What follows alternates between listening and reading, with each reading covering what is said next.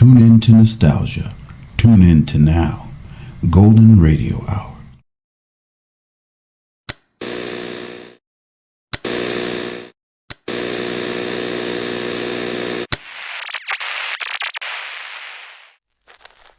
Golden Radio Hour.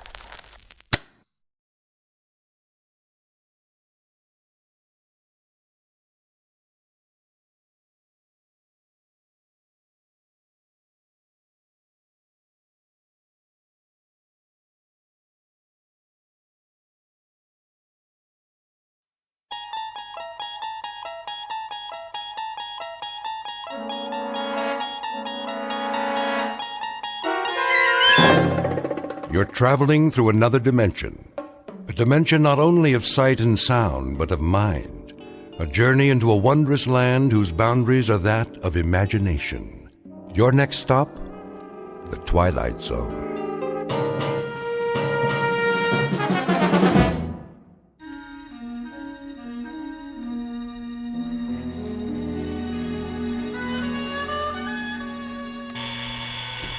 Blasted alarm. Let me sleep. Oh, all right, I hear you. It's 7:01 on a beautiful spring morning. What's so beautiful about it? And this is Mike Munn, here with some more sunshine music on your favorite listening station, Radio K-Rand. Oh, you shut up. So, whether you're on the way to work or just waking up, relax.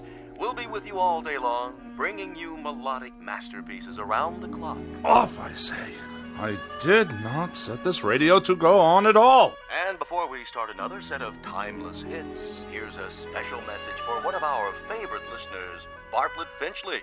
What? Mr. Finchley, we know you're out there, so put on a happy face. Take some time to smell the coffee, and remember, we love you madly, but we'd love you even more if you'd get out. Nobody wants you here, so you may as well pack up and get out now. We'll see about that. Of all the outrageous gall.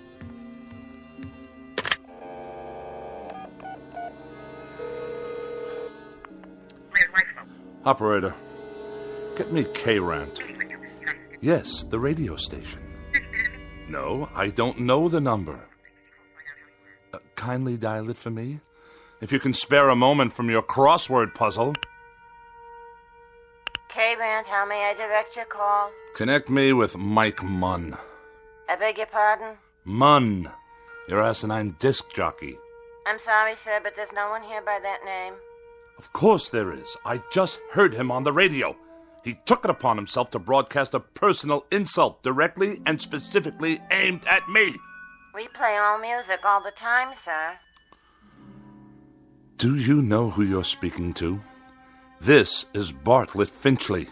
Yes, Mr. Finchley? And I will not be addressed in such a manner, on or off the air. Of course not, sir. Which manner? I'm sure you know full well what I'm talking about. The airwaves are licensed by the Federal Communications Commission, and they are not to be used for personal messages. I'm sure the FCC will be most interested in these blatant violations. They'll pull your license so fast it'll make your empty head spin like a top. But we don't have disc jockeys. We don't broadcast any messages at all. Only beautiful music 24 hours a day. Plus commercials, of course. Let me speak to your station manager. Yes, sir. Please hold. And don't you dare place me on hold, you high school dropout. Oh, for the love of... I don't have time for this nonsense. I will not have it. I'll write a blistering letter to the FCC that will knock this rinky-dink station off the air. Hello? I want to file a complaint. A very, very serious complaint about your broadcasting policies. Come off it, Finchley. What did you say? Get off your high horse and give it a rest, or you're out of here. You low-life nincompoop. How dare you address me in that fashion? I'll have you fired on the spot. What is your name, you cretinous subhuman? Don't you hang up on me! Hello? Hello? Hello?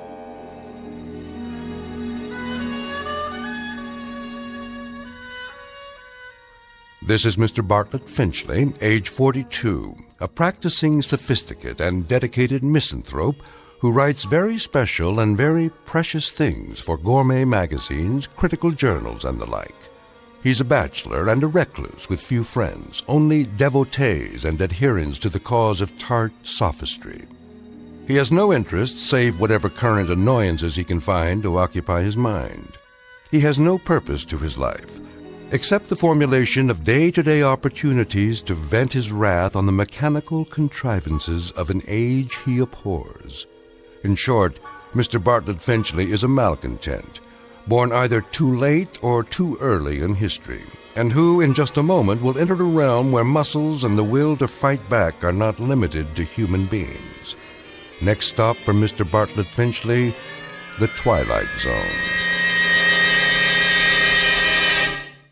And now, The Twilight Zone, and our story, A Thing About Machines, starring Mike Starr, with Stacy Keach as your narrator.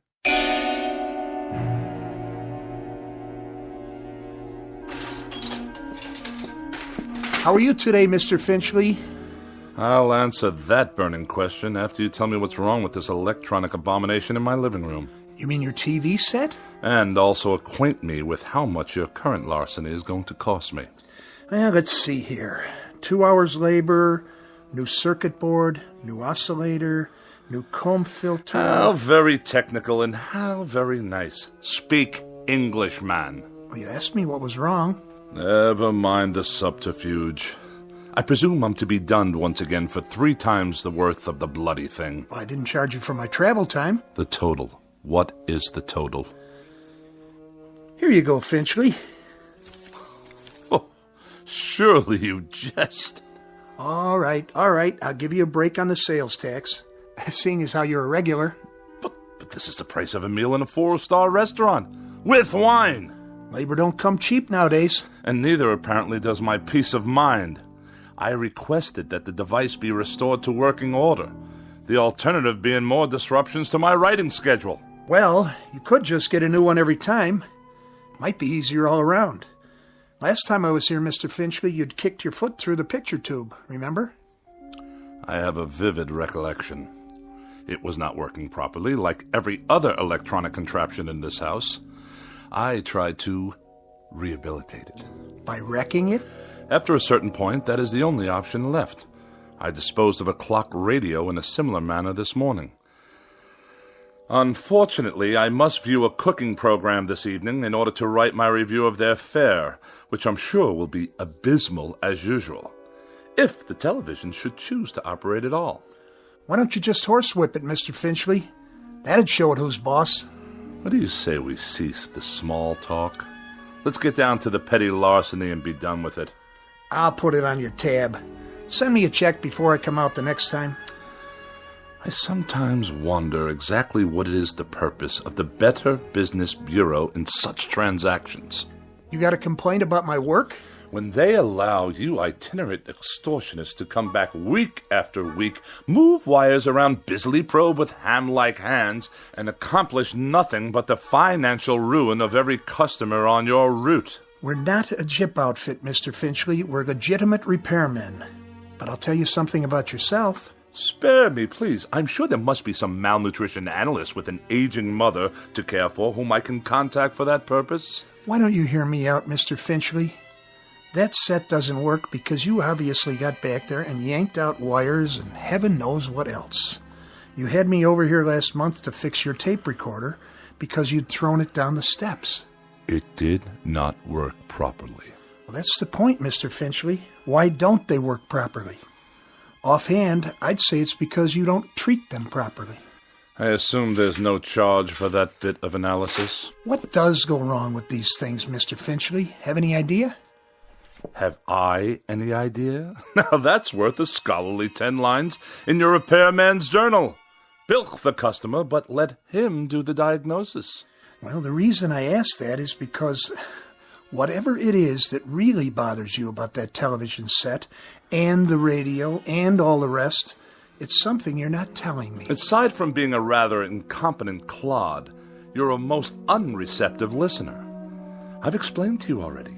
The television set simply did not work properly. And as for that original Marconi operating under the guise of a radio, it gave me nothing but static. You sure that was all that was wrong with them?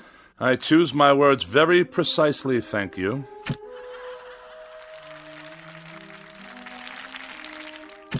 Well, there you go. TV's okay again, for now. I'll send you a complete bill, Mr. Finchley. Of this I have no doubt. Finchley, what is it with you, anyway? With me? Well, with you and machines, that is. Any type of machine, as far as I can tell. Just curious. You don't have to tell me if you don't want to. If it's something personal. I will file that idiotic question in my memorabilia, to be referred to at some future date when I write my memoirs. You will fill one entire chapter. The most forgettable person I have ever met.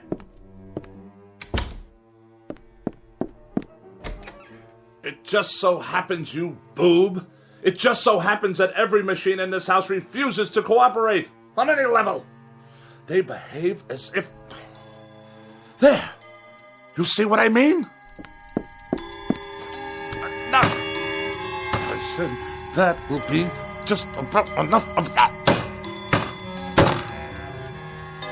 Stop! Stop! Stop! Please!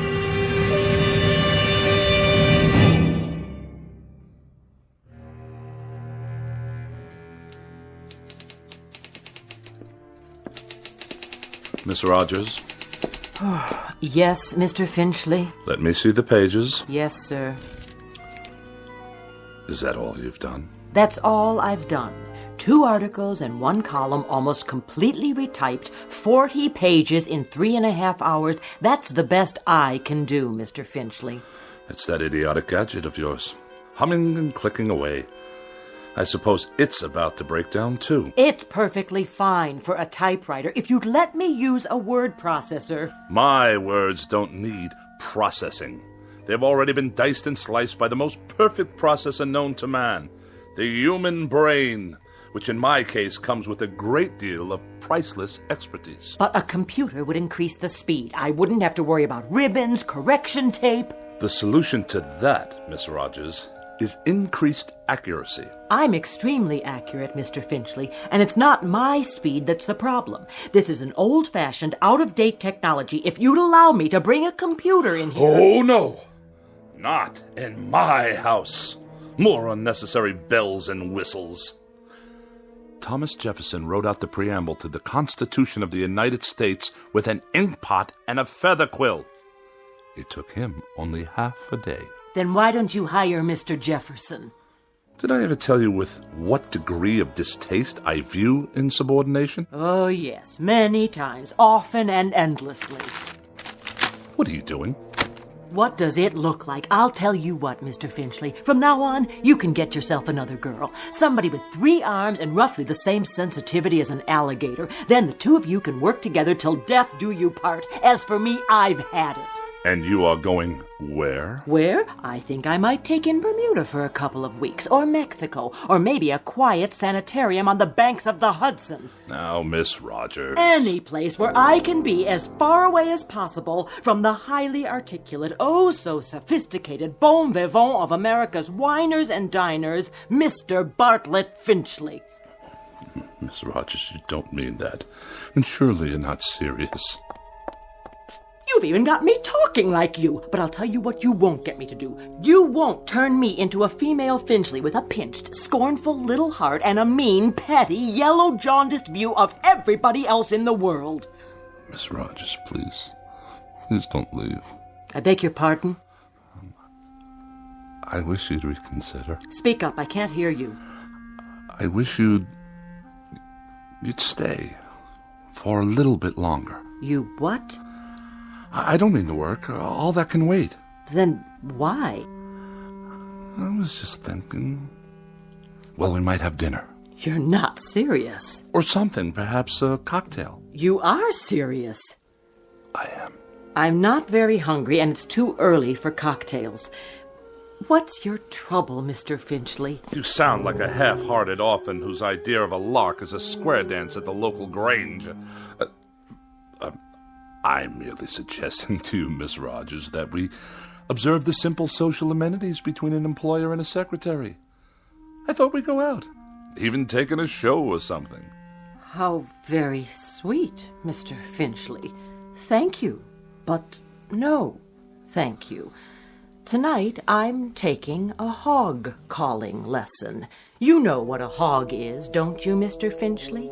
He's a terribly bright fathead who writes for gourmet magazines and condescends to let a few other slobs exist in the world just to take his rudeness and run back and forth at his beck and call. Good day, Mr. Finchley. Miss Rogers, before you go, have a cup of coffee or anything at all. If you must know, I'd like very much not to be alone for a while. Are you ill? No, not as such. Then what's the trouble? Does there have to be trouble because I'm desperately tired. I've hardly slept for 4 nights. And the very thought of being alone now, well, frankly, it's intolerable. Things have been happening, Miss Rogers. Very odd things. Go on. That TV set in the corner. It goes on late at night. Just goes on all by itself. I see you got it fixed. And the clock radio I kept in my bedroom, it went on and off, too, of its own accord, whenever I tried to catch up on my sleep. I'll let you in on a little secret. There's a conspiracy afoot in this house, Miss Rogers. Really, Mr. Finchley? That's exactly what it is. A conspiracy. The television set, the radio, electrical devices of every sort. That miserable car I drive. Even the clock on the mantelpiece. There's no clock on the mantel. I know. I threw it away. Why would you do that? What I'm getting at, Miss Rogers, is that for as long as I've lived, I've never been able to satisfactorily operate machines. Mr. Finchley, I think you ought to see a doctor. A doctor? Oh, the universal panacea of dreamless idiots. If you're depressed, see a doctor. If you're happy, see a doctor. If the mortgage is too high and the salary too low, see a doctor. You, Miss Rogers, you see a doctor. I am a logical, rational, intelligent man. I know what I see. I know what I hear. And for the past 3 months, I've been sharing this house with a collection of wheezy Frankenstein monsters whose whole purpose is to destroy me. Now, what do you think of that? I think you're terribly ill. I think you need medical attention. You obviously haven't heard a word I've said. I think you've got a very bad case of nerves from lack of sleep. By no choice of my own, I assure you. And I think that way down deep, you yourself realize that these things are nothing more than delusions. Now I know what you really think of me. That I'm to be pitied. That I'm a poor wretch, not in my right mind. That... Think what you like. Now where are you going? You don't need company, Mr. Finchley. You need analysis. You're no better than a cogwheel robotic machine yourself. You haven't an iota of compassion or sympathy. Mr. Finchley, please, let go of my arm. I'll let you go when I get good and ready to let you go. Mr. Finchley, let's not make an ugly scene here. Now, come on, let me go. Mr. Finchley, let go of me!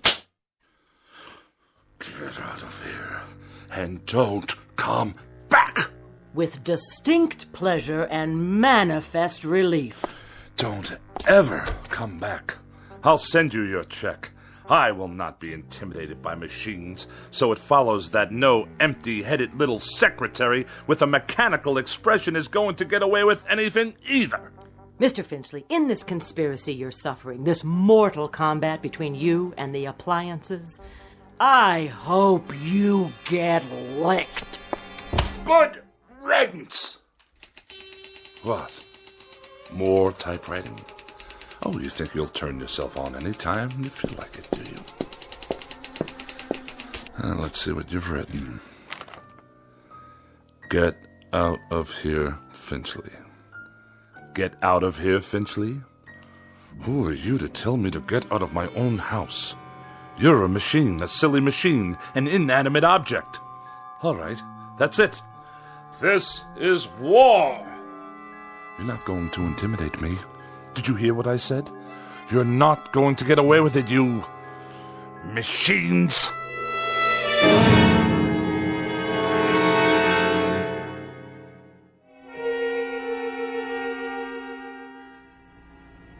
Nice day, huh?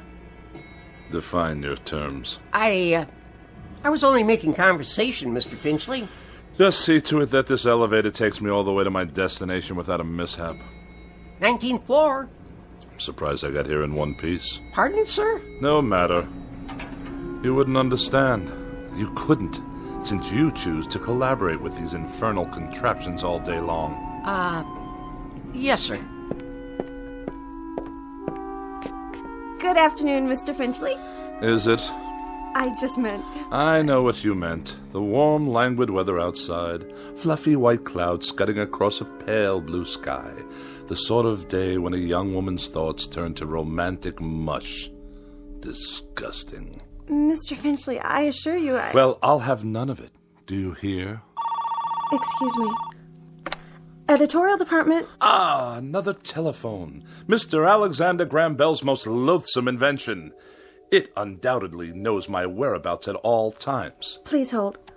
Mr. Finchley, did you want to see the editor? No need. I simply wish to drop off my manuscripts for the next issue, the reviews and the personal opinion column. Oh, and kindly note, the final pages are handwritten this time. Oh, did your computer crash? By no means. My typewriting apparatus is in the shop. Actually, I prefer this method. It allows me to make last-minute revisions directly from my hand to your eye, as it were. I'll tell them it's here. Then I shall take my leave.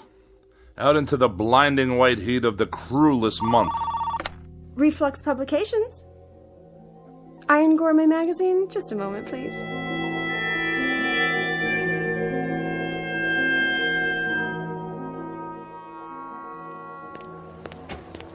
You there! Why are you touching my automobile? I'm writing you a citation, sir. For what reason? Overtime parking. What? The meter ran out. That's impossible. You can mail in the fine or pay in person. There's something wrong with the meter. Surely you can see that. I see a red flag. That's a violation. But I deposited the correct coins. Maybe you did. Just not enough, that's all. On the contrary, I've been gone for 13 minutes. I inserted coinage worth exactly 30 minutes. Well, it doesn't look like it. Then the meter's not working properly. Take it easy. You don't want to break city property now, do you? It's already broken. Definitely and absolutely. It runs too fast. Any fool can see that it did not register a full 30 minutes after swallowing my money. If you want to contest it, court hours are 8 to 5, plus night court on Tuesdays and Thursdays. This is a gross miscarriage of justice. I'm just doing my job, mister. Here's your citation. Have a nice day.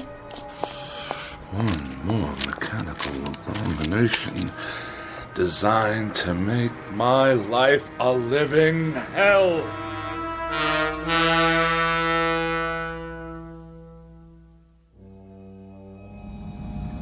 One side, madam. You, sir. Move your vehicle out of my way. Watch it, Mac. Watch what exactly, you imbecile? This is my lane. Park it, Pops. Of all the insolent. Get that rattle trap off the road. Stand aside. Bartlett Finchley is at the wheel. I earned my first driving license while that bully was still in kindergarten. The barbarians are at the gates. Yet another red light, waiting for some mother and her toddler to cross the street. Oh, look at them, stuffed to bursting on cheeseburgers. What's wrong with you? Are you blind? I did nothing. Simply placed my foot on the brake pedal. On the gas, you mean? The car moved forward under its own power. Yeah, sure. You trying to kill somebody? I saw the whole thing. He did try to kill you. On the contrary, the motor car obviously malfunctioned. We're in a crosswalk here. Get his license number. You do that. The light is now green. Do I have your permission to proceed? Get that piece of crap out of here. Gladly.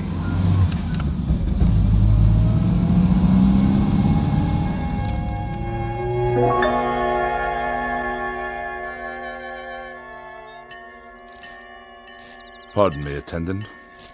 If I may be so bold, Yeah, when will you be finished with the repairs? on the old four-door? Soon, I trust. You've had more than enough time. Right. It's parked over there. Ah, my congratulations. And now for the bad news. What is this going to cost me? Nothing. For a brake overhaul? You mean no charge for the labor? I'll consider that a professional courtesy. I mean, no charge, period. So you haven't completed the work. My good man, I can't wait around this gas station all day. There's nothing wrong with it. I checked the brakes, transmission, the works. It's an oldie, but there ain't nothing wrong with that car. Nothing? She's a classic. You know, you could sell that baby for good money if you want. But I distinctly felt the machine roll forward under its own volition. All the same, it's working perfect. Real cherry set of wheels you got there. I know a collector looking for something like that. I'll give you, say, $900. $900? The hubcaps cost more than that. Okay, $1,000. Give me the keys. If you say so. Here you go, Mr. Finchley. But she's not gonna last forever, you know. You ought to get back what you put into it. Buy yourself a nice new car. If you can hang on a minute, I'll call the guy. And waste even more of my precious time? Good day.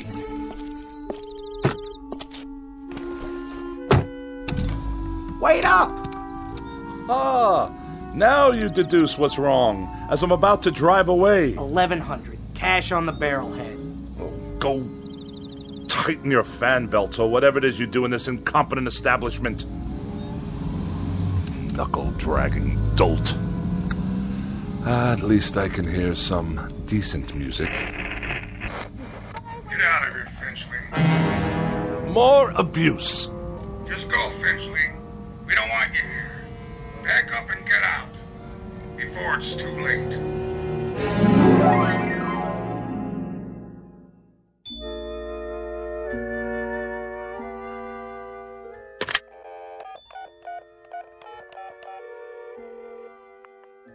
Miss Moore, please? Oh, is that you, Agatha? Bartlett Finchley here. Yes, my dear, it has been a long time. Too long. Which indeed prompts this call. How about, dinner this evening? Yes, with yours truly. Why, at the restaurant of your choosing, of course. Oh, no, you're quite mistaken. There are establishments that meet my standards. In this city, well, I'm sure there are. Well, it is short notice, but yes, I see. Some other time, then. I'll call you again. You have my pledge on it. Not at all. And good evening to you.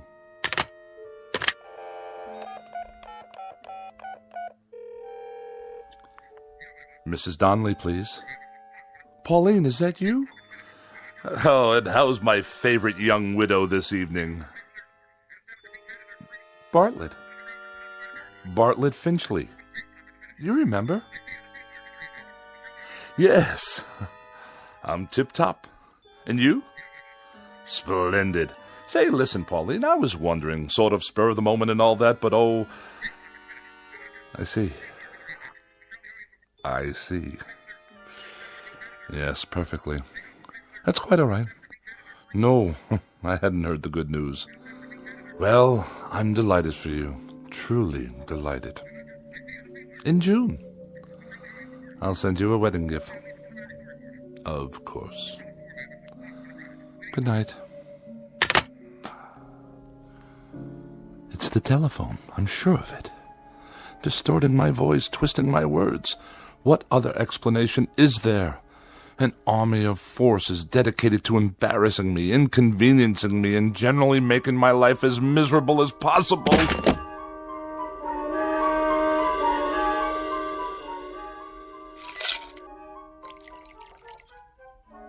How much longer, may I ask? The phone's all fixed, Mr. Finchley. One in the bedroom, too. So you say? Yeah, she's operating all right now. Had to replace a handset, though. Shouldn't give you any more trouble. I'm deeply indebted. Convey my best to Mr. Bell for his reliable invention. Yeah, sure. Is there something else? Well, you tripped over the cord. Is that what you said? If that's what I said, you may rest assured that's what happened. Well, you're the boss, Mr. Finchley. Reason I asked, though, those wires sure looked like they were yanked out. Do they now? Proving what a vast storehouse of knowledge the phone company has yet to acquire. Okay. So long, then. Have a nice night. I shall certainly endeavor to do so. One thing. Yes? The thing about phones, though? What? Well, you see, they're just like any other piece of electronics. You have to be careful. Treat them right. Because if you don't, they won't do what you want. Kind of like people, I guess. Kick them to the curb, and they won't be there when you need them. You get back what you give out. But, well, I figure you know that already, don't you, Mr. Finchley? A smart man like you. Good night. So be it. Another evening alone. Just as well. At least this way I'll have the company of a person of quality. And welcome once again to Dinner for One on the Eating Channel. Tonight we prepare a bright and breezy repast guaranteed to liven up any kitchen. Oh, spare me. 3 new and exotic courses imported from jolly old England. For appetizers, a wonderful discovery called the Scotch egg, followed by an exquisite cold watercress sandwich. And the traditional pièce de résistance, bangers and mash. Sound excited? Well, it is. So sit back and enjoy and keep a pencil and paper handy. Now for something completely different. Balderdash, not worthy of a review. Cretins and half-wits at every turn. Well, who needs you? Who needs any of you? Mr. Bartlett Finchley is going out on the town. He's going to have a wonderful evening with some good wine, and who knows what lovely lady I may meet during my nocturnal meanderings. Who knows indeed?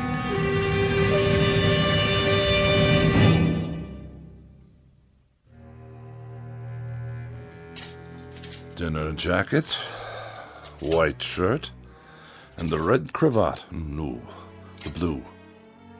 Or perhaps the polka dots. Yes. This will do. Now for a quick shave before dressing. Who do I see in the mirror there? Who can that attractive man be? Don't tell me. It's Bartlett Finchley. Good features. Strong chin. Bred from quality stock. All I need to do is whisk off the stubble. Ow! Bit me. The shaver actually bit me. I'm bleeding. Get away, you filthy bugger. Finchley. Who's there? Finchley. Look in the mirror. What do you really see? Who's speaking? Take a good look. You're ugly, Finchley. That's not my face. It can't be. An ugly, dried-up old man. Do yourself a favor. Do us all a favor. Use a straight razor. Stop speaking at once. You have no right.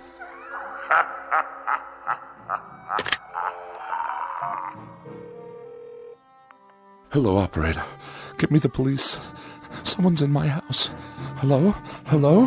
Finchley, get out of here. Stop this! You Finchley? Oh, thank God you're here, officer. At your car? What? The car in the street. Yes, it is. What about it? She rolled down the driveway, almost hit a kid on a bike. Yeah, my son. But the brake was on. The emergency brake? You better get it fixed. I just did, this afternoon. Don't you believe him, officer? Car rolled right down the driveway and into the street. You're lucky it didn't hit somebody. Then you'd really be in hot water. Got the keys? They're in the other room. Better get them then. I want to put on some clothes while you're at it. Look at him standing there in his underwear. I have a robe on, madam. Some robe? It's called a dressing gown. And tie it shut. I'll write you up for indecent exposure, too. Oh, yes, of course. All right, fella, you better pull her back in the garage. I'll give you a warning this time. Have those brakes checked first thing in the morning, understand? Perfectly. There is another matter I'd like to discuss with you, officer, now that you're here. And what's all the noise in his house? He's always throwing stuff, yelling at the top of his lungs. That true? No, I fell, that's all.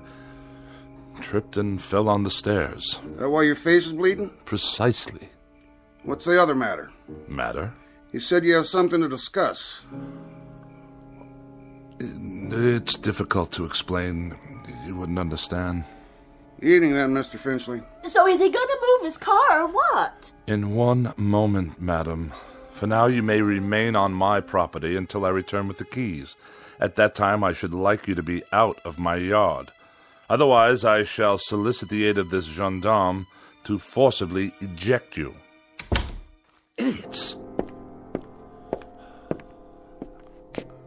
I need a drink.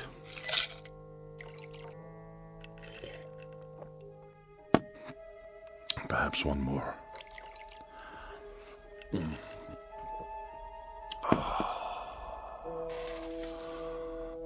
That's better. But if the car can't be trusted, how can I go out this evening? I'm a prisoner in this madhouse. Miss Rogers? Edith? Is that you? Yes, of course. You had second thoughts, and now you've come back. Where are you? But if you're not here, then who's typing? Get out of here, Finchley. Get out of here, Finchley. Is that all you can write, you infernal machine? Who turned you on? Get out of here, Finchley. Get out of here, Finchley. No. You get out of my television set. What's that? The clock. I smashed it this afternoon. Smashed it to smithereens. And you. I destroyed you too. Oh, you won't get me. You won't get me. I won't let you.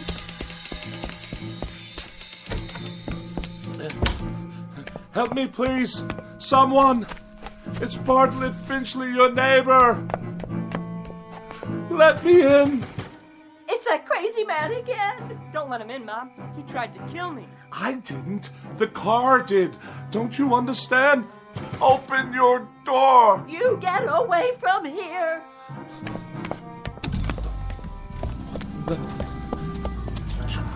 You can't follow me. You're only a car. My car. Stop. There's no one at the wheel. You must stop. I demand it. Back to my house. Then it can't follow me to the house. Locked. Wait. I have the keys after all. It can't get in here. I'm safe now. Safe. Where's the light switch? Burned out. Just as well.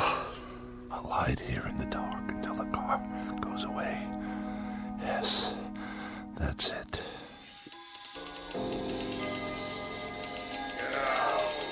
Get out of here. Get out of here, Finchley. Now! Away! I'll sneak away. Go somewhere, anywhere out of this town, far, far away. What? Those lights, Lyman. I can't see a thing.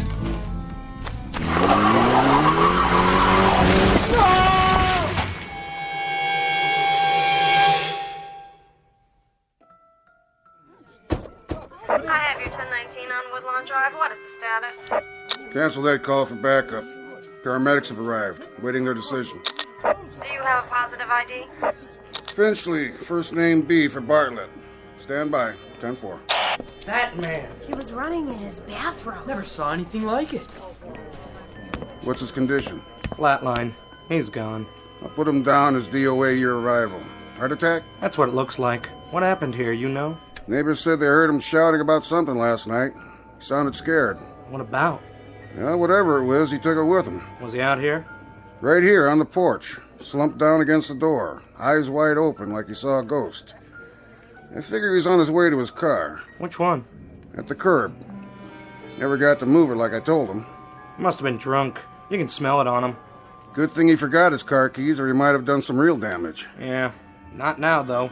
Poor old guy. He was a royal pain, let me tell you. That's all over now. Maybe he did see something. Who knows? Maybe so.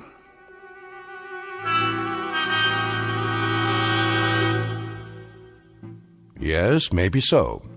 It could just be that Mr. Bartlett Finchley succumbed to a simple heart attack and a set of delusions that were self-generated. It could just be that he was tormented beyond the breaking point by an imagination as sharp as his wit and as pointed as his dislikes. But as reported by those in attendance, this is one explanation that has definitely left the premises with the deceased. For now, look for it filed under M for Machines in the Twilight Zone. More from the Twilight Zone after these words. Hi, this is Carl Amari, producer of the Twilight Zone radio dramas. I'd like to take a moment to tell you about our official website at twilightzoneradio.com, where you'll get the latest news and information on these Twilight Zone radio dramas. Plus, at twilightzoneradio.com, you can digitally download 3 free episodes or any of our episodes for only $1.95 each. In this age of ever-changing technology, we've decided to make these episodes instantly available to you by making the Twilight Zone radio dramas a digital download-only series. This means that this series will no longer be offered on CD. The CD collections at our website are now being offered while supplies last at buy one, get one free. So be sure to get your favorites before they're sold out. Be sure to visit us often, and I'll see you in the zone.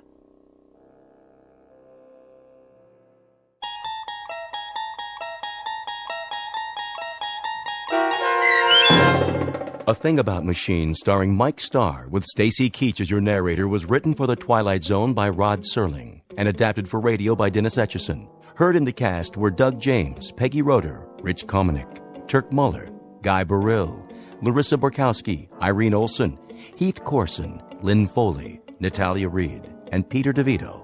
To learn more about the Twilight Zone radio dramas and to obtain audio cassettes and CDs of these programs, visit our website at twilightzoneradio.com. The producers of The Twilight Zone wish to thank CBS Enterprises, Carol Serling, Dennis Etchison, Dick Brescia Associates, Claire Simon Casting, Don Longo, Terry Jennings, the American Forces Radio and Television Service, our sponsors, and our radio affiliates for helping make this series possible. This copyrighted radio series is produced and directed by Carl Amari and Roger Wolski for Falcon Picture Group. Doug James speaking.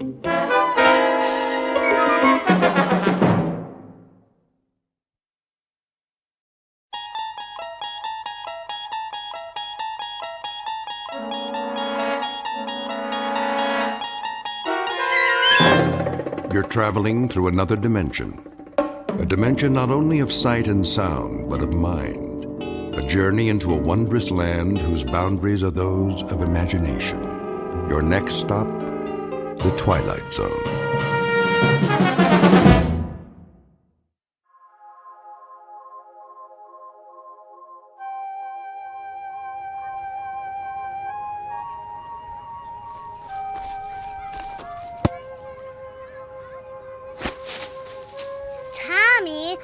kicked the ball so far. Now I had to go across the street to get it.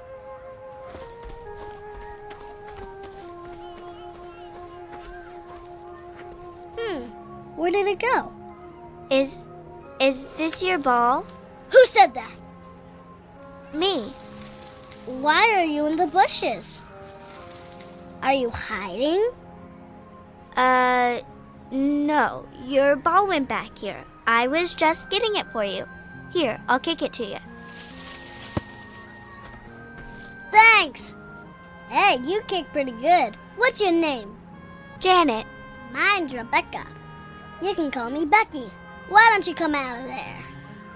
That's all right. I'm okay here. Don't be silly. Come on out and play kickball with us. Oh, I would love to, but I'd better not. Come on. Do you really think I'm a good kicker? You can play on my team. Well, all right. Maybe I can. Maybe it'll be all right. Yeah, we'll be all right. Okay, I'm coming out now. You better hurry. Tommy doesn't like to wait. You're a monster! No, I'm not. Stay away from me! It's just my face. I'm really just like you. You're not! You're a monster! Get away from me! Wait! Come back! I kick really good. You said I do. Don't leave. I want to play kickball. I could help you win. You should see. Don't run away. Come back. You don't have to look at me while we play. Miss Tyler. What? Are you all right? Where am I? Where did that girl go? Oh, the hospital. I'm in the hospital. Yes, you're in the recovery room. Must have been having quite a dream. Yes. Yes, it was the same dream I have every night. Something that happened when I was a child. Well, you're coming out of the anesthetic now. So the procedure is over? It sure is. Did the doctor say the treatment was successful? If it was, he didn't tell me. I'm afraid we humble orderlies aren't privy to important information. But all your vital signs are good. I'll be wheeling you out of recovery and over to your room soon. Do you know when the doctor will be taking the bandages off? I'm afraid I don't know that either. I'm sure it's frustrating to have those bandages all over your face. Not being able to see and all. Strangely enough, I'm getting used to it. You've had this treatment before? Yes. How many times? 10. 10? So this was your 11th treatment? Yes. I see. If it didn't work, I'll have to... Now, don't get yourself upset, Miss Tyler. Right now, the important thing is that you get your rest. You know, Dr. Bernardi is an excellent physician. One of our best. Yes. He's worked on me a few times before. Oh, will he be in soon? I'd like to talk to him. Well, I can leave a message for him at the nurse's station if you'd like. I'd appreciate that. You just rest now, Miss Tyler, and don't worry about anything. Thank you.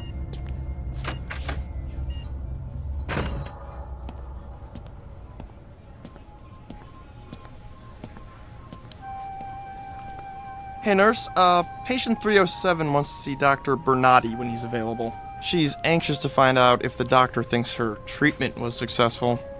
It was her 11th. I know. No wonder she's chomping at the bit. You didn't get a look at her when she was admitted, did you? I sure did. I had to turn away. I'm afraid I've got an overactive gag reflex when it comes to those face cases. I know what you mean. I'll tell you something. If that were my face, I'd bury myself in a grave someplace. Some people want to live no matter what.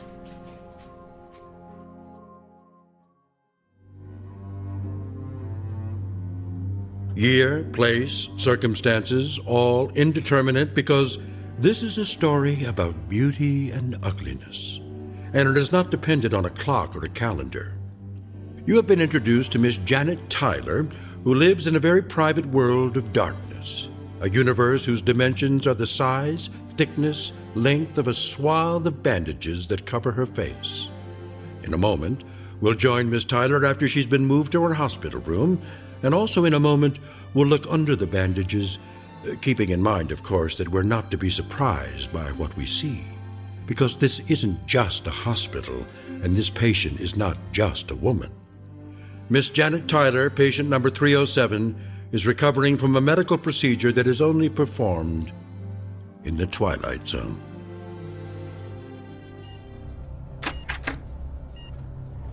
Nurse, is that you? Yes. Brought you your sleeping medicine, honey. Oh. Is it really night already? It's 9:30. What about the day? What about it? Well, was it a beautiful day? Was the sun out? Was it warm? Kind of warm. Clouds? Were there clouds in the sky? I suppose there were. I never was much for staring up at the sky all the time. I used to look at clouds a lot when I was little.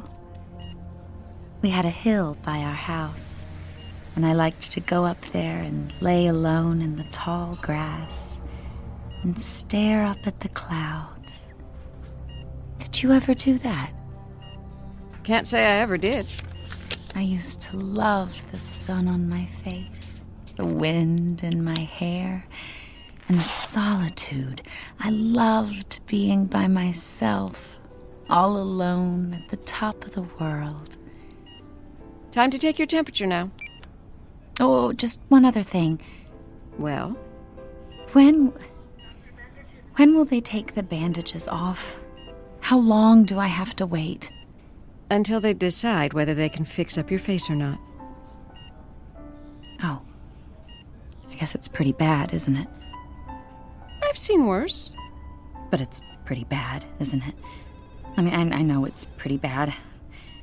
Ever since I can remember, ever since I was a little girl, people have turned away from me. One of my earliest memories is of a girl screaming when she looked at me. It's something I still dream about. I never wanted to be beautiful.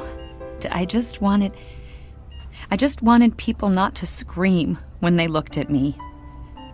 When, nurse, when will they take the bandages off my face this time? You've been waiting so long now, it really doesn't make much difference whether it's 2 days or 2 weeks, does it? I suppose not. Now let me take your temperature.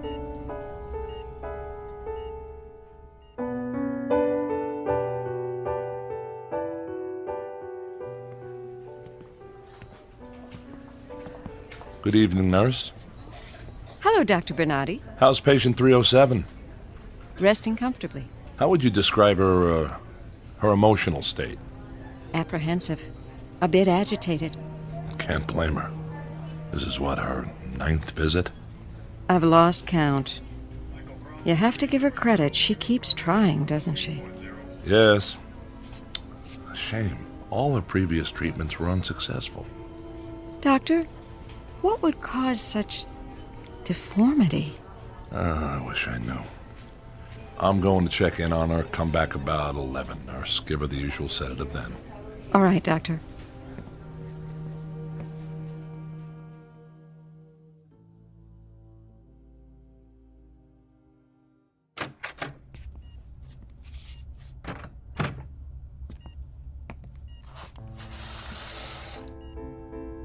Warm this evening, Miss Tyler? Hello, Doctor. I thought it was warm. I couldn't be sure, though. I expect you're uncomfortable under all those bandages. Oh, I'm used to bandages on my face. Sometimes I think I've lived my whole life inside a dark cave. The walls are gauze, and the wind that blows in from the mouth of the cave always smells of disinfectant. There's kind of a comfort, though, Doctor, to living in this cave. It's so wonderfully private. No one can ever see me. It's hopeless, isn't it, Doctor? I'll never look any different. That's hard to say. Up to now, you haven't responded to the medication or to the shots or any of the proven techniques. Frankly, you've stumped us, Miss Tyler. Nothing we've done so far has made any difference at all, but we are hopeful of what this last treatment may have accomplished. Unfortunately, your case is one that can't be handled with plastic surgery. Bone structure, flesh type, many factors prohibit this kind of approach, and this is your 11th visit. No more after this, are there? No more tries? 11 is the maximum number of experiments. No more are permitted after 11. Now what? Well, you're kind of jumping the gun, Miss Tyler. You may very well have responded to these last injections. There's no way of telling till we get those bandages off. But if I haven't responded, then what? There are alternatives. Like? Don't you know? I know. You realize, of course, Miss Tyler, why these rules are in effect? Each of us is afforded as much opportunity as possible to fit in with society. Doctor, may I walk outdoors? May I sit out on the lawn just for a while, just to smell the flowers, just to feel the air, just to make believe, Doctor, to make believe that I am normal. If I sit outside in the darkness, then I know that the whole world is dark. I'm more a part of it that way, not just one grotesque, ugly, deformed woman with a bandage around her face, with a special darkness that belongs just to her. I want to belong. I want to be like other people. Please help me, Doctor. You're not alone, Miss Tyler. You realize that, don't you? There are many others who share your misfortune. One of the alternatives, should this last treatment prove unsuccessful, well, it would be to simply allow you to move into a special area in which people of your own kind have been congregated. People of my own kind? Congregated, Doctor? You don't mean congregated, you mean segregated. You mean imprisoned. You're talking about a ghetto now. A ghetto designed for freaks. You know what everyone calls them, Doctor? Ugly camps. They're camps for ugly, deformed freaks like me. Miss Tyler, the state is not unsympathetic. Your presence here in this hospital attests to this. But you're not being rational. You can't expect to live any kind of life amongst normal people. I could try. I could wear a mask or this bandage. I wouldn't bother anyone. I'd just go on my own way. I'd take a job, any job. Ugh, who are you people anyway? What is this state?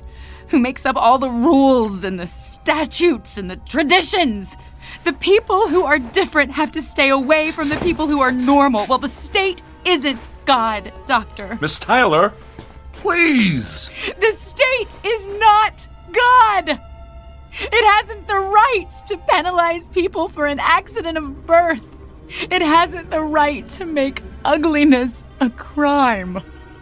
Doctor, look. If I walk over here by this window... Careful, Miss Tyler. No. I can feel the night out there. I feel the air. I can smell the flowers. Please. Please take this bandage off me. Please take this off me.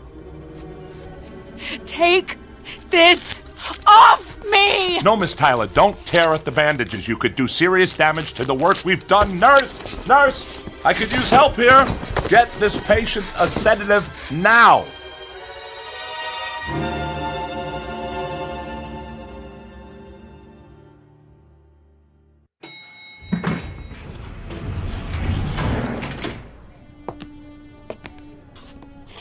Excuse me, nurse? May I help you? Yes, we're looking for Dr. Bernardi. If you don't mind, Mr. Smith, I can speak for myself. Of course, Minister. My apologies. I believe Dr. Bernardi is with a patient. May I ask who wants to see him? Just tell him it's the Minister of Relocation. Of course, Minister. You can wait right over there. I'll just find the doctor for you. Thank you. Hey, who's that? He looks like he's from the state. It's the Minister of Relocation. Probably here to find out about patient 307, but who's that with him? He's so grotesque. Isn't it obvious? He's from one of those ugly camps. If patient 307 hasn't changed when they take off the bandages, he'll be here ready to cart her off to Gruesome Gulch.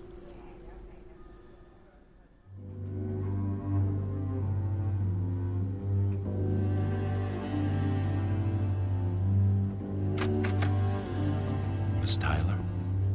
Oh, Doctor? What time is it? It's morning. I've lost track of time. Easy to do.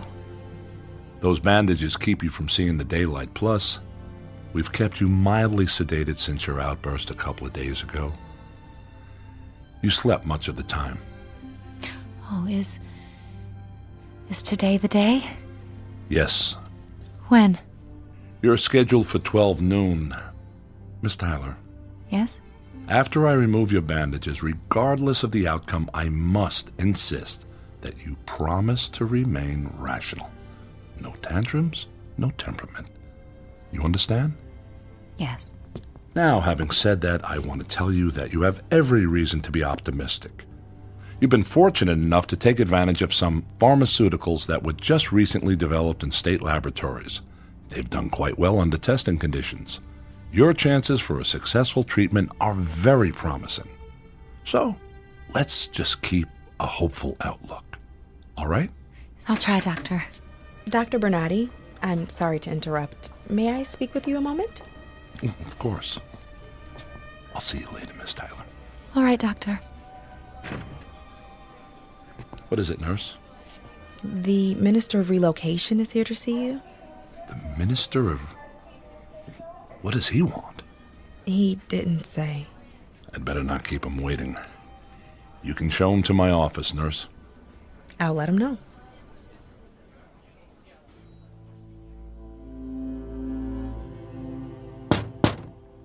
Come in. Dr. Bernardi? Yes, Minister. So sorry to keep you waiting. How can I help you? I understand you have a patient here. Patient 307, I believe? Yes. Janet Tyler is her name. I know her name, Doctor. I understand that 3 days ago she completed her 11th treatment for facial reformation. That's correct, sir. And she is scheduled to have her bandages removed today? Yes. Since this was patient 307's 11th treatment, there's a strong possibility that her appearance will not have changed. Well, I'd like to think that we were successful this time. But we know the statistics, don't we, Doctor? The statistics? The data on those who've had 11 treatments. Only 18 people have ever undergone that many. And of that number, only 2 were successful. That's why I brought Mr. Smith along with me today. How do you do, Doctor? Mr. Smith? Are you familiar with the ugly camp in the north, Doctor? We prefer to call it a relocation village, Minister. I'm sure you do. I'm familiar with it. Mr. Smith here is to escort patient 307 there, should her appearance remain unchanged. Shouldn't we wait until the bandages have been removed before making a decision like that? Experience has shown us, Doctor, that immediate exclusion is best for the patient. If 307's condition remains unchanged, Mr. Smith will ensure that her removal is swift and peaceful. So the only option for her is segregation? We prefer to think of it as a repositioning, a transfer, if you will, to a place with others of her disability. But to answer your question, the only other alternative for undesirables is extermination. But you should know, Doctor, that extermination is not an option if she is in good physical condition. In that case, she would simply be relocated. Has the state considered any other alternatives? Especially for a patient who's tried so hard to conform. It doesn't seem fair that... Fair? One could infer that you were questioning the judgment of the state, Dr. Bernardi. Oh, no, of course not, Minister. I'm simply trying to consider what's best for my patient. I wouldn't be much of a physician if I didn't. An admirable trait, Doctor. Assuming it doesn't take priority over the principles established by our leader. Of course, Minister. No disrespect was intended. I'm sure. Well, my business here is complete. Here is the necessary paperwork to fill out if patient 307's condition remains unchanged, and I will leave Mr. Smith here to accompany her to his village. Doctor, I would highly recommend sequestering Mr. Smith someplace where he won't, alarm the patients. Of course. We have a room down the hall where he can wait undisturbed. Excellent. Just one more thing, Dr. Bernardi. I assume the hospital knows that every video monitor in every room and every hallway must be tuned to the leader's message today. I understand it will be especially inspiring. I'm sure it's been taken care of, but I'll confirm that the audio-visual staff knows about it. Most kind of you. Thank you for your time, Doctor. Good day. Good day, sir. Goodbye, Minister. Goodbye.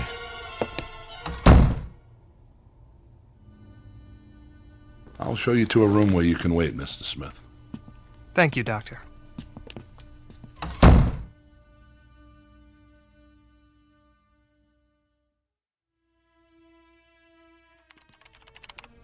Hey, it's almost time for 307's bandages to come off. The doctor said to be sure and have the anesthetist standing by. Oh, that's right. I'll set it up now. Of course, it's not for me to say, but I think they spend an awful lot of time and trouble on these face cases, these throwbacks. Why not ship them out in the beginning? Is that what you'd want? If it were you? I mean, if it were me, I'd want to follow the rules of the state no matter what I look like. Oh, Anesthesia, we need you for patient 307. I should warn you, she may get violent. Thanks. I'm not saying 307's case isn't tragic, but the rules the leader established are for the good of society. We can't make exceptions for one person, no matter how hard she's tried to conform. Oh, that reminds me. The leader is speaking today. I should turn on the radio. And now, ladies and gentlemen, our leader. Just in time. You're not going to have time to hear it. We have to be in 307's room. Yeah, I know. For the great unveiling. I just want to hear the beginning. Good evening, ladies and gentlemen. Tonight I shall talk to you about glorious conformity, about the delight and the ultimate pleasure of our unified society.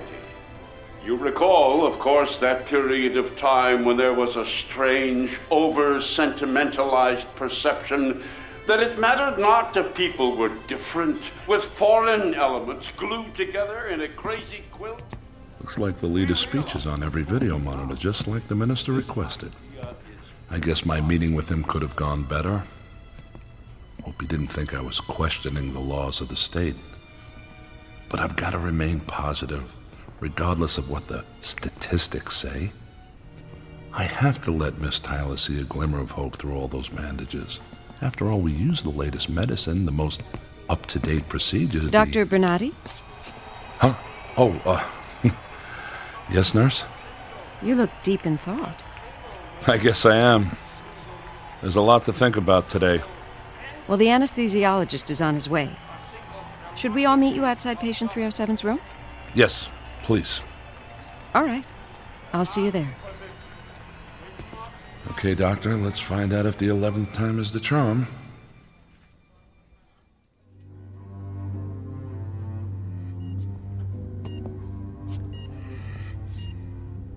Hello, Miss Tyler. Hello, Doctor. There are others with you. It's time, isn't it? It's time. How are you feeling? Oh, I'm frightened. This is my last chance, Doctor. My last chance. I understand, but let's stay positive, all right? Now, I'll tell you precisely what I'm going to do. I'll start to unwind the bandage very gradually. See, the process has to be slow so that you can become accustomed to the light. As you know, the injections may have had an effect on your vision. Now, as I unwrap, I want you to keep your eyes open. And I want you to describe to me the different shadings of light as you perceive it as each layer of bandage comes off. All right. Now, if you make any sudden movements or start getting emotional on us, Miss Tyler, I'm going to have the nurses hold you down and have the anesthesiologist put you under sedation. Is that understood? I promise I won't. All right, then. Nurse, may I have the scissors? Here you are, Doctor. All right, Miss Tyler. I'm going to remove the first layer of bandages now. There. Do you see any light? Oh, just a little. It looks gray. All right, now. Just be very quiet. Now, Miss Tyler? Oh, much brighter. Very bright. A bit more now. How about now? Oh, it's bright. It's very bright. Good. Just a little more. I'm at the last layer now, Miss Tyler. Oh, I can just distinguish your outline, just vaguely, but I can see you. Do you want a mirror? No, thank you, no mirror. All right. I'm going to remove the last bandage now. Are you ready? I'm ready.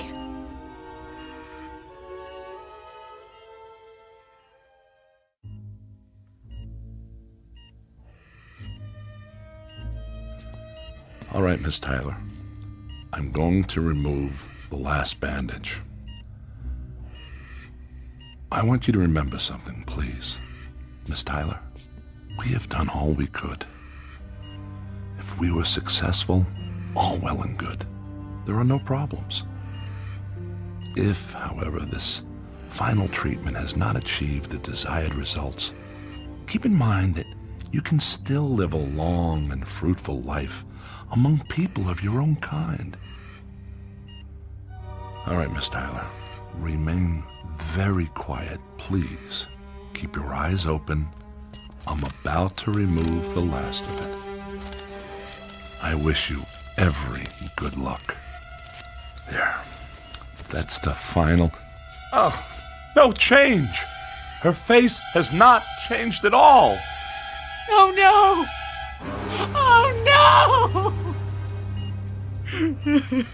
Look at her. Radiant, supple skin, high, delicate cheekbones, a petite, dainty nose, full, soft lips, and those blue eyes. They seem to offset her features so that her face has a luminous quality. Why, she looks hideous. Oh, God. I really haven't changed. Not at all. I'm afraid not. You look exactly the way you did before the treatment. Oh, no, no, no, no, no. Now, Miss Tyler, you need to calm down. Let me get you something. I don't get it. I just want to look normal. After 11 treatments, she still doesn't look even remotely like the rest of us. There's no bony mass protruding over the left eye, no swollen, distended upper lip. Is that really so much? Where's the sack of spongy, discolored flesh hanging from the right ear or the peeling, blotchy skin? But why don't I look like everybody? And a nose? I can't Is it answer that, gnawed Miss and Tyler. pushed to the side like it should Sometimes be? we can't explain why things like this happen to certain people. No! No! It's not fair! Miss Tyler, I warned you. But I've tried, Doctor. You understand. You know how hard I've tried. Can't they make an exception? I've had 11 procedures. The maximum number.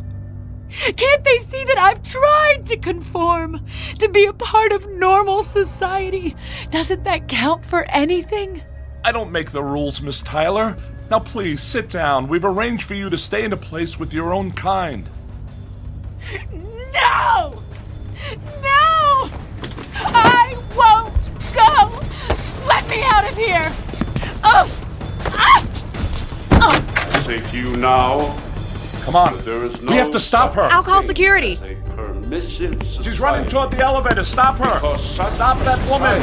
Don't let her get away. The door's closed inside. She didn't make it. Let me out. Let me out of here. I've got to get out of here. Oh, come back. And now we know that there must be a single... She's getting away again. How if I can help you? I'll go through this storage room and cut her off. There's a door on the other side. Entity of people. Come on, nurse. We'll stop her from backtracking this way. Philosophy of government. There.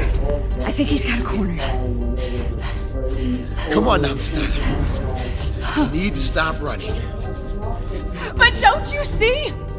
Everywhere I run, everyone looks the same. The doctors, the nurses, the leader on all these video monitors. They're all just reminders. Reminders that I'm different. That I'm a freak. No, wait! We cannot permit. We must not permit. She's gonna throw that clipboard at him. Sentimentality has age to weaken our resolve. We must I'm tired of hearing your rules. Like a cancerous I growth. am not a cancer. Because such must be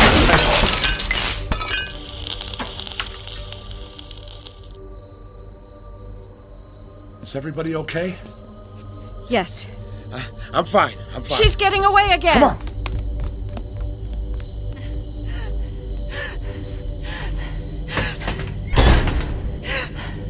I'll find a place to hide. No one ever has to look at me again. I'll find some place out in the country where I can be alone and lay in the tall grass and look up at the clouds. But first I have to find a way out of here.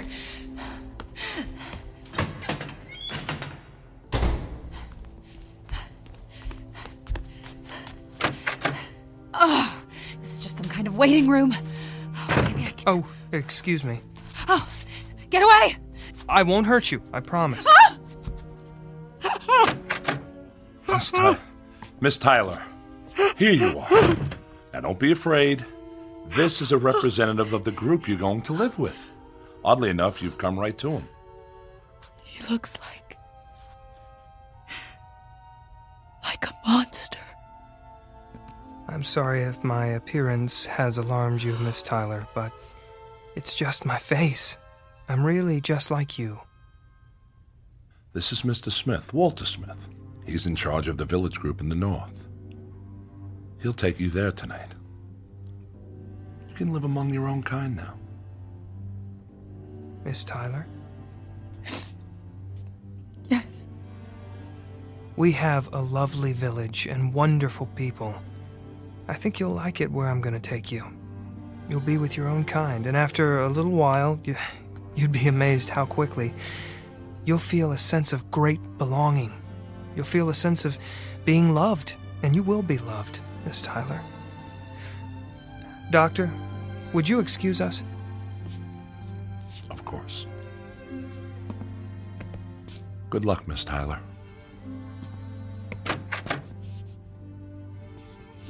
Miss Tyler? Yes. I'd like you to look at me. I can't. Please, Miss Tyler. I'm looking at you right now, without turning away.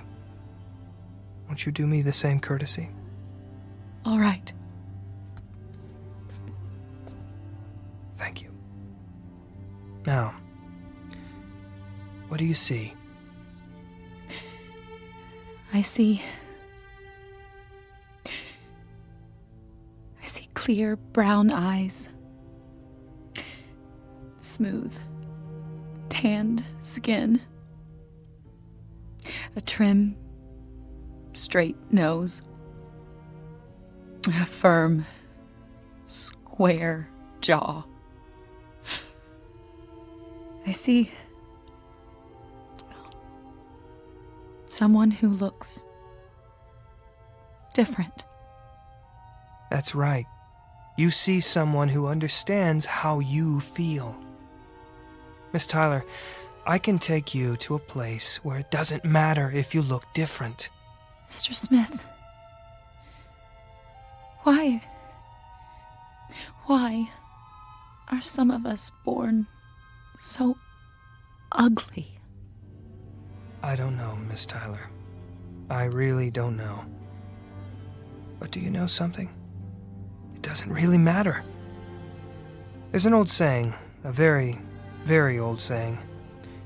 Beauty is in the eye of the beholder. When we leave here, when we go back to the village, keep that in mind. Try, Miss Tyler. Say it over and over in your mind. Beauty is in the eye of the beholder. Come on now. We'll get your things and we'll leave.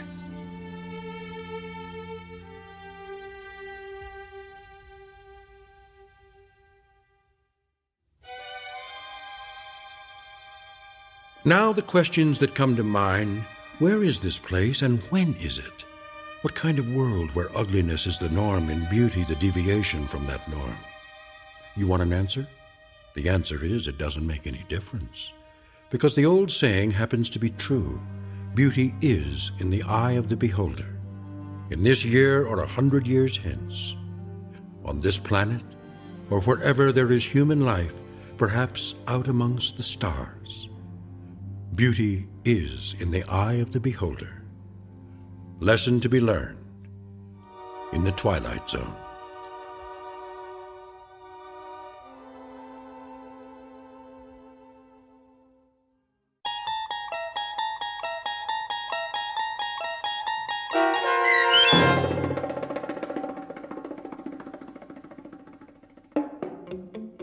Eye of the Beholder, starring Virginia Williams, with Stacy Keach as your narrator, was written for The Twilight Zone by Rod Serling and adapted for radio by Barry Rickert. Heard in the cast were Mike Starr, Fernette Lebo, Taisha Davis, Tony Maka Sr., B.J. Jones, John Hugenacher, Patrick Francis, Ernest Scanton, Natalie Pear, and Mary Kay Cambria. The producers of The Twilight Zone wish to thank CBS Enterprises and the Rod Serling Estate for making this series possible. This copyrighted radio series is produced by Carl Amari and directed by Joby Cerny for Falcon Picture Group. Sound design, custom Foley effects, recording, and editing are produced in the Cerny American Sound to Picture Theater by sound designers Craig Lee and Todd Beyer. Music for The Twilight Zone is provided by CBS and American Music Company Incorporated, New York. To learn more about the Twilight Zone radio dramas and to download episodes, including 3 free episodes on our homepage, visit our official website at twilightzoneradio.com. Doug James speaking.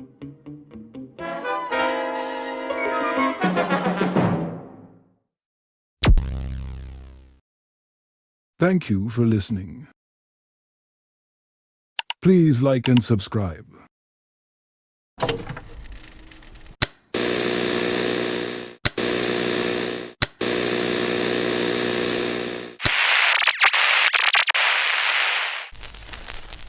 Golden Radio Hour.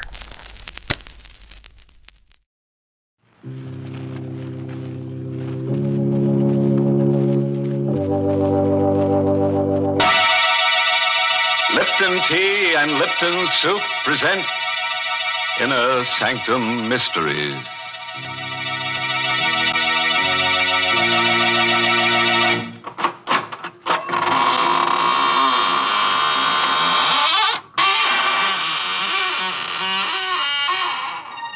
Good evening, friend. This is your host of the Inner Sanctum inviting you in through the squeaking door. Come on in. Have your picture taken with the corpse. You look good next to him. Poor fellow was a photographer. Passed on last winter while taking a picture. Yes, died of overexposure. Awful, isn't it? Enough to make your camera shutter. Well, let's gather around the coffin now for a nice, happy picture. Watch the body. Watch the body. Oh, dear. We'll have to take that again. Someone moved. And I think it was the corpse. Why, that's downright silly. Oh, hello, Mary. You're just in time. Come on, get in the picture. What? Do you think I'd stand next to a corpse? Oh, please, Mary. You can wear your Lipton sterling silver medallion. Then I'll send the picture to my friends in the graveyard.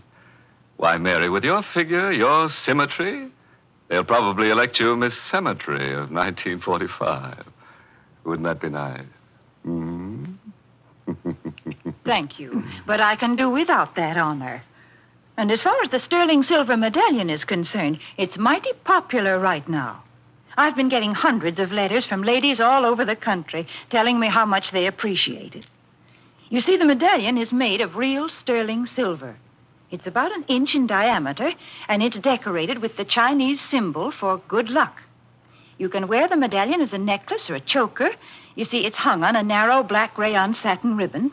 Or you can simply add it to your charm bracelet if you wish. It's just the thing to brighten up your simple silk dresses and your dressy suits. And ladies, here's how you get this handsome medallion. Just send 25 cents and the box top from a package of Lipton's, the tea with the brisk flavor, to Lipton Tea, Box 92. That's Box 92, New York City. You paint a pretty picture, Mary. Now let me paint one for you. Mine is called Portrait of Death. It's an original radio play by that ghastly ghostwriter, Robert Sloane. And our star tonight is Miss Leslie Woods, who plays the role of Miss Snyder. And listen, if you've never sat for a portrait, you'd better not sit alone for Portrait of Death. In the dim light of a misty old art dealer's gallery, a somber portrait has just been sold at auction to a man by the name of Mason. Magnificent painting, isn't it? There's never been anything like it, Mr. Mason. But if you don't mind my saying so, I think you've paid a stiff price for it. I couldn't let that woman in the black dress outbid me. Look at those colors. Expression on the girl's face. Yes. The detail in the background. Really is a work of art. Technically speaking, yes. But the portrait has a strange history, Mr. Mason. Strange and sinister. What do you mean? Well, people say it's brought bad luck to every one of its owners. Oh, come now, Fräulein. Well, it may be just a story, but at least this much of it is true. The day this portrait was finished, the artist died by his own hand. And the model who posed for him died, too, by her own hand. So that's why I painted her in black. Yes. He knew she was going to die. He even painted 2 graves into the background of the picture, you see? One grave's for him, one for her. Remarkable. Now you know why the painting is called Portrait of Death, Mr. Mason. It meant death for the artist, the model, and, oddly enough, for many of its owners. I'm sorry you bought it, Mr. Mason. I'm sorry you bought it too, Mr.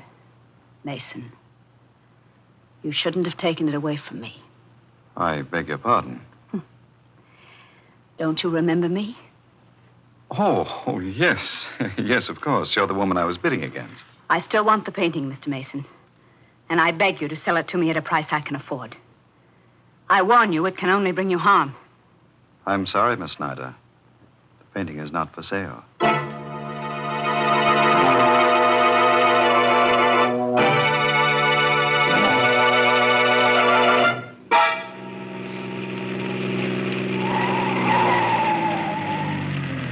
Really, Mr. Flournoy, you didn't have to drive me all the way home with this painting.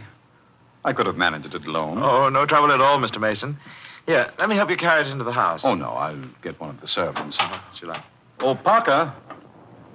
Parker. I'm afraid I'll have to go in.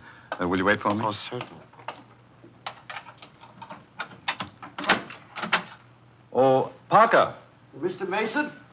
Yes, Parker. Tell Mrs. Mason to come down, will you? I've got a surprise for her. Mr. Mason, I think you'd better come in. Why, what's the matter? I have some very bad news for you, sir. Terrible news. Mrs. Mason is dead. What? It was her heart, sir. She died this afternoon while you were at the art gallery. No. I can't believe it. I tried to reach you, but you'd already left, sir. Dr. Simpson said... Excuse me, sir. Hello? Mr. Mason's residence? Is Mr. Mason there, please? This is Miss Snyder calling. Just a moment, please. It's for you, sir. Oh. Thank you. Hello? Mr. Mason, I still want that painting. What? Don't you think you'd better sell it to me? It can only bring you harm. I'll think it over. Don't wait too long, Mr. Mason. I warn you. Don't wait too long.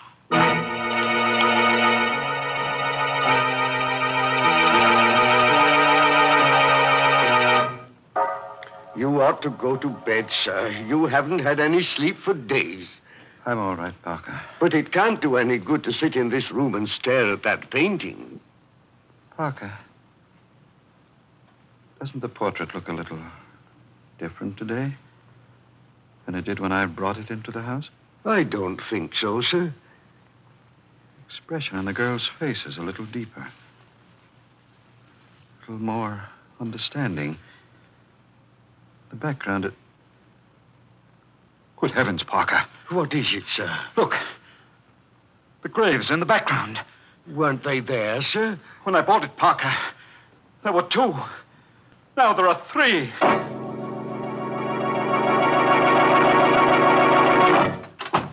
I'm so glad you could come out here, Mr. Flournoy. I had to speak to you. I came as soon as I could. Did you bring the catalog? Well, yes, I did, Mr. Mason. What is it? What's wrong? Let me see a picture of that portrait, please. Yes, of course. Portrait.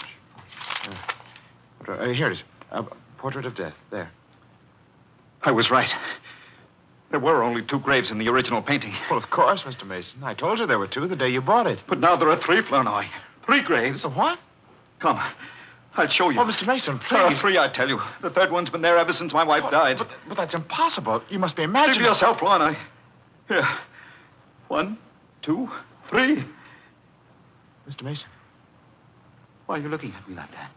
You need a rest. A rest?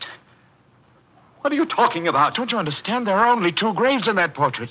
The 3rd one is in your mind. You mean there isn't a 3rd grave on this painting? No. You've been under such a strain these past few days. I must be losing my mind. Oh, no, I'm sure it isn't as serious as all that. It's only natural for you to be upset about your wife. I want to get rid of the portrait. I want to sell it. Right away. Well, I don't know how soon I can dispose of it for you, Mr. Mason. Under the circumstances, it might be hard to arrange a That woman sale. will buy it, won't she? Who? That woman who's been pestering me for it. Why don't you get in touch with her? I will, first thing in the morning. No, I won't wait until morning. I want that portrait out of this house tonight.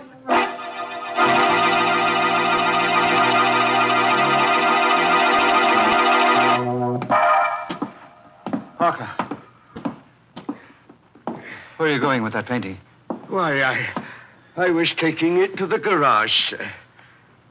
What for? You said you didn't want it in the house tonight. I thought I might return it to the dealer. Mr. Flournoy hasn't called back yet? No, sir. Well, I'll take it to him myself. Is the car ready? Yes, sir, but I hardly think you ought to go alone, Mr. Mason. You're in no condition. I brought that portrait into this house, and I'll take it back alone.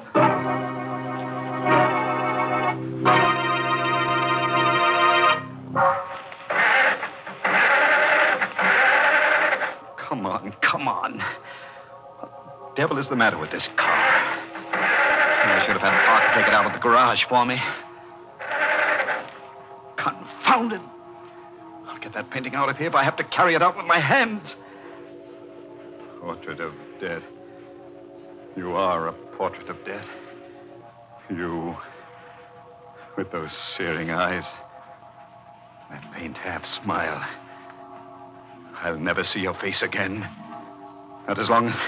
No. No.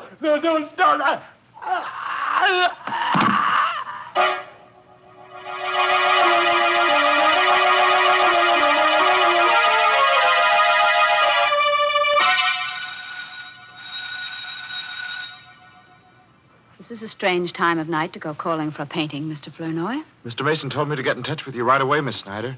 He was determined to have you pick up the portrait tonight. Well, I hope he isn't asleep. Yes. Nobody seems to be answering the door. Oh, wait a moment.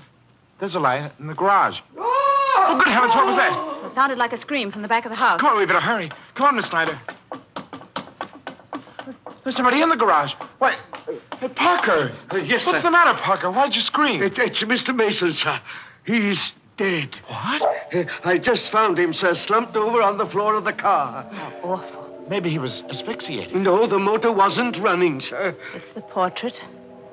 The portrait killed him, just as it did the other. It does seem strange.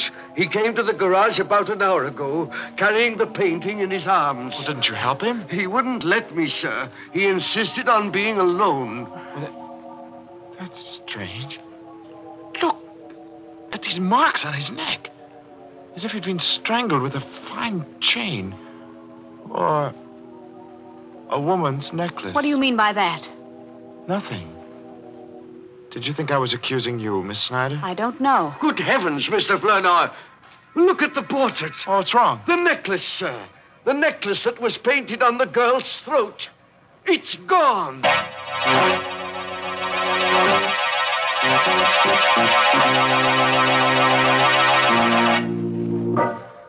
Well, you can breathe a little easier now. Unless you happen to be wearing that girl's necklace.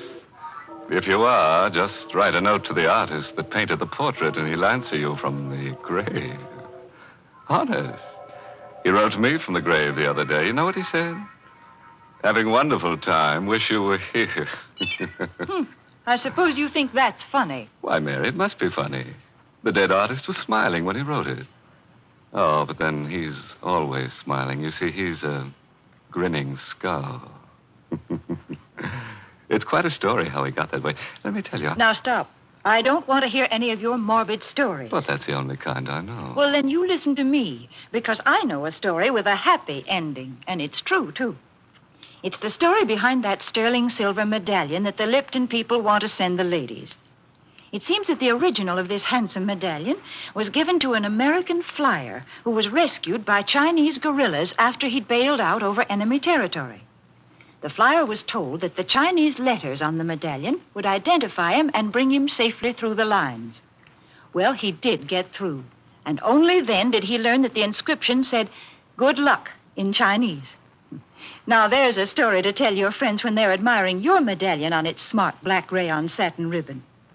And to get this Chinese good luck medallion, all you have to do is send 25 cents and the box top from a package of Lipton's, the tea with the brisk flavor, to Lipton Tea, Box 92.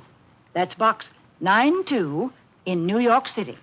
Well, let's get back to that there cover girl on the Portrait of Death.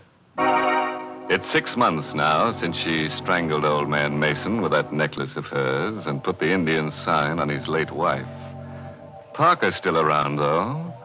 And so is that character Flournoy, who at the moment is disposing of the ill-fated portrait for Mr. Mason's estate.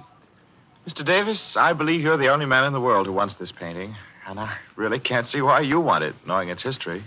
Mr. Flournoy, that kind of history doesn't mean a thing to me. Oh. May I take it with me now? Oh, certainly. Parker. Yes, sir. Would you be good enough to help Mr. Davis with the painting? If you don't mind, sir, I'd rather not touch it. I haven't seen it since Mr. Mason died, and I don't care to see it now, sir. All right, Parker. I'll help you, Mr. Davis. Thank you very much. It's a very heavy frame, you know. It's really too heavy. Why, that's incredible. What is it, Mr. Flournoy? What's wrong? Parker, you say you haven't touched this painting since Mr. Mason died? No, sir. Well, look at it. The girl is wearing her necklace again.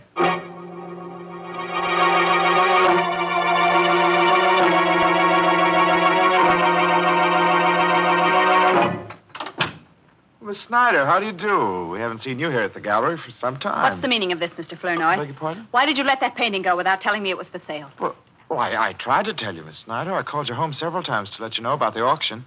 I was never able to reach you. Didn't you know I was away on a trip? No, I didn't. Then why didn't you find out, you stupid fool? How many times have I told you I must have that painting? Well, I'm sorry, Miss Snyder. Never mind. Who is this Mr. Davis? Where does he live and where can I find him? Why, I imagine you'll find him at his home. Here's his card. Give it to me. I don't think you'll gain anything by going up there, Miss You Snyder. keep out of this, Flournoy. I want that painting. And this time I'm going to get it.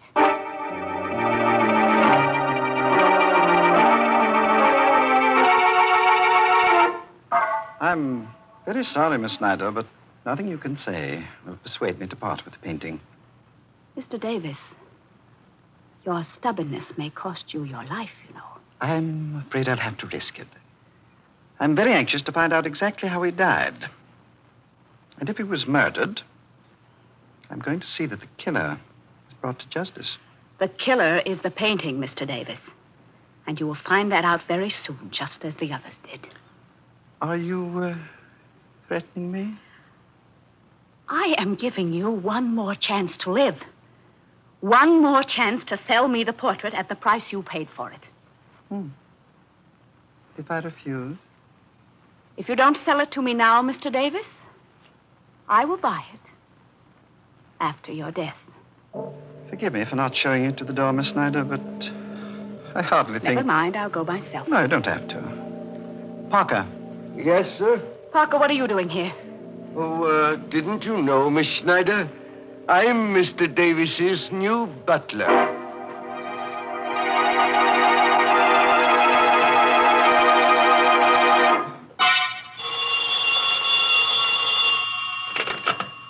Hayden Art Company, Mr. Flournoy speaking. Mr. Flournoy, Yes, this is Mr. Flournoy. you had better come over to Mr. Davis's house right away. And don't tell anyone you're coming. What? Who's this? It's important, Mr. Flournoy. Don't ask a lot of questions. Just come over. But who is this? Don't you know? It's the girl in the portrait. What? You... Hello? Hello?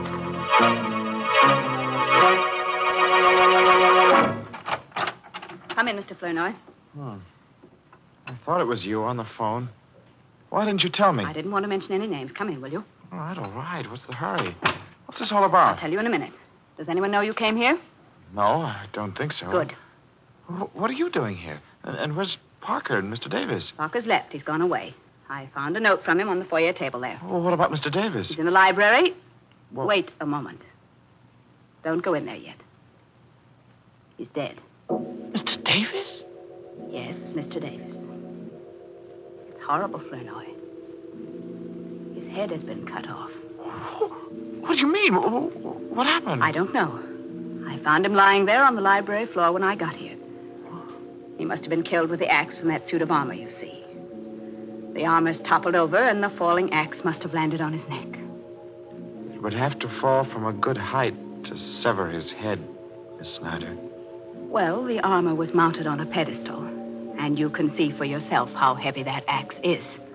Yes, I see. You don't think I killed him, do you? I don't know. What are you doing here? I received a strange phone call telling me to meet Mr. Davis.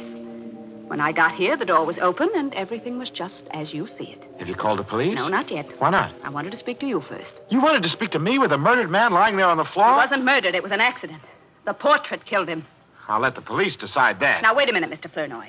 You are not going to phone the police until you've heard what I have to say. Go on, say it. I called you because I wanted you to help me. I want that portrait before it's passed on to Mr. Davis's heirs. What do you mean?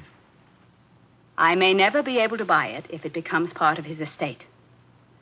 But if you tear up his check and take mine, it doesn't have to become part of his estate. It will be mine, once and for all.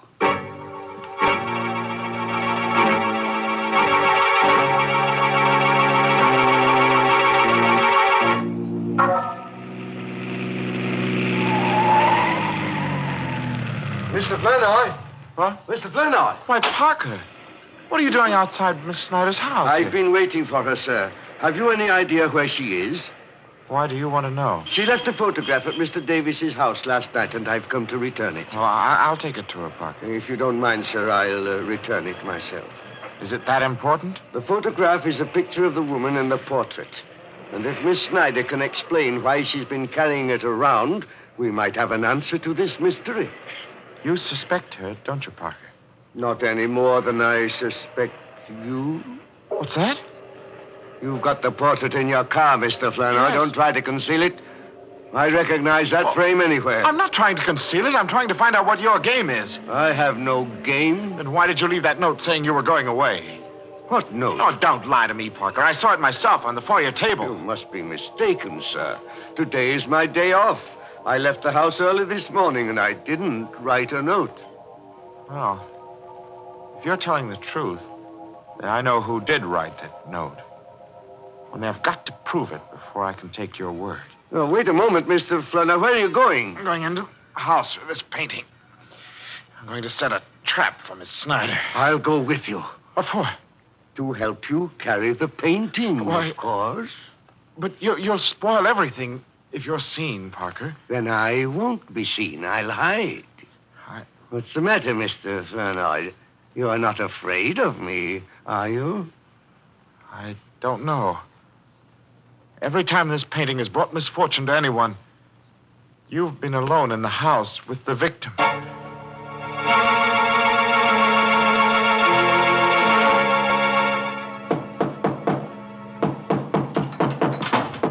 Is that you, Miss Snyder? Yes, where are you, Mr. Flournoy? I'm in your living room, hanging up the painting. I didn't ask you to do that. Take it down. Why? Take it down, I say. I don't want it in my living room. I don't want it in this house. But I don't understand. Then why did you buy it? Mr. Flournoy, I have been after that portrait for years. And now that I've got it, I'm going to destroy it. You're going to do what? There is a curse on that painting. There really is. You see, I know. Because I'm related to the girl who posed for it. Well, you never told me that. I never saw any reason to. That girl was a sister of my grandmother. And ever since her death, my family has been haunted by that portrait. But now we'll be haunted no longer. But you can't destroy a work of art like this. It isn't fair to people who admire it. It isn't fair. Nobody wants it, Mr. Flournoy. Nobody but me. Oh, but you're mistaken. There is somebody who wants it. Wants it very much. Parker? Oh, no. No, Parker's dead. Dead? How do you know? I know because I killed him. Right here in the living room. I'm awfully sorry I didn't have time to dispose of the body, but I'll take care of him before I go. Oh, no, Mr. Flournoy. You didn't kill him. You couldn't. I had to. You see, he discovered the painting and the cars I drove up. He would have ruined all our plans. Plans? Yes. Plans? Do you think I'd go through with any plans knowing what I know now? Well, I'm going through with mine, Miss Snyder. And I dare say I won't be suspected. What are you talking about? Nobody knows you stole this painting from Mr. Davis. Nobody knows but you and Parker. And I can trust Parker to keep the secret. You stay where you are. Don't be afraid.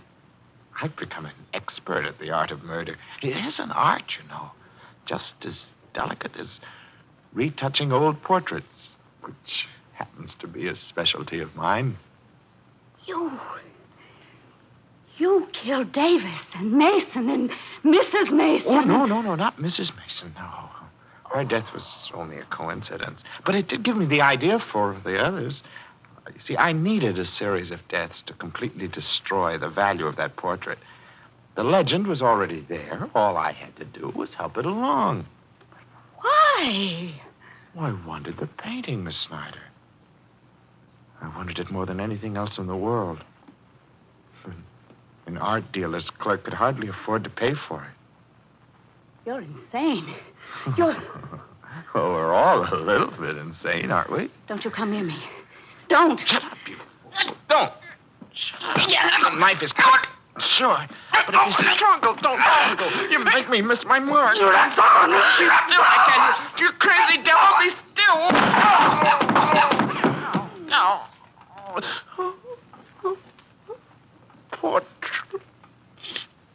Flower on the wall. Frame. Group.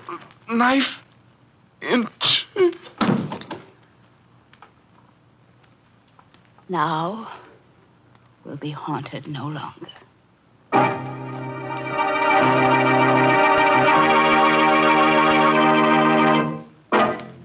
Poor old Flournoy, framed by a portrait. Still, it's better than being boiled in oils. But Davis is the guy who really had an interesting death. Yes, that armored axe did a smooth job. And the police might have thought it was purely accidental. That terrible picture. It was always changing around. I guess it wasn't what they call a still life. In fact, I'm surprised there's still life left in any of the people in the story. Well, well, drown me in a cup of Lipton tea if Mary didn't make a joke. So I did. But now I want to talk about something serious. Because this is a real occasion, a mighty important one, if you ask me. You know, folks, I heard just the other day that this coming Saturday, June 16th, is an anniversary for some people in the United States Army that deserve all the credit we can give them. They're the Quartermaster Corps. They make delivery under fire on all fronts. And they're 170 years old. Yes, think of it. The Quartermaster Corps was created in 1775 by the Continental Congress. You know, I'm a woman, not a businessman or a soldier. But I know what it is to keep every single little thing on hand that's going to be used by a whole army. It's hard enough to get food and matches and things for a family.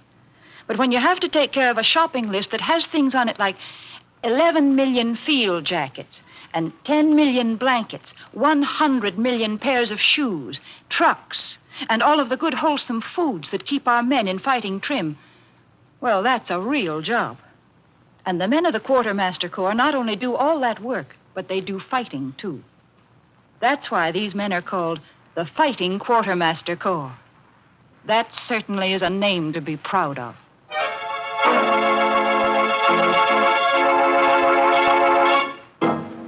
Well, it's time to go back to my slab now and swap a few stories in the smoker of the crematorium.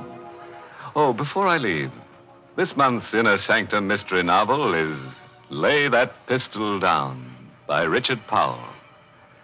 Yes, and next week's Inner Sanctum story, directed by Hyman Brown and brought to you by Lipton Tea and Lipton Soup. Next week's story is just your meat.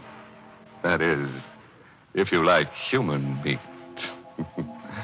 It's about a man who's been dead for 6 years.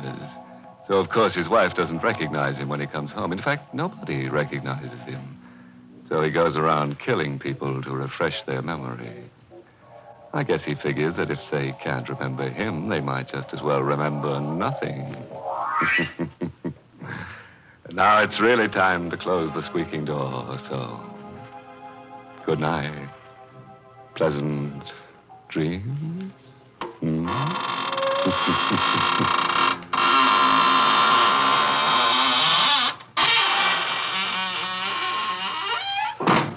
Folks, it's wonderful how simple cooking is these days.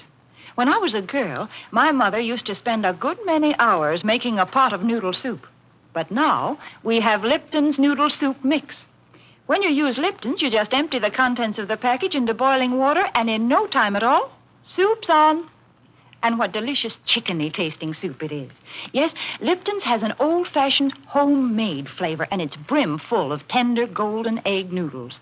Of course, sometimes it's hard to get in some stores these days, but there's lots of good things scarce in wartime. So, folks, don't forget to ask for Lipton's Noodle Soup. And don't forget to tune in next Tuesday night for another Inner Sanctum Mystery. This is CBS, the Columbia Broadcasting System.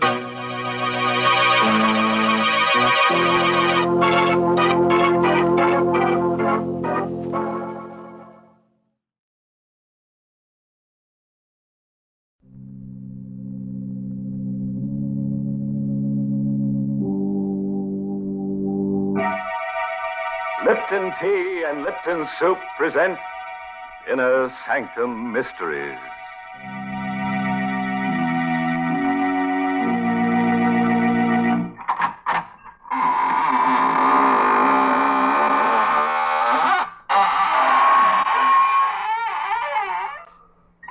Good evening, friends. This is your host of the Inner Sanctum, welcoming you to another half hour of mystery and terror. Guaranteed to take 10 years off your life. Don't just stand there. Come on in. We've been fixing up the place, making it more homey. Yes, you see that beam over there with the rope hanging down?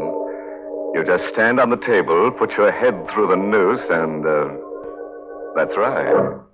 It's for the convenience of anyone who feels like hanging around after the broadcast. I wish you wouldn't say things like that. Oh, you're right, Mary. I'm a bad host. Here, I invite everybody to hang around, and there's only one rope. I guess we'll have to hang together instead of hanging separately. Now, please. Unless, of course, we want to hang ourselves with a black ribbon that comes with that Lipton sterling silver medallion. We've got plenty of them, haven't we, Mary? Well, I don't know. Thousands of women are writing in every day for that special sterling silver medallion.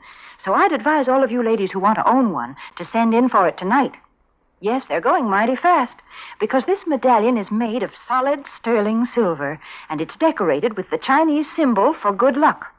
The medallion is just the right size, too, about 1 inch in diameter. You can wear it as a necklace or a choker because it's hung on a narrow black rayon satin ribbon, or if you wish, you can simply add it to your charm bracelet. And here's how you get this handsome medallion. Listen, just send 25 cents and the box top from a package of Lipton's, the tea with the brisk flavor, to Lipton Tea, Box 92. That's Box 92, New York City. All right, Mary. I'll write down the address on the cuff of my shroud. And now, friends, tell me, do you like holidays? Well, you won't after you hear tonight's story. It's called Dead Man's Holiday. And it's an original radio play by that cryptic mystic, Robert Sloane. Yes, and our star tonight is Myron McCormick, who plays the role of Eric. Not far from the waterfront, in a gloomy shack where death hovers near, a man stirs uneasily on a blood-stained cot. As he struggles for the last breaths of life, his tortured mind forces words to his lips. They don't have to tell me. I know I can't live more than a little while longer. And I don't want to live. I want this nightmare to end, as it should have ended long before that day I was hurt on the train. I remember it so clearly. Sitting in the coach, looking out the window, and then suddenly the train shuddered to a violent stop.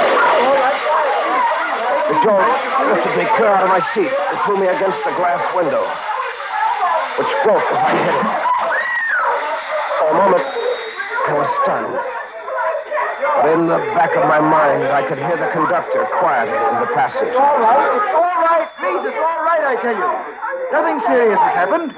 We struck an empty car on the grade crossing. The engineer had a jam on the brakes. Is there anybody hurt? Anybody need a doctor around here? Are you all right? The conductor was coming down the aisle, questioning passengers, looking them over. My head was clear now. And immediately I thought of my wife, in the seat next to mine. I turned to see if she'd been injured. But there, in the seat which she had occupied, was a man I'd never seen before. He spoke to me. You all right? Yes, I was shaken up a bit, but I'm all right now. You've got a nasty cut on your lip. All right. I guess it was the glass. Will you excuse me, please? What's the matter? My wife. I'm looking for my wife. She was sitting right next to me. Eleanor? Eleanor, where are you? What's wrong, sir? My wife. She's gone, conductor. She's gone. All right, no. Don't get excited. She was sitting right next to me, right where this man is sitting now. You must be mistaken. What? There wasn't any woman sitting next to you. What are you trying to tell me? My wife was sitting in that seat. All right, sir. If she's on the train, we'll find her. Now, in the meantime, you'd better come with me and have that lip of yours attended. Not until I find out what's happened. Nothing's happened, mister. You're just a little dazed, that's all. Your wife isn't on this train. That's a lie. Why would I want to lie to you? I don't know what your reason is, but you're trying to hide something from me. I'm willing to swear you boarded this train alone. How do you know that? Because I've been sitting next to you ever since you got on.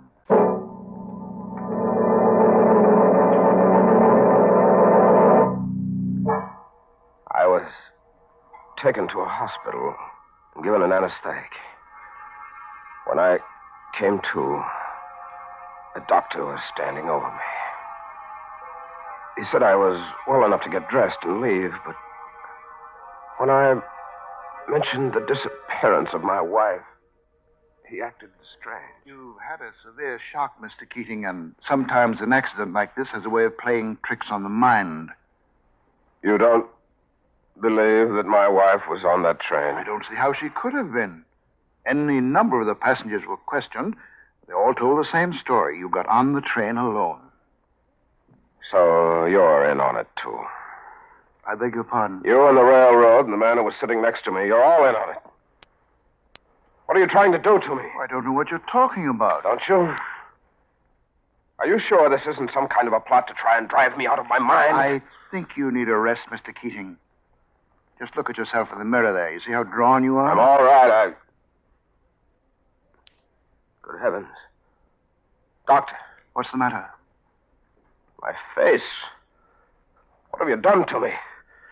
What's happened to my face? Why, nothing. I had to put a few stitches in your lip, It's not my lip. It's my whole face. Why, you've done something to it. It's different. Mr. Keating. It is, I tell you. You've changed my face. The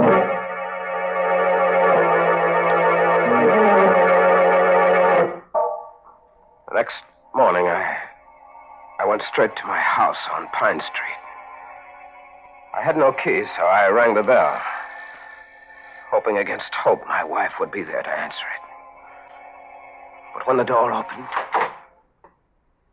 I was face to face with a gaunt, middle-aged woman I'd never seen before. Yes? Who are you? I beg your pardon. Come on, answer me. Who are you? Well, I'm the housekeeper. Don't lie to me. We don't have a housekeeper. What are you doing here? I don't see why I should answer your question. You'd better answer them. I'm Mr. Keating. Who? Mr. Keating, I live here. Where's Mrs. Keating? What have you done with her? You must have the wrong address. What do you mean? Nobody by the name of Keating lives here. What? I work for Mr. and Mrs. Drury. Don't you see the nameplate on the door? Yes, I see it. When did you put it there? Last night? You got the wrong address, Mr. Oh, I have I? You see that picture over there? The one on the hall table? Yes? That's a picture of my wife. I beg your pardon, sir, but that's a picture of Mrs. Drury. Drury.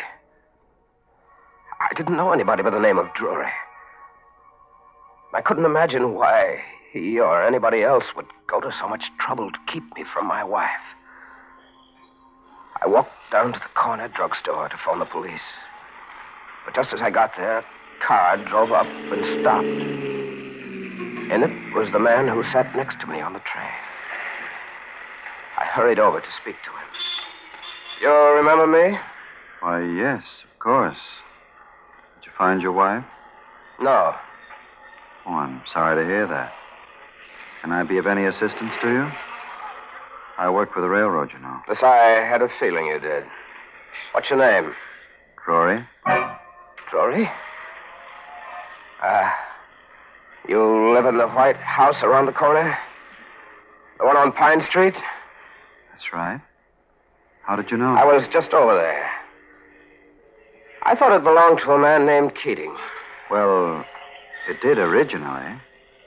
You knew him? Knew him? Yes. Why do you speak in the past tense? You sound as if the man were dead. Well, didn't you know? He is dead. You can't imagine what it was like to have him tell me that Eric Keating was dead. I was Eric Keating. I hurried away from him, kept walking toward the center of town. But it wasn't long before I realized that I was being followed by a man in a gray hat. I waited until he caught up with me. Then, as he started to pass, I stopped him purposely to get a good look at his face. Excuse me. Yes? Can I trouble you for a match? Certainly. Thanks. Thanks. Wait a minute. Why are you following me? Who says I am? It's pretty obvious. Now, you'd better tell me what your game is, or I'll call a cop. That wouldn't do much good, mister. I'm on the force. What? Plainclothesman. Connors is the name. Why? I don't understand. Why are you watching me? That's my business, watching people. Your face looked kind of familiar to me. What's your name? Eric Keating. Try again, mister. You better tell me the truth this time. I am telling you the truth. Why don't you believe me? Because I happen to know where Eric Keating is right now. I saw his grave just the other day. His grave? Yes. He's buried in the same cemetery as my sister. Been buried for 6 years. I had a feeling that Connors was lying. When he let me go a moment later, without proving my identity, I could have sworn he wasn't a detective. But I had to make sure. I had to catch him in a lie. I took a bus out to the cemetery. It was dark by the time I got there. But I had a flashlight, and with it, I saw the very thing I hoped I wouldn't find. A tombstone with my name on it. The shock was like a blinding light in the darkness, and for a moment I lost my senses. Insanely, I dug into the earth with a piece of sharp stone, determined to see the empty coffin or the bones of the man who had been buried in my place. What you doing, mister? Connors. You better come with me, mister. Why? What's wrong? What have I done? Killed a man, maybe? What? Here. Look at this police circular. Wanted. For murder. That's right. The picture underneath those words is yours or your twin brother's. No, I'm not this man. I may look like his picture, but I'm not the man. Your fingerprints will settle that. We've got his on the circular. Now we've got to get yours. Any objections? Yeah. I won't go with you. Don't you hold it!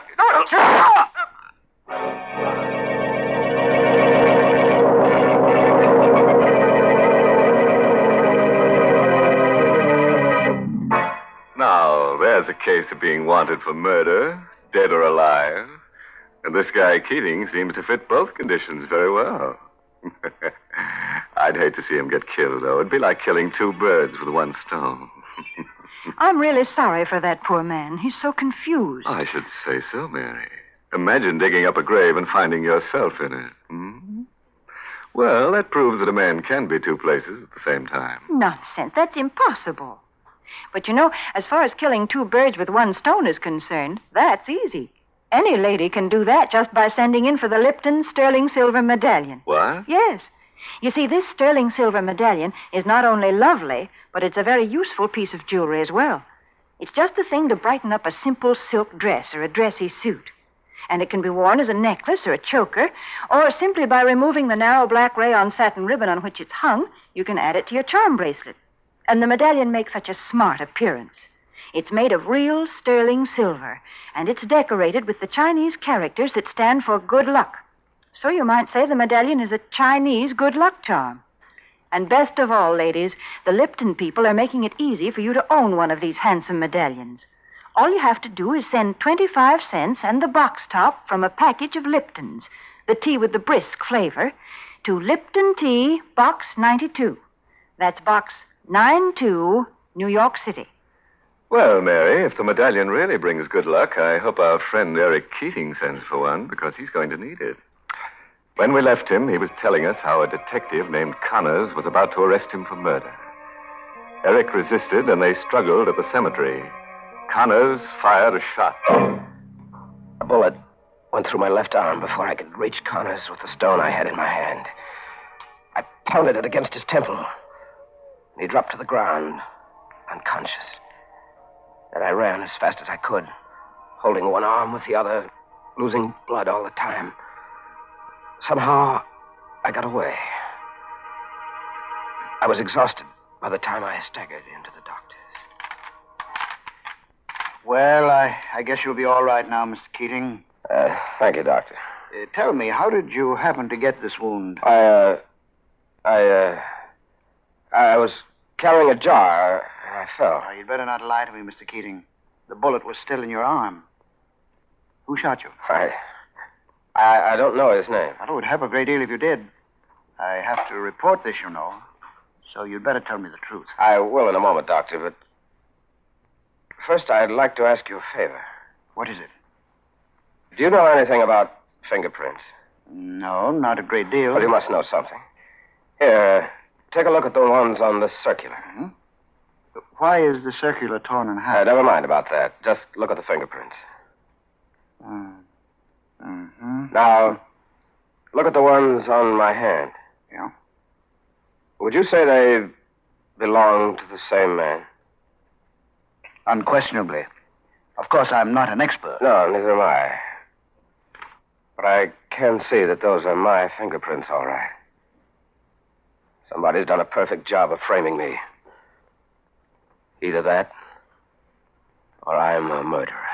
Mr. Keating, suppose I just report my work to the police and let it go at that. I can't let it go at that. Don't you understand? I've been framed every possible way. And if I let it go, I'll be sent to the chair. No, not if you're innocent. I can't take the chance. Well, I'm very much afraid you'll have to. I reached for the paperweight on his desk. I crept a little closer. And then... Keating, put that down! You fool! I struck him hard on the side of the head. His body dropped to the floor, and I bent over him. My heart was pounding against my chest. Something in the back of my mind kept driving me on. A voice kept saying, "Kill him! You're a murderer! Kill him!" I don't know why, but I struck him again. And again. And again. Until his lifeless body choked out its last breath. And then I knew I was a murderer. I hurried away in the darkness, took a bus to a neighboring town. I hired a room in a boarding house. I stayed there 3 days, hiding, not going out on the street. Then, on the 4th day, the landlady paid me a visit. You'll have to get out of here. I can't take a chance of having you around anymore, killing that doctor. Weren't you in enough trouble already? Shut up, I gotta think. Gotta get out of here. They'll be searching this place before you know it. Why? Because you were here before. I never should have let you come back. Come back? Now get your coat and beat it. Where'll I go? Take it easy. I never let anybody down yet. Here, this is the address of a shack I own over near the waterfront. You can hide out there for a while. Any food in that shack? Never mind about that. I'll get in touch with Ruth and tell her where you are. Ruth? Yes, go on now. Get out of here before it's too late.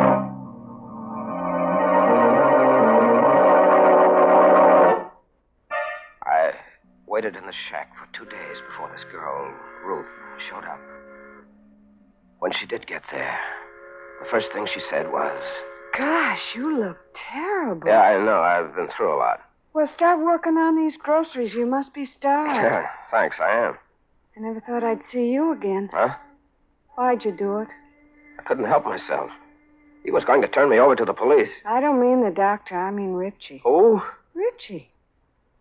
What are you looking at me like that for?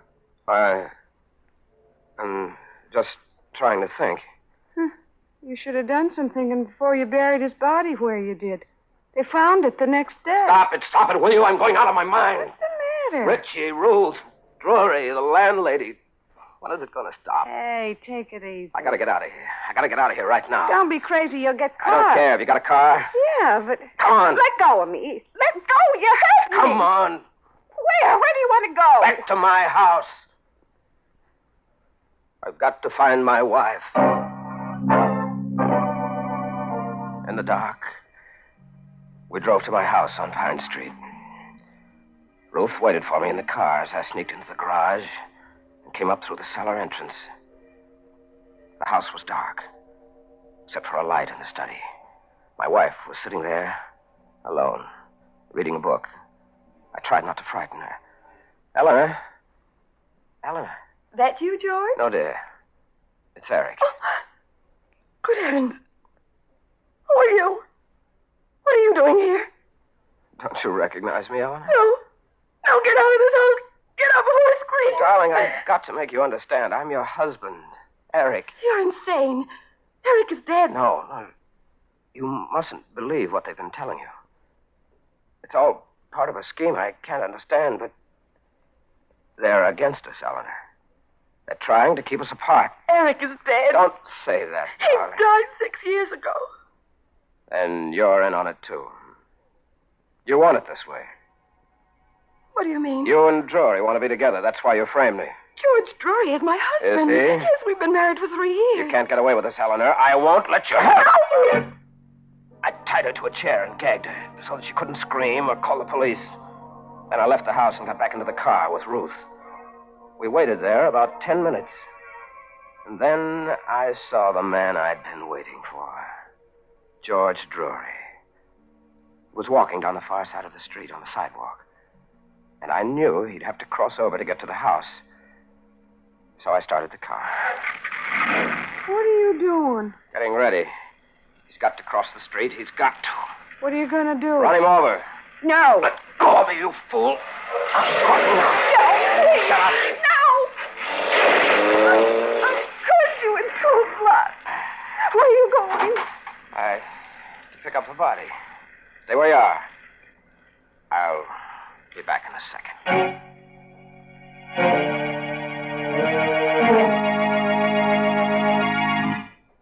The three of us had a long ride that night. Ruth, George Drury's body, and myself. Automatically, I seemed to know where I was heading. Even though I had no destination in my mind. I made one turn after another, unconsciously almost, until at last I came to a dark stretch of road along a railroad track. I stopped the car and got out. What do you think you're doing? Don't ask any questions. I'm burying the body here. Are you crazy? Why? Don't this place look familiar to you? Huh? Yes, I think it does. Can't remember why. You lost your mind completely. Will you stop talking like that and tell me what's wrong with this place? Why can't I bury the body here? Because it's the same place you buried Richie. Richie. Who is Richie? Why am I wanted for his murder? You're wanted because you killed him in cold blood just the way you killed Drury. Only Richie was your partner. You pulled all your jobs together. It couldn't have been me, Ruth. Not me. I didn't know Richie. I'm Eric Keating. Is that your real name? You never told me the real one. All right, but What's that? Sounds like... Yeah, it's the police. Quick, we've got to get out of here.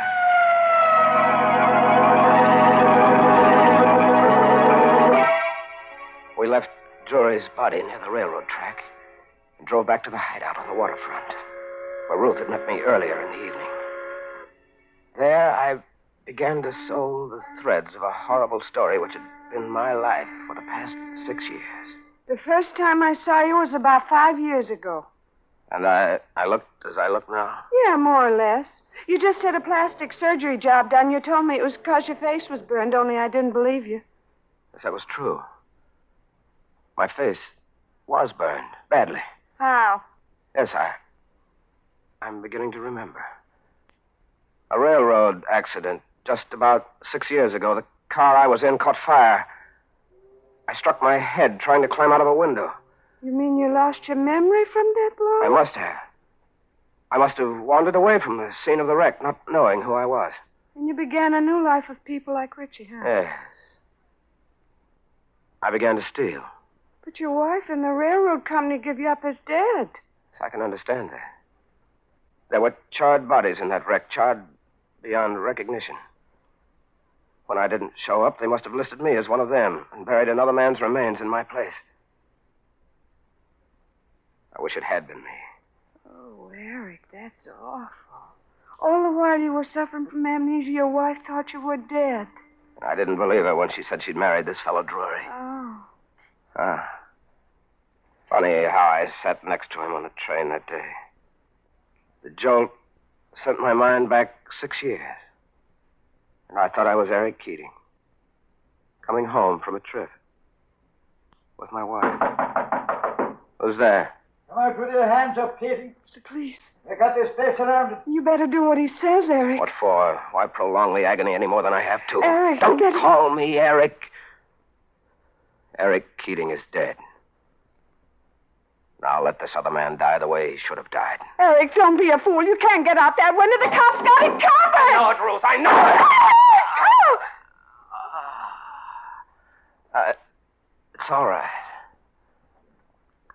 wanted it.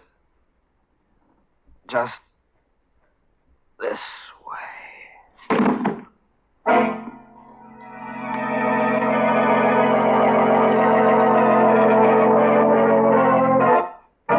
Well, they finally got him. And this time they'll give him a grave he can call his own. I just hope he stays put this time instead of wandering as a ghost. A guy like that might not remember where he was buried. I'm glad he's finally at rest now. Oh, don't be so sure, Mary. That guy needs a tag on him. Maybe you ought to send him one of those sterling silver medallions. Yes, and we'll get all his aliases engraved on it, too, so the other ghosts will know who he is. Don't be silly. There aren't any ghosts. And besides, that sterling silver medallion has just one purpose. It's simply a lovely piece of jewelry that the ladies will enjoy wearing. And ladies, to get the medallion, all you have to do is send 25 cents and the box top from a package of Lipton's, the tea with the brisk flavor, to Lipton Tea, Box 92, New York City.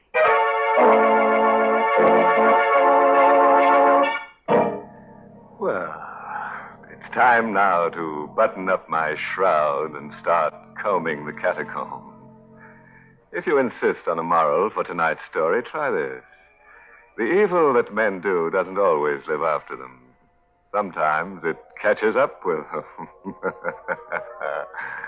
Oh, by the way, this month's Inner Sanctum mystery novel is Lay That Pistol Down by Richard Powell. And oh, yes, next week's Inner Sanctum story, directed by Hyman Brown and brought to you by Lipton Tea and Lipton Soup.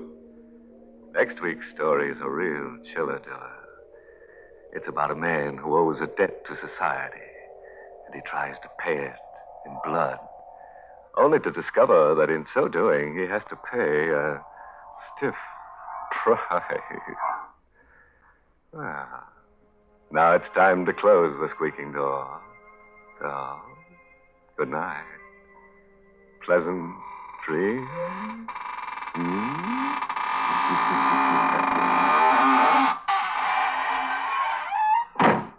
Folks, here's a modern food with an old-fashioned, homemade flavor. It's Lipton's Noodle Soup. And now, especially when the weather's so warm, try serving Lipton's as the one hot dish in a cold meal. Your family will love Lipton's famous chickeny taste. Yes, it tastes just like the chicken noodle soup you make right in your own kitchen. And Lipton's has got the same good herbs and flavorings, too. The same tender golden egg noodles. But listen, Lipton's noodle soup comes in an envelope, and it only takes a few minutes to prepare. Of course, sometimes it's hard to get in some stores these days, but there's lots of good things scarce in wartime. So remember to ask for Lipton's Noodle Soup. And remember to tune in next Tuesday night for another Inner Sanctum Mystery. This is CBS, the Columbia Broadcasting System. Thank you for listening. Please like and subscribe.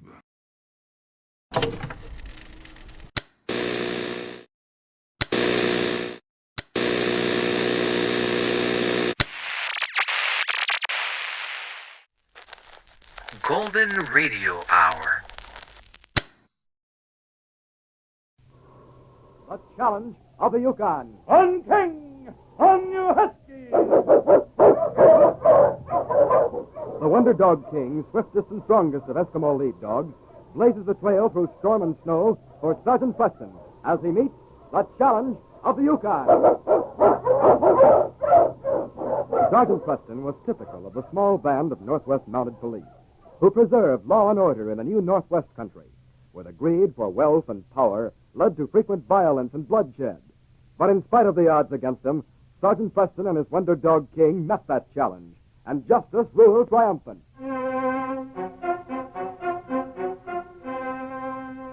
Father Donovan had just arrived in Selkirk. He was a big man with merry blue eyes that twinkled a bit as he talked to Dan Riley in the lobby of the Gold Nugget Hotel. Don't worry, laddie. We men of the church are used to rough living. We aren't made of glass. Well, I thought a word of warning to you wouldn't hurt. The average prospector ain't exactly a plaster saint. Well, even though a man may forget the church for a while, he may sometimes feel the need of God.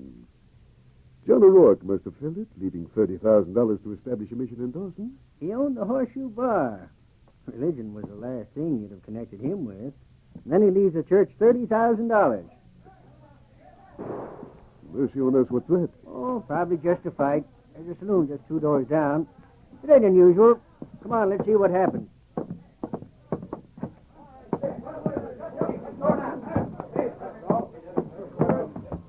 Jake West. Where does Buck go? I don't know. What happened, boys? Jake West has been shot. Look out, everybody. Get away from Jake. That's his lead dog. Be careful of that husky. He's vicious. He's standing over Jake. We're going to have to shoot him if we want to get Jake out of there. He won't let nobody near him. Jake's unconscious. Might as well shoot Jake if you shoot Lobo. Jake thinks more of the animal than he does himself. Makes no difference. If we don't shoot that dog, we can't get near Jake. He'll bleed to death if he don't freeze first. I'm going to plug him. Wait a moment. Maybe I can help. Who are you? This is Father Donovan. He just came to Seltzer. Oh, sorry, Father. I know how to handle dogs. Perhaps I can get him away. But Lobo's a vicious husky, Father. He'll tear you to pieces. Don't take a chance, Father. I'll shoot him. Let me try first. Father Donovan, no. I'm not afraid. Steady, Lobo. We can't let your master lie here in the snow. Come now, boy. We're not going to hurt him. That dog will take his hand off. All right, Lobo. You see, here's my hand open to you. Now, you see, I'm not hurting you. I won't hurt your master. Come, boy. Get off him. Let me take hold of your collar. Now, boy. Steady. Come on, this way, fella. He's getting him off. Well, I never seen anything like that. Only one other man could do that. Sergeant Preston. Come on, Lobo. Come along. We'll let you get back to him when it's time. All right, boys. Carry the man into the hotel. I'll hold this dog. All right, Father. Jake's hurt bad, ain't he? Bad enough. Buck James better not show his face around this part of the country after doing that.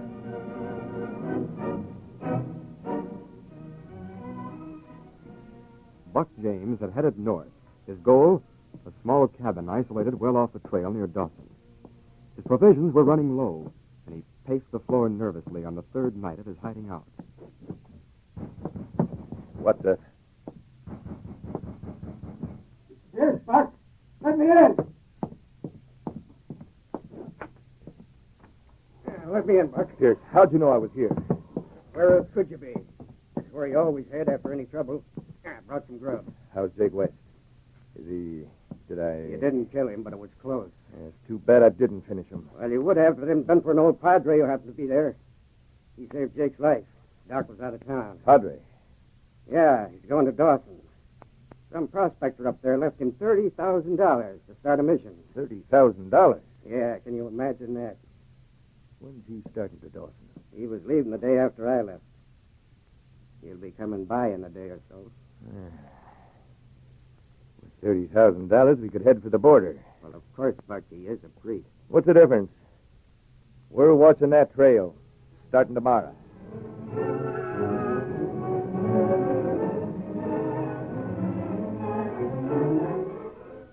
Father Donovan, a gun held on him, faced Buck James and Pierce Reed quietly in the small cabin. I told you I have no money on me outside what's in this purse. Sure he ain't wearing a money belt, Pierce? Sure, I searched him. He ain't got it on him. All right, Padre.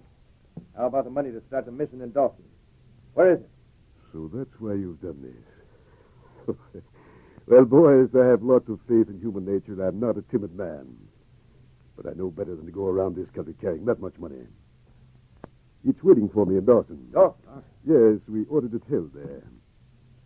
So now if you let me deal with no, you don't. Sit down. We ain't through with you. But, Buck... I ain't letting him go and have him squeal on us the minute he gets to Dawson. But I don't know who you are. There are many men in the Yukon with black beards and blue eyes like yours. We shouldn't have done this, Buck. My beard. Nobody gets if I shaved it off. What are you talking about? Nobody knows the Padre here. Nobody in Dawson knows me. I'm changing clothes with him, Pierce, shaving off my beard. With the papers he's carrying, my collar turned around like his, I can still get my hands on that $30,000. Buck, are you loco? With the same size, his clothes will fit me. You're staying here to guard him, Pierce. I'm going to Dawson. After I get my hands on the money, I'll come back and we'll finish him off.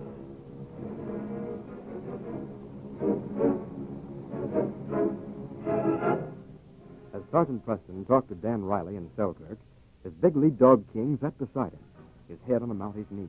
I wish you could have got here in time to meet Father Donovan, Sergeant. You and him would have had a lot in common with your love for dogs. You must know a lot about them, Dan, to handle Lobo the way he did. He told me afterwards that a dog can sense fear in a man. You're afraid he can smell it. That's true. A dog knows the scent of fear. King hates it. I've seen him growl and bristle at strangers for that reason alone. Father Donovan loves dogs, and they seem to know it. Oh? He has a grand sense of humor. He said he was as much veterinarian in his last parish as he was a priest. All the kids used to bring their dogs to him for repairs, and he mended as many animals as he did souls. Too bad I didn't get here a day earlier. I have to go up to Dawson. I could have taken him with me. Now, you be sure and look him up when you get there. He's the kind of man you'd like, broad-minded, kind, and understanding. Ideal for the job he's planning to do. I'm leaving for Dawson tomorrow. I'll make it a point to meet him. I'd like to see what he thinks of King.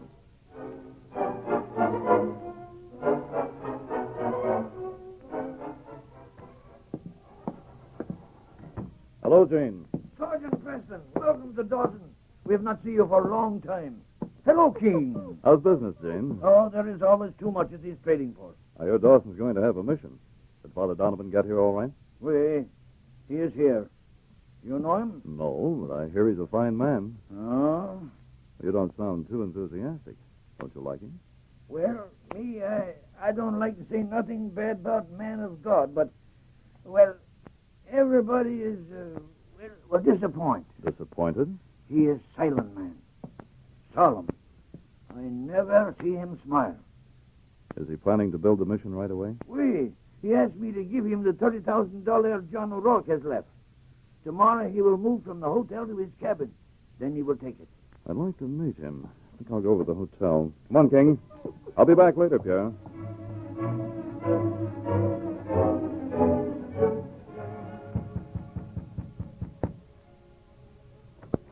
Yes? Father Donovan? Yes. I'm Sergeant Preston, Northwest Mounted. What do you want? Why, Dan Riley and Selkirk told me to look you up here in Dawson. Oh. Oh, yes. Come in. Come on, King. King, what's the matter with you? Quiet, King. Well, I hope you'll excuse him, Father Donovan. I don't know what ails him. Well, would you mind putting him out, Sergeant? I'm not used to these huskies you have here in the Yukon. But I thought... Oh, of course. Come on, King. You wait out here in the hall, fella. I hope you don't mind. No, not at all, Father. I suppose being a priest, you're not used to dogs. That's right. We're too busy with our church duties to have time for pets. I see. Sit down, Sergeant. Thank you. I can't stay. I just dropped in to say hello. You, going to be in town long? No, just passing through. Oh, I see. Guess you'll have quite a big job here in Dawson, Father. Yes, it will be hard. Trying to close the saloons and stop gambling won't be easy. And it will be dangerous. Perhaps I'd better stay around for a while. That won't be necessary. I don't intend to start until after the mission is completed. How often do you make this patrol? I'll be back in about a month, Father. Well, I'd better get going. Have to get some sleep. I want to pull out in the morning. Well, it was nice meeting you, Sergeant, and stop and see me the next time you come to Dawson. I'm sure we'll meet again, Father Donovan.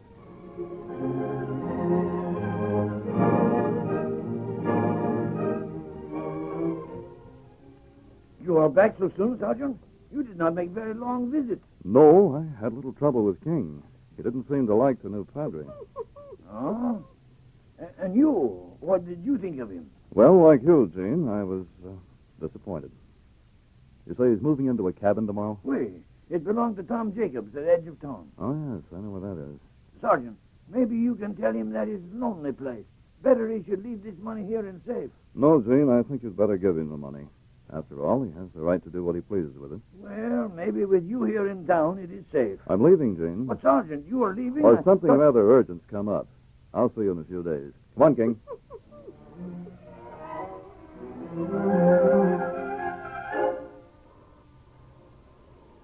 Sergeant Preston, his lead dog King at his side, lay concealed in a thicket that topped a small knoll overlooking the cabin that had been rented by the man thought to be Father Donovan.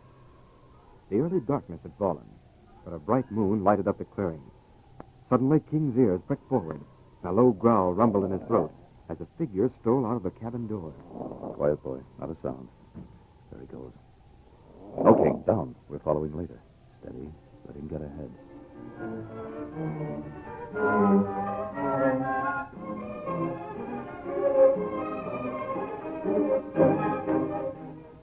Pierce yawned as he watched Father Donovan, who who sat near the stove, deep in thought. It's way past bedtime, Father Donovan. Now put your hands behind you. I'm tying you up. It was nice of you, Pierce, to free my hands for a while.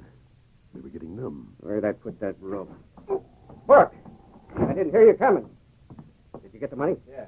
Start packing right away. We're leaving. What about the Padre? There's only one thing to do. I don't like murder, Buck. It ain't a question of what you like. Well, Father, I guess it's the end. You want to take it standing up or sitting down? Standing up. And looking right at you. Think that'll make it tough for me, do you? Nah, it'll just make it easier to hit you between the eyes. Got that gun. Get him, Hey, what the... No! Oh, you don't. All right, King, back, fella. I've got his gun. Now get up, you. Watch him, boy. You're a Murphy. Yes. And you must be Father Donovan. I am. I wasn't sure, Father. That wallop you gave Pierce. I didn't think a priest could hit like He that. was about to shoot your dog. Sometimes even the church finds force necessary. Well, if you hadn't hit Pierce, I'd have had to shoot him. You saved his life. And you saved mine. You and that dog. That dirty cur. Quiet, you. It was because of King, Father Donovan, that I knew this man to be a fraud. I hoped, by following him, that he'd lead me to you. King had no trouble in trailing him. He looks like a wonderful animal. You'll find that he is, Father, when you know him better. All right, boy, I'll take charge of the prisoner. You go on over and get acquainted with Father Donovan.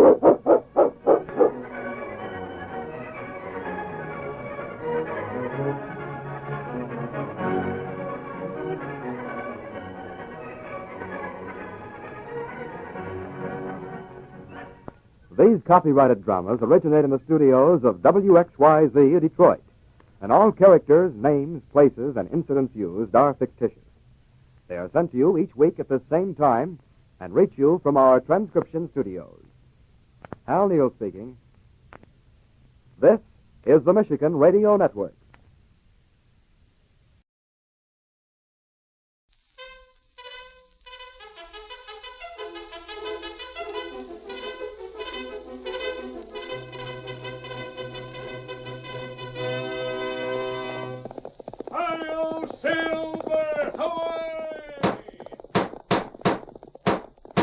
A fiery horse with the speed of light, a cloud of dust, and a hearty Hi-Yo Silver, the Lone Ranger.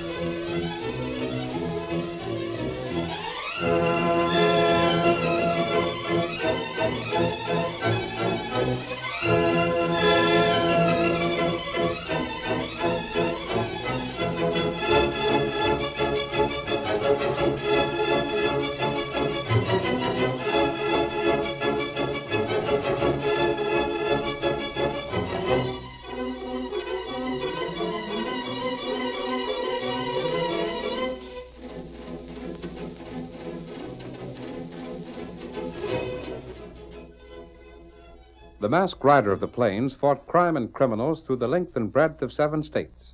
Outlaws could expect no quarter from him, but he never believed that one mistake should ruin a man's life. If a man deserved a second chance, he always received it. And that is why Hi-Yo Silver came to be the battle cry of justice on the frontier. And now return with us to those thrilling days when the West was young and adventure lay at the end of every trail. The Lone Ranger rides again. Come on, Silver! We're heading for North Texas. Tom is waiting on the trail ahead. Hi-Yo, Silver! Away!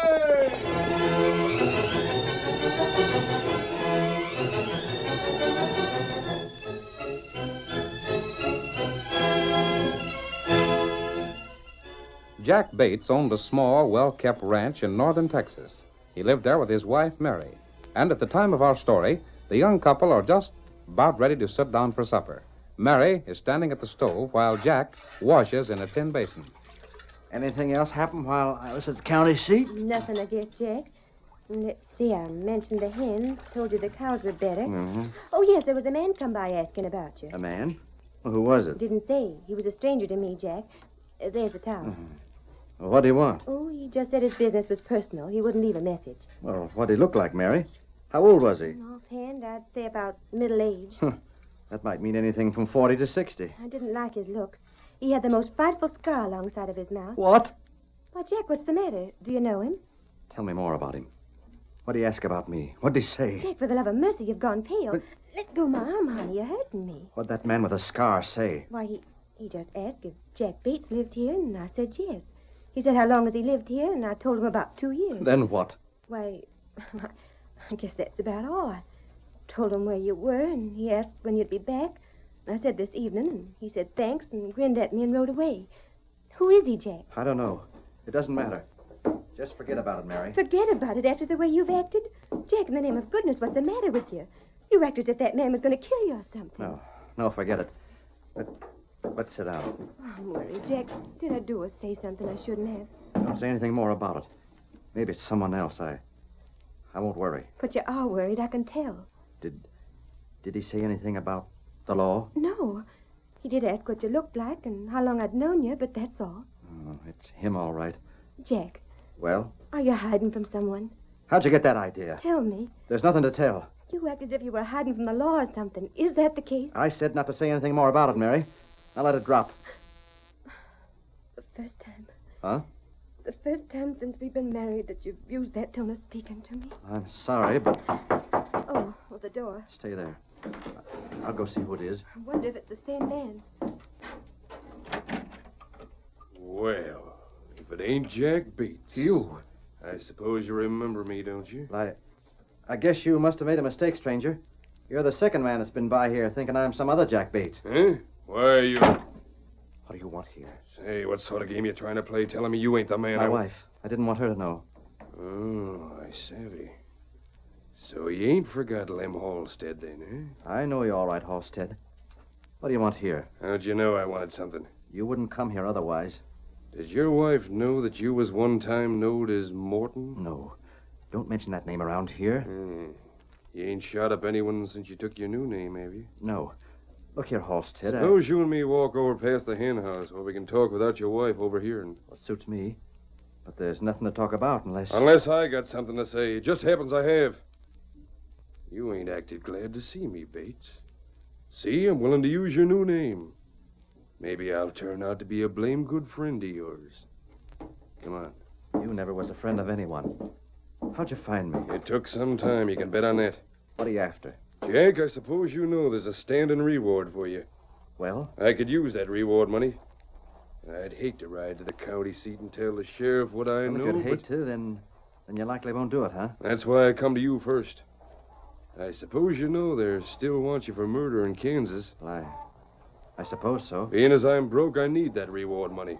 Of course, if we could talk the thing over so's I wouldn't stand to lose nothing by keeping what I know to myself, then I could get away from here. Likely never see you again. Not till you needed more money. Then you'd come back. Tain't likely. Look here, Halstead. I don't have any cash. I couldn't pay you anything if I wanted to.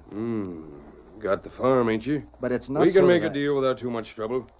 You went to jail, you'd lose the farm. Now, sit down here at the edge of this arroyo, Jack, and I'll outline just what's on my mind. Lem, you know the situation when I got into that scrape in Kansas. I wasn't more than a kid. I didn't know what I was getting into. I didn't mean to start trouble. But you did. You're the one who planned the whole thing. You roped me in on it, and you know it. I thought ever since then that you framed it so as I'd take the blame. Instead of that, you were caught, and I got away. I was caught, all right, and I served my term. A good many years. Now I'm a free man, savvy? But you ain't. And Sheriff Masters in Kansas don't forgive or forget. He wants you, Morton. Stop it. I should say Jack Bates. You see, I'm reformed now and going straight. By blackmailing me. It ain't blackmailing. All I want is a reward of standing for you. I've gone straight. I've changed my name and settled down. Masters don't care about that. You see, I should get a sight more than a reward, because all the time I spent in the calaboose when you should have been there with me. How much do you want? How much you got? The reward's $1,000. I can't raise that much cash. No? Now ain't that too bad. And my wife, if she knew... She'll know sure enough. The law comes and takes you more... I should say Bates. Funny how I keep forgetting your new name, ain't it?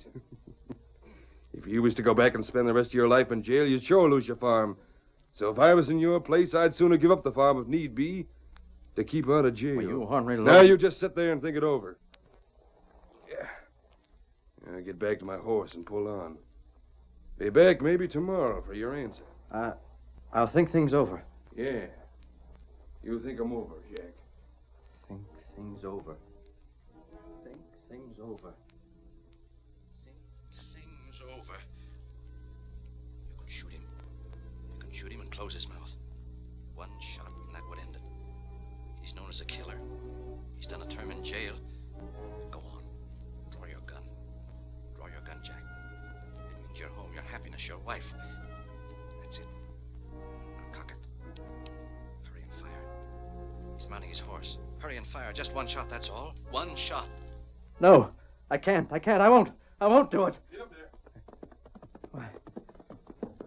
I couldn't do it. I'm glad you didn't fire. What? Why, who are you? Take it easy, Bates. Masked. Where? You must have been down in the Arroyo. I was. You heard. Enough to understand the situation. I had my gun leveled on you. If you'd drawn back on the trigger, I'd have blasted your gun out of your hand. Where'd you come from? Who are you? And that Injun? Me, Tonto. You see, if you tried to silence that man, there'd have been 2 witnesses to another murder. But I couldn't do it, I understand, Bates. You called me Bates. That's twice you called me Bates. You heard my real name. Perhaps I called you Bates because I'm more or less on your side. My side? Lem Halstead served time in prison in Kansas. Yeah. In Sheriff Masters County. Yeah. That's where they're still looking for you. That affair was 10 years or more ago. You must have been pretty young. Well, I was only 17. I see. But who are you? Where'd you come from? We were watering our horses in the spring down below there. Here, Silver. Scout. Well, I suppose you'll try and beat Lem Halstead to that reward now. Perhaps not. Well, where are you going? Right now, we're heading for Kansas. Hi-yo, Silver! Away! Heading for Kansas. That means it won't be long before Sheriff Masters will be trying to get me out of this county so he can throw me in jail for murder.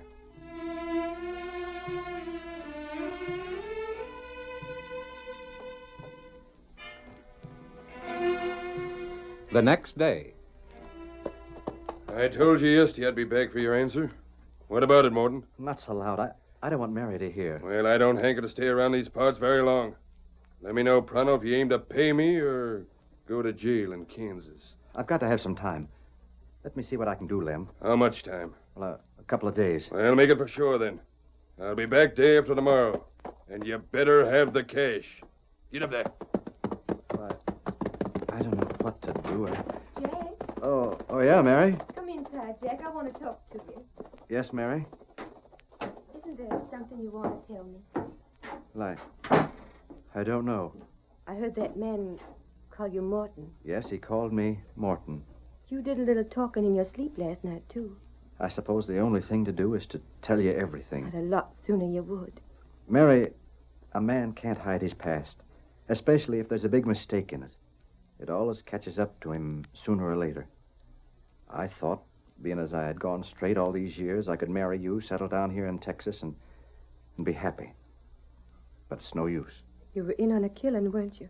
How'd you know? You kept saying Killer Morton in your sleep. Oh, did I?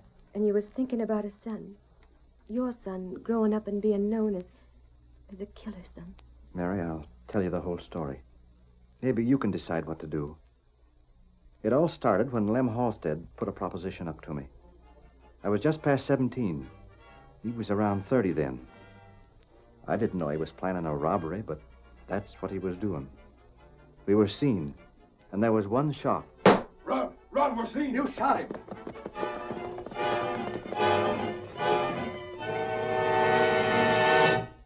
I got away, and Lem Halstead was caught. Well, that's the whole story, Mary. The law still wants me in Kansas. I believe you, Jack. Even if you weren't really to blame, you'd have to pay for it. 8 years, Mary. 8 years, during which I tried to square myself with the world. I joined the army, fought Indians, took all kinds of chances. But I wasn't ever hurt, not even wounded. So I figured that the Lord had forgiven me. He sees things sometimes different than the law does. Yes, Jack. Now, do you still have any use for me? I love you, Jack. What's a wife for if not to stick to her husband through all sorts of trouble? Oh, Mary. There's no use paying Lem Halstead. That wouldn't be the honest thing. Well, if I do sell the place here and pay him, that masked man of the Redskin will likely report me anyhow. The only thing to do is to ride to the sheriff and surrender yourself. At least 10 years in jail. Maybe longer. I'll be waiting, Jack. You know that. And the little fellow that's coming. Mary, what of him? He'll be waiting, too. Or she. At least you'll have squared yourself with everyone, and then you can face the world for the fine, honest man you are. I wouldn't even see him in all that time.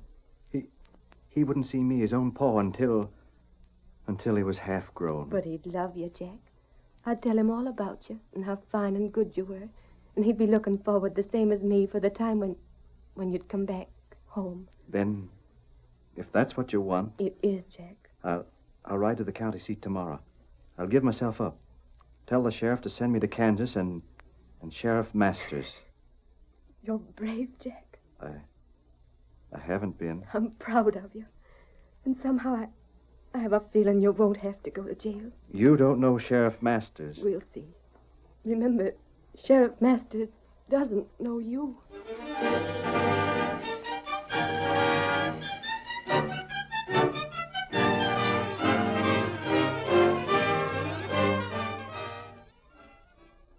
Before the next act of our Lone Ranger drama, please permit us to pause for just a few moments.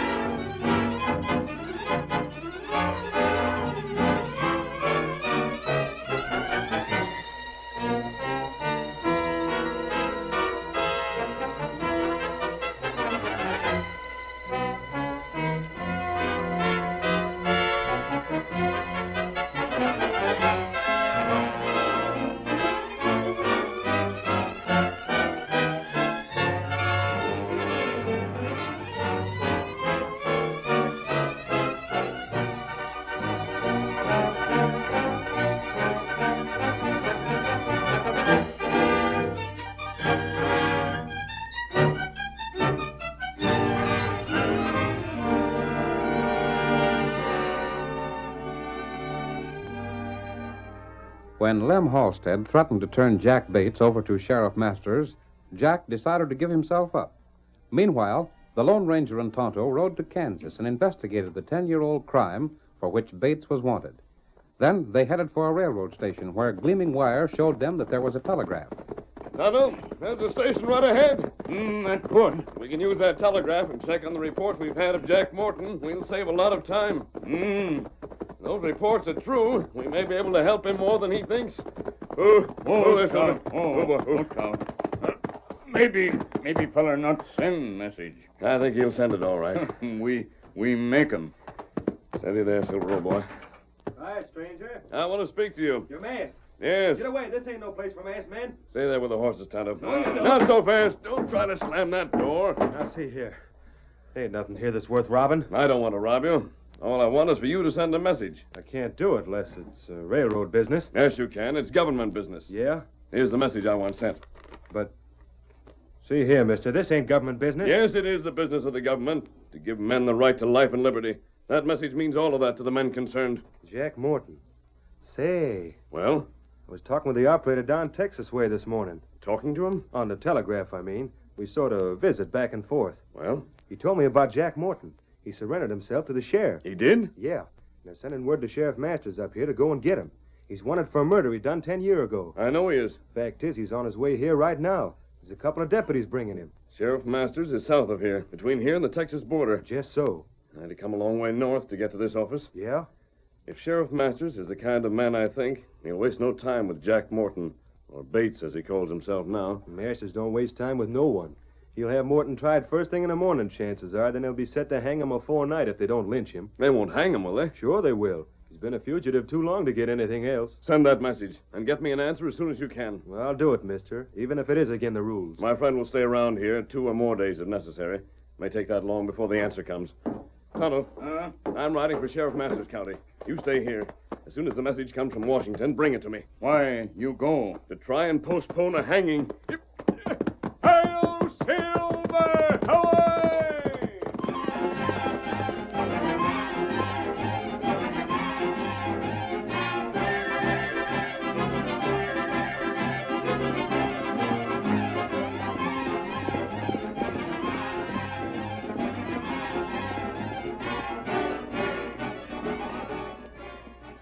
The Lone Ranger headed south. Meanwhile, Jack Morton had been taken north from Texas to Sheriff Masters, who immediately called for a trial. While the masked rider urged his great horse Silver to its utmost speed, Jack was brought before the judge. Yes, I did it all right. I came to surrender. That's all we need to know, Judge. He's confessed to the crime, all right. You plead guilty? Yes. Married, eh? Well, this is my wife. She came with me, Your Honor. Well, there's nothing for the jury to decide. Stand up close to the bar and hear your sentence. Yes, sir. If you'd been captured at the time, you would have had 10 years. As it is, you've been a fugitive from justice. You've cost the county no end of time, money, and trouble. You understand that? Yes, sir. For that, you'll get the maximum. I sentence you to hang by the neck till dead. No! No, you can't do that!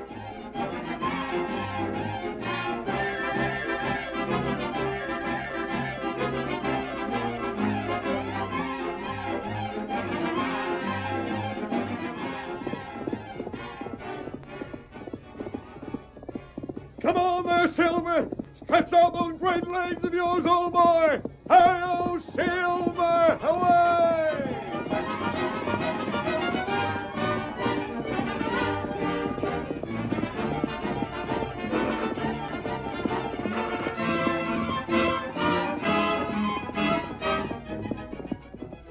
Taken to prison, stunned by the grim penalty that had been meted out, Jack sat in his cell with his wife on the opposite side of the bars.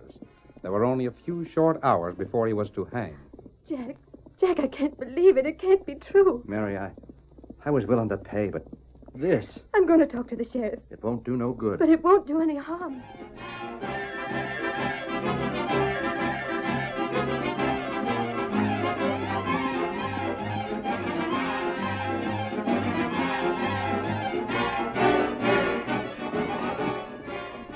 The Lone Ranger drew closer to his goal, but he realized how quickly a sentence of death would be carried out.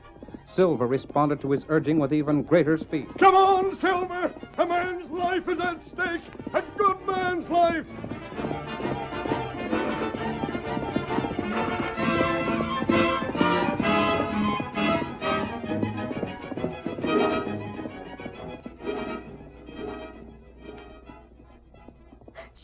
Sheriff, you can save him if you were mine to. He's a good man. Sorry, Mrs. Morton, but the law's the law. Can't you understand? There's not just me. There's a little one coming. It's too bad. But he killed a man. That was 10 years ago. He wasn't more than a boy. He should have thought of that before he married you. Lem Holstead was only given 10 years. He wasn't killed. Jury was weak-kneed, that's why. Now, there's nothing more to talk about.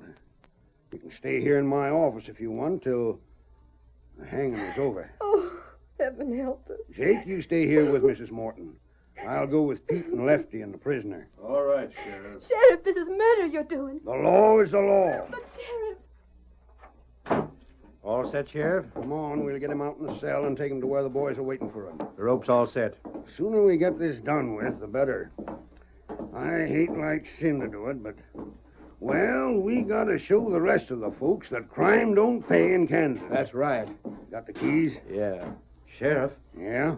My wife. Did she talk to you? Yeah. You're going to let me out? Yeah. Then you've changed your mind? Changed my mind. You're going to let me go? Can't do it, Jack. Well, then why? Ain't for me to say. The law spoke, and all I can do is carry out the law. You mean... You're going now, Morton. I reckon it'll be best if you don't see your wife again. Come on. No. No, you can't do it. Sheriff. Now, don't make trouble. We got 2 men here to rope you if we have to do it. There just ain't no way to get around the law. No, I reckon they ain't. That's the way to take it, Morton. And I thought... what a fool. You thought what? That I'd been forgiven. Well, there's the boys right ahead. Hey, there's someone coming there. Why, that's the masked man. Who? He's riding hard. Maybe he's got word for you, Sheriff. He's heading right this way. Likely wants a share of the reward. Hey, what's this mean? Look out there! Stop that! Look out for that horse! Make way! Come on, Jack! Sit down with me. But you... Stop that man! Get your gun! That's it, Jack! Oh,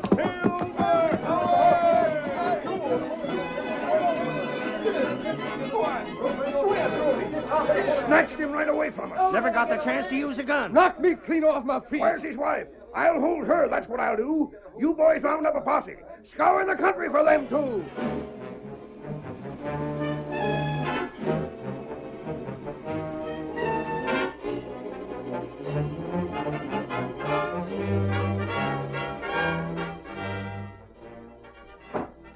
The masked man will hang alongside Morton when we get him. What did you say? He got away. My husband, isn't he going to hang? He'll hang, but not as planned. We got to get him back first. I never seen nothing like the way that masked man rid up, lifted him to the White Horse and hightailed. Oh, thank the Lord. Thank the Lord. You're staying here till we get your husband back. Savvy that? I'm glad to. I'm glad to stay here forever as long as Jack is alive.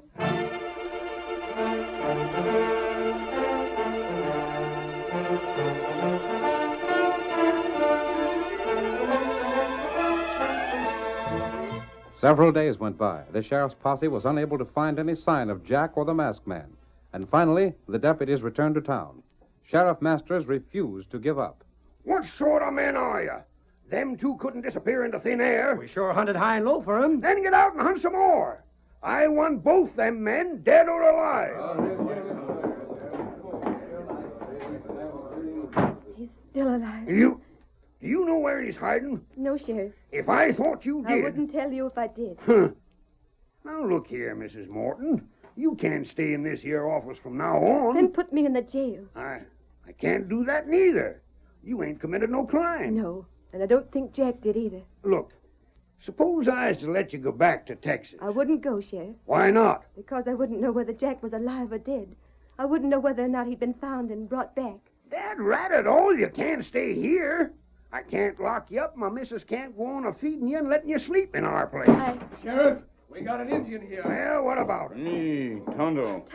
Tonto. Jack spoke of... What about it? What are you bringing him here for? He rid into town, and one of the boys recognized him as a friend of the masked man. Yeah? They seen him last night. He was building a fire on Dead Man's Hill. And this morning he was keeping that same fire going and heaping wet stuff on to make a smoke signal. Oh.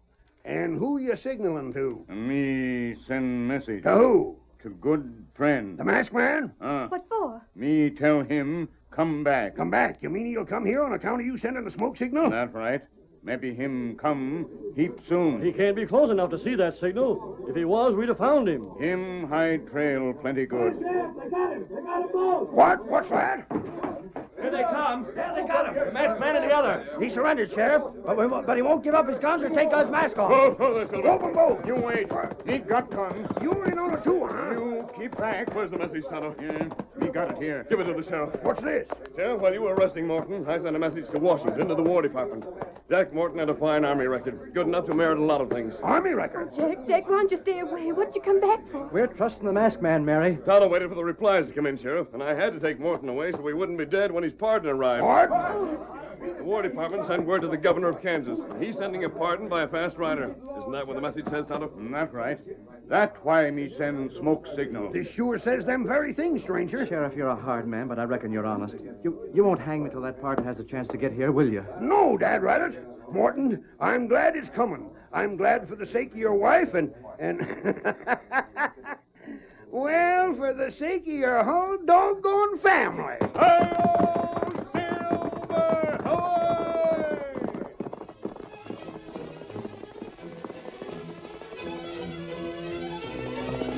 Come on there, Silver, old boy! Maggie McGee needs our help! Hi-yo, Silver! Away!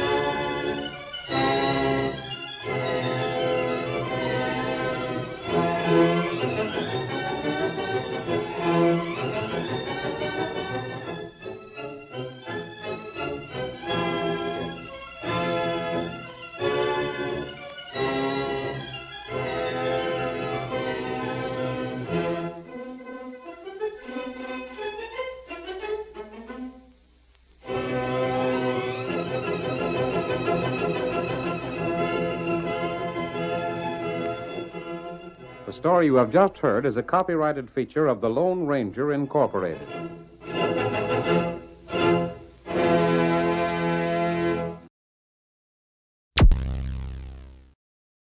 Thank you for listening.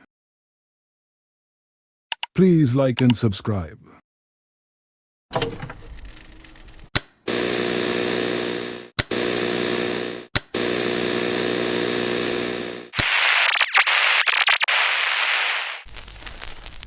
Golden Radio Hour. This episode from the life of Sherlock Holmes will be transmitted to our men and women overseas by shortwave and through the worldwide facilities of the Armed Forces Radio Service. Petri Wine brings you Basil Rathbone and Nigel Bruce in the new adventures of Sherlock Holmes.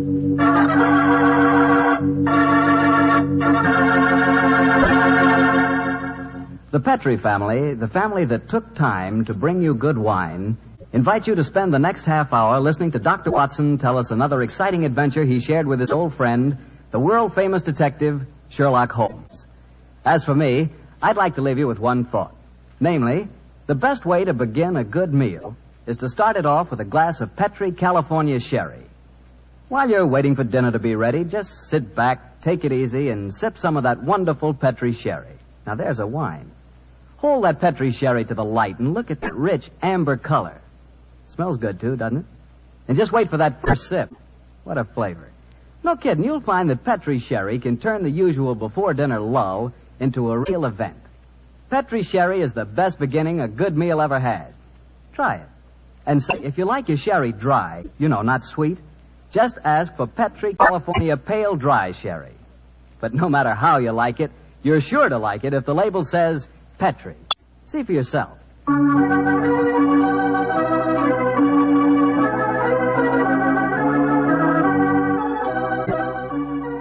And now for the weekly visit with our good friend and host, Dr. Watson. Tonight we find him on the stage of the Paramount Theater in Hollywood. Good evening, Doctor. Good evening, Mr. Bartell. If you've bought a victory bond, you're welcome. I have, Doctor.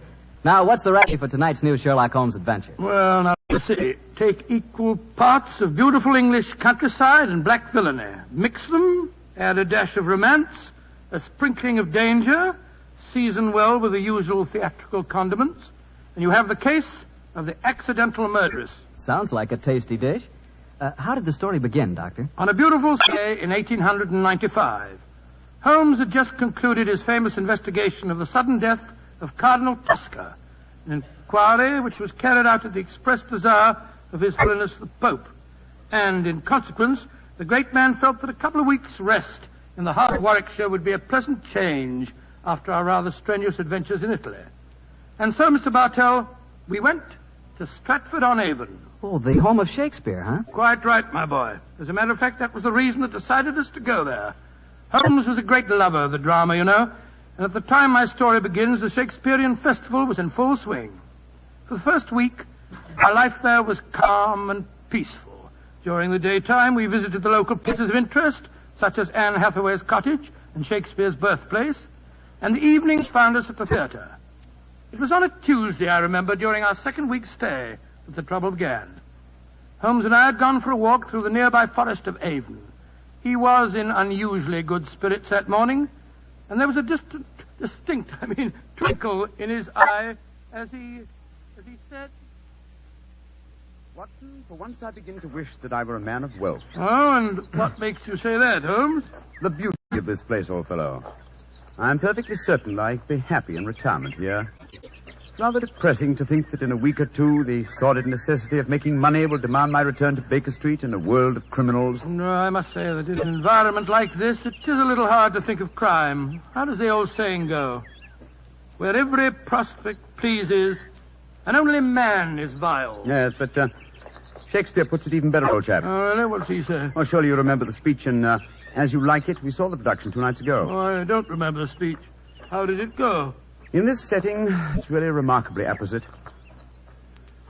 Are not these woods more free from peril than the envious court? Here feel we but the penalty of Adam, the season's difference. Don't you remember? Sweet are the uses of adversity, which like the toad, ugly and venomous, wears yet a precious jewel in his head. And this our life exempt from public haunt finds tongues in trees, books in the running brooks, sermons in psalms, and good in everything.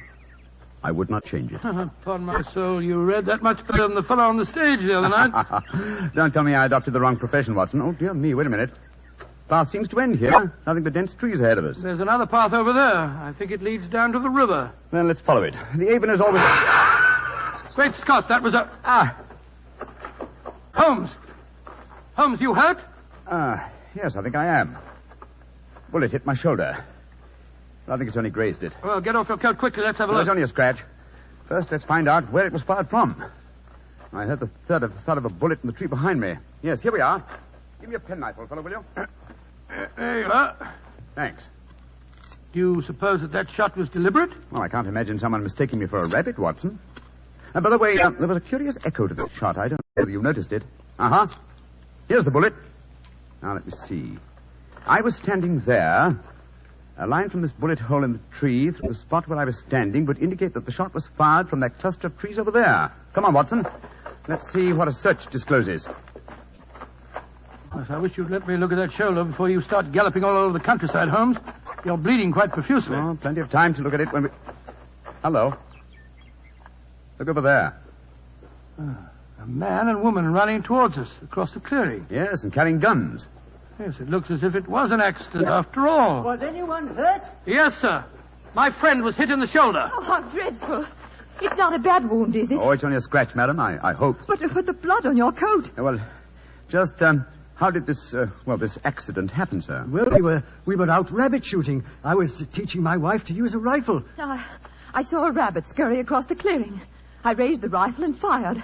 It seemed to me, Geoffrey, that as I did so, you jolted my arm. Yes, I'm afraid I did, Alice. I was going to fire too, but as I raised my rifle, I jolted your elbow and sent your shot wild. I can't tell you how sorry I am, sir. Here's my card. Of course, we'll take care of any expenses that may be entailed. Well, the first thing to do is to find out how much damage has been done. You'd better take your coat off, old fellow. I don't think I can. Oh, he's badly hurt. No, it's just that...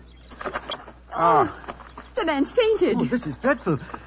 I have a horse and trap down the road. Jackson, give me a hand with him, will you? I must get him to a hospital as fast as possible.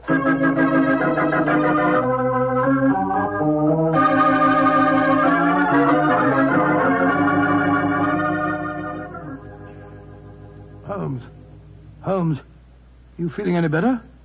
Has the nurse gone? Yes. She's bringing the house surgeon. And the man and his wife?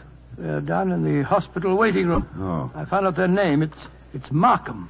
Then we're alone. Yes, old fellow. In that case, I can stop behaving as if I were at death's door. Holmes, you mean that you shammed that collapse just now? Yes, I did, Watson. Oh, but spare me a little pity, old chap. My shoulder's confoundedly painful, I assure you. Well, I'm sure it is. But what made you pretend to faint? I recognized this Mrs. Markham, and I think she recognized me. It's important she assume I'm out of action for a while. Oh? Mrs. Markham. Why? Well, Mrs. Markham is, in reality, the notorious Mrs. Dangerfield. You remember the Dangerfield case? The Dangerfield? Great Scott, yes. She was tried for the murder of her husband by poisoning, wasn't Yes, she was, old fellow. She was acquitted when the jury decided she was an habitual arsenic addict who happened to take an accidental overdose. Well, didn't you have some connection with the case? It was I who tracked down the sale of the arsenic she claimed to have bought for cosmetic purposes. Well, if you ask me, that shot at you was no accident. Oh, of course it wasn't. I'm certain that I was recognized. In any case, her record is a bad one. Prior to her husband's death, there was an episode in which her uncle was killed in a shooting accident on a grouse moor in Scotland. An uncle who left her a large fortune on his death. And I suppose Mrs. Dangerfield was a member of the shooting party when the accident happened. Yes, she was. Now, she's something of a femme fatale, Watson. I must plan my actions very cautiously. I'm up against a dangerous opponent. Well, you'll have to stay in the hospital until your wound's being examined and dressed. That's true, fellow. And while the local staff are taking care of that, I want you to shadow the Markhams. Of course I will, Holmes. Stick close to them, old fellow. Make them believe that I'm going to be kept here for some days.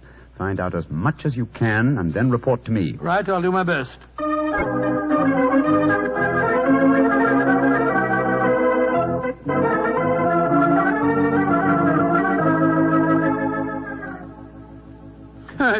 It's awfully kind of you, Mrs. Markham, to insist on having me Back to your house for lunch? My dear Dr. Watson, after injuring the famous Mr. Holmes, it's the least I could do. Of course it is. Geoffrey, dear, will you bring us some sherry? It's Ada's day off, you know. Very well, Alice. Is anyone else coming to lunch? Only Dennis Romney. Oh, Lord, that fellow seems to live here. Well, I'll go and get the sherry. Sit down, won't you, Dr. Watson? Thank you, madam. Thank you. You say that you think Mr. Holmes will be in the hospital for some days? I'm afraid so. The wound wasn't serious. He lost quite a bit of blood. Oh, I feel perfectly dreadful about it. Well, you mustn't blame yourself too much, madam. It was an accident. Yes, but I might so easily have killed him. Well, you haven't, and that's all that matters. Did you say that Dennis Romney was coming to lunch? Is that the actor fellow from the Memorial Theatre? Yes. Have you seen him on the stage? Yes, several times. Holmes and I have been going to the festival regularly since we came down here. A fine actor, isn't he? A shame they give him such poor parts. Well, it was really good. Imagine them letting that frightful Basil Grant play Hamlet last night. Dennis only played Laertes. Dennis is 3 times a better actor. I suppose he is. He's coaching me in acting. Oh, coaching you? Really? Yes, he thinks that I may be able to get small parts here next season. I've always had a great urge to go on the stage, but no one's ever encouraged me before. Oh, here's Geoffrey. This sherry's rather special, Doctor. Jerez de la Frontera. Only a few bottles left. Oh, that's very nice of you, sir. Oh, that must be Dennis. I'll go let him in. We might as well have a drink. You'll find it'll help making this actor fella more tolerable. I take it, Mr. Markham, that you're not an admirer of Mr. Dennis Romney's. Can't bear him. He's always quoting Shakespeare and behaving generally as if he were another Irving. He's got Alice completely fooled. Here's a glass, Doctor. Oh, thank you, sir. Thank you. Dennis, I want to introduce you to Dr. Watson. How do you do, Mr. Romney? How do you do, sir? Hello, Geoffrey. Want a glass of sherry? Thanks. That'd be very nice. Are you a disciple of the theatre, Dr. Watson? Well, hardly a disciple, sir, but I've been attending the festival during the last week. I enjoyed your performances immensely, if I may say so. Oh, you may say so, Doctor. Here's your sherry, Dennis. Oh, don't be crotchety, Geoffrey. And please remember that Dennis is our guest. Oh, it's all right, Alice. I know that Geoffrey's bark is a good deal worse than his bite. And what play are you appearing in tonight, Mr. Romney? King Lear. I shall once again portray the thankless role of the King of France. Well, that incredibly bad actor, Basil Grant, tears a multitude of passions to tatters in his rendition of Lear. Oh, horrible, horrible, most horrible. I thought his Hamlet was atrocious last night. Wasn't it? When he came to his final line, the rest is silence, was as much as I could do to prevent cheering. I felt rather the same way when you were killed in the duel, Dennis. Oh, Geoffrey, you're being intolerably rude. Why don't you take Dr. Watson upstairs and show him your butterfly collection? Then at least you'll know what you're talking about. Are you interested in butterflies, Doctor? I have quite a rare collection. Oh, really? I'd like to see them very much. Come on, then. I think we just got time before lunch. Try and bring yourself down to a few better manners, Geoffrey, dear. I'm really quite an easygoing man, Doctor, but the arrogance of that fellow Romney infuriates me. Well, I must say he does seem to have rather a good opinion of himself. Don't put too much weight on that balcony rail. It's absolutely full of wormholes. Part of the attraction of an old house, my wife tells me. But I regard it as confoundedly dangerous. Yeah, and this is my little museum. In these cases, I think you'll find some of the finest specimens of Lepidoptera you've ever seen. It's my hobby, and I may say that, with the exception of the Natural History Museum, I doubt if you'll find a finer collection. Well, it must have taken you years to collect them. It has. Many years, many disappointments, and a great deal of patience.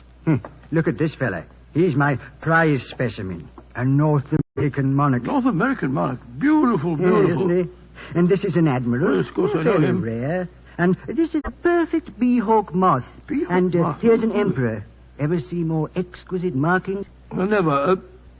Tell me, Mr. Markham, when you captured a butterfly, how'd you kill it without marking it in any way? With poison. Oh? What poison? Cyanide. Not arsenic? You heard me say cyanide, Doctor. The only reason I mention it is that a friend of mine collected butterflies once, and I'm certain that he always used arsenic to kill them. Why'd you keep talking of arsenic? Are you trying to hint at something? No, my dear fellow. I was just curious, that's all. Yes. A trifle too curious, perhaps. There's the luncheon gong. Let's go downstairs again. I say, old man, I didn't mean to offend you. Oh, of course you didn't. But my nerves are a little on edge today. Must be that accident to your friend that's upset him. I really must get that balcony rail mended. Shh. What is it, sir? My wife. And young Robbie. They're going to lunch. Listen. But, darling, why won't he understand? How can you expect him to, Dennis? Jeffrey has no imagination. He's never understood me. Well, Doctor, they say that listeners never hear good of themselves. You know, sometimes I wonder if my wife wouldn't like me out of the way. Let's go down to lunch, shall we?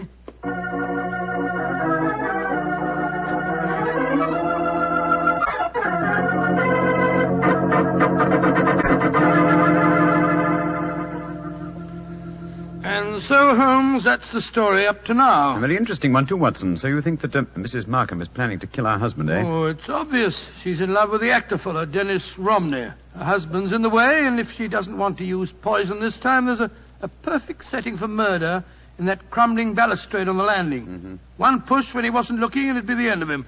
And no one could prove that she did it. A charming household. And Mr. Markham became very evasive, you say, when you mentioned arsenic. Yes. I said it deliberately, of course, to see how he'd react. If you ask me, he knows that his wife has arsenic in the house.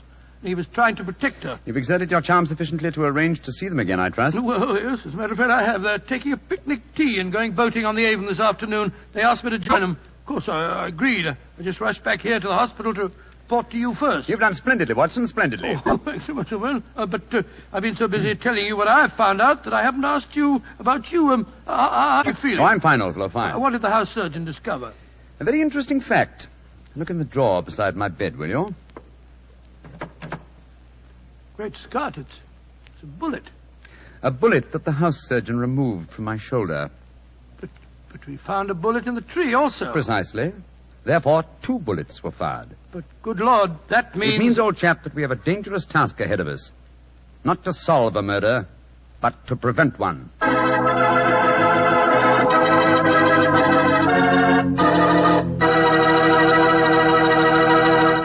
We'll hear the rest of Dr. Watson's unusual story in just a moment. Meanwhile, I'd like to remind you that good cooking becomes wonderful cooking if you serve your good food with a Petri wine. If you like a red wine, say with meat or any meat dish, try Petri California Burgundy. If white wine's your favorite, then you'll love Petri California Sauterne. It's wonderful.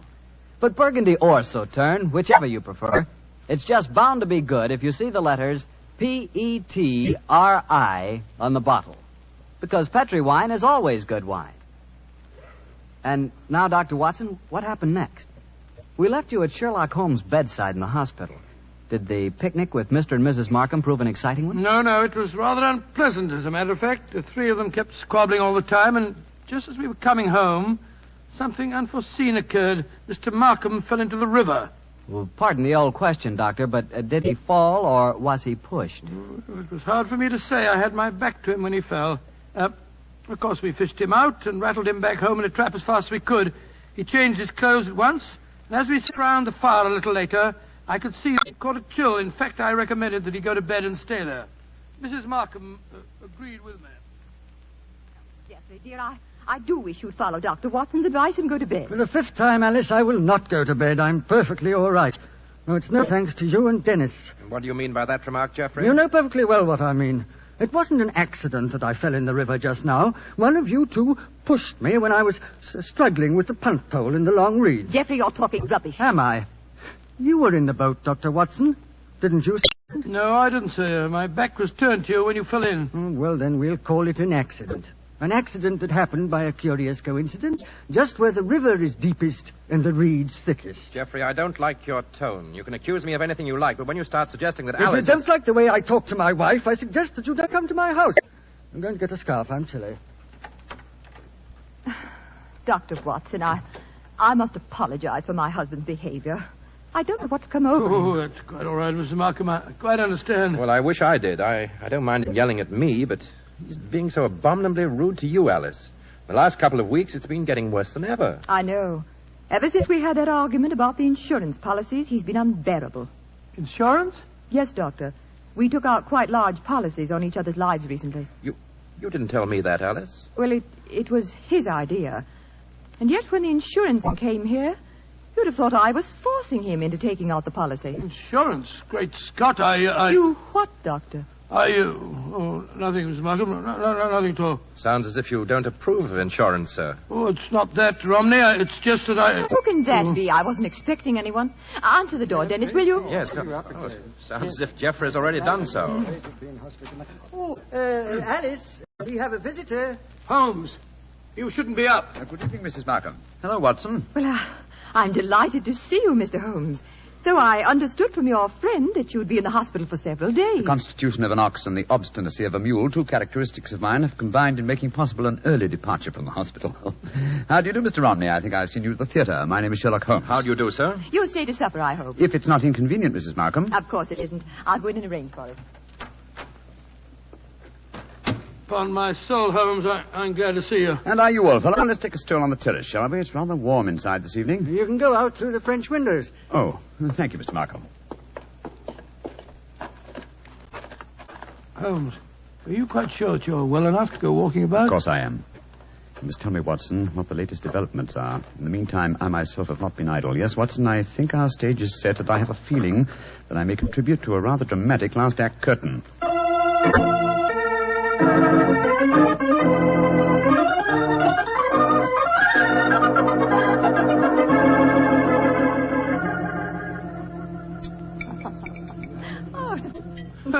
A delightful meal, Mrs. Markham. Well, thank you, Doctor.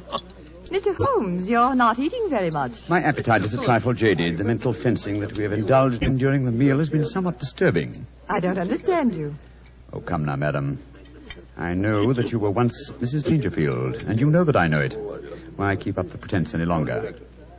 Very well, Mr. Holmes. But we needn't converse in lowered voices. I'm sure that you've told Dr. Watson whatever there is to know, and perhaps more. I admire your courage, madam. Jeffrey, Dennis. Yes, Ellen. I want you to listen to this. Mr. Sherlock Holmes knows that I was once Mrs. Dangerfield. He's apparently under the impression that this is a dark secret of mine. Mr. Holmes, Jeffrey knew and loved me before I ever married Mr. Dangerfield. Of course I did, Holmes. He stood by me during the horrible trial after my first husband's death. And I told Dennis about the whole miserable business months ago. So I really don't see that you've uncovered any great secret. Not yet, Mrs. Markham, but I have a feeling that it's only a matter of moments. So you haven't got any secrets from Dennis either, eh? There's no need to shout, Jeffrey. And there's no need for Dennis to be in my house. Get out, Romney, and stay out. This business between you and Alice has gone far enough. I'll go when Alice tells me to. Well, if you won't go, then I'm not going to sit here. I'm going upstairs. You're shaking like a leaf, sir. You've got a fever.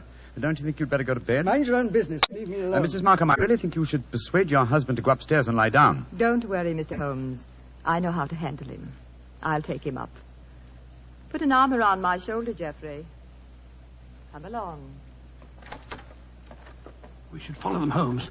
They have to pass that crumbling banister on the landing. With him in that state, she might try to... What are you suggesting, Doctor? Come and watch. Both of you. We can observe them both from the foot of the stairs here. They're on the landing. She's on the outside. Look. Markham stumbled against her. He's pushed her against the railings. Look out! Come on, up the stairs. Alice, are you all right? Yes, but Jeffrey tried to push me through the railing. That's all. No, it isn't, sir. The three of us were watching you from below. But the railing held. I don't understand. I can explain that, Watson. This afternoon, while you were all at your picnic, I came here with a local carpenter. You had informed me, old fellow, that it was the maid's day off, and I took the liberty of reinforcing that decaying woodwork. What the blazes do you think you've been up to, Holmes? Preventing murder, sir, and finding the true solution to the Dangerfield case. Do you mean, Mr. Holmes, the true solution? Surely it's obvious to you, Mrs. Markham. You have told us that your present husband loved you before you married Mr. Dangerfield. It was he who accidentally killed your uncle so that you might inherit a fortune. It was he who accidentally gave your first husband an overdose of arsenic. Arsenic that he obtained for the purpose of destroying butterflies. Yes, it was he who tried to send you to your death by pushing you through those railings. And all the time, Mrs. Markham, I thought that you were the potential murderer. You fellows have got hold of the wrong end of the stick. All I've been trying to do is to conceal the fact that my wife was a murderess. Jeffrey, how can you say that? Markham, if you were Just a moment, Mr. Romney. I'm not through with him yet. This talk is all very dramatic, Mr. Holmes, but I wonder how you're going to be able to prove Dr. anything. Watson, Mr. Romney, and I will testify to the attempt that you've just made on Mrs. Markham's life. Yes, and what about the attempt on your life, Holmes? Obviously, it was Markham who fired at you in the woods. But my wife has already admitted firing the shot. True, sir. But 2 shots were fired. The one that your wife fired, we found in the tree. The one that you fired was extracted from my shoulder in the hospital. Then the 2 shots were fired simultaneously. You remember, Watson, that I commented at the time on a curious echo. Mrs. Markham told us that her arm was jolted as she pulled the trigger. That was when the other rifle was fired. Mr. Markham didn't want me on the scene when he staged his latest accident, and so he tried to kill me. What kind of a devil have I been living with all these years? I think I'm going to kill you, Don't come near me. Keep him away from me. Leave him to the law courts, Mr. Romney. British justice may be slow, as indeed it was in the Dangerfield case, but in the long run, it is sure. Find that out, Mr. Markham, on the gallows.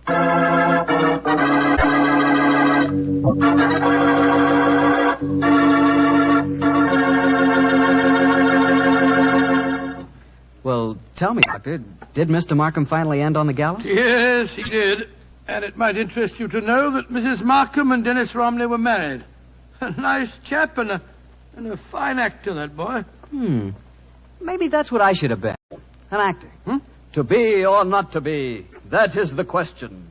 For it is noble in the mind to suffer. Well, what's the matter, Doctor? Don't you like it? The words are beautiful, but your delivery of them... Not good, huh? No, not good, Mr. Bartow. Okay. I'd rather talk about Petri wine anyway. Now, there's something to really talk about. Petri wine. A wine with generations of winemaking behind it. That's a fact, you know. The Petri family started making Petri wine generations ago. Way back in the 1800s. So they've had the time to develop the art of winemaking, and they've been able to hand down that art from father to son, from father to son. Yes, the Petri family really knows how to turn luscious, sun-ripened California grapes into clear, fragrant, delicious wine. And those letters, P-E-T-R-I, on the bottle, are the personal assurance of the Petri family that every drop of Petri wine is good wine. It's got to be. Because don't forget, Petri took time to bring you good wine. Well, Dr. Watson, what new Sherlock Holmes story are you going to tell us next week? Well, now, let me see. Next week, Mr. Bartell, I'm going to tell you an exciting adventure Holmes and I had in North Africa. It begins at the headquarters of the Foreign Legion and ends with a strange death in the Cafe of 1,000 Sighs. I call the story Murder in the Casbah.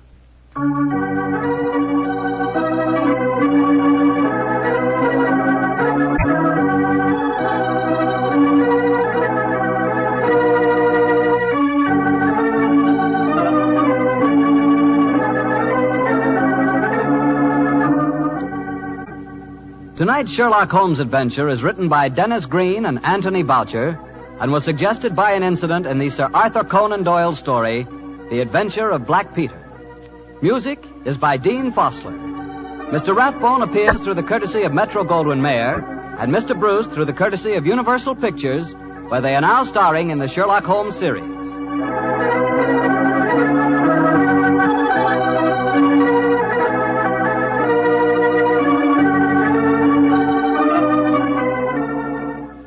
The Petri Wine Company of San Francisco, California, invites you to tune in again next week, same time, same station. This is Harry Bartell saying goodnight for the Petri family. This program originated in the Paramount Theater in Hollywood for an audience of Victory Bond buyers.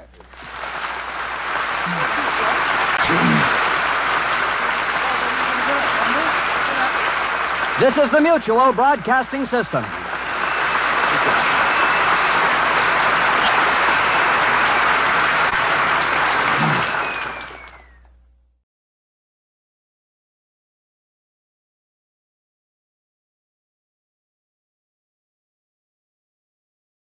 Sir Arthur Conan Doyle claimed he based the character of Sherlock Holmes on a teacher of his, Dr. Joseph Bell, whose real powers of deductive logic awed all who knew him.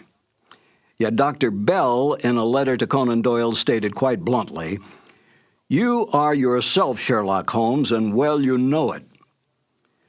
Conan Doyle did not dispute this statement, for in fact Sherlock Holmes had the best characteristics of his creator. So did Dr. Watson. Highly educated, honest to the core, and one of the best writers of the Victorian age, the British public and then the world took him to their hearts. It was not long before the doctor-turned-writer found himself a well-established man of letters and friend to such countrymen as Oscar Wilde, Rudyard Kipling, and H.G. Wells. Not bad company to be with. In real life, Conan Doyle solved more than 2 actual murder mysteries, saving the lives of innocent men by his careful research, gathering of facts, and deductive reasoning. Few men in history can claim such feats. When he died in 1930, a time not so long ago, Sir Arthur Conan Doyle had this epitaph engraved on his tombstone: "Steel true, blade straight, Arthur Conan Doyle, knight, patriot, physician, and man of letters." Fitting words for such a giant of a man. And now, Basil Rathbone and Nigel Bruce in The Adventure of the 00. This episode from the life of Sherlock Holmes will be transmitted to our men and women overseas by shortwave and through the worldwide facilities of the Armed Forces Radio Service. Petri Wine brings you Basil Rathbone and Nigel Bruce in the new adventures of Sherlock Holmes.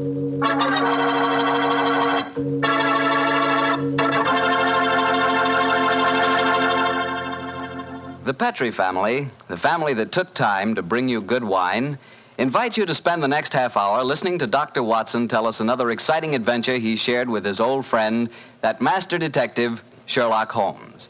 And say, let me tell you something I found out just the other day. Steaks are really back again. Good, thick, juicy porterhouse steaks. That's for me.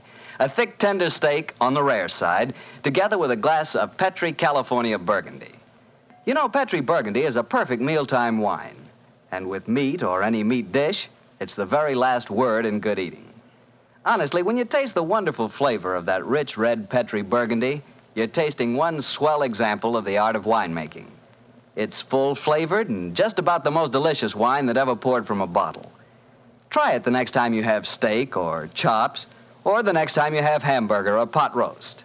Believe me, Petri Burgundy is the best friend a good meal ever had.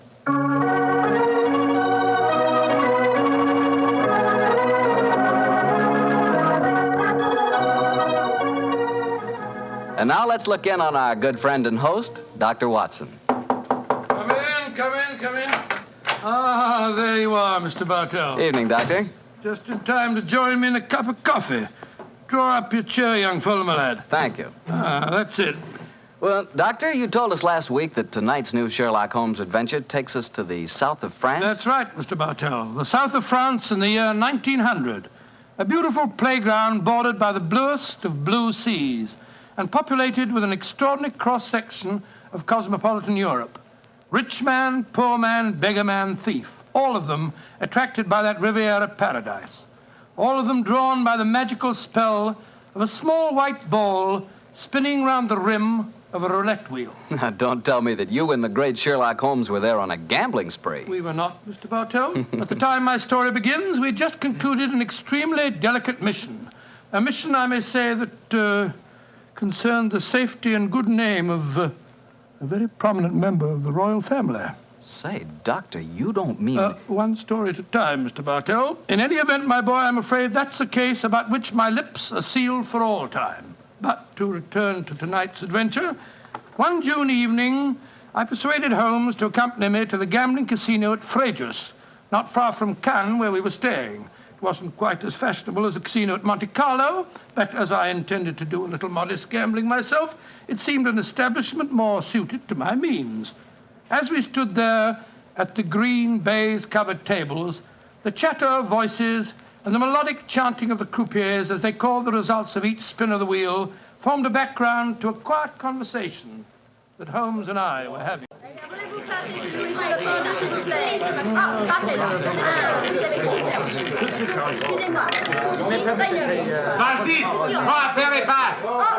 Lost again, Watson. Oh, confounded. That number 10 must come up soon. Oh, why not cut your losses, old fellow, and come for a stroll with me on the waterfront? Well, just a big wait. A couple more bets, Holmes. I have a feeling that 10 is bound to come up in a minute. Watson, I believe the blood of a gambler courses through your veins. Oh, there's no harm in taking a little flutter once in a while. Why don't you risk a few francs, Holmes? No, thanks you, my dear chap. The law of averages convinces me that my money is safer in my pocket. In any case, I'm a little dubious as to the integrity of this particular casino. Well, what makes you say that? Well, you will observe that this roulette wheel has a double zero. Most continental wheels have only a single one. It would indicate that this house is extremely concerned with its percentage. Mesdames et messieurs, faites vos jeux. Oh, just 2 more turns of the wheel, Holmes, and I'll take that walk with you. Oh, you müssen sich hier spielen. Why do you not play from the other side of the table? Why must you always stand next to me? Hello. What's the trouble up there? I've placed my bet, so let's go and see. I ask you, sir, why do you play here beside me? I'm afraid I don't see any reason why I can't play wherever I swish. You've broken my luck. Ever since you come to the table, I've done nothing but lose. Please to move away. Well, move away yourself if you don't like my company. Heinrich, why do you not stop now? You've already lost more than we can afford. One more throw, Elsa. I can win it all back if only this young man will move away. Why should my husband move? He's had a bad run of luck, too. Rien ne va plus. Neuf. Rouge, impériment. Ah, you've lost again, Watson. Heinrich, you must stop now. I must stop, Elsa, because I've lost everything. I hope you're satisfied, Mr. American. You've broken my luck and ruined me. I hope that you in your turn will be ruined too. Heinrich! Heinrich, wait for me! I never heard such rubbish in my life. Were you listening to him, sir? I heard his last few remarks, Mr. Gilbert. Roger Gilbert. And this is my wife, Helen. How do you do? My name is Holmes, and this is my friend, Dr. Watson. How do you do? How do you do?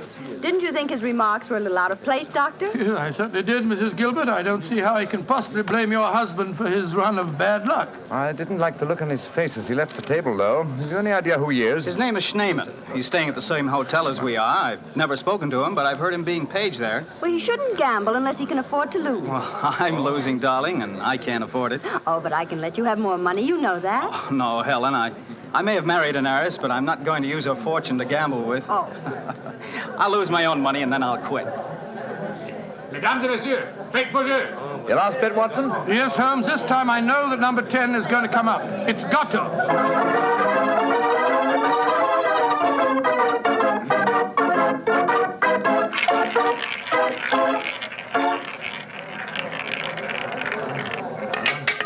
Numéro 10. 10 at last.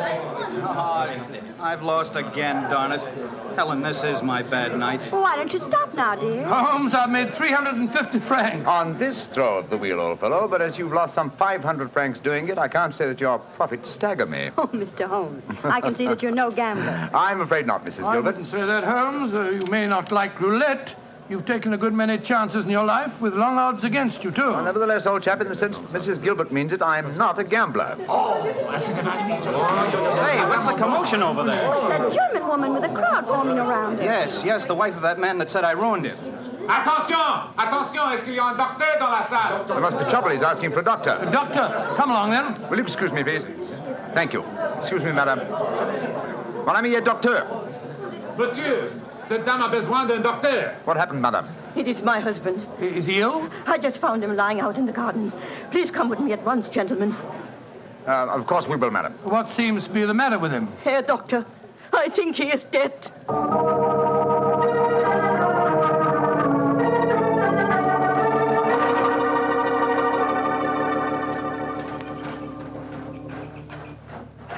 He's lying by that tree, Doctor. Please see if you can help him. Somebody else seems to be on the scene before us. Who are you, sir? I am Monsieur Chevray, director of the casino. Do any of you know this poor man? I am his wife. Is he dead? I am afraid so, madame. Let me look at him. I'm a doctor. Was your husband gambling in the casino tonight, madame? Yeah, he was. Poor Heinrich. He lost everything that we have. I'm afraid he's dead, madam. Shot through the heart. Oh, du lieber Gott.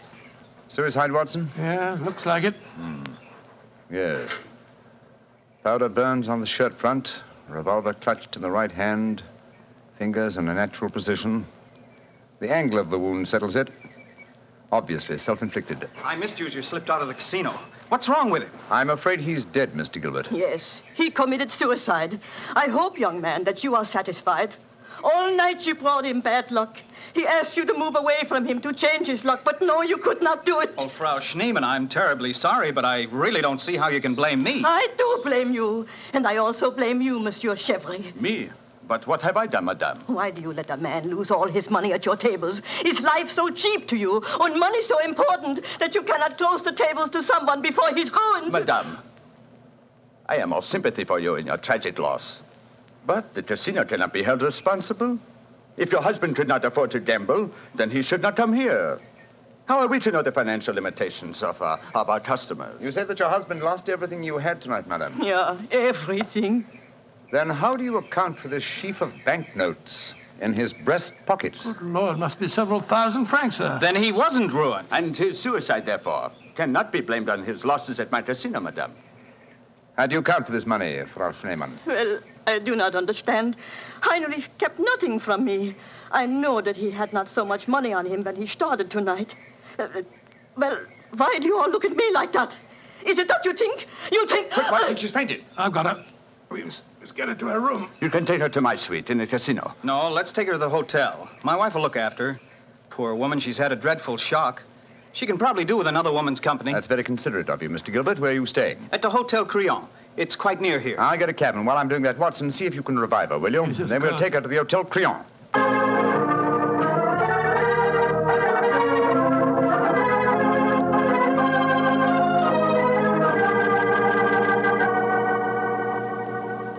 Very kind of you, Mrs. Gilbert, to let us bring the poor lady into your suite. Well, it's the least I can do, in spite of what she said about Roger bringing her husband bad luck. I'm sure she'll need your help when she wakes up, Helen. Yes, I think you'll find that she'll sleep for some hours. I gave her a strong sedative. Well, we were just about to have a drink, gentlemen. Do you care to join us?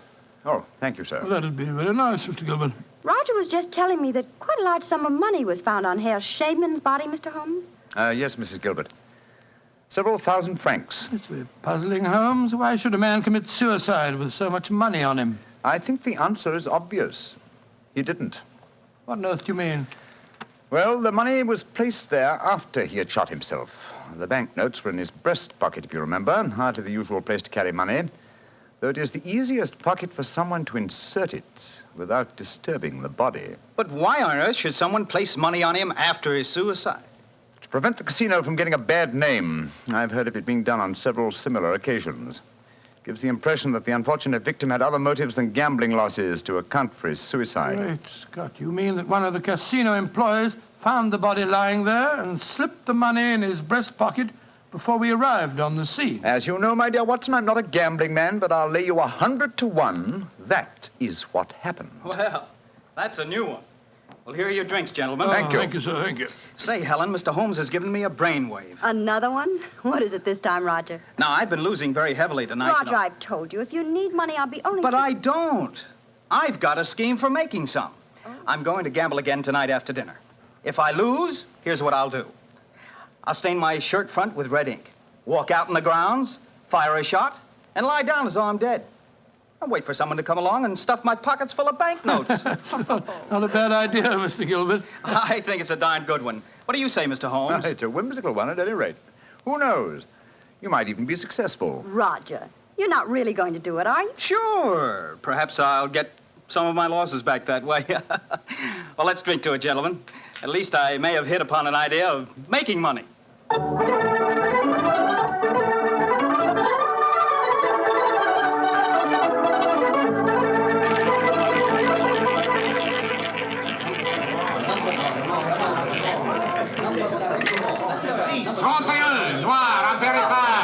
My dear Watson, you'll have to work hard at your practice when you get back to England. Your infallible system appears to be extremely fallible. And yet the fellow who told me about it said it couldn't miss. It's just a matter of doubling the stakes each time you lose, and then... Oh, my dear fellow, I've been studying your system, but I can tell you a really infallible way of making money at roulette. You can? What is it? Well, own the gambling house and operate the tables yourself. The odds would be all in your favor. Oh, what a brilliant suggestion. Own the gambling house and operate Enough gambling for tonight, Watson? It's nearly 11 o'clock. Yeah, I think so. Let's take a stroll round the other table, shall we? By the way, old fellow, the young American, Mr. Gilbert, was losing heavily again tonight. He was? I wonder if he'll try that trick that he threatened, the one with the red ink and the shot in the night. I shouldn't be at all surprised. As a matter of interest, I saw him leave the tables about half an hour ago. Here comes his wife, on the arm of Monsieur Chevry, the director of the casino. Good evening, Mrs. Gilbert. Monsieur? Bonsoir, monsieur. Hello, Mr. Holmes, Dr. Watson. Monsieur Chevry is giving me a personally conducted tour of the casino. It's quite fascinating. And it is quite fascinating for me to have so beautiful a woman on my arm, mademoiselle. I know that I am the envy of all the men in the room. Oh, stop flattering me so much. I'm not used to it. Mrs. Gilbert, how is, Frau Schneemann? She seems much better. She wakened an hour ago and insisted on going back to her own room. I wanted her to spend the night with us in our suite, but she wouldn't hear of it. I think I should drop in and see her before I go to bed. Oh, you have finished the gambling for tonight, perhaps, Doctor? No, perhaps about it, Monsieur Chevry. I've had a bad run at the tables. Oh, I am so sorry. Has anyone seen Roger? He left the tables about half an hour ago, Mrs. Gilbert. After doing as I did and losing quite heavily. So he lost again, did he? I wonder if he'll try that new system he was talking about. We were just discussing that possibility ourselves, Mrs. Gilbert. Mrs. Gilbert! Mrs. Gilbert! Frau Schneemann, you shouldn't have left your hotel, you know. It is too late to worry for me, Herr Doctor. It is for Mrs. Gilbert now that you should worry. What do you mean, madame? Well, I went back just now to where poor Heinrich died. And there, lying in the grass, I saw another body. I was too shocked to go too close. But I am quite sure that I recognize your husband, Mrs. Gilbert. Oh, Dr. Watson, she's ruined Roger's trick. And he'd have taken fright and bolted by the time we get there. Possibly. Let's go at once and find out, shall we?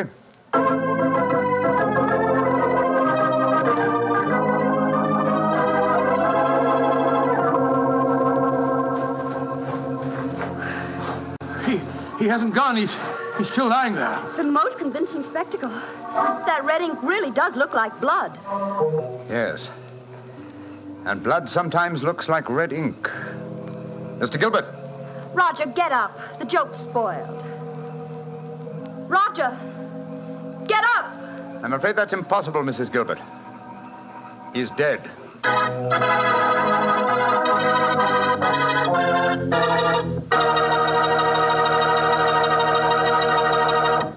Dr. Watson's story will be continued in just a second, which is all the time I need to tell you that the easiest way I know to transform a simple meal into a feast is to serve that meal together with Petri California Sauterne.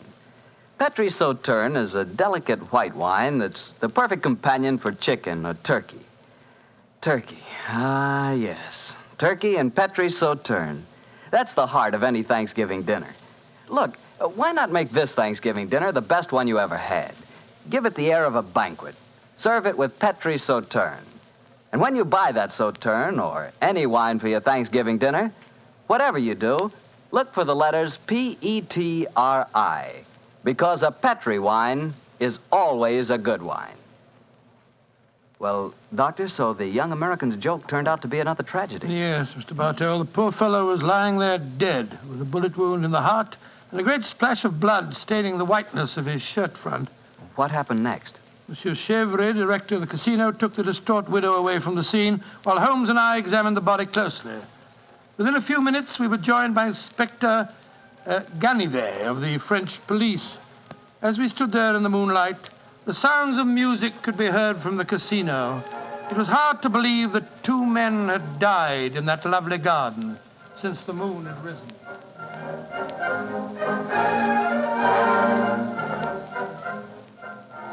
Monsieur Holmes, you and Dr. Watson have concluded your examination? Yes, Inspector Ganivet. Will you favor me with your observations? You say that you are certain that this is not another suicide? I'm sure of it, Inspector. Look at the wound. The bullet entered the body at a direct right angle, whereas a self-inflicted shot is always fired obliquely. Yes, that is so. Then you suggest that this man was shot from above as he lay on the ground pretending to be dead? I'm convinced of it. Why, Monsieur Holmes? Well, for two reasons.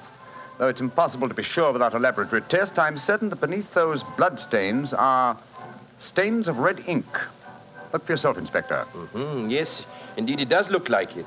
What is your other reason for being certain that this man was shot as he lay here pretending dead? Show him the banknotes, Watson. Here you are, Inspector. We found them stuffed in his breast pocket. So, banknotes with a bullet hole through the middle of them. Very illuminating. Tell me, gentlemen, how many people knew of this This little plot you have told me about, this plan of the dead man's to pretend to be shot. Just 3 people, Inspector. Dr. Watson, myself, and Mrs. Gilbert. Alors, then the answer is obvious. You and your friend are innocent. It must be the wife who killed him. No one else knew of the plot. I'm not so sure of that. Frau Schneemann, the dead German's widow, was in the next room when Gilbert told us about his plan. She might have heard, though I could swear that she was asleep. I gave her a very strong sleeping draught. From what you have told me of her husband's suicide, she might easily have had a motive for murdering this man. Come, gentlemen. Surely it's obvious who murdered Mr. Gilbert? Who, Monsieur Holmes? Well, it's certainly one of the 2 widows. Since there seems to be some doubt in your minds, I suggest we return to the casino. I can promise you the answer to your question within a very few minutes.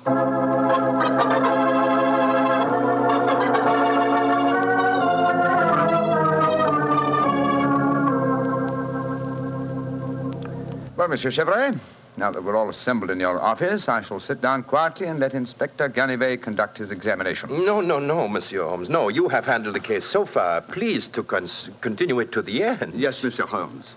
I should appreciate it. On behalf of the casino. Very well, gentlemen. It won't take me long. Frau Schneemann. Ja, Herr Holmes. What time did you leave your hotel tonight? Well, I do not know what time it was. Well, what made you leave it? I could not sleep. I knew that they had taken poor Heinrich's body away, but I felt that I must walk back there. It was the last place I saw him alive. How close did you come to Mr. Gilbert's body when you saw it lying there? Oh, close enough to see who it was. Then I ran into the casino to tell his wife. I knew what had happened. How did you know? You say you didn't come close to the body. I could tell by every line of the body as it lay there. I could tell because I knew that poor Heinrich's death would not be avenged. Thank you, Frau Schneemann. That will be all. You may go. Monsieur Holmes, she has no alibi. Surely you should stop her. Ganivet, if I'm to conduct this investigation, I must do it my own way. Pardon, Monsieur Holmes. Please continue. You may go, Frau Schneemann. Mrs. Gilbert? Yes, Mr. Holmes. Where were you prior to our meeting in the casino tonight, just before we discovered your husband's body? After I left the hotel, I walked over here along the seafront. Can anyone verify that statement? I suppose not. I didn't meet anyone that I knew. And what did you do when you arrived at the casino? I played a little chemin de fer. A few moments later, Monsieur Chevrolet came over to the table and asked if he might escort me over the club. 10 minutes after that, we walked into you and Dr. Watson. That is quite true, Monsieur Holmes. I can swear to it. Thank you, Mrs. Gilbert. I'm sorry to distress you with these questions. You may go. I'll wait outside, Mr. Holmes. I must know what happened. Wait for me there, madame. I shall join you in a few minutes and escort you home. Well, another suspect with a poor alibi, eh, Ganivet? I must say, Monsieur Holmes, your methods puzzle me. It seems to me that both those women should be watched. Yes, I agree with the Inspector, Holmes. Please don't worry, Inspector. I've asked 2 of your plainclothes men to keep an eye on the ladies. And now, Monsieur Chevrolet, I'd like to ask you a few questions. Ask me any questions you wish, Monsieur Holmes. Thank you. You will agree that it is the custom of the casino to put money on the bodies of suicides after their death, to give the impression that gambling losses were not responsible for the tragedy. Well, I do not think... Oh, come now, Chevrolet. I know that is a fact as well as you do. Exactly. Now, on those rather gruesome occasions, whose responsibility is it to secrete the money? Yours? Or do you entrust the matter to an underling? I do it myself. I see. Did you place the money on Herr Schneemann tonight? Yes, monsieur, I did. And did you also perform the same service on the body of Mr. Gilbert? No. I knew nothing of that death until a German lady, Frau Schneemann, came running into the casino. Excuse me interrupting, Monsieur Holmes. Of course, Inspector. What is it? I think that you are wasting time. It is obvious that Madame Gilbert committed the crime. She knew of her husband's plot, she had no alibi, and she had the motive. For is not marriage itself the greatest of all motives for murder? Oh, my dear Inspector. How very cynical. Madame Gilbert did not kill her husband. I know it. And what is your opinion, Watson? Well, it's that German woman. She had no alibi either. And remember, she was half mad with grief. Monsieur Chevrolet, you say that you know Mrs. Gilbert is not guilty. How do you know? I was with her myself at the time the murder was committed. Oh, indeed. How very interesting. And what time was the murder committed? Well, it was... Our investigations have never established what time the murder was committed, Monsieur Chevrolet. I'm afraid you've walked into my trap. You've given yourself away. Great Scott, Chevrolet, it was you. Chevrolet, I've known you a good many years, and this is going to be a hard thing to do. I am going to arrest you. Oh, no, you're not, Ganivet. Put down that revolver, sir. Do not be frightened, Doctor. I am not going to shoot you. Chevrolet, why did you murder Roger Gilbert tonight? Surely you know that too, Monsieur Holmes. Because I am in love with his wife. She's young, beautiful, and rich. It did not occur to me until I saw the young fool lying there tonight pretending to be dead. In my profession, it is natural that I should carry a revolver. What was simpler? Mr. Gilbert gave me the perfect opportunity. I could not resist it. Put down that revolver, Chevrolet. Why are you all so frightened? Surely you know how I am going to use it this time. I think so, monsieur. But it's a coward's way out. What an unperceptive remark for such a perceptive man. No. No, all my life I have been a gambler. I gambled tonight for the highest stakes of all, and I lost. No. No, I'm not afraid to pay for my losses. Au revoir, monsieur.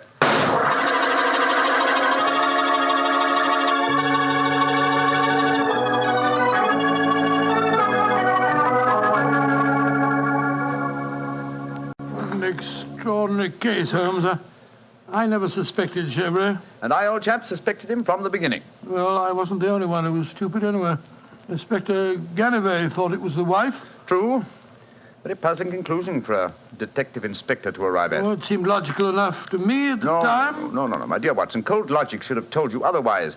Roger Gilbert had been losing heavily and had planned this hoax. He obviously had no money on him. Therefore, the money was planted in his pocket by Chevrolet. After he shot him? No, my dear fellow. Before. Before? The bullet hole through the banknotes provided that. Now, had the money been put there innocently, Gilbert would have, come back to life as soon as the person placing it there had left. He would not have remained lying on the ground for a murderer to find him. And Chevrolet must have bent over him as he lay there, placed the money in his breast pocket, and then fired. Precisely, Watson. Well, Holmes, I must say you solved it very neatly. You've told Inspector Ganivet that you wanted no credit in the case. Naturally, publicity would be unfavorable. If you remember, no one is supposed to know that we're in the south of France. I'm certain that the inspector learned a few tips about detection tonight. Possibly, old fellow. And I hope that you have learned a few things about gambling. How do you mean, Holmes? Well, you're backing the wrong color. A gambler is usually superstitious, and superstition... Well, I should have told you what color to follow tonight. I still don't understand you, Holmes. I was playing number 10. Exactly. Number 10 is black. You should have followed a red color tonight, old fellow. The color of red ink. Red ink. And blood.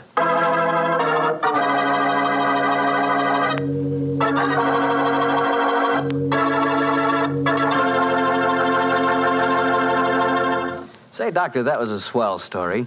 I didn't know you liked to play roulette. Well, I figured out a system for roulette. It's like yours. Every time you lose, you double your money and keep doubling until you win. Oh, it's a great system, Mr. Bartell. There's only one thing wrong with it. What's that? You lose, you go broke before you win. Look, take my advice. Don't gamble. You can't beat the laws of chance. But suppose I bet on a sure thing. Like what, for instance? Oh, like the fact that Petri wine is always good wine. It is, you know. Because the Petri family has been making wine for generations. They've been handing down from father to son, the art of turning luscious, sun-ripened grapes into delicious, fragrant wine. Ever since the Petri family started their business way back in the 1800s, they've been perfecting the art of winemaking. That's why Petri wine is always good wine. The Petri family took time to bring you good wine.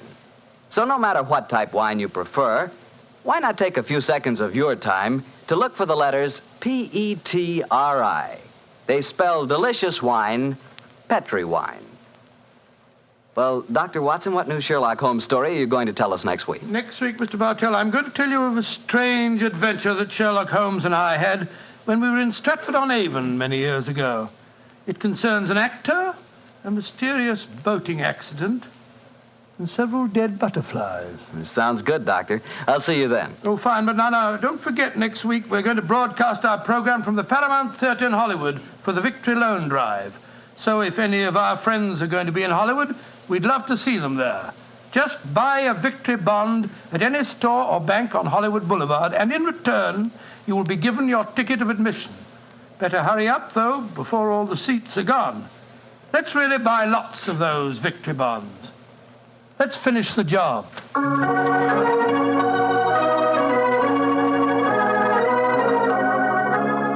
Tonight's Sherlock Holmes adventure is written by Dennis Green and Anthony Boucher and was suggested by an incident in the Sir Arthur Conan Doyle story, A Study in Scarlet. Music is by Dean Fossler. Mr. Rathbone appears through the courtesy of Metro-Goldwyn-Mayer and Mr. Bruce through the courtesy of Universal Pictures, where they are now starring in the Sherlock Holmes series. The Petri Wine Company of San Francisco, California, invites you to tune in again next week, same time, same station. This is Harry Bartell saying goodnight for the Petri family. Sherlock Holmes comes to you from our Hollywood studio. This is the Mutual Broadcasting System.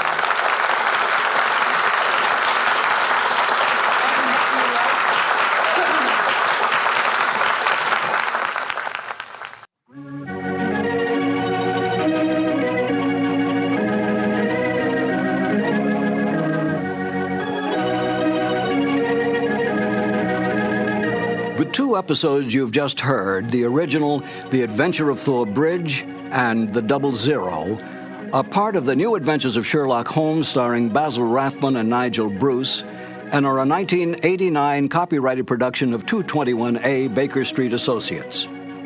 The Sherlock Holmes stories and the characters of Sherlock Holmes and Dr. John H. Watson were created by Sir Arthur Conan Doyle and are used with the kind permission of Dame Jean Conan Doyle. This is Harry Bartell. Won't you join me again on another cassette when I present Murder in Wax and The Man with the Twisted Lip? Thank you for listening.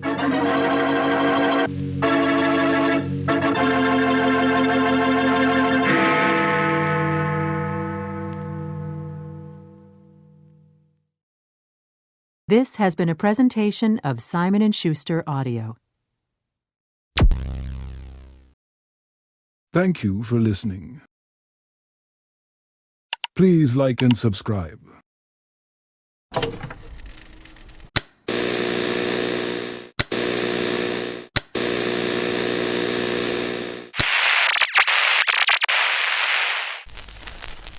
Golden Radio Hour. Petri Wine brings you Basil Rathbone and Nigel Bruce in the New Adventures of Sherlock Holmes.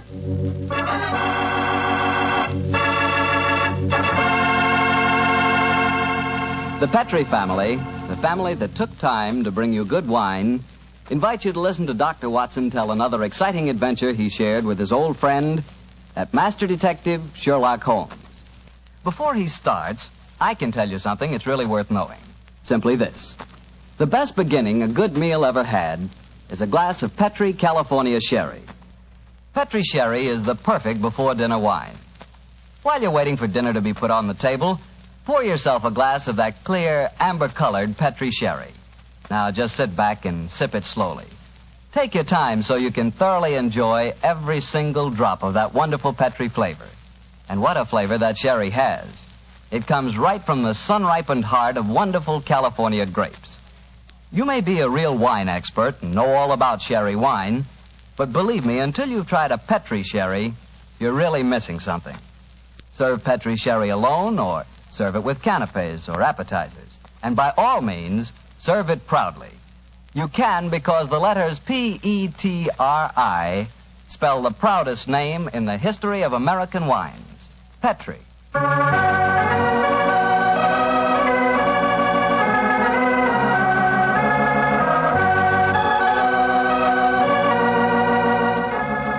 And now let's visit our good friend and host, Dr. Watson. Good evening, Doctor. Good evening, Mr. Bartell. Draw up your usual chair and make yourself at home. How about a glass of sherry? That'd be very nice. All ready for tonight's story, Doctor? Yes, my boy.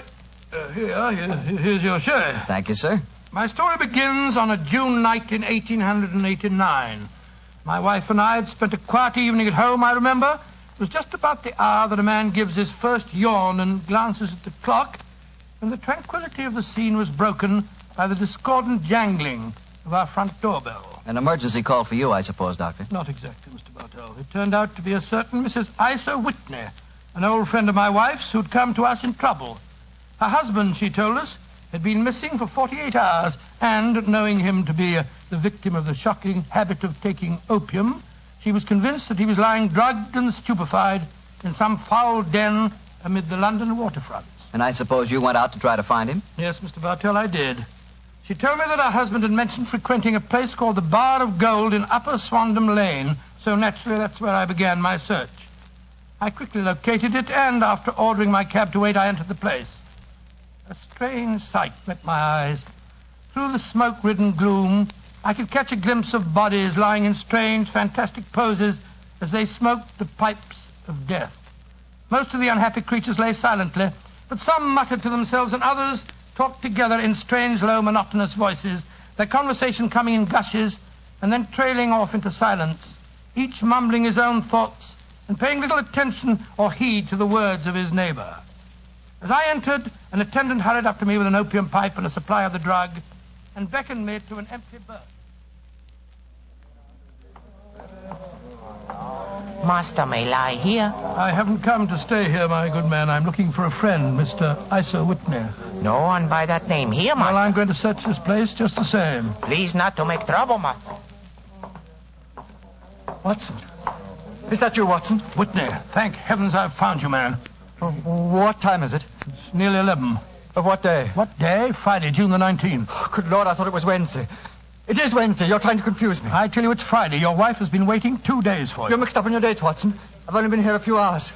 3 pipes, 4 pipes. I forget how many. I'll go home with you. Here, I'll give you a hand. That's it. I have a cab waiting. I must owe some money.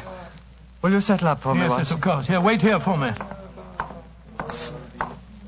Stop pulling at my sleeve, my good fellow. Who are you and what do you want? A word in your ear, please, sir. Oh, very well. What is it? Get rid of your friend and join me outside. Holmes, what on earth are you doing here in this den? For your cab waiting? Yes? Then please use it to send your befuddled friend home in. And if you feel up to it, I should also recommend that you send a note to the cabman telling your wife that you have thrown in your lot with me. I'd be exceedingly glad to have a little talk with you. Yes, of course, Holmes. Splendid. Then conclude your business here, old chap. I'll meet you outside in about 10 minutes. Where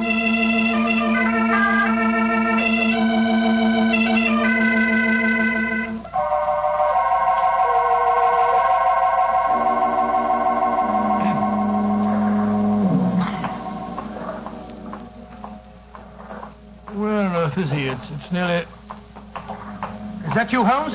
Yes, Watson, it's me. Your disguise is wonderful. I'd never recognized you if you hadn't spoke to me just now. Disposed of your friend? Yes, good. Splendid. Let's start walking. I have a horse and trap waiting for me in the next street. Oh, what on earth were you doing in the Bar of Gold, Holmes? Trying to get news of a missing man. You see, I'm in the midst of a very remarkable inquiry. And I'd hoped to get a clue from the incoherent ramblings of those poor devils back there. There's the horse and trap.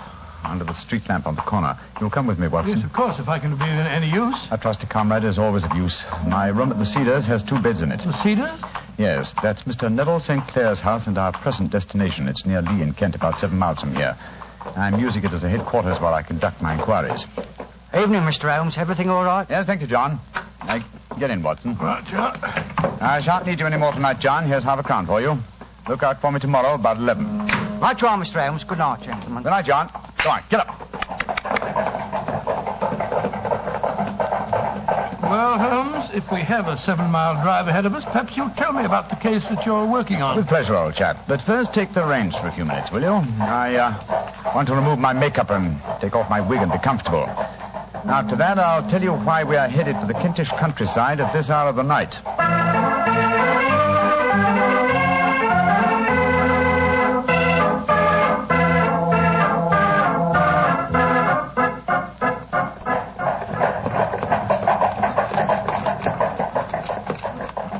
Watson, you have a grand gift of silence. It makes you invaluable as a companion. We've driven 4 miles and you haven't uttered a word. It wasn't easy, Holmes. I've been dying to question you, but I could see that you were preoccupied. Then I shall reward you with a clear and concise statement. My problem. Mr. Neville St. Clair, aged 37, the father of 2 children and an affectionate husband, is missing. He left his house, the Cedars near Lee, our present destination, last Monday. 4 days ago, eh? Yes. Now, why should an affectionate husband and a happy father disappear? Any money trouble? No, I think not. His entire debts at the moment amount to £88, while he has £220 standing to his credit at the Capital and Counties Bank. Who was the last person to see him on Monday? His wife. But let me tell you the story. He left his house for London rather earlier than usual. He was a businessman, then? Yes, he has an interest in several companies in London, but his wife doesn't know exactly what he does. But to continue. He left for London saying that he would bring his little boy home a box of toy bricks. Now, by the merest chance, his wife received a telegram shortly after his departure saying that a parcel of considerable value was waiting for her at the offices of the Aberdeen Shipping Company. Aberdeen Shipping? Why, their offices are in Fresno Street. I drove by them tonight. Exactly. In Fresno Street branches out of Upper Swandam Lane, where the Bar of Gold is situated. Ah, now I'm beginning to understand. Go on, Holmes, go on. Mrs. St. Clair took a train for London, and at exactly 4:35 on Monday last, found herself walking past the Bar of Gold. Suddenly, she heard a cry, and looking up was horrified to see her husband beckoning to her from a second-story window. Great Scott, was he a prisoner, or was he there of his own free will, do you suppose? Undoubtedly, he was a prisoner. The window was open, and she distinctly saw his face, which she described as being terribly agitated. Really? He waved his hand to her frantically and then vanished from the window so suddenly that it seemed to her that he had been dragged back by some irresistible force from behind. Oh, gracious me. One singular point which struck her quick feminine eye was that although he wore the coat he had left for London in, he wore neither collar nor tie. Well, what did she do? Rushed down the steps into the Bar of Gold and attempted to go up the staircase leading to the second floor. I suppose that Oriental fellow that I talked to tonight stopped her. Exactly. In fact, he pushed her out of the door and slammed it after her. She rushed down the lane and a few moments later was lucky enough to meet a sergeant and 2 constables. She took them back with her to the Bar of Gold, of course. Yes. They went with her to the room in which Neville St. Clair had last been seen. Of course, there was no sign of him. In fact, on the whole floor, there was no one to be found except a hideous, deformed beggar who seemed to live there. From what Mrs. St. Clair told me, it appears that the sergeant conducted the examination quite intelligently. Certain you saw your husband at this window, Mrs. Sinclair? I'm positive, Sergeant. And Alaska swears no one's been upstairs this afternoon. Well, he's probably lying. But let's see what this cripple fellow has to say for himself. Here, you. What do you want with me? I ain't done nothing. Now, you heard what this lady said. Did you see her husband go in this room a few minutes ago? I didn't see nobody, and I've been here all the afternoon. You live here? Yes. And you swear on oath that no one's been in this room for the last few hours? Yes, I do. Mrs. Sinclair, I know that you think you saw your husband, but don't you suppose... Look on the table. Just a wooden box, ma'am. But I know what's inside it. There, see? Oh, it's a lot of wooden bricks like kids play with. My husband came to London today especially to buy them for our son. You can't disbelieve me now, Sergeant. Don't think I can, ma'am. I'll take another look round. Where does this door lead to? My bedroom. Yeah, you won't find nothing in there. Oh, we'll look just the same. Hello. There's bloodstains on this window ledge. Fresh bloodstains. How'd you account for that? Well, I don't know nothing about it. And the window overlooks the river, just where the water's good and deep, too. Nice place to tip a body out. Here, come here, you. Yeah, I ain't done nothing. You've got bloodstains on your right sleeve. What do you got to say about that? Well, I cut my finger, see? And then I went and opened the window later. That's how the blood got there. Did you think I was born yesterday? Let's have a look in this chest of drawers. Hello. Hello, whose clothes are these? Pair of trousers, socks, shoes, hat, everything except the coat, eh? Mrs. Sinclair, will you come in here, please, Mum? What have you found, Sergeant? These clothes. Are they your husband's, Mum? Yes. Yes, they are. What's happened to him, Sergeant? I'm afraid he's met with foul play, Mum. And this man knows what happened, only he won't talk. I don't know nothing, I tell you. No, don't you? Well, I arrest you in the name of the law, and I warn you that anything you say... And so, Watson, the sergeant arrested this crippled beggar. No, I'm not surprised. What have they been able to find out about him? Surprisingly little. His name is Hugh Boone. And he's a professional beggar, quite a successful one, I gather. His pathetic appearance attracts great sympathy. There's a shock of orange hair and a pale face that is disfigured by a horrible scar which has twisted the outer edge of his upper lip. And he was the last man to see Neville Sinclair alive, eh? So it would seem. The Lascar downstairs has been cross-examined relentlessly, but he swears that he has no knowledge of the crime. Have there been any further Oh, yes, old chap. Yes, Huh? indeed there have. The ebbing tide gave a fresh clue. You mean Sinclair's body was washed out? No, his coat. What? with every pocket stuffed with pennies and halfpennies. 421 pennies and 270 halfpennies, to be exact. There's no wonder that it had not been swept away by the tide. But a human body was a different matter. Yes, there's a strong eddy between the house and the wharf. It seems likely that the weighted coat had remained when the stripped body had been carried away into the river. Well, the other clothes were found in the room. Why would the body be dressed in a coat alone? We can only surmise, old chap, but supposing that this man Boone had thrust Neville Sinclair through the window and into the river, what would he do then? Try and dispose of the telltale garments. Yes, that would be logical, wouldn't it? He would seize the coat and be in the act of throwing it out of the window when it would occur to him that it would float and not sink. So he loaded the pockets with coins to make it sink. Quite so. Yes, of course. But he has little time, for he has heard the scuffle downstairs when Mrs. Sinclair tried to force her way up. He only succeeded in getting as far as throwing the coat out when the police arrived on the scene. Well, that seems perfectly feasible. Well, it'll do as a working hypothesis anyway. Neville Sinclair disappeared on Monday, and yet we still don't know what he was doing in the opium den. What happened to him when he got there, or where he is now? Oh, what Hugh Boone, the beggar with the twisted lip, had to do with his disappearance. Here we are at our destination. Well, there's a light burning. Mrs. Sinclair must be waiting up for you. Yes, poor woman. I hate to return here with no news of her husband, but she's being brave, Watson, extremely brave. We must do everything we can to comfort her.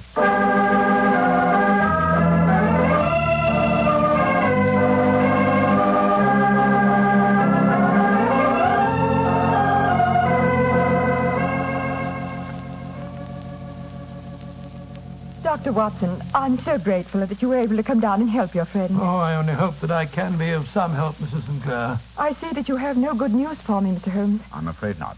No bad. No. Thank heaven for that. Mr. Holmes, tell me honestly, do you think that Neville is still alive? Well, Frankly now. Frankly, then I don't. You think he's murdered? Oh, I don't say that, but perhaps you think... And on what day did he meet his death? On Monday. Then perhaps, Mr. Holmes, you can explain how I received a letter from him today. What? Well, where is the letter, madam? Here. Let me see it. This is very crude writing on the envelope. Surely it's not your husband's hand? No, but the writing in the letter is. Uh-huh. This letter contained an enclosure. Yes, there was a ring. His signet ring. What does the letter say, Holmes? Dearest, do not be frightened.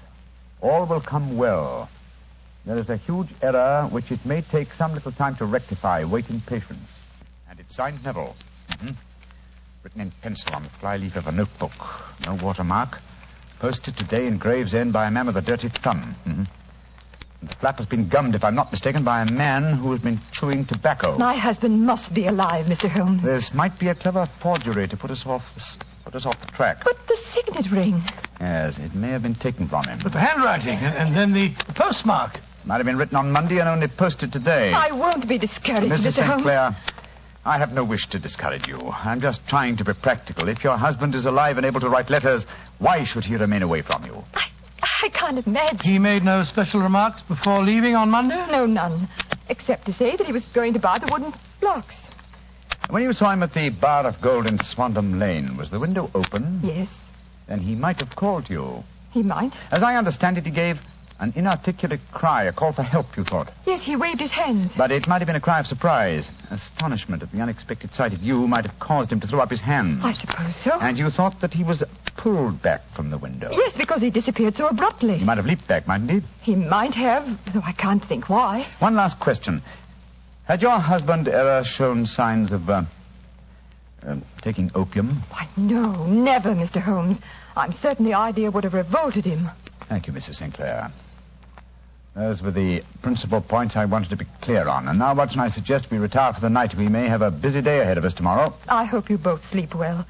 Good night, Mr. Holmes. Dr. Watson. Good night, Mrs. Sinclair, and keep up your courage. Good night, Mrs. Sinclair. We must hope for the best. The clouds seem lighter, though I should not venture to say that danger is over.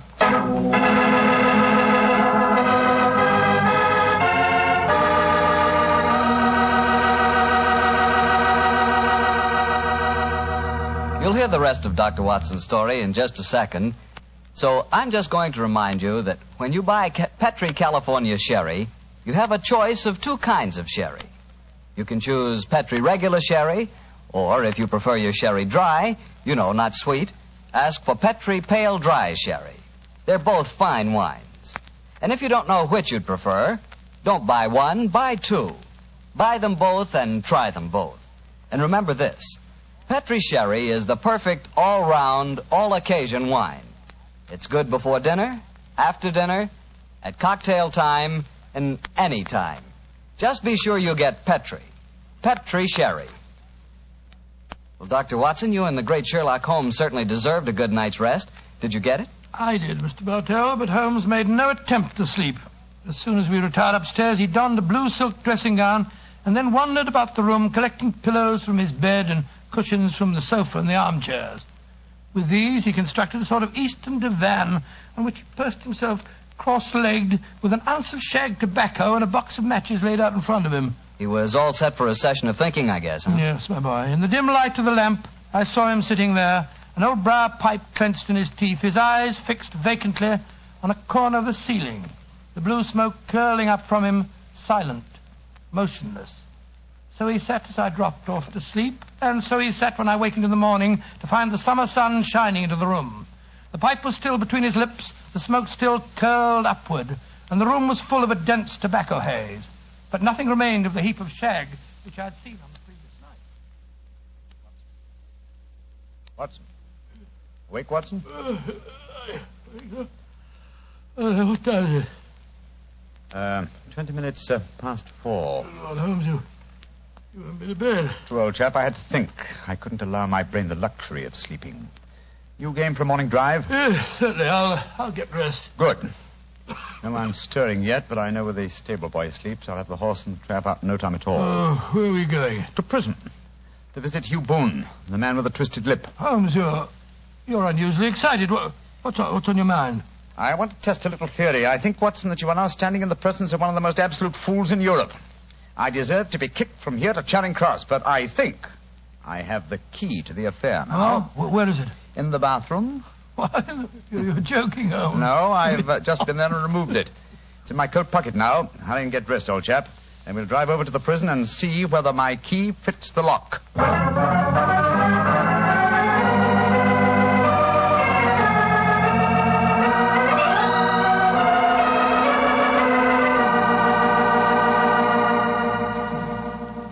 Well, good morning, Mr. Holmes. Dr. Watson. Good morning, officer. Good morning. Well, you're a couple of early birds, and no mistake. Yes, Constable. We're searching for the proverbial worm. Who's on duty? Inspector Bradstreet, sir. Oh. Oh, here he is now. Good morning, Bradstreet. Oh, hello, Mr. Holmes. Good morning, Doctor. Good morning, Inspector. What can I do for you, gentlemen? We called about Hugh Boone, the beggar man who is charged with being concerned in the disappearance of Mr. Neville St. Clair. You have him here? Yes, Mr. Holmes. He's in the cells. I'll take you to him. Follow me, will you, gentlemen? Thank you. Well, what kind of a prisoner has he been, Inspector? Oh, he hasn't given us any trouble, but he's a dirty devil. It's as much as we can do to make him wash his hands. His face is as black as a tinker's. So he has an aversion to washing, has he? Yes, Mr. Holmes. Well, once his case has been settled, he'll have a regular prison bath, and when you see him, I think you'll agree with me that he needs it. Well, here we are. This is his cell. He's still asleep. Good Lord, what a filthy, repulsive-looking fellow. Yes, he's a beauty, isn't he? Want to go in, Mr. Holmes? Please, Inspector.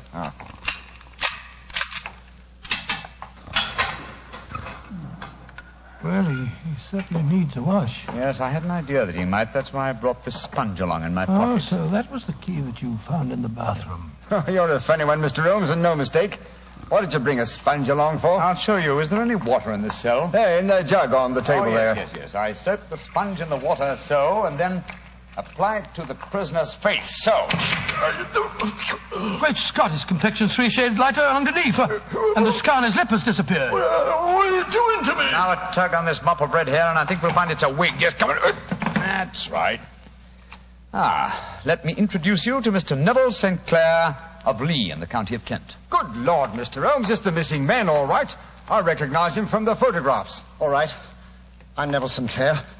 What am I charged with? With making away with Mr. Neville St. Oh, no, you can't be charged with that unless we make a case of attempted suicide of it. Well, since I'm the missing man, and it's obvious that no crime has been committed, and therefore I'm illegally detained. No crime, but a very great error has been committed. You would have done better to have trusted your wife. It wasn't only my wife, it was the children. I couldn't bear to have them know that their father was a common beggar. Now you've exposed me. What can I do? Well, if you leave it to a court of law to clear this matter up, sir, you can hardly avoid newspaper publicity. But if you're perfectly honest with us now, I'm sure that the inspector and Mr. Holmes won't be too hard on you. No, Mr. St. Clair. Inspector Bradstreet will, I'm sure, make notes on the information that you give us and submit them to the proper authorities. But now, sir, your story, please. Why have you been posing as Hugh Boone, a crippled beggar with a twisted lip? Well, it's a simple enough story. Some years ago, I was a newspaper reporter. One day, my editor wanted an article on begging in the London metropolis. I suppose you thought the best way to get your facts was to disguise yourself as a beggar. Yes, I'd been an actor in my youth, and it wasn't hard for me to adopt a convincing disguise. But that was the point where all my troubles started. On that first day I sat in the London streets, I found to my amazement that I received no less than 26 shillings and 4 Almost as much as your weekly salary as a reporter, I imagine. Yes, Mr. Holmes. Well, you can imagine how hard it was to settle down to arduous work at £2 a week when I knew that I could earn as much in a couple of days by smearing my face with paint, laying my cap on the ground, and sitting still. Only one man knew my secret. The Lascar at the Bar of Gold in Upper Swandam Lane, eh? Yes, Mr. Holmes. Mm-hmm. Every morning I would emerge from there dressed as a beggar, and in the evenings I'd return and transform myself into a well-dressed man about town. The fellow was well paid for his rooms, and well, I knew that my secret was safe in his possession. And when you got married, you couldn't bring yourself to confide in your wife, I suppose. No, I couldn't. My wife knew that I had a business in the city. She little knew what. When you saw your wife from the window last Monday, you quickly changed back into the character of the beggar, I suppose. Yes, Mr. Holmes. Of course. And then weighted my coat and threw it into the river. Mm-hmm. Well, I don't think there's anything else I need explain, is there, gentlemen? One point. The signet ring that you sent your wife. Well, I knew that she'd be worrying. So I gave it to the Lascar at a moment when no constable was watching me, together with a hastily scribbled note. That note only reached her last night, Mr. Sinclair. Last night? Oh, poor Catherine. What a dreadful week she must have spent. The police have been watching that Lascar. He probably found it difficult to post the letter for you without being spotted. Yes, I would surmise he gave it to a sailor customer of his to post. A sailor who chewed tobacco and had a dirty thumb. Yes, I think all the ends are tied off very neatly now. One last question, Mr. Sinclair. Have you ever been prosecuted for begging? Oh, many times, but what was a fine to me? It's got to stop here and now, Mr. Sinclair. If the police had asked this thing up, there must be no more of you, Boone, the beggar. I swear it. And you must tell your wife the truth at once. If you'd done that a long time ago, you'd have saved both of yourselves a very great deal of misery, sir. I shall tell her everything. Well, Mr. Holmes, we're very much obliged to you for having cleared this matter up. I wish I knew how you reached your results, though. Well, in this case, my dear Inspector, I reached them by sitting upon 5 pillows and consuming an ounce of shag tobacco. I only wish that all my problems might be solved so comfortably.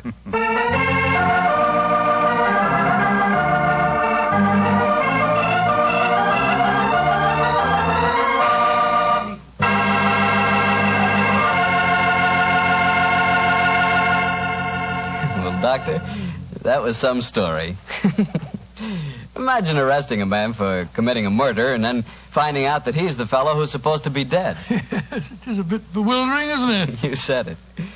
Boy, being a detective sure has its surprises. Nothing like that ever happens to me. Oh, come. One would believe to hear you talk that you lead a very uneventful life. Oh, but I do, Doctor, I do. Why, I never get any surprises. Look, I tell our friends that Petri wine is always good wine. And what happens? Well, what does happen? Everybody agrees it's good wine, and that's that. Well, it just got to be. After all, the Petri family has been making wine for generations. Winemaking is their heritage. A heritage passed on down from father to son, from father to son, from generation to generation. The Petri family knows full well the art of turning luscious, sun-ripened grapes into fragrant, delicious wine. And because the making of Petri wine is a family affair, you can be sure that the name Petri on a bottle of wine really stands for something. It's your assurance that every drop of wine in that bottle is good wine, No matter what type wine you prefer, you'll never go wrong with a Petri wine because Petri took time to bring you good wine.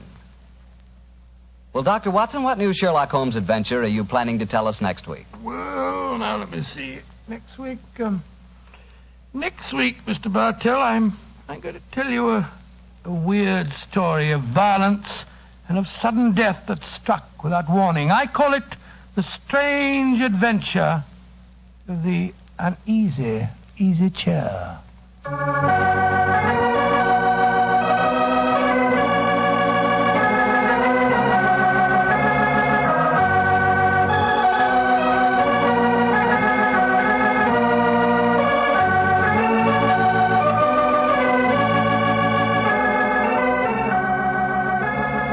Tonight's Sherlock Holmes adventure was adapted by Dennis Green and Anthony Boucher from Sir Arthur Conan Doyle's story, The Man with the Twisted Lip. Music is by Dean Fossler.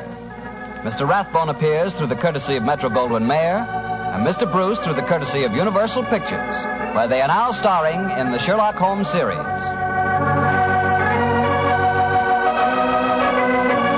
The Petri Wine Company of San Francisco, California, invite you to tune in again next week, same time, same station. Sherlock Holmes comes to you from our Hollywood studios.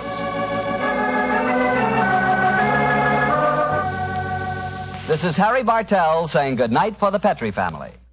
Petri Wine brings you Basil Rathbone and the New Adventures of Sherlock Holmes.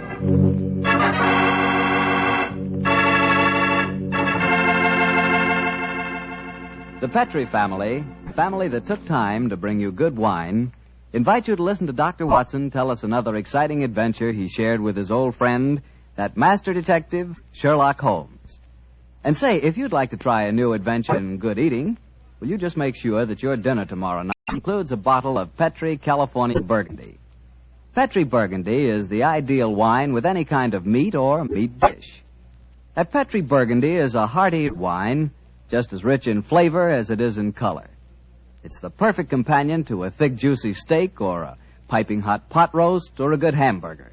You know, that Petri Burgundy has a happy faculty of turning a simple meal like, say, a hamburger sandwich into a feast. Believe me, here is a wine that's clear, fragrant, and delicious. A wine that you can serve to your friends proudly. Petri Burgundy. Remember, the name Petri is the proudest name in the history of America's wines.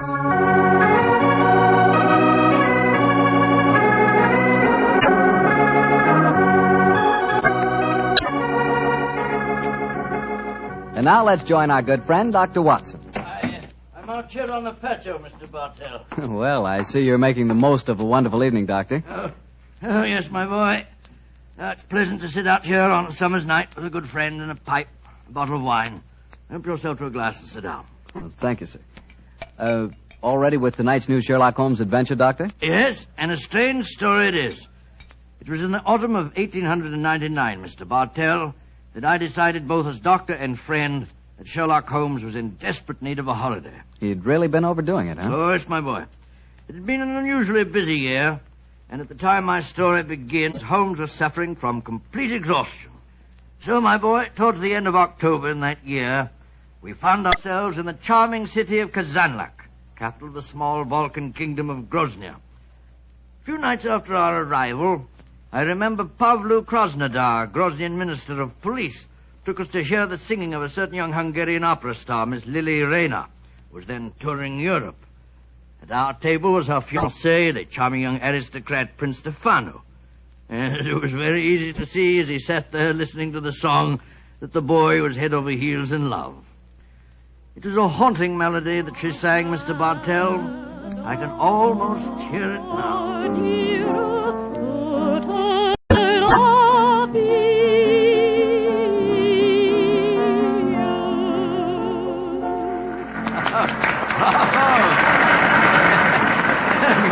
You're a very lucky man, Prince Stefano.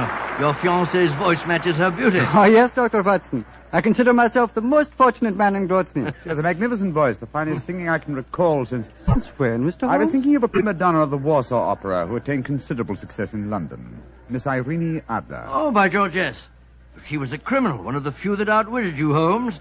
Oh, that was a case that would have interested you, Mr. Krasnodar. I'm familiar with it, my dear doctor. You are unusually solemn tonight, Krasnodar. Have a glass of wine, and I will bring Lily to our table, and we will toast our happiness. I'm afraid I cannot drink to that toast, Prince Stefano. Why not? Oh, I know why. You, the notorious lady killer of Grozny, are jealous. You're in love with Lily yourself. Prince Stefano, I have sad news for you. I have come here tonight, but for one purpose.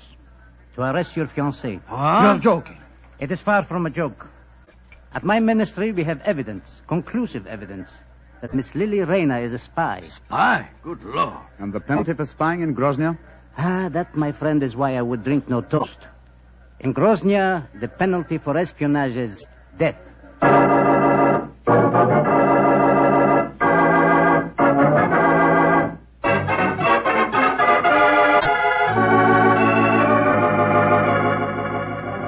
Yes, I know, but Holmes, you must do something to save that girl. You can't just turn in for the night without trying to help her in some way. They might shoot her in the morning. Krasnodar's no fool. Since he's made the arrest, obviously he has a watertight case against the girl. I suppose so. One last pipe. You know, Holmes, I couldn't understand her fiancé's behavior. He didn't do a thing. Just stood there and let Krasnodar arrest the girl. What could he have done? Krasnodar is commissioner of police. There was no point in arguing with him until the evidence had been examined. I imagine the prince will try and pull some political strings. After all, Grozny... Come in. Oh, who's this now? Oh, you wish to speak to me? Mr. Sherlock Holmes, I've come to talk to you about my baby. My name is Martha Greggett. Your baby? Mr. Holmes doesn't... Oh, my baby, she is 20 years old, and she is flaxen-haired and beautiful. Oh, that's an entirely different matter. We'll be delighted to help you, delighted. Sit down, won't you? On whose behalf have you come to me? Poor Lily Rayner. Lily Rayner? Well, that's the girl who's arrested tonight. I am only her dresser. And yet I'm Martha Greggett. I'm her mother and father. I have toured Europe with her ever since she left Vienna. She sent you to me tonight, I suppose. Yes, Mr. Holmes. She said you would understand. What does she mean by that, I wonder? She said that Mr. Holmes would take care that a talent like hers should not perish, just because she had broken a few laws. In other words, she wishes me to establish her innocence in the same breath as she confesses her guilt. And I'm afraid I don't take that sort of plant. Good night to you.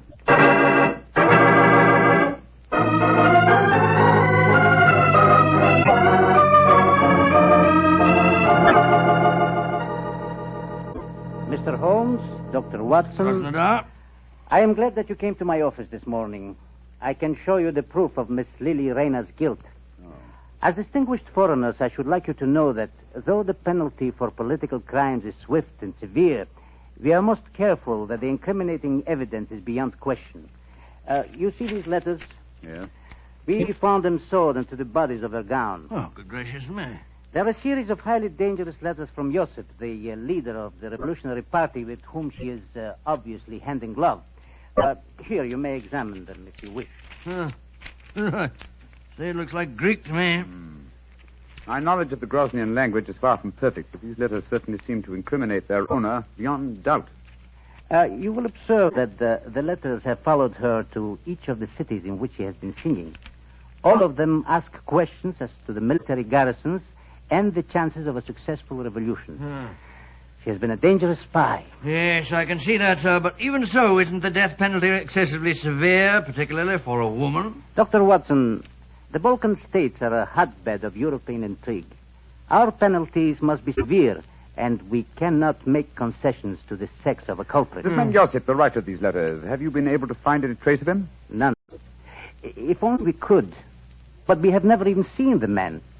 However, we are fortunate to trap his assistant and apparently the lady of his choice. Lady of his choice? But she was engaged to Prince Stefano. Undoubtedly a blind. In her home, we found an unsigned love letter in English. It was in the same handwriting as these letters from Josip. Are you satisfied, Watson? Well, I suppose. Obviously she's guilty. Well, there's no place for me in this affair, particularly when you consider that she made a virtual confession in sending her dresser to me last night. I suppose you're right, but just the same. If you want to trap this man Josip, I should think you'd be wiser to hold the girl as a hostage. It might bring him on the scene if he's afraid she'll talk. If you hang her, you'll never find him. Dr. Watson, in my country we found that prompt justice gets the best results. And for your edification, We do not hang in Grozny. No? The death penalty is exacted at the hands of a firing squad. And when is the execution to take place? You have timed your visit well, my friends. Please to step onto the balcony. Oh, dear.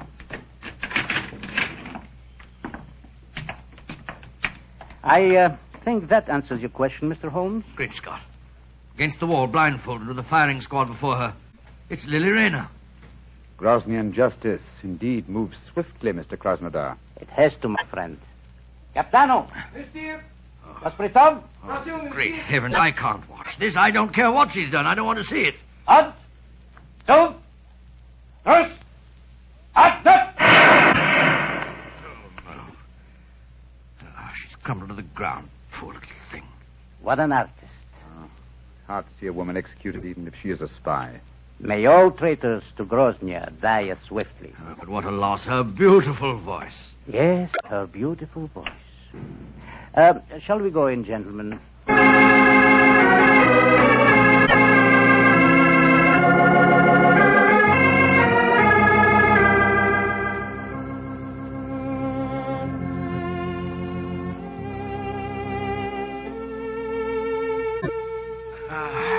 You know, Holmes, I can still see that poor girl as she crumbled before the firing squad. So can I, old chap. That's her song you're playing, isn't it? Yes. The melody still haunts me.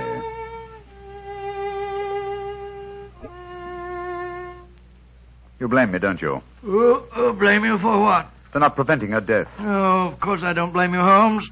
The girl was guilty. Groznian law prescribes the death penalty for her crime. After all, what could you have done about it? Nothing.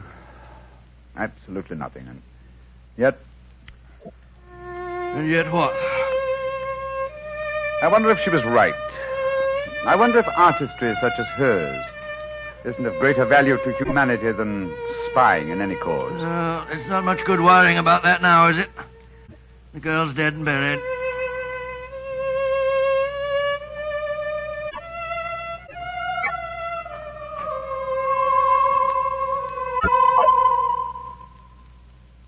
Watson. What's the matter, Holmes?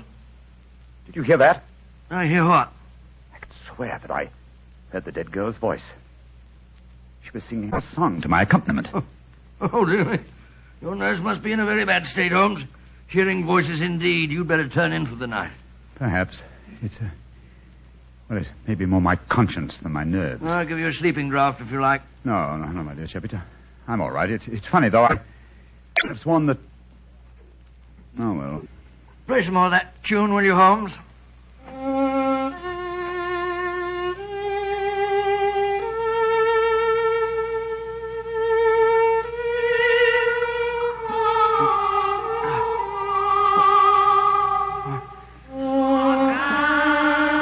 Great heavens! Uh-huh. You heard it this time, eh, Watson? Of course I did. It was her voice. There's no mistaking it. Holmes, I don't believe in ghosts, and yet I could swear... Listen. Good Lord. It is her. Shh. Do not let them go and punish the killed me. Who are you? Where are you? In the air about you. Avenge my death. Strike a match, Sherlock Watson. Holmes. Strike a match. Light the gas. Look. There in the moonlight, moving past the window. It's the figure of that girl that was shot to death. A match, Watson. I'll guard the door. There. Gas is lighted, but she's vanished, Holmes. And not by means of this door. We're standing in front of it. And there's no other exit from the room.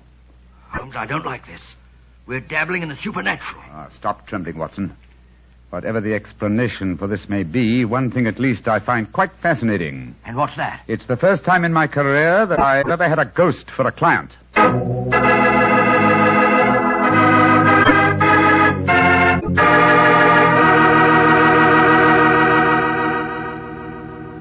Dr. Watson will tell us the rest of his story in just a second, so I'm just going to tell you about a wine that adds the perfect finishing touch to a good meal. Petri California Muscatel. With its sunshiny golden color and its full aroma, you just know Petri Muscatel is going to taste good. And it really does. Ah, the flavor of big, plump Muscat grapes picked when they're full to bursting with luscious juice. For the wine that everybody likes, serve Petri Muscatel. You know it's good if it's Petri. Well, Dr. Watson, so you had a ghostly visitor calling on you at the hotel that night, huh? Yes, my boy, and I confess I was so badly shaken by the experience that I hardly slept a wink all night. Well, the next morning, after an early breakfast, Holmes and I located the proprietor of our hotel and began to question him as to the history of the building. I've admired the architecture of this building ever since we came here. A house of this period would undoubtedly have been built with secret passages and staircases. I confess that I know of one secret staircase there. There may well be others. Indeed, and where is the one you know of? Do you wish to explore it, gentlemen? Oh, very much. My friend and I are most interested in such things. Follow me, please. These stairs lead to our wine cellars. Thousands of feet have tramped up and down these steps. Only a select few know that behind this tapestry here... behind this tapestry, gentlemen, is apparently a solid wall. But the wall is not solid. You have a match, perhaps. Oh, yes, of course. Here you are. We keep a candle here in this niche for just such an occasion as this. So, please hold back tapestry, sir. Oh, I've got it. Thank you. Now, let me see. 1, 2, 3, 4. The fourth brick up from the stair. I press it so, and... Look, Holmes. Great Scott, a section of the wall swinging out. Disclosing a stairway behind it. Ingenious. There, gentlemen. Allow me to give you the candle. But aren't you going to lead the way? No, sir. I'm not going to lead the way, thank you. I have owned this hotel for 32 years, and yet I have never explored this stairway. Why, sir? Is it reputed to be haunted? Yes, it is supposed to be haunted. The candle, gentlemen. Thank you. Yes, I'm much obliged to you. Come on, Watson. I shall wait here. I don't think I care for this, Holmes. Frightfully dark in here. Damp and mouldy, too. Look, Watson. Look here. Where? This landing. Landing? Nothing but dust and cobwebs. Closer, old chap. There's the faint imprint of a woman's heel here. Huh. Oh, by George, yes. Shoes that have gone both up and down these stairs in the last 24 hours. Exactly. And there's a reverse print over here. This, my dear chap, I think accounts for the appearance and disappearance of our visitor last night. Yes, but Holmes, it was the singer, Lily Rayner. Yet we saw her shot yesterday morning. Rubbish, Watson, rubbish. What have we to do with walking corpses? Come on, old fellow. Let's see where this stairway leads us to. I know, but then what did we see if we didn't see a ghost last night? That, my dear chap, is what we have to find out. Mm-hmm. Wait a minute. Staircase ends here. That's strange. Yes, against a blank wall. That doesn't make sense. And yet the entrance to this stairway was an apparent blank wall, too, remember? Let's see if the same formula will do the same trick here. What was it? Oh, yes. 1, 2, 3, 4. 4 bricks up from the step. I press so and... Open sesame! The wall swinging back again. What do we see? Another tapestry. A tapestry that seems very familiar. Well, I should say so. This hidden door leads into your very own bedroom. Exactly, Holmes. my dear chap. Now we know beyond doubt how the apparent ghost made her appearance last night. Don't you suppose it must have been someone impersonating the dead girl? That, my dear fellow, is a question that can only be answered by calling on her fiancé, Prince Stefano. Let's go over and see him at once, shall we?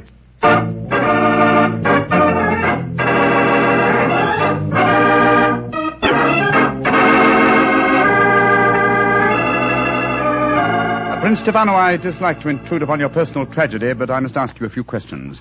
Ask your questions. Did your fiancée have a sister who may have resembled her? No. She had no living relatives at all, Mr. Holmes. Well, tell me this. Who inherits her estate, sir? Her dresser. A faithful old woman by the name of Mr. Greggett, who looked after her for some years. I see. Did Miss Rayner have an understudy? As a singer, she could have no understudy. She was irreplaceable. You say as a singer.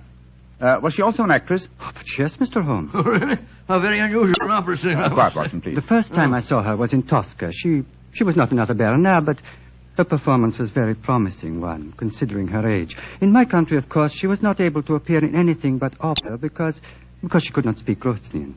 She didn't speak Grosnian?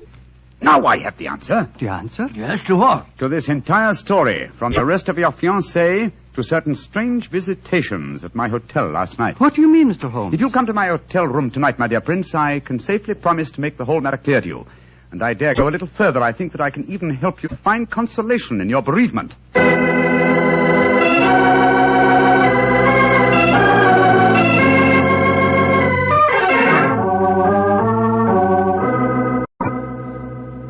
Ladies and gentlemen, I can see that you wonder why Dr. Watson and I have asked you to come here to our hotel tonight.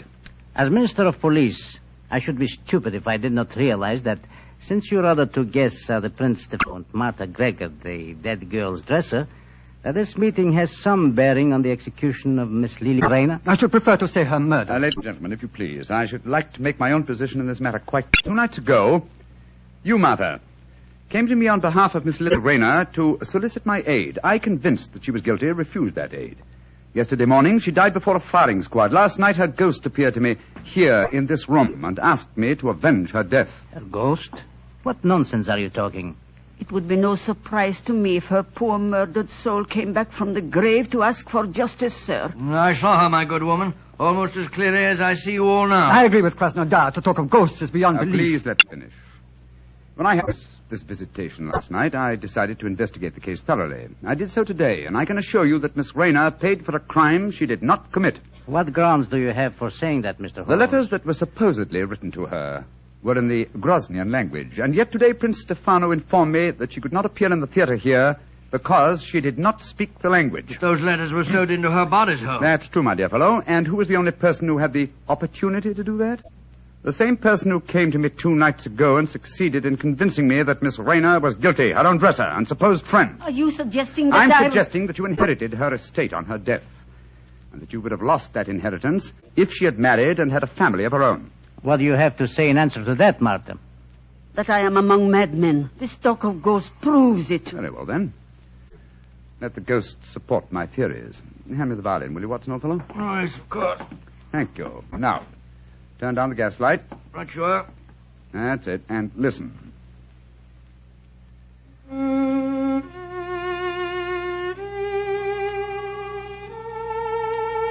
Yes. Yes. That's her voice. And that's her figure standing there in the moonlight, even though she's dead. Now what do you say, Martha? Aren't you responsible for her death? If her ghost can sing, I'm sure it can also talk. I did do it. The letters belong to me. I sacrificed my own baby for gold. May heaven have mercy on my soul. A confession in front of 4 witnesses. Why not take it away, Krasnodar? We'll testify later. I will. Come with me, Martha. I killed my own baby. I deserve to die. Well, shall I turn up the gas, Holmes? Ask Prince Stefano. No. Do not turn it up. I've seen, heard the ghost of my beloved when the lights were down. I'm not afraid. Please play her melody again, Mr. Holmes.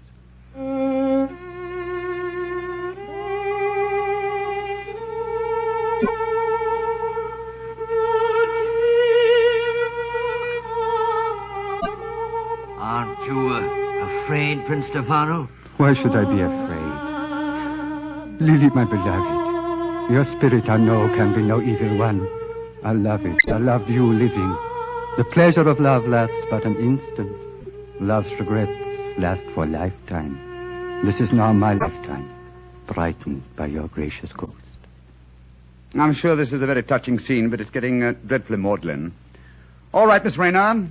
You may come from behind the tapestry now. Watson, old chap, turn up the gaslight. There's a good fellow. Right you are, Holmes. Prince Stefano, permit me to reintroduce you to your far from ghostly fiancée, Miss Lily Rayner. Lily, my beloved, you're not dead. No, I am not dead. Though I cannot see how Sherlock Holmes fathomed my secret.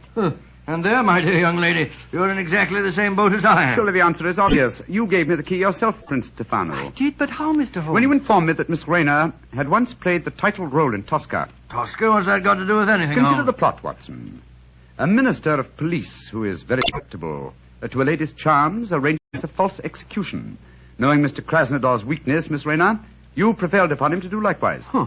Well, then the whole execution was a piece of pantomime. The rifles must have contained blanks. That's right, old fellow. And what should have heightened my suspicion, Miss Rayner, was the fact that at the moment of your apparent death, Mr. Krasnodar quoted a line from Tosca. He said, What an artist. I was not perceptive enough at the time to evaluate the remark correctly, I'm afraid. When the simulated execution took place, you were free, but assumed dead. But why should I indulge in such a trick, Mr. Holmes? You reasoned that had you come to me directly, I might easily have turned you over as a fugitive from justice. And when you decided to dramatize the situation and appear last night as an apparent ghost, you knew it would, well, at the very least, stimulate my curiosity. It would cause me to investigate the matter and possibly to learn the truth and clear you from suspicion. Well, yes, but Holmes, if she's innocent, how about the love letter in English which was in the handwriting of Josip, the revolutionary leader? Well, I can see only one explanation for that. You, Prince Stefano, are that mysterious revolutionary Josip. Stefano? Oh, no, that is not possible. Mr. Holmes, you are a visitor in my country. I do not suppose you will be staying here much longer. Stefano, all these months you deceived me. Silence, Lily. Gentlemen, I hope for your own sake you will not be staying here much longer. Oh. I've been threatened by far more imposing adversaries than you, Prince Stefano. I suggest that you leave my room. It's none of my business dabbling in Groznian political affairs. Your secret is safe. In any case, I came to Grozny for a holiday. Goodbye. Goodbye, Mr. Holmes. On my soul, Holmes, if we were in London, you wouldn't behave in this offhand way. But we're in Grozny, old chap, aren't we? Hand me the violin, will you? All right, here you are. Thanks. You know, Watson, I've only had professional dealings with two singers in my life. The first was Irene Adler, and she fooled me, oh, so cleverly. And this singer tried to fool you and failed dismally. Seems to me the score's about even. No, old chap, no. This one was an amateur. Irene Adler will always be the woman. Ah, well, I think that's enough excitement for one day, don't you? After all, I am supposed to be taking a holiday.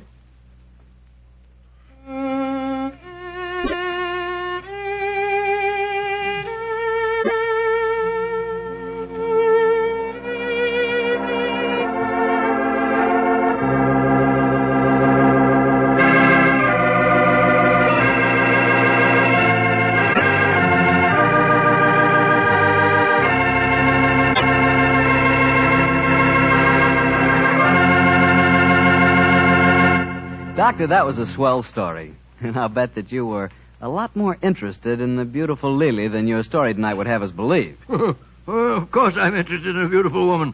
But then what man isn't? Check. But don't worry about me, Mr. Bartell.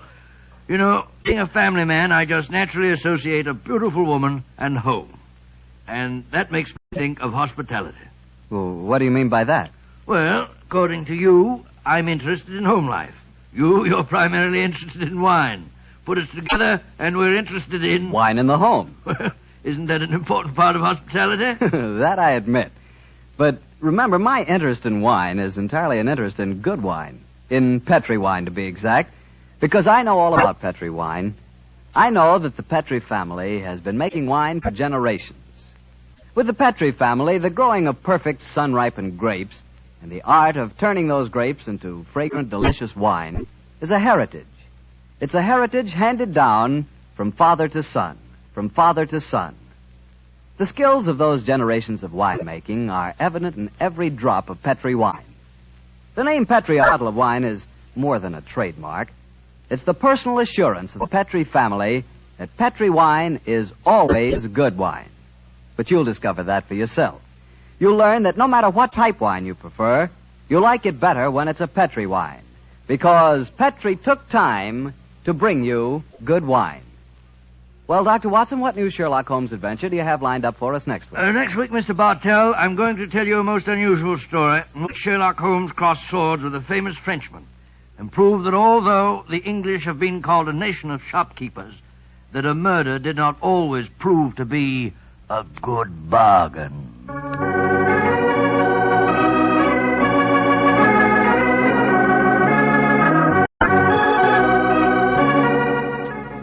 Tonight's Sherlock Holmes adventure was written by Dennis Green and Anthony Boucher and was suggested by an incident in the Sir Arthur Conan Doyle story, The Sussex Vampire. Music is by Dean Fossler.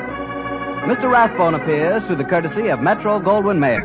And tonight, Dr. Watson was played by Mr. Joe Kearns, who substituted for Mr. Nigel Bruce. Mr. Bruce is scheduled to return to the program next week.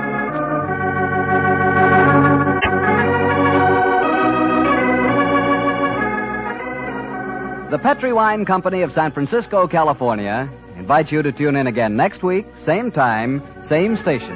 Sherlock Holmes comes to you from our Hollywood studio. This is Harry Bartell saying goodnight for the Petri family. For a solid hour of exciting mystery dramas, listen every Monday on most of these same stations at 8 o'clock to Michael Shayne, followed immediately by Sherlock Holmes. This is the Mutual Broadcasting System.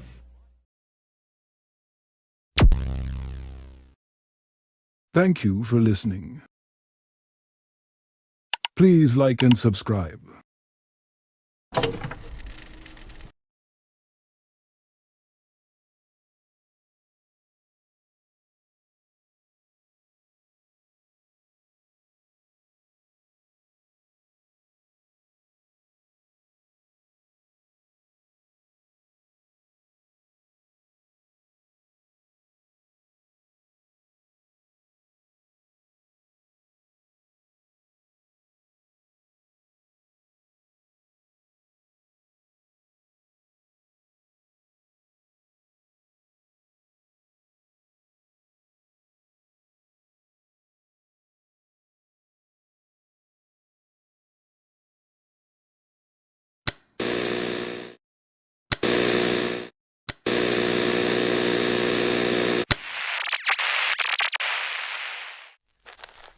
Golden Radio Hour.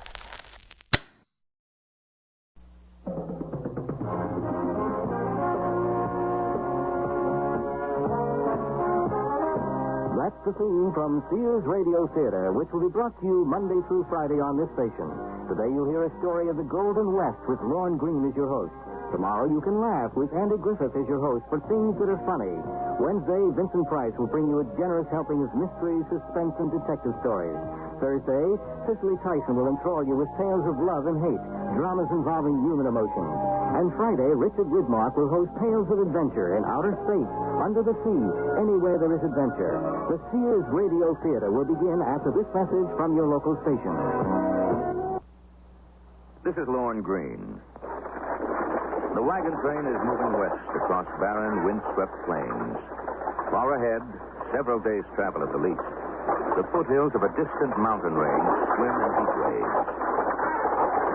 One of the wagons, pulled by a seedy team of horses, is driven by a slender, shifty-eyed man. Beside him sits his wife, the clear memory of beauty in her lined face. Get up. Get up there. I'd like to get up in front instead of being in the rear all the time. Less dust that way. It was your idea, Bristol, joining this wagon train at the last minute. Leaving everything behind and all. Well, I told you 1,000 times, Hope. I got tired of apologizing to everybody all the time. Now, you ain't the first man to serve time in prison. I was railroaded. You was caught. Oh, my backside. Wish you could do something about this seat. We'll find ourselves a plot of ground somewheres out west. Somewheres we can grow things on. We could grow things where we was. Yeah, folks just won't let you live down a prison record. Where do you aim to leave this wagon train and settle down? Out west, woman. I ain't never been there neither, you know. Well, it better be pretty soon, Bristol. My backside just about had this wagon seat. And that's only the beginning of our story.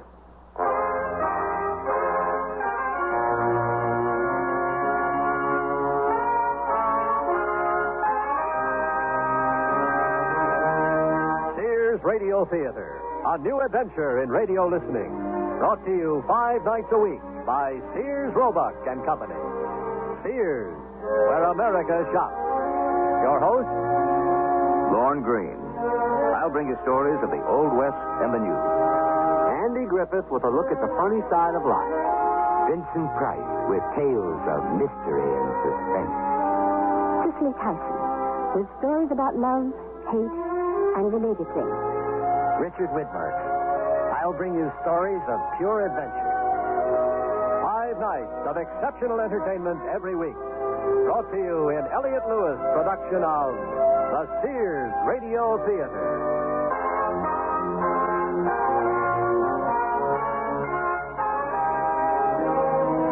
Our story, Retribution, by Ted Sherdeman. Our stars, John McIntyre and Jeanette Nolan.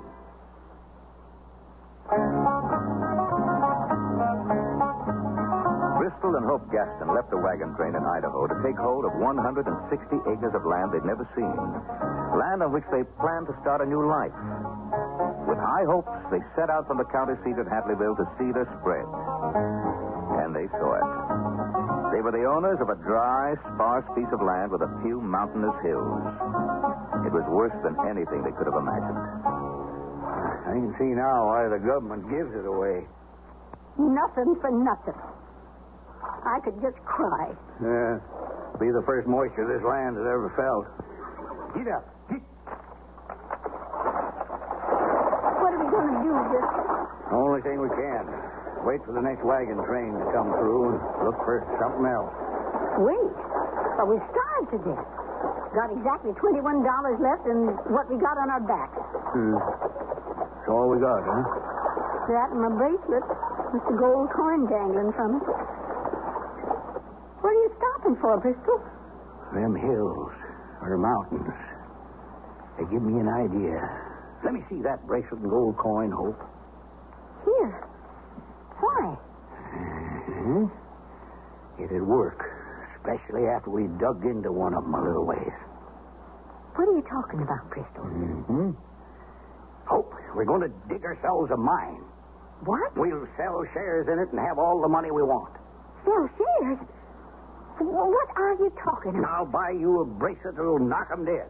Get up, horses. Get up. Why, you turned around. Hang on, Hope, old girl.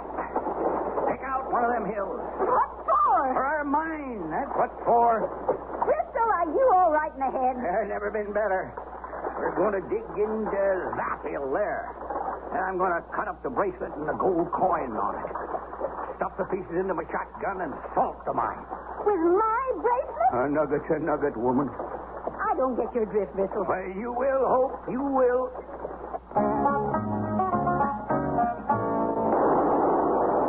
Now, let's see. Take a real expert to tell the difference. Come here. Look at this wall, Hope. You sell filters? Yeah, all through. Look. I've never been in a gold mine before. Like a real load, huh? Whatever a load is, that looks real. Now, to dig a few out of there. Why are you digging them up when you just got them in? To show them back in Hadleyville. To prove we've struck it rich, woman.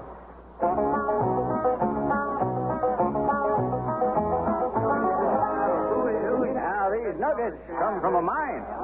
Whose mine? My own. Dug them out myself. Hey, real nuggets, these. Yeah, don't come no realer. You ought to see the streak of gold we found. Oh? Who found it? Me and Hope. That's my wife. Where'd you find it? About 12, 15 miles from here. We got the land from the government. It's choice, I tell you. Got some hills on it, and something told me to dig into one of them. Mighty glad I did. Hey, Bert, look at what he's got here. Huh? They're real gold. Hold them. Bite them. They're real, all right. I guess my wife and I must have dug for a week into that hill. Is she here? Oh, sure she is. Not spending money. That's a woman for you. How much you figure is there? Well, I can calculate about $1 million, but that's just the first thing you found. Well, you think there's more? Well, gotta be. Hey, Mandan, Lade, come here, listen to this. I figure that hill's loaded with the yellow stuff. All it takes is some miners and the proper machinery to get the gold out. Sure beats God busting for a living. Beats anything for a living. Hey, they sure are pretty nuts. Me and my wife, though, we ain't aiming to get rich off of that gold mine. She's just as religious as me, and she thinks we ought to share the wealth with our neighbors. How do you plan to do that? Well, we don't know yet, but we'll think of something. You open for ideas? Wide open, mister. Well, you need machinery and money for meeting payrolls for miners. Yeah, you sure do. Maybe you can sell stock in your mine. What's that? Sell stock in it? Sure. I'd buy some. I'll buy some, too. You can count me in. And keep the major share for yourself. Well, now, I'll have to think about that. Thanks, Mr. Burns. Carrie Burns. Oh, my name's Bristol Gatt. Sure. Pleased to meet up with you. Thanks again. I want to talk it over with my wife first. Like I said, she's real religious, like me.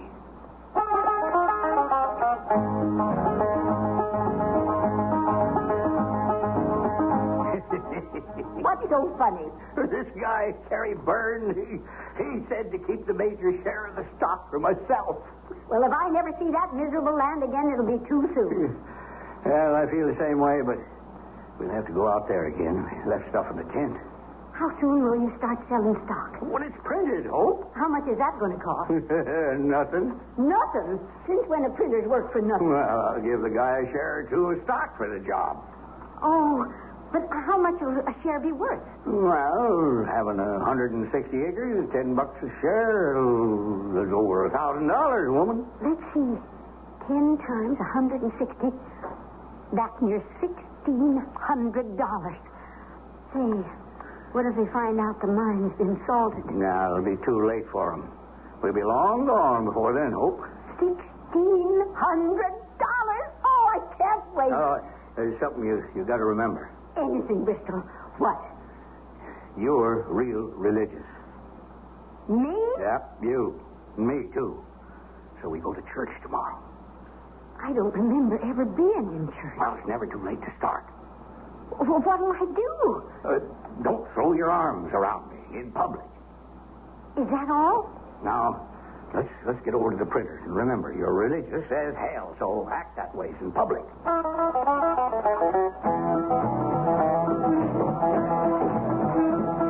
Good sermon, don't you agree, Bristol? Real good. Oh, you met my wife, Hope? When we first arrived, Mr. Burns. Mrs. Gatlin. Very generous of you, Bristol, giving our pastor a new church. Well, it was my wife's idea to give it out of the first profits we made, Carrie. Such an ugly word, profit. Oh, our parson doesn't think so, Mrs. Gaston. You thought any more about my suggestion, Bristol? Yes, I have. We give it a great deal of thought, and we prayed a lot. We're going to start tomorrow evening, Carrie. Start what? Selling the stock you suggested I sell in the gold mine.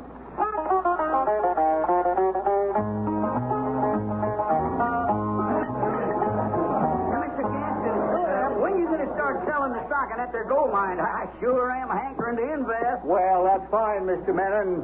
Tonight we start the sale about 7:30. Well, how many of them there shares can I buy? Well, as many as you want. Oh, well, then I better get to the bank. I want to have the cash already. I'll take half of them shares, mister. Hey, go on sale tonight. For free. What? You heard me? For free. Didn't think I'd let such opportunity get by me, did you? What makes you think I'd cut you in for free? Well, it's simple, Gaston. Either you do or, I go to the sheriff and I tell him about the time you served in prison. I don't know you. Just got into town a couple of days ago. Never expected to find a soft touch so quick. Well, you better look someplace else, mister. That mean you ain't cut me in? That's what it means.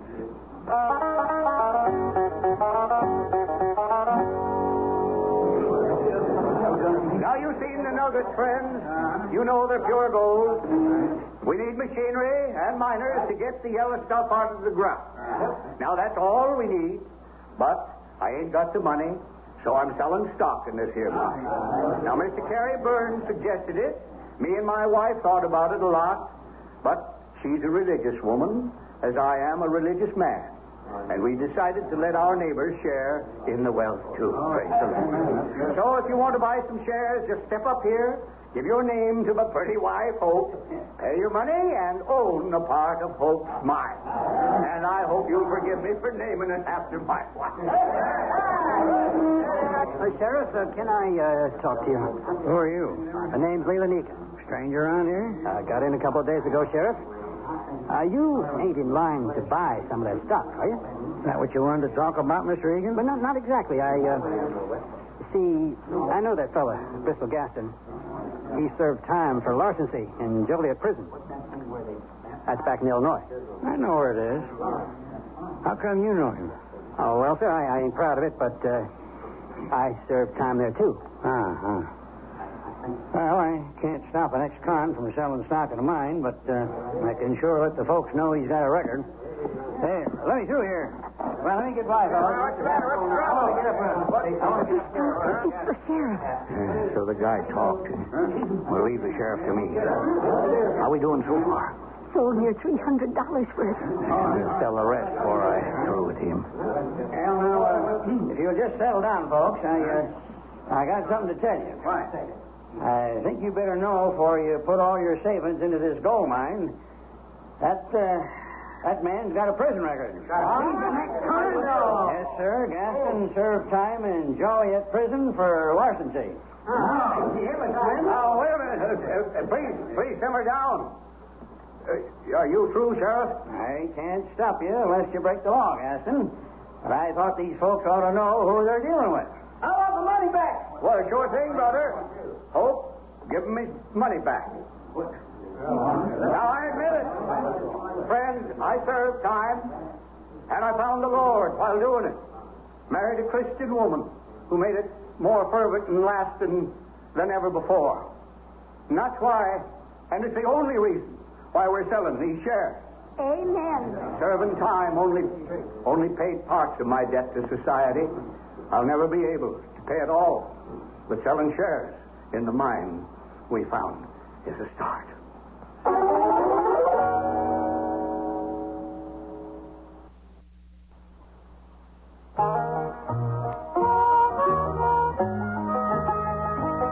Bristol Gaston, by his confession, has earned the goodwill and trust of those he counts on to fleece. His wife, Hope, has visions of riches beyond her greediest dreams. The informer, who thought he would put a crimp in Bristol's plans, has been thwarted. And only the sheriff is left with doubts about the mine as he talks to his deputy, Jerry Lago. Never saw so many people eager to part with their savings, Jerry. I don't never remember seeing you looking so low, Sheriff. Well, you try to help folks and they turn you down. Well, not a happy thing. You buy some of Gaston's stock, Sheriff? No, sirree, Bob. Everybody else did, including the guy who told me Gaston served time in Joliet prison. Well, that just goes to show you. Shows you what? Well, that if you believe in God and make it known, people will trust you with anything. Not me. I think we'd best have a look at that mine. Tonight? It's black outside. In the morning, Jerry. Now, maybe that mine's on the up and up. Maybe it ain't. Well, Gaston wouldn't have gone to all the trouble of getting stock certificates printed if it wasn't on the up and up. Unless it's part of his plan. What plan? To commit larceny again. In even a grander way than before. We'll ride out at early light tomorrow. Look at all the money. How much stock did you sell? The works, Hope, old gal. Every certificate I had printed. $1,600. I never saw so much money. Yeah, that's for sure. But first thing in the morning, we got to go pick up what we got left in the tent. Then we light out for Frisco? Yep, baby.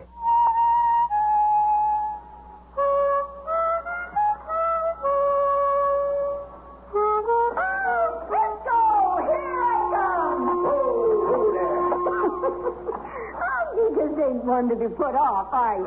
I just remembered something. Nobody's been in our mine or even knows where it is, except us. What are you getting at? Oh, thank the Lord. Thanks for reminding me, Lord. You getting religion all of a sudden? Maybe I have. I tell you what we're going to do, Hope. And thank you, Lord, for reminding me. Get up. I don't get your drift, Bristol. We're going to blow up that mine entrance so nobody will ever find it.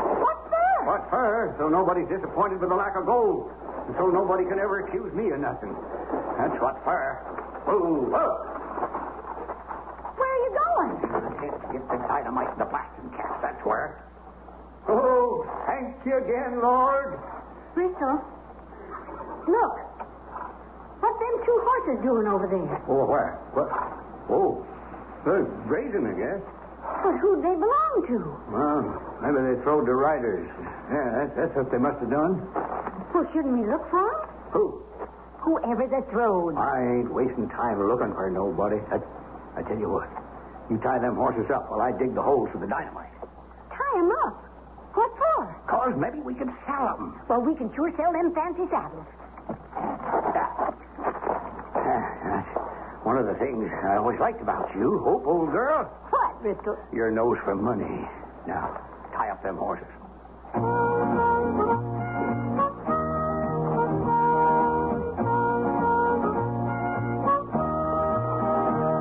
Digging seems to stop right here, Jerry. Not to stop soon as he hits that stick of gold. He found it mighty quick. That's the way it is sometimes, Sheriff. These nuggets seem so scattered. So?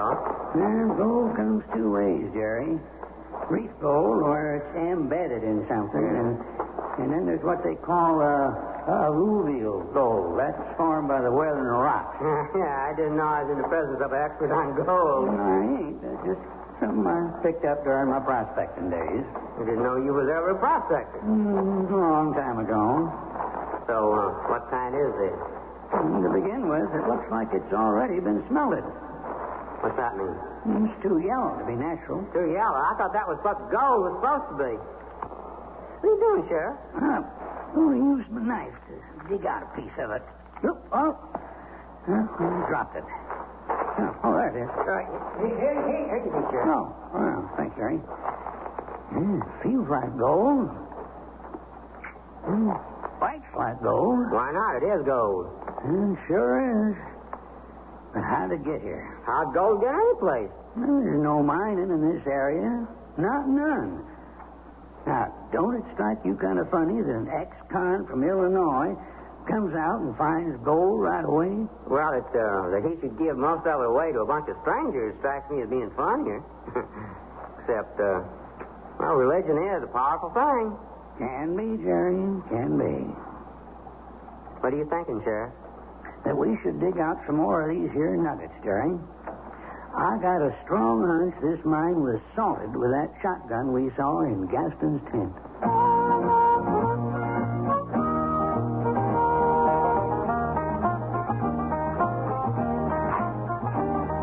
Yeah, that ought to do it. Why'd you dig all them holes for dynamite? Now I run a fuse down. Come on, Hope. That ought to be far enough. Far enough for what? Well, when I light this fuse, you run and get behind the wagon. What do you plan to do? Join you. I meant by planting all that dynamite and blasting cat. Like I told you, to close up that mine entrance so nobody can ever find it and be disappointed. You used more than you did to make it. Well, because I don't want to have to carry blasting stuff in the wagon, love. Too dangerous. You ready? Yep. Now, light this fuse. Praise the Lord. Now run, get behind the wagon.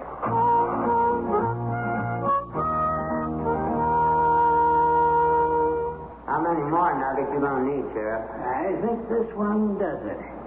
Looky there. Yeah, it's a date. 1840 something. Off a gold coin. That's all the proof we need, Jerry. Proof? But this mine was salted. Now, come on. Time to get out of here and ride back to town. Yes, sir.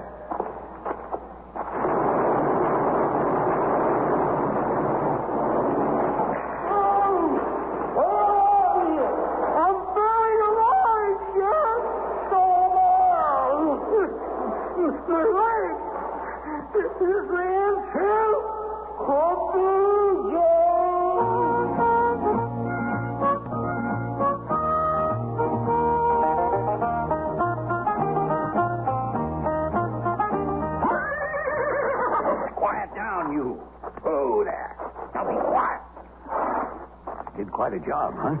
Just look at there, Bristol. The entrance to the mine is all closed now. Yep. Just the way I planned it. Wouldn't nobody ever expect a mine was there once. Nope. Oh, thank you, Lord, for giving me such wonderful ideas. How about our tent? We leave it. We ain't never again going to live in a tent. All I'm taking's my tools and my shotgun. Get up in the wagon. We'll hightail it out of here. As long as you're on such speaking terms with the Lord, maybe he can do something about that seat. Right, get in there, girl. When you plan to sell them horses tied in the back, Bristol? First town we hit. Get up. We're really on our way to Frisco now? We sure are, doll. Get up there, you hear? $1,600 from the stock. And how much do you think we can get for them horses in their saddles, Bristol? Oh, maybe. What's the matter? Bristol, what's that? Where? Over there. That cloud of dust. What? Oh, riders. Must be 6 or 7 of them. They're coming this way, Bristol. Yeah. It's Carrie Byrne in the lead. Mr. Menon and Lane. And all men I sold stock to. What are they doing out here? Bristol, what are we going to do? Let me think, woman. The mine entrance is all closed up. Will you let me think? Well, what if they find out what we've done? Will you shut up and let me think?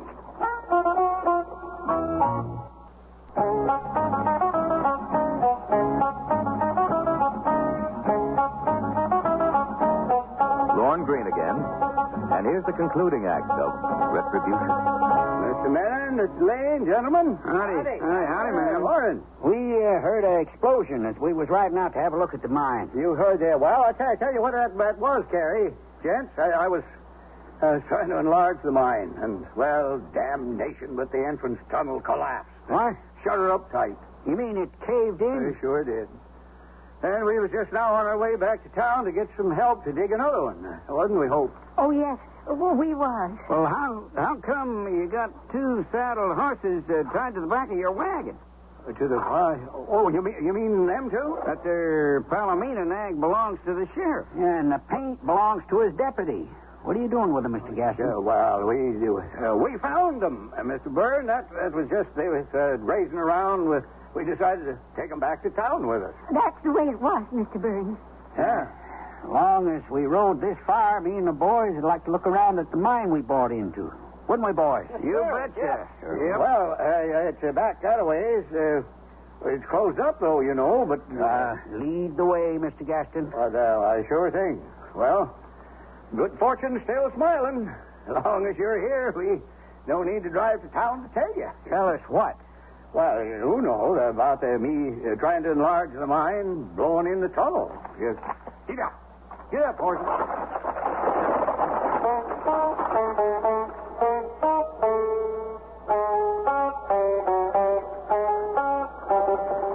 What are we going to do, Bristol? Well, I'll think of something.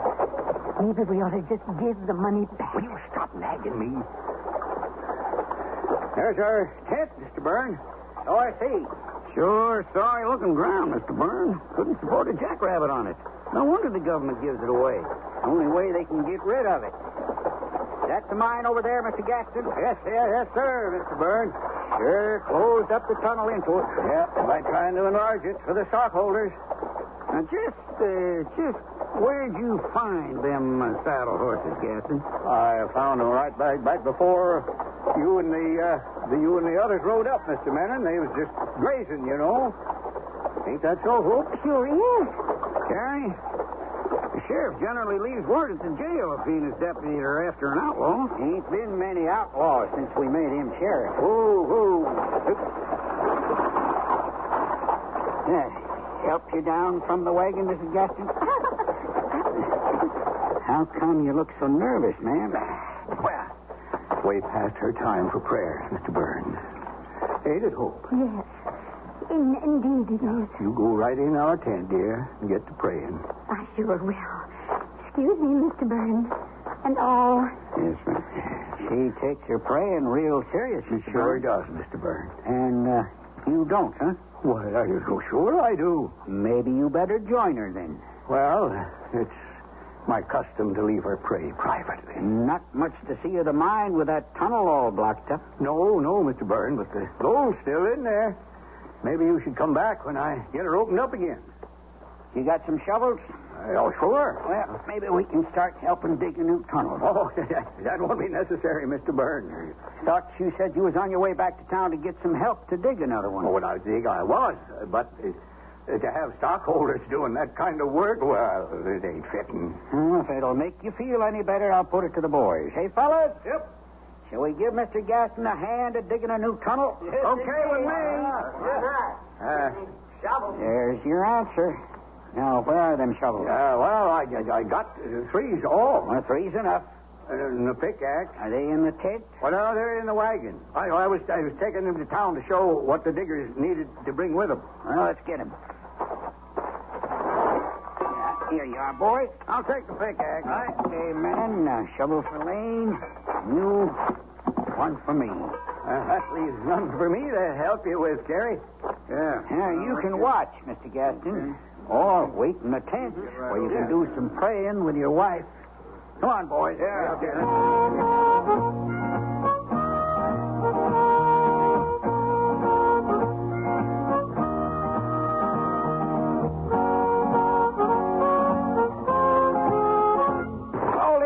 Hold it. Stop working. You hear that, Menon? I didn't hear nothing, Terry. It seems to me I heard something. There. There, you hear it? Yeah, I heard it that time. It sounded like the sheriff.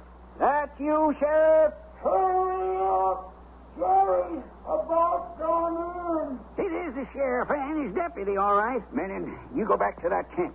And if Gaston and his wife try to leave, shoot them. Yes, sir. Dig, boys. Dig fast.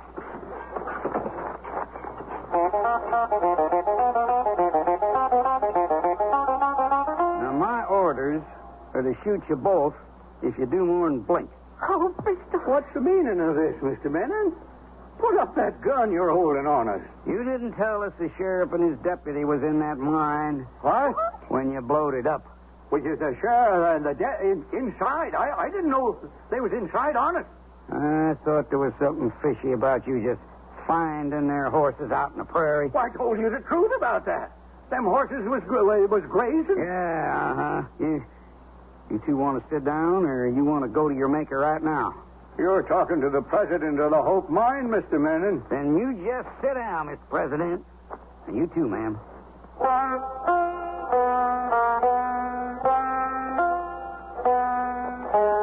How did you know the mine was salted, Sheriff? That was a good job. Except for this here nugget. What's wrong with it? What? Is that a date I see? Sure is. 1840-something. The smelting took out the last number. I'll be done. Oh, is Jerry all right? Still unconscious, Sheriff, but you'll survive. They're here in the tent. Good job, Mr. Menon. Well, thanks, Sheriff. Well, Mr. Gaston, Mrs. Gaston. Sheriff, I had nothing to do with it. Shut up, woman. It was all his idea. Shut up. He took my bracelet with the gold coin on it. What are you trying to do? Get me 10 years? You knew we were in that salted mine when you set off that dynamite, didn't you? I knew nothing of the kind. Honest, I didn't. Oh, how come our horses ended up tied behind your wagon? Well, we found them. Rounded them up. We didn't know they was yours, honest. What about the money you took from these men who thought you were on the level? I told him to give it back, Sheriff. Will you please shut up? They'll get it back, ma'am. Don't you worry. How long will they get, Sheriff? Well, Mr. Byrne, it depends on how the judge looks at it. But it ought to add up to quite a few years. Why don't we just hang them now and save the cost of a trial? Because this is a nation of law, Mr. Menon. What's that? That's from inside the mine.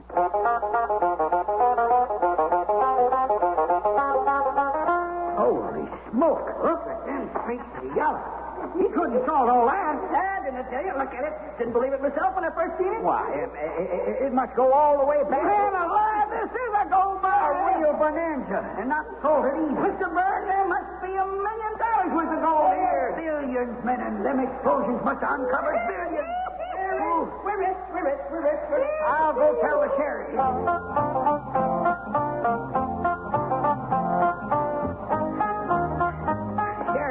Sheriff, what do you hear? Just heard something interesting from the Gaston here, Mr. Byrne. Oh, nothing as interesting as what I'm here to tell you.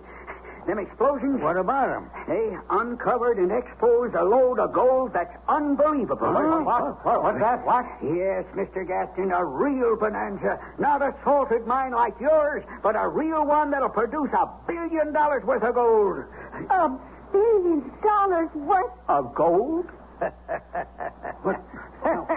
When is a find like this and something to laugh at? Well, it's real retribution, Mr. Gaston. What's that mean? Deserved punishment for an evil done. I started to say, Mr. Byrne, that I heard something interesting from these people here. Like what? These two. They own nothing to this mine. They don't?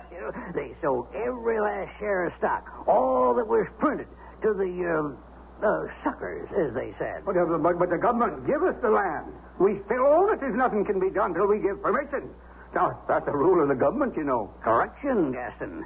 You gave an acre of this land away with each share of stock. The sheriff's right. We investors own the land and the mine. I told you to keep the major share of the stock for yourself. He said billions of dollars, Bristol. I heard him, Hope. There's got to be a way we can get some piece of it. Maybe there is, Gaston, if the sheriff don't mind. But it's a small piece, very small. I don't care how small it is, Mr. Burns. What do you mean, Burns? These two are slated for prison. Instead of prison, they can work here. Him as a mule skinner, his wife as a scrub woman. About 5 years' worth, maybe. We could vote on it right here. Go ahead, Mr. Byrne. All in favor? Aye. Opposed? That's what I meant by a very small piece, Gaston. A scrub woman. I could just cry, Bristol. It's better than prison, Hope.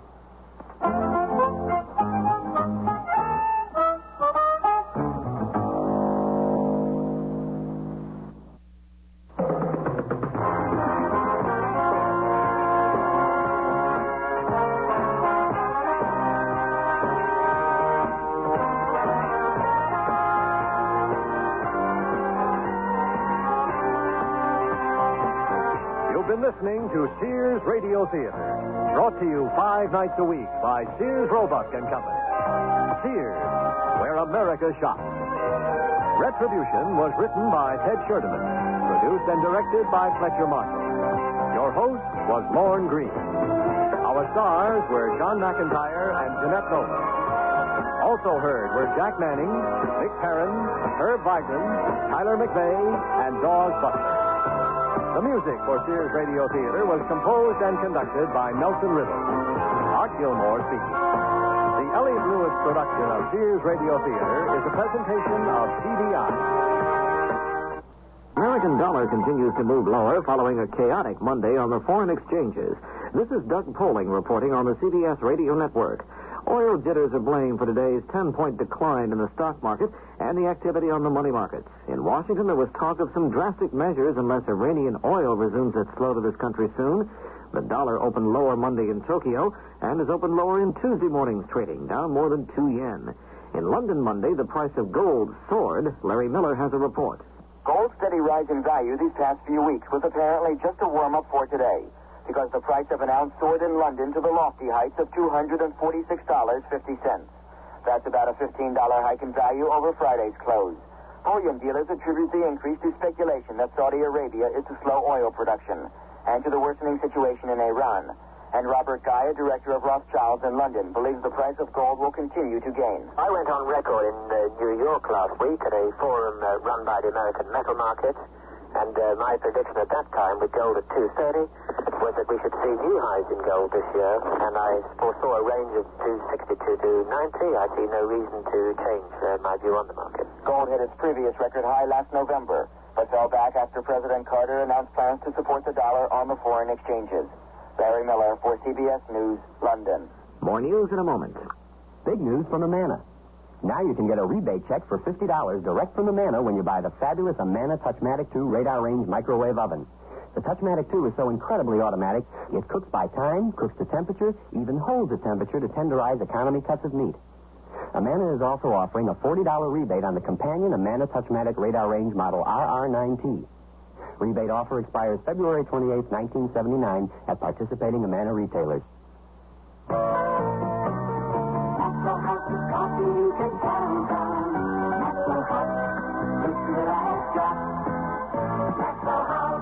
Good morning. Good company. Maxwell House. Coffee you can count on. Always smells good. Always tastes good. Always good to the last drop. Good coffee. A congressional panel today opened hearings into the phenomenon of religious cults with emotional arguments on both sides. Rabbi Maurice Davis of White Plains, New York, who claims to have separated more than 100 young people from cults, said those organizations use dictatorial leaders to instill fear and hatred into their members. The Reverend Barry Lynn, Legislative Counsel for the United Church of Christ, urged Congress not to get involved in the non-criminal activities of cults, saying that would place the government in a constitutionally forbidden zone. Washington police report 20 arrests, including a few for assaults on police officers, in today's protest by farmers. About 1,700 farm vehicles tied up the capital's traffic as their operators demonstrated for higher prices. The protest was organized by the group American Agriculture.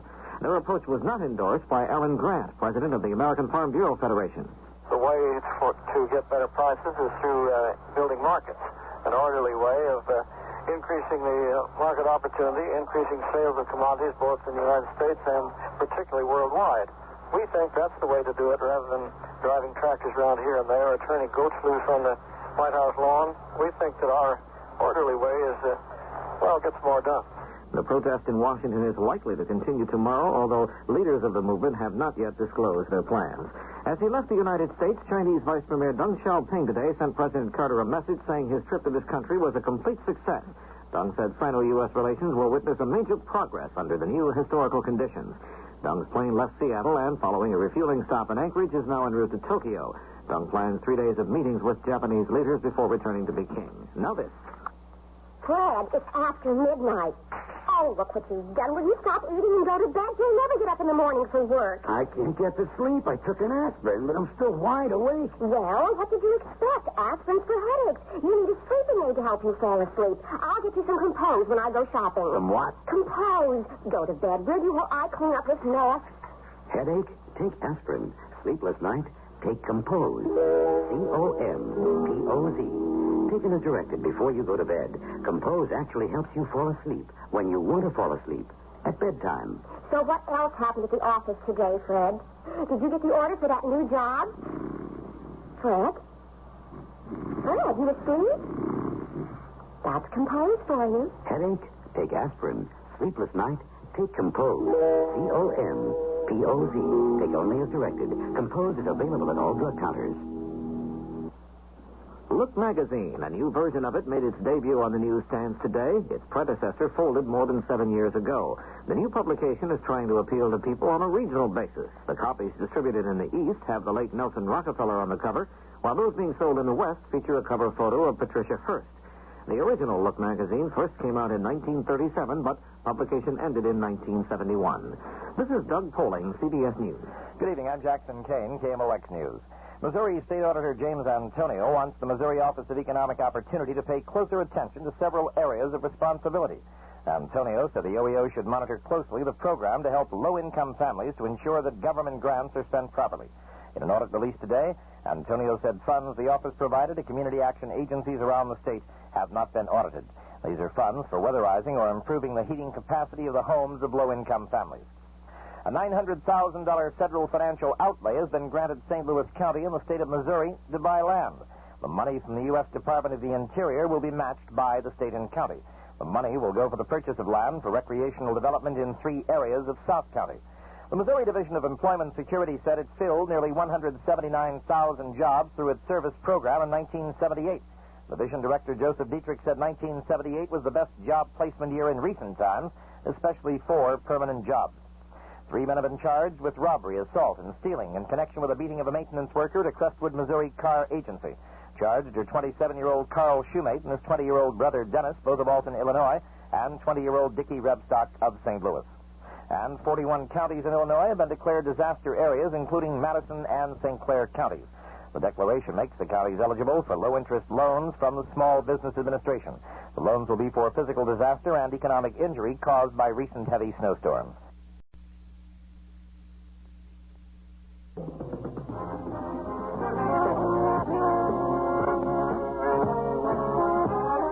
That's the theme from Sears Radio Theater, which will be brought to you Monday through Friday on this station. Today you can laugh with Andy Griffith as your host for things that are funny. Tomorrow, Vincent Price will bring you a generous helping of mystery, suspense, and detective stories. Thursday, Cicely Tyson will enthrall you with tales of love and hate, dramas involving human emotion. Friday, Richard Widmark will host Tales of Adventure in outer space, under the sea, anywhere there is adventure. And on Monday, you'll hear stories of the Golden West and the West we know today with Lorne Green as your host. The Sears Radio Theater will begin after this message from your local station. KMOX, St. Louis. This is Andy Griffith. We're just about to enter the Bentley residence. It's all right. Come on in. Well, looks as though Elizabeth has redone the foyer again. New carpet, new wallpaper. Whenever she's bored, Elizabeth redecorates the house. She's been redecorating a lot lately. As an attorney, Joe is kept busy at the office. Very busy. He's a divorce attorney. It's early, though, so I'm sure they're both home. Probably upstairs, still asleep. Joe and Elizabeth have been happily married for almost 10 years now. Of course, they have their little differences now and then, but nothing really serious. Cassie, the Bentley's housekeeper, will probably come barrel-housing out of the kitchen any second to find out what's going on up there. Nothing ever goes on in the Bentley household without Cassie having her say about it. Yes, sir, here she comes. And, uh-oh, something's up, all right. Here come the Bentleys. They both look like they're moving out. I think our story's about to begin.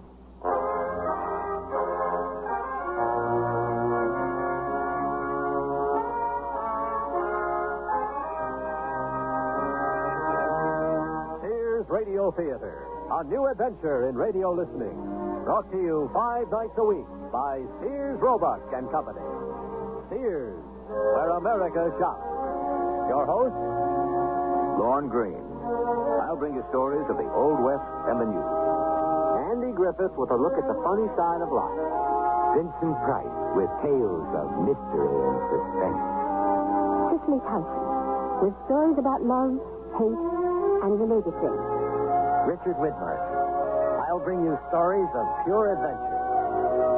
5 nights of exceptional entertainment every week. Brought to you in Elliott Lewis' production of the Sears Radio Theater.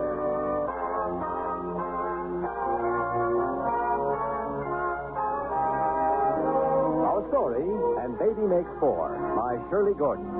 Our stars, Mary Jane Croft and Elliott Reed.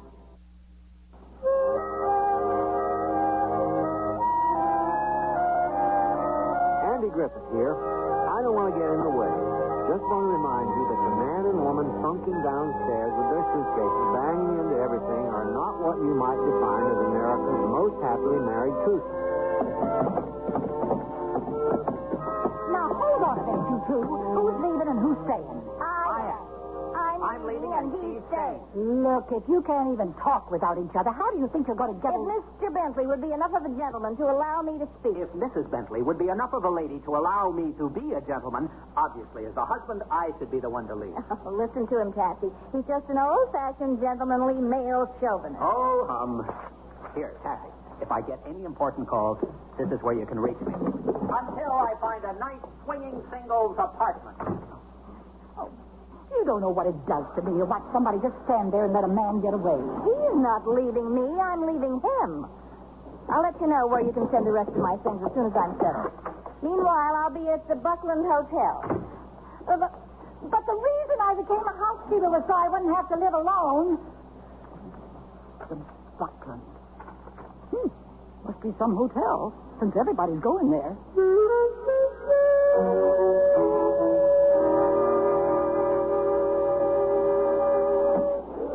Well, I hope you'll enjoy your stay with us, Mr. Bentley. Thank you. Suite 805, Jimmy. The elevator's this way, sir. Thank you. Excuse me. Excuse me. I'd like a suite, please. I'm not sure how long I'll be staying. Yes, ma'am. If you'll just sign the register. We're very happy to have you with us, Mrs. Bentley. Thank you. Let me see.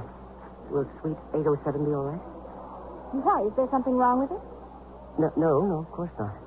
Except that it's right next to suite 805. What's wrong with suite 805? Oh, nothing. Except that it's right next to suite 807.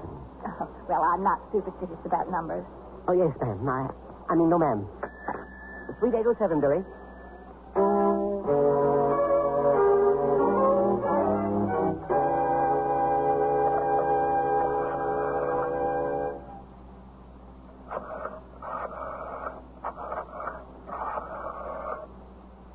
Margot, it's me, the new Elizabeth. Let's have lunch and you'll find out what I mean. You can meet me here at the hotel. You heard me. That's what it's about. Joe and I have finally decided to split. In fact, I've already moved out. What do you care where Joe is, anyway? Well, yes, I suppose he is fair game now, but you could at least wait until the body's lukewarm. Look, on second thought, Margot, I'm not sure about lunch today. I'll call you back.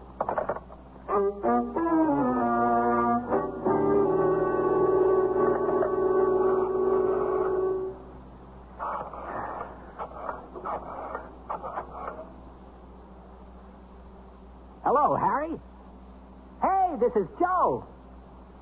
Joe Bentley. Listen, Harry, how about a game? Poker. You're kidding. Was it that long ago? 5 kids. Sounds like you've been busier than I have, Harry. Well, give my regards to the little woman. See you around. Yeah. So long, Harry.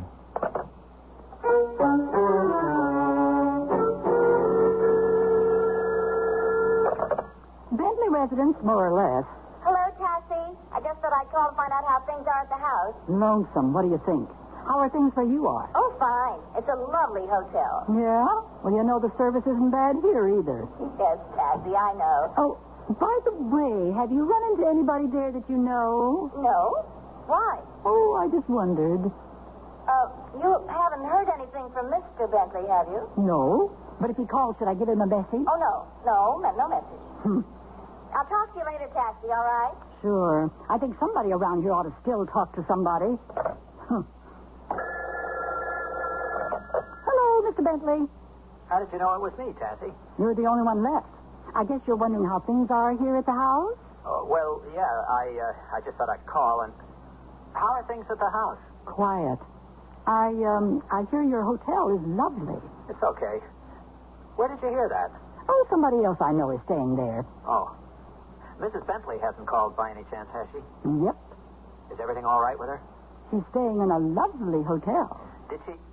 I mean, are there any messages for me? One. Miss Margot Graham called. Margot? You sure she didn't want Mrs. Bentley? Positive. She was very explicit on that point. Huh. Well, okay, thanks. I'll check with you later. I'll be here. Somebody has to stay and look after the goldfish.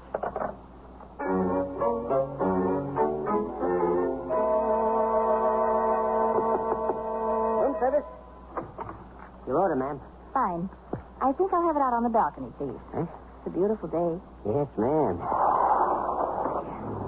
Here you are. Thank you. You're welcome, ma'am. Enjoy the day. I expect to.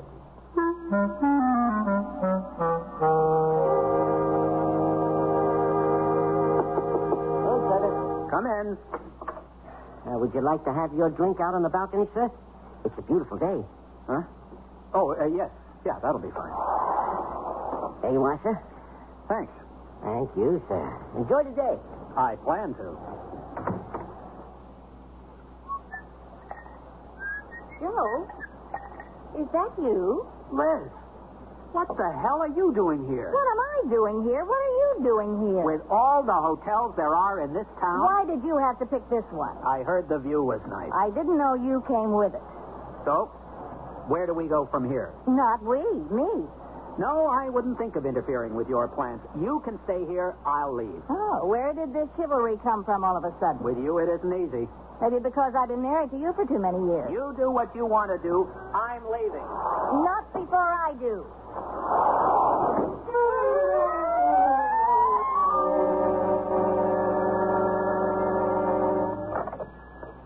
Bentley residence? No, neither one of them's here. Only the residents. Yes, I can take a message for them. What?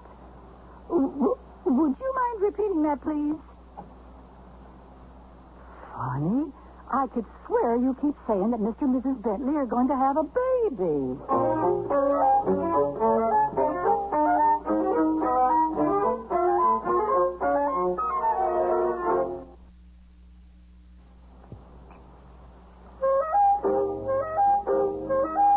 Well, here's the pickle. The Elizabeth's left home in a pit, and right behind her, husband Joe's left her. Old faithful Patty stayed behind to care for home and hearth until matters get straightened out. And now, lo and behold, she finds out these two unhappy folks are about to become one mother and one father. What are they going to do about it, you might ask? Good question. Hello? It's me. Oh, yes, Cassie. I was going to call you. I'm not going to be staying here at the hotel after all. That's good, because I think you better come home. Why? What is it? Something wrong? That all depends on how you look at it. Are you sitting down, and do you have some smelling salts handy? Would you please just tell me what it is you have to tell me? Okay. You're going to have a baby. I'm going to what? The adoption people called. You and Mr. Bentley wanted to adopt a baby once, remember? But that was more than a year ago. Babies take time. So didn't you tell them we couldn't now, that it's impossible? I didn't get the chance to tell them anything. They just kept saying everything's all set. Well, everything couldn't be more unset. Well, what about Mr. Bentley? Should I call and tell him the news? No, never mind, Cassie. I'll be home as soon as I can.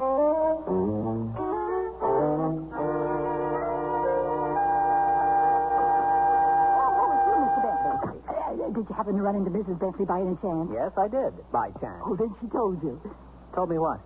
Then she didn't tell you. Didn't tell me what? Well, I really think it's Mrs. Bentley's place to tell you. Cassie, Mrs. Bentley and I are not exactly on speaking terms.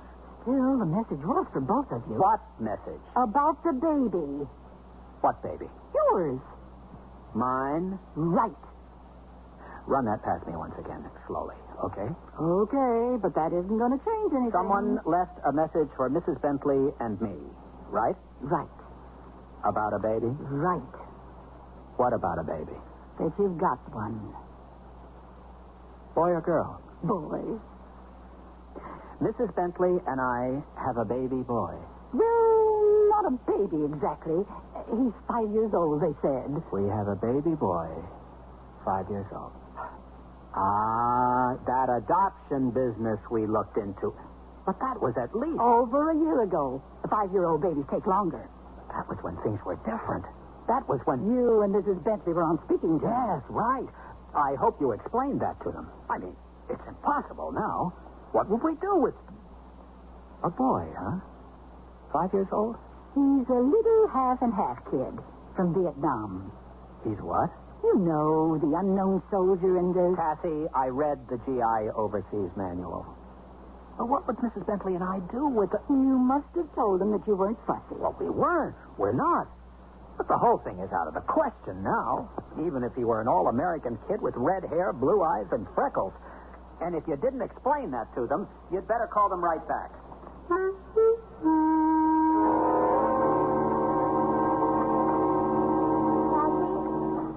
Mr. Bentley's car's outside. Well, he didn't bring it in. I don't think he's planning to stay. Where is he? Upstairs. You didn't tell him, did you? Well, I thought he had a right to know if he's going to be the father. Cassie, there is not going to be a baby. It's a little late to say that. By about 5 years. 5 years? You mean she isn't even a baby? She isn't even a she. A boy? A 5-year-old boy? And chances are he doesn't have red hair, blue eyes, and freckles. This kid didn't do anything right. Didn't Mr. Bentley tell you to call them back and cancel the order? Well, then, tell them we're sorry for any trouble they went to. Too bad the kid went to the trouble of being born. Mr. Bentley and I are not responsible for that. Neither is the kid. All right, I'll call. Or I'll ask Mr. Bentley to call.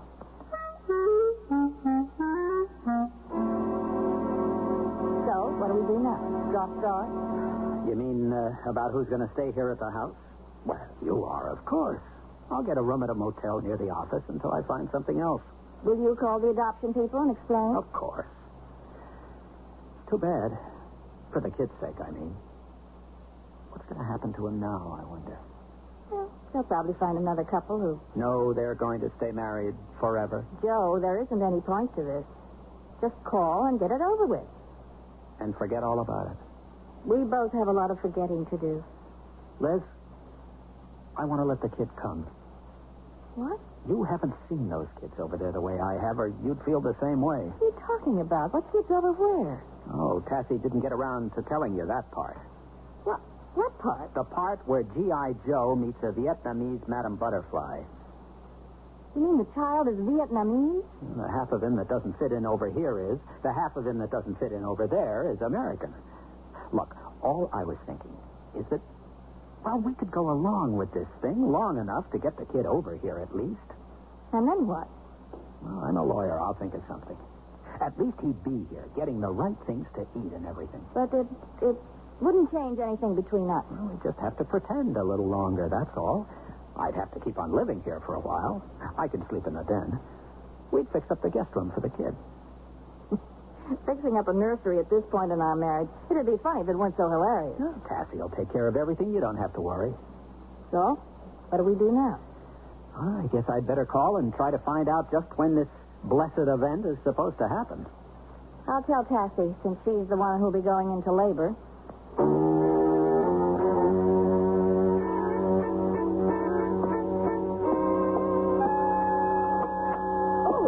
Afternoon, Mr. Bentley. I thought you weren't coming into the office today. Couldn't stay away. Anything important? I've put some things on your desk, but nothing really urgent. Good. Well, excuse me, Mr. Bentley, but I didn't know you played football. Oh, this. It's a present for someone. A surprise. But as a matter of fact, I used to play a lot back in college. Feels good to heft the old pigskin again. I suppose so.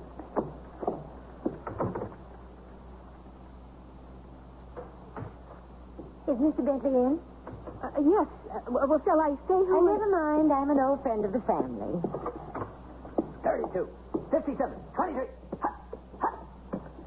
May I play, too? Oh, hello, Margot. I'm not bad at intercepting a pass. I wasn't expecting anyone. I told your secretary I wanted to surprise you. I didn't know you were busy. Exercise.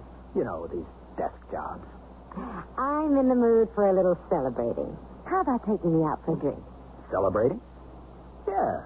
I'm kind of in the mood myself. I thought you might be. That's why I stopped by. You got a deal. Only, how'd you know? Have you talked to Elizabeth today? As soon as she called me with the news, I couldn't wait to see you. Oh, I'm surprised she's spreading it around already. I was delighted to be the first to know. Oh, Lenore, as long as there's nothing urgent, I'm going out for a bit. I'll be back in about half an hour. Don't rush me. Or so. Yes, sir.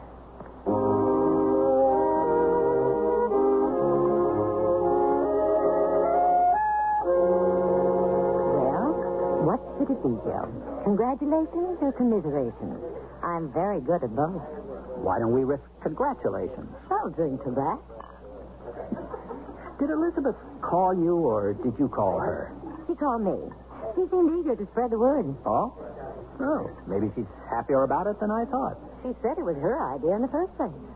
Well, now that I think about it, I guess it was. Frankly, I don't really care whose idea it was. It's just great, good news. Understand, it's not going to change anything between Elizabeth and me. It's not? No. We'll just go on pretty much as we have. Oh? We'll still live together, of course. For a while, at least. Won't that be a little inconvenient? We'll both just have to learn to be more tolerant. Broad-minded might be a better word. I think she's a fool. A fool? To let you get away. Well, maybe we're both a couple of fools. But as I said, finding out that we have this kid on the way doesn't change anything. This what? The kid Elizabeth told you about. Didn't tell me about a kid? When's it due? Any time now, it seems. You mean right away? I thought you said Elizabeth called you about all this. What have we been celebrating? I think I'd better get you back to your office. Yeah. This isn't any time for a family breadwinner to goof off, is it? Not with this cookie. I only pick on people my own size. A baby is out of my league. Well, this kid isn't a baby, exactly. It's a boy. 5 years old. Amazing how time flies when you're having a good martini.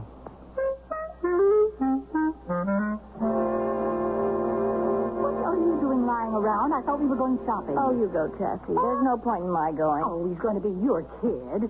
At least for a while. I had 9 years to get used to being a wife, and I didn't make it. You do the best you can with the shopping, Tessie. I don't feel up to it. And before you go, will you take that picture and put it away someplace out of sight? Your wedding picture? Oh, now, wouldn't it be kind of nice to leave it out just for the kid? So he could feel legitimate for a change. Cassie, Mr. Bentley and I have agreed this child is not going to change a thing between us. Well, then you put the picture away. I'm not going to do all your dirty work for you.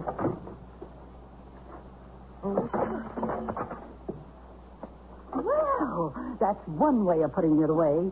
Oh, wait till that poor kid gets here. He thinks the war is over.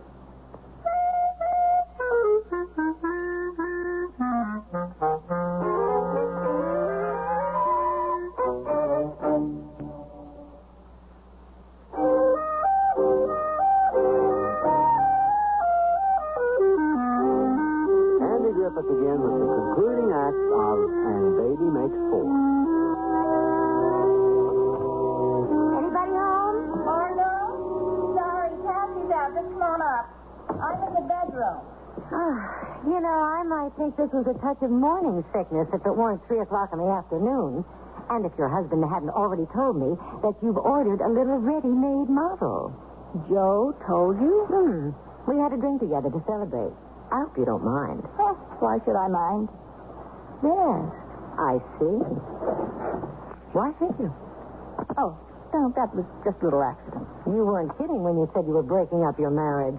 And what's all this about adopting a child at this point? And why Chinese? Vietnamese. Joe wasn't too informative. I'm afraid I'm not going to be either. What's the big mystery? Motherhood, as far as I'm concerned. I must say, you don't sound too inspired. Would you be if you just learned you were about to become the mother of a starving refugee? You mean this was all Joe's idea? No, we both agreed to it. I got the idea you two weren't in agreement on anything these days. So you didn't waste any time moving in on the situation. And moving out again under the circumstances. Has anybody told this poor kid what he's in for? Seems to me he'd be better off staying in China. Vietnam. Fortunately, there's Cassie. Oh, then this was all Cassie's idea. It doesn't matter whose idea it was. The child will be here soon. And the patter of little feet is all you need in your cozy little love nest. Oh, Margot, I just believe in facing facts. A spade's a spade. You can't make it into a heart. Well, you can relax. Joe and I aren't kidding ourselves. I know exactly what you need. Get yourself freshened up, and I'll meet you for cocktails at Tony's around 5. All right? I don't know. Exactly what do you have in mind? Trust me. See you at 5. Oh, hello, Cassie. Hi. My goodness. It looks as though you bought out the town. Don't forget, Liz. Tony's at 5. Well, how'd the shopping go, Cassie? Look. For heaven's sake. If you had to get so much, you should have had it delivered. I did. The truck will be here tomorrow.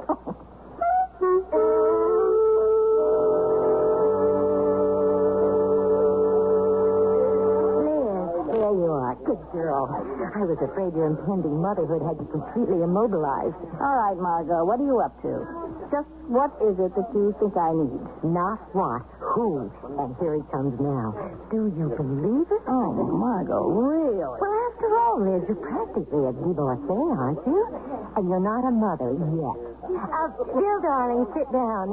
This is the Elizabeth I told you about. And I'm thoroughly intrigued. How are you? How do you do? What did you tell him? Liz, this is Bill Beaumont. And if you think he looks like something off the cover of a magazine, he is. Well, it's a living. But let's not talk about me. Let's talk about you, little mother. I beg your pardon? I think it's just beautiful how you're setting aside your own pain and misery to take in some starving little oriental waif. But relax, Liz. Let yourself go for a change. What do you get to lose? If you haven't already lost. Well, Good. Now drink up, girls, and we shall proceed to hit every disco in town.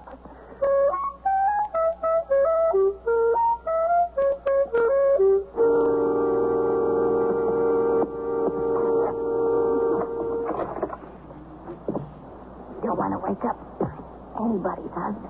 Don't worry, little mother.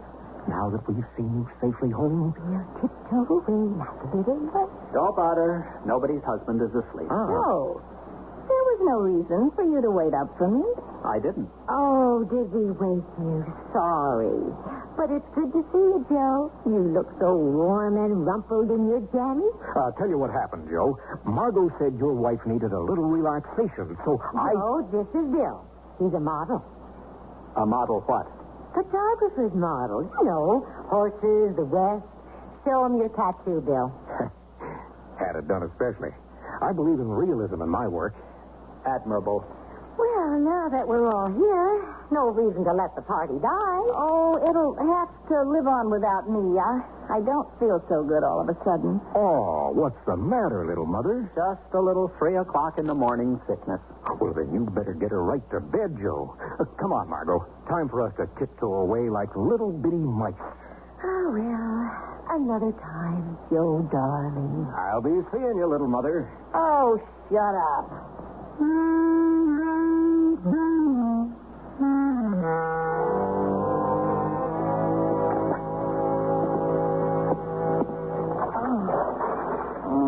Oh, and good morning to you, too. Cassie, if you lay that tray full of food in my lap, you are fired. Starve a fever, feed a hangover. I hear you had a hot date with John Travolta last night. I gather you've seen Mr. Bentley this morning. On his way out. He said you could reach him at the office if you get any news. I'm not up to any news today. If anybody calls, I'm not in. Bentley residence. Yes, Mrs. Bentley is in. Just a minute. Oh, okay, I'll make a deal. You eat the breakfast, and I'll answer the phone. Well, if you put it that way. Can I take a message? Right. Thank you. Yes, what is it? It's the kid. He's on his way. What do you mean he's on his way? I mean, the stork has taken off. Only in this case, he's coming by jet.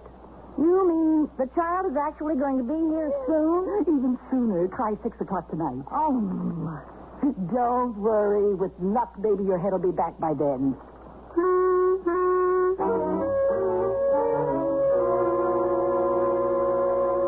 Somebody has to go to the airport to pick him up, and I think it should be both of us. Why? Why give him the wrong idea right from the start? Look, he's going to be set straight soon enough, but right now, he's a little kid landing in a strange place. He'll need somebody to comfort him, like a mother. Well, he's so young. I don't know how to talk to a 5-year-old kid, especially one that doesn't understand English. Look, I agree. We should both go, but honestly, Joe, I don't think I could make it the way I'm feeling. You picked a great time to go disco hopping. No, I don't think it's a hangover. It's like flu or something. Anything that gives you an out, right? Well, there's still a few hours. Maybe I'll feel better by then. Maybe you'd better feel better by then. Oh. No, don't look at me. I'm the home front welcome committee. I'll have the hot meal and the warm bed ready. I can't do everything. But, Cassie, I just feel awful. For you, I have in mind a cold shower. Did he sleep? Almost before his head hit the pillow. Poor little guy. I don't think he knows what's happening. I'm still working on it myself. What did he do when he first came off the plane and saw you? Started to cry. I never stopped. Until I gave him a lollipop to suck on. You know, I've been wondering about that. How do you happen to have a lollipop in your pocket? I've been trying to quit smoking. Oh, that's right. I forgot. How you doing? Please. Maybe the kid will help you quit. I mean, you'll be too busy playing football. Maybe. Only I can't count on the kid as a permanent solution. You keep forgetting that, Cassie. How can I when everybody keeps reminding me? But for the moment, at least, it looks like we're in the parent business. For better or worse. As someone said on another auspicious occasion.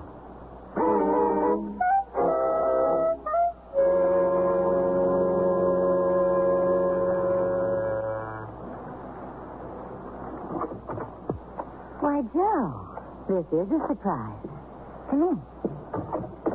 Is the bar open? For you, anytime. That's on the rocks, right? Right. Cheers. How'd you find out where I live? Well, Liz has a handy address book. It's been weeks since I've seen either of you. I gather the kid was keeping you both pretty busy. He is. He could get under your skin if you let him. But you're not going to let him. The only way to do that is to get away. Which brought you here? Seemed as good a place as any. You sure know how to set a girl up, don't you, pal? Oh, don't think you haven't looked interesting to me at times, pal. How about now? How about now?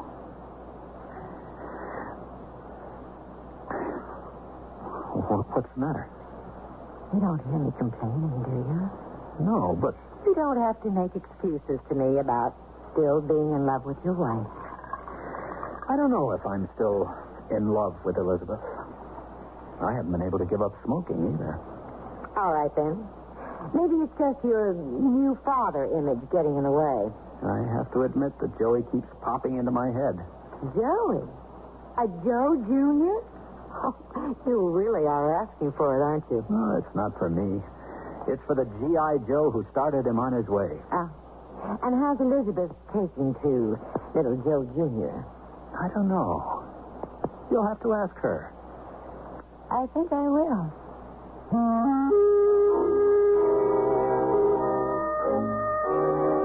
Where do you think you're going? Miss Graham just called. I'm going to meet at the cocktails. It'll be good to get out for a little while and think things over. Oh, you never heard the old saying about running away. I don't want to hear it now.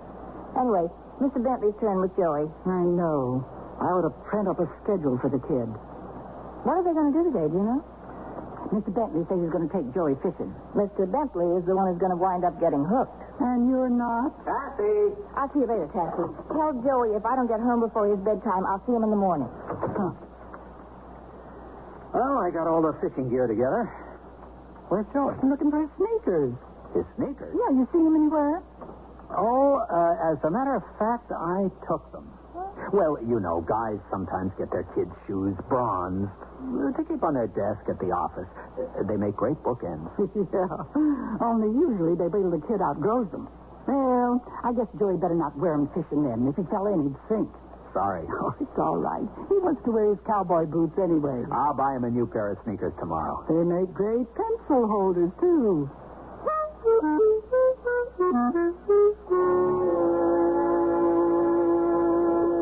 So what's Joe doing today? Babysitting? Yes. We take turns. I know. He told me. You've seen Joe? Once. With feeling. He came over to my place one night. Voluntarily. And left voluntarily. For one thing, he's getting hung up on that kid. How about you? Joey's only 5. We can't ask him to put things back together for us. You don't have to. Look again. Nothing's really come apart.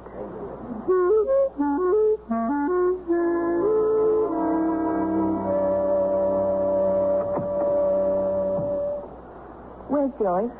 Gone to bed. Joe, I've done some serious thinking. So have I. I want to keep... Well, what are we going to have? A custody battle? I mean it, Joe. So do I. Well, then I guess that's what we're going to have. But I'll win. I'm the mother. Oh, no. Things have changed. You better get yourself a good lawyer. I already have one. Liz, are you sure it isn't just Joey coming into our life and... No, I'm sure. I found out you're a habit I don't want to break. Like smoking? Pardon me, but I could have told you that in the first place and saved you all that trouble. Cassie, please. And Joe, I guess now's the time to tell you something else. What?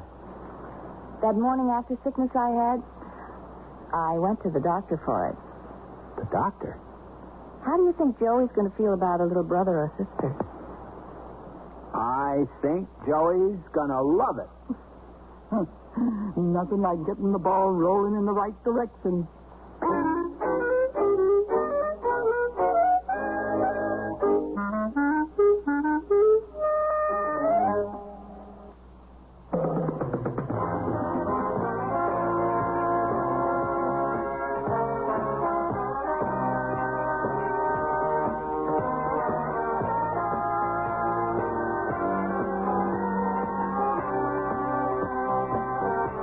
Listening to Sears Radio Theater, brought to you 5 nights a week by Sears Roebuck and Company.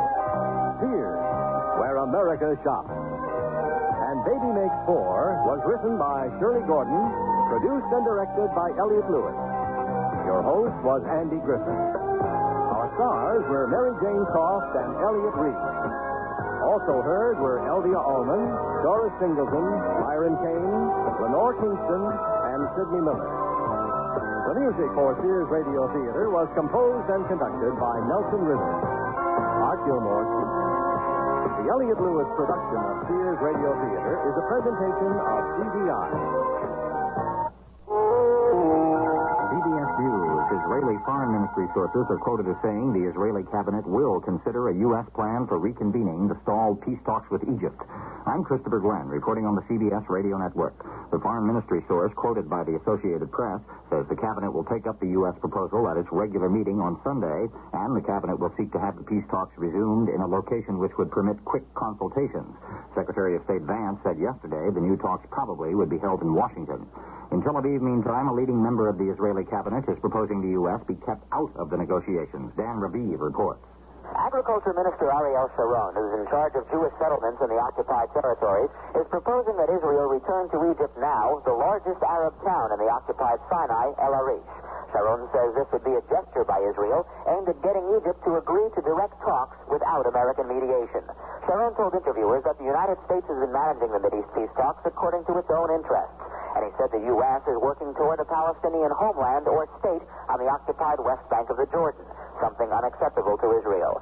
Sharon is generally viewed as a hardliner, a war hero suspicious of Egypt's intentions. But his close friends say Minister Sharon has adopted the view of most Israelis, that a peace treaty with Egypt is inevitable. Sharon, however, believes Israel could get better terms talking directly to Egypt without U.S. involvement. At least through the next round of talks, the full cabinet is not expected to approve his proposal. Dan Raviv for CBS News, Tel Aviv. We'll have more CBS News in 1 minute. Hello? Marge, it's Fran. Did I wake you up? Oh, no, I always talk like this in the middle of the night. Oh, anything wrong? Nothing, really. It's just one of those nights when I can't fall asleep. I took an aspirin, but it did nothing for me. Why should it? Aspirin's for headaches. What you need is a sleeping aid. On the way to work, pick up some Compose. Headache? Take aspirin. Sleepless night? Take Compose. C-O-M-P-O-Z. Taken as directed before you go to bed, Compose actually helps you fall asleep when you want to fall asleep at bedtime. Marge Walker. Marge? Fran. Thought I'd call you during the day this time so as not to scare you to death. Hi. How's the Compose work? Oh, great. I don't get sleepless nights often, but if I do again, Compose is what I'll take. Headache? Take aspirin. Sleepless night? Take Compose. C-O-M-P-O-Z. Take only as directed. Compose is available at all drug counters. The Department of Agriculture held public hearings in Detroit today, getting comment on proposals to restrict sales of so-called junk food in schools, which participate in the National School Lunch Program. Assistant Agriculture Secretary Carol Foreman chaired the hearing and told the news conference her concerns. I am very much concerned about the fact that the taxpayer spends $2.5 billion, $3 billion on school lunch and school breakfast each year, and that we have a responsibility to see that that money is well used and that it accomplishes its purposes. Opponents of junk food sales in schools spoke of manufacturers who make profits selling what were called second-class foods, which cause children's teeth to rot. Industry representatives countered that barring such sales would rob school officials of control over school policy. Militant farmers were permitted to pass police blockades for a traffic-snarling tractorcade past the White House this afternoon, but only for about an hour. They returned to the barricade area, joining more than 1,000 other farm vehicles there before the peak of the rush hour traffic hit. Agriculture Secretary Bob Berglund said the two-day demonstration was an unmitigated disaster, and he assailed calls by the militants, supporters of the American agriculture movement, for higher government price supports on crops, and he called them just old-fashioned greed. Chinese Vice Premier Deng Xiaoping, his American visit over, went to bed early in Tokyo tonight, drained by the cold he caught in the United States. Deng canceled a dinner appointment in the Japanese capital and retired, hoping, a spokesman said, to conserve his energies for talks with Japanese leaders coming up tomorrow. We'll have more CBS News following this message.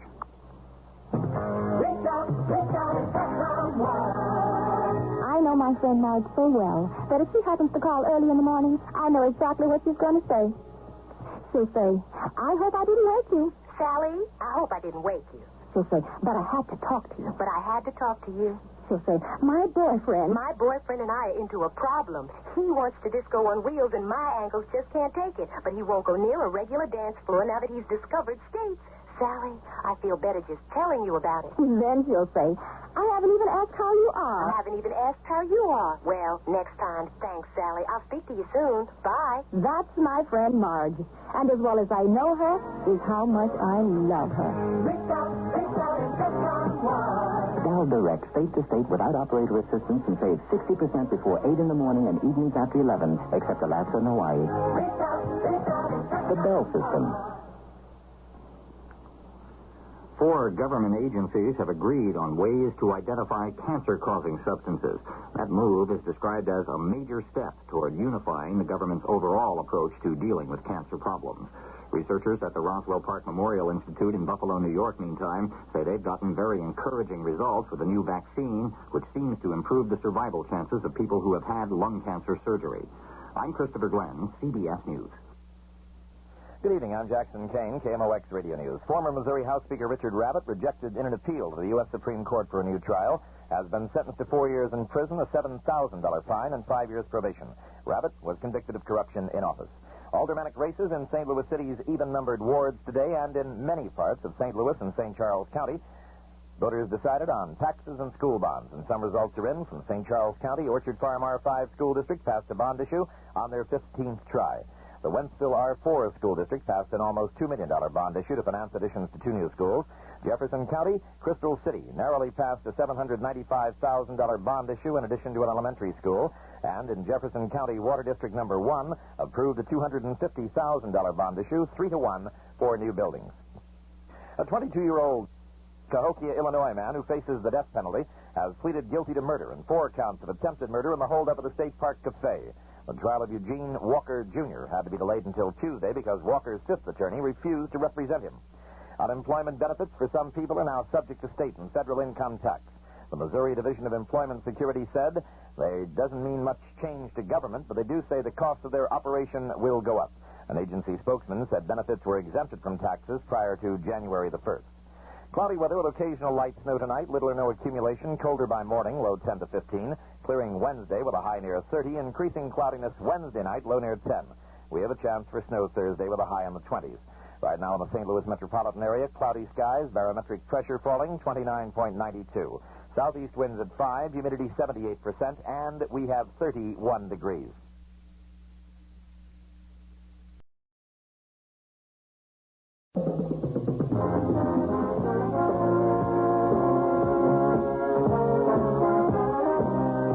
That's the theme from Sears Radio Theater, which will be brought to you Monday through Friday on this station. Today, Vincent Price will bring you a generous helping of mystery and suspense. Tomorrow, Cicely Tyson will enthrall you with tales of love and hate, dramas involving human emotions. Friday, Richard Widmark will host tales of adventure in outer space, under the sea, anywhere there is adventure. Monday, you'll hear stories of the Golden West and the West we know today with Lorne Green as your host. And on Tuesday, you can laugh with Andy Griffith as your host for things that are funny. The Sears Radio Theater will begin after this message from your local station.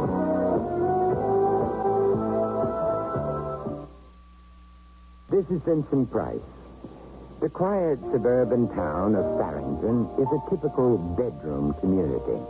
It exhibits all the trappings of a settled small town, tree-lined streets, solid brick homes, even an authentic 19th century town square.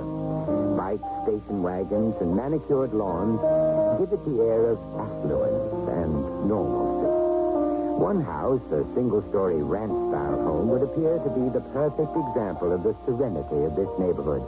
Husband standing just outside the partly open front door, wife within the house saying her last goodbyes. But if we look closer, the woman seems frightened, the man in a fury, and the door is held in place by a chain. Please, Frank, don't make another scene. I just want to come in and talk this out. Unfasten the chain, please. No. It's that damn lawyer. He turned you against me. I'm not going to rehash our marital problems at the front door. Let me in. No, I can't trust you. Not after the last time. I promise not to start anything. Call me tonight. It's better that way. So you can record the conversation? Don't get paranoid. Just talk with me for 5 minutes. I can't. I'm late getting to the bank as it is. I said I want in. Listen, it's still my house. Stop it. You'll upset the children again. Just tell Daddy! Oh. It's Daddy, help me! Mommy won't let me see. She won't let me come home. Stop it. Now, stop it. Don't drag them into our mess. All I want to do is sit in my own living room and reason with you instead of some attorney's office. Is that asking too much? We've been talking for months. Nothing's changed. I'll never give you a divorce. I mean it. I haven't asked for one. Now, give me time to think. I won't let you go. I know you want to marry Brock. Just keep him away from this house. Frank, please. I don't want him touching you, holding you. You're only making things worse. I'm warning you. If you see that lawyer Brock again, you'll live to regret it. And that's only the beginning of our story.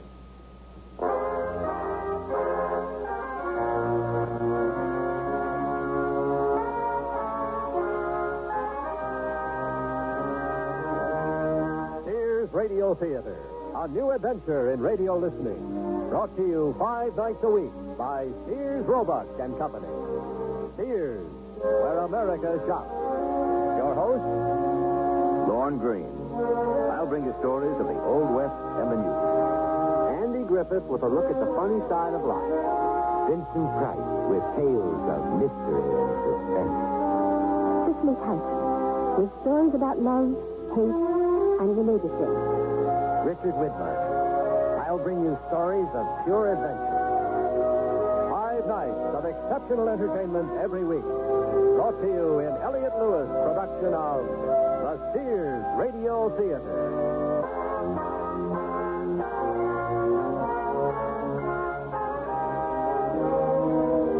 Our story, Hostages, by Ken Gerard.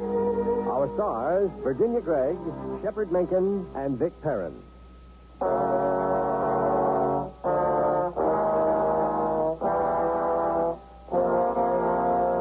In spite of her husband's threat, Carol Madsen called her attorney, Ted Brock, the moment she arrived at the bank. She was terrified. She needed advice.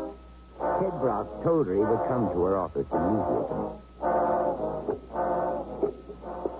How are you this morning, Mr. Enright? Never better, Mr. Brock. Oh, you can smell spring in the air. So go right in, please. Mrs. Matson's expecting you in her office. Thanks. I know the way. I've been here enough.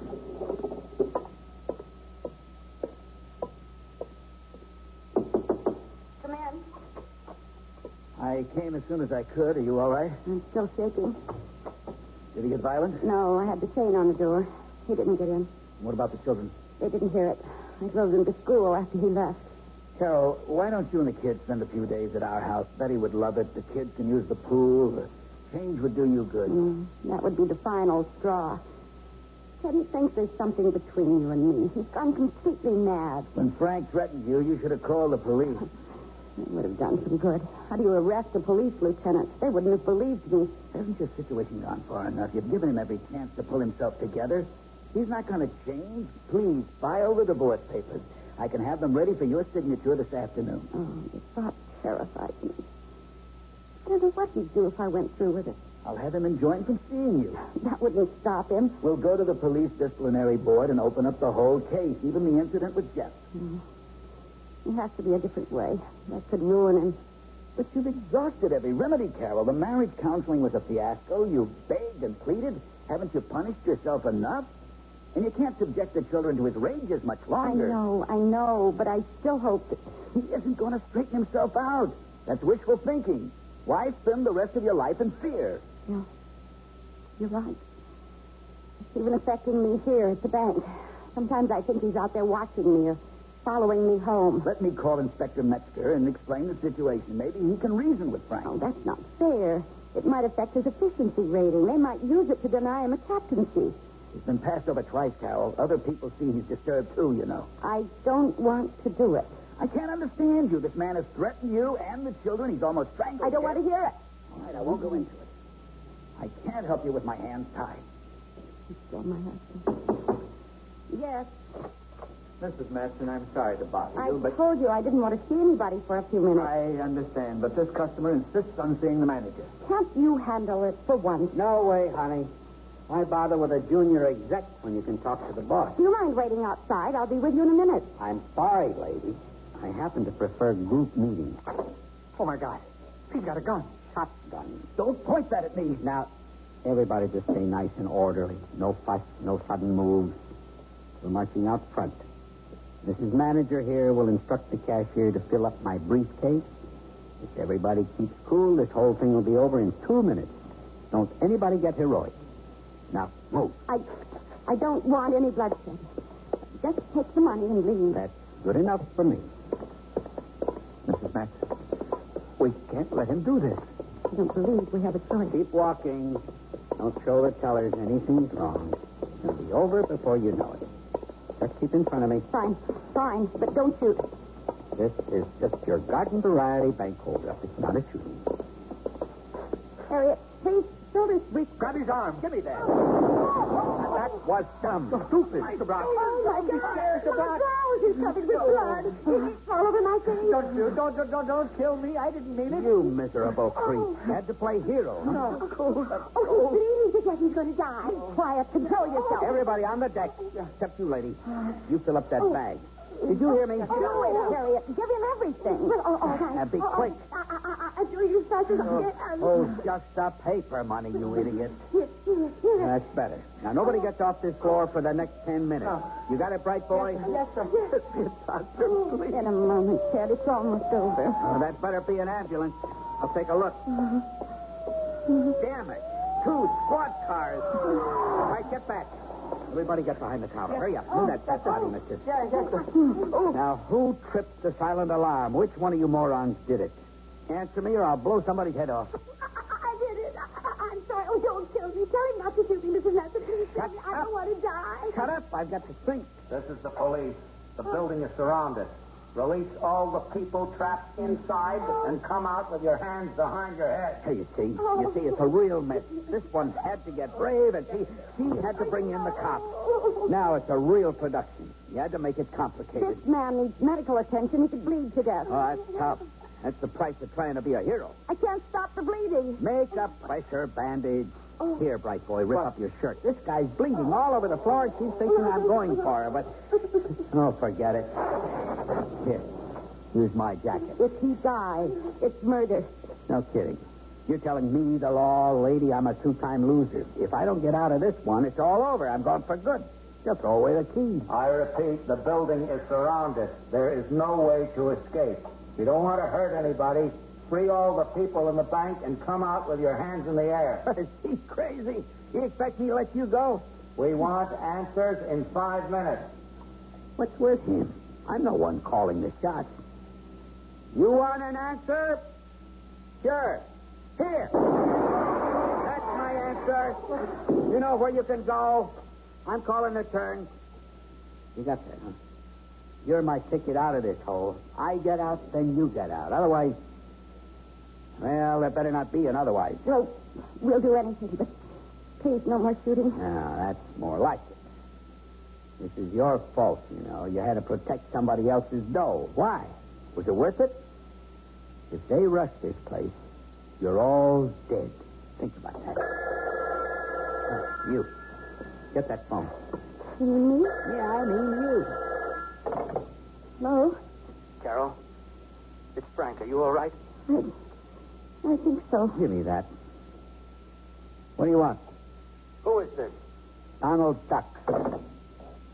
Don't try anything funny. I'm not. Okay. Talk. Is this Enright? Sorry, he's with a customer. Call tomorrow. You're a real comedian. Hey, check with me some other time. I got a couple of problems right now. Yeah, I know. I'm watching the whole thing. This ain't a spectator sport. And keep out of this, huh? You know, you're in a whole lot of trouble. Armed robbery, bad news, you know. Are you, the man? Yeah, I'm the one in charge. Come on, buddy, give it up. Don't make it tougher on yourself. There's no way out. Let the civilians go. Come out, huh? Don't make it any lousier than it is. Are you nuts? I got all the aces. The manager, a couple of flunkies, and some would-be hero. I'm calling the tunes, not you. Okay, I got the message. Anybody hurt so far? Yeah, Captain Heroic got it in the shoulder. Is that all? At least for now. Come on, cooler. Take your finger off the trigger. I want to cooperate with you. We'll try it your way. Oh, you're going to let me go scot-free, huh? Why don't you let the wounded guy out? No way. The hero stays put. What's his name?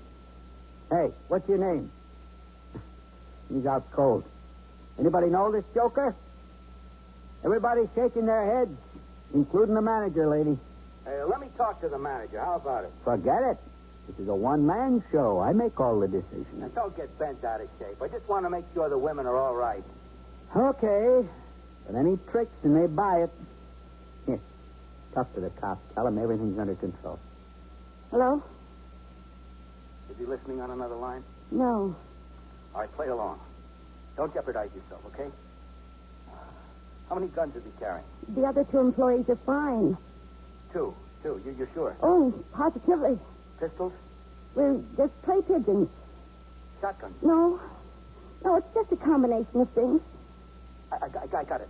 Pistol and shotgun. Yes, that's right, Lieutenant. Everything's fine. Don't worry, we're being treated well. Good girl. I'm going to get you out of there, Carol. Trust me. Keep the others calm. I know what to do. Carol, I love you. Give me the phone.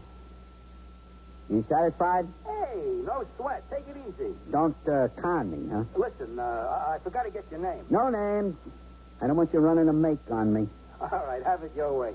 You need food or cigarettes? Oh, blow it out your ear. Save that jive for the amateurs. How about a doctor for the wounded man? Oh, sure. Anything to get a cop in here. Take it easy. You're holding all the high cards. I just don't want to see anybody die. Make you a trade. Let's hear it. First, you clear out all the cops, SWAT teams, and everything. Then I send out the wounded guy. Second, I get safe passage to the airport and a plane to Cuba. Once I'm there, I release the hostages. That's complicated. You got to give me time. Take it or else. I need authorization. Listen, get the plane in a half hour or I start throwing corpses out of the bank. Okay. It's a deal. But it's outside my authority. If I go out on a limb for you, you got to show me some good faith. Good faith? This isn't a union contract. I need it. It shows my superiors I can handle the situation. I'll tell you, just release the wounded man. There's no reason for him to die, right? Yeah, okay. First, pull back the troops. You come get him alone and unarmed. Now you're talking. Okay, folks. The hero's going to the hospital, and we're heading for Cuba. Cuba? Oh, Lord, I never needed to get to Philadelphia. Who hired this idiot? Why don't they bring a doctor in here? He's too weak to be moved. You just get him on his feet. He can't walk. Get him up. Do it now. Move. Come on. Here we go. I thought you didn't know this guy. We all know him. He's Mrs. Matt. He's lost too much blood. He can't be moved. Shut up. Drag him to the door. All right. Come on. Here he is. All right, keep him moving fast. Yeah, okay. I'm coming for him. All right, everybody else, back behind the counter. Now. Come on. I'm out here at the front door. Please help me. Well, I'll be damned. Rock. You got a half hour to come across. Yeah, sure. She lied to me. Oh, I should have known it. You met with her. I told her not to see you. I warned her, but she did it anyway. Please help me. You couldn't stay away from each other, could you? You had to put your filthy hands on her. Touch her. Please.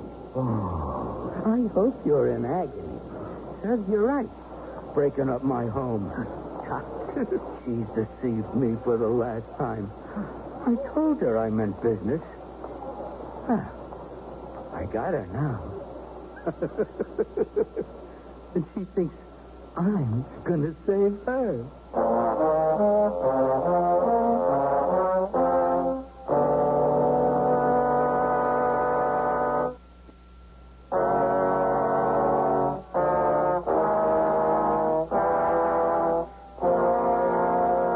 Across the street from the beleaguered bank in the town of Farrington, Ted Brock's body is placed in a waiting ambulance. Lieutenant Frank Maxson, bullhorn in hand, is briskly supervising all the activity out in the street.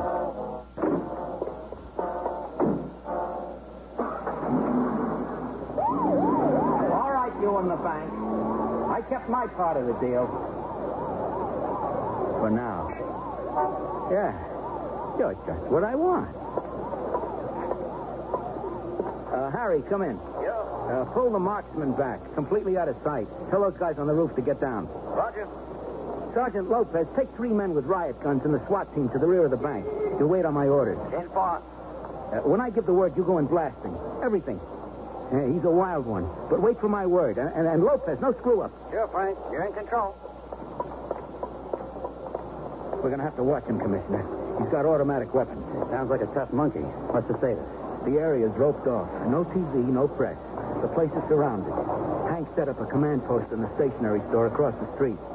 There's a phone there up front in the window. You can see it clearly from the bank. Good planning.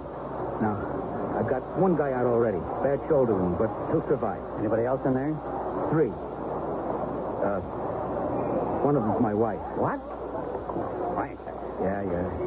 It's a rough one. How about Captain Gordon taking over? No, sir. It's my ball game. And it's my wife trapped in All there. right. Okay, now run the show. Let's get him out of there in one piece. Just let me alone and I can do it. All right. Any demands? A plane to Cuba, $2 million, and release of all political prisoners. What prisoners? Beats hell out of me. He sounds like an extremist. Nah, he's just a punk hood. Says his name is Claudio. Hey, there's a Claudio wanted in connection with an attempt on the German ambassador. Could be the same guy, a radical. Pro hitman. Listen now, don't you make any moves yet. I'm going to get the FBI in on this. Meantime, just stall some more. Maybe that's what he wants us to do. Why be a platform for him? Once we bring in the feds, then I can't hold back the press. Let's handle it like a local matter. Nurse him along. All right, I'll buy that. Treat him like a stick-up man. Play it low-key. Keep it one-on-one. For now. Until we can force the issue. Now, Frank, this Claudio is no back-alley thug. He's got a full sheet. Arson, political assassination, murder, and rape. Now, don't take any chances. In my situation? Look, I want my wife out, alive. If you need anything, I'll be at the command post. I'm coming with you. I'm going to use that phone in the front window. He'll see I'm alone. No taps. No SWAT team. Good. Frank, you pull this one off and you'll make Captain yell. Well, we'll see about that later.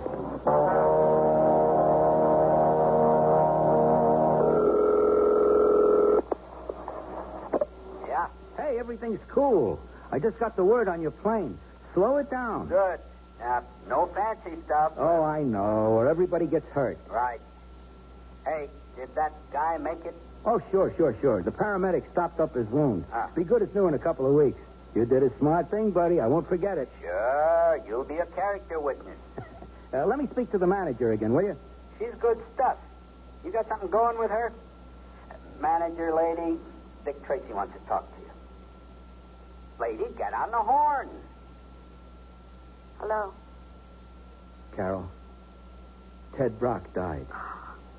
Bled to death in the ambulance. Oh, no. Oh, Ted. Oh, my Ted. He was just trying to help. It isn't fair. What the hell is going on? My fault. Well, Miss Masson, what happened? What did you do? I didn't do anything. I killed him. I killed him because of me. He's dead. Who's dead? Dead. I killed No. He murdered him. He shot him. Killer. I knew it. We're all going to die. Everybody shut up. What is going on? Did that cop tell you something? Yes.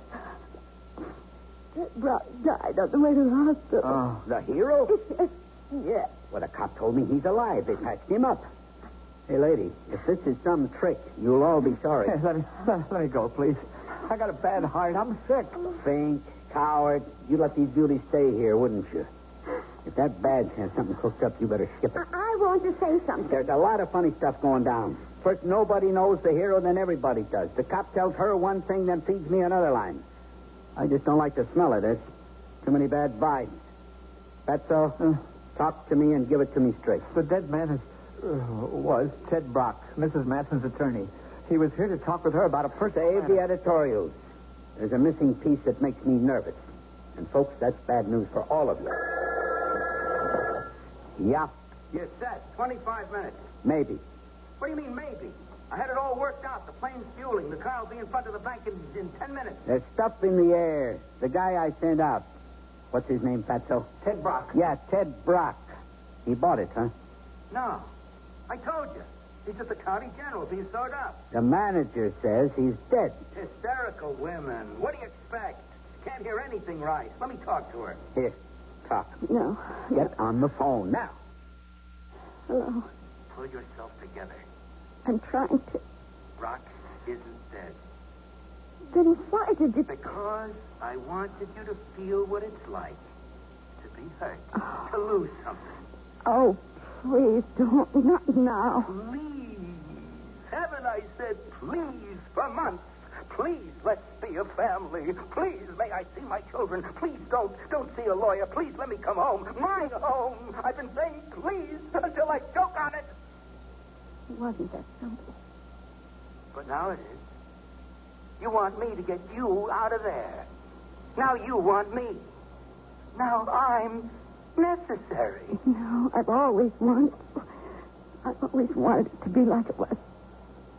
Like 3 years ago. Lawyer? No, Frank, it's true. Behind my back. You defied me for the last time, Carol. Understand? The last time. I just can't let this pass.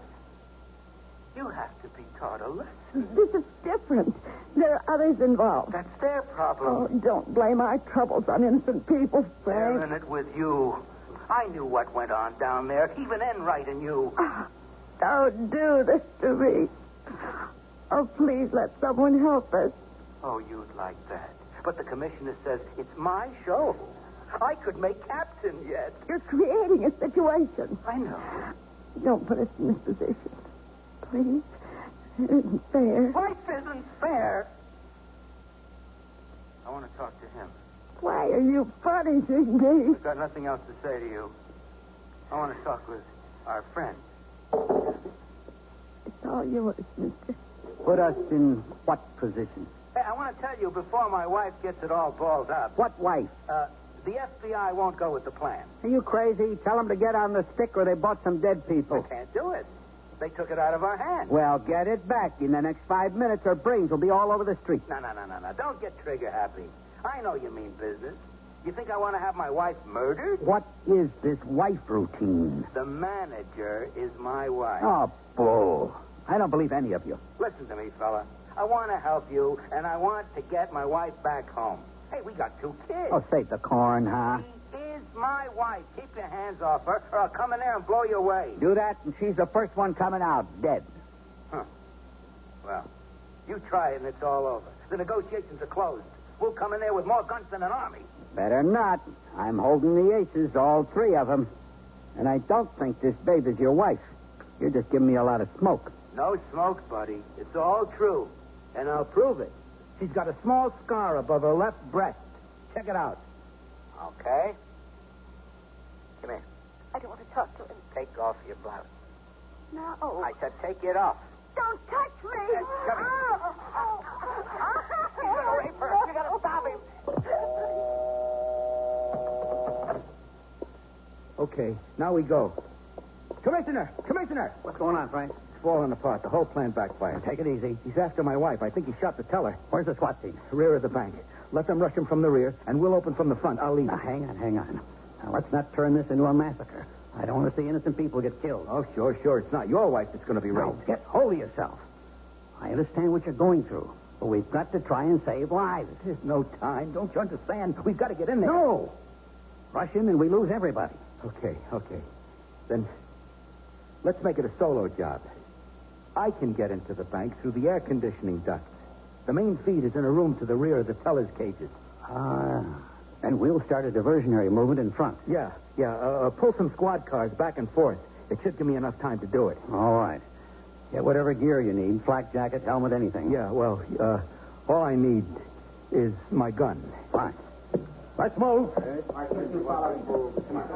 start the cars in 3 minutes. Sure, that'll give me enough time to get into the shaft and start down. Good luck, Frank. Thank you, sir. Don't take too many chances. No, sir. But get him. I will. I'm going to shoot to kill. Both of them.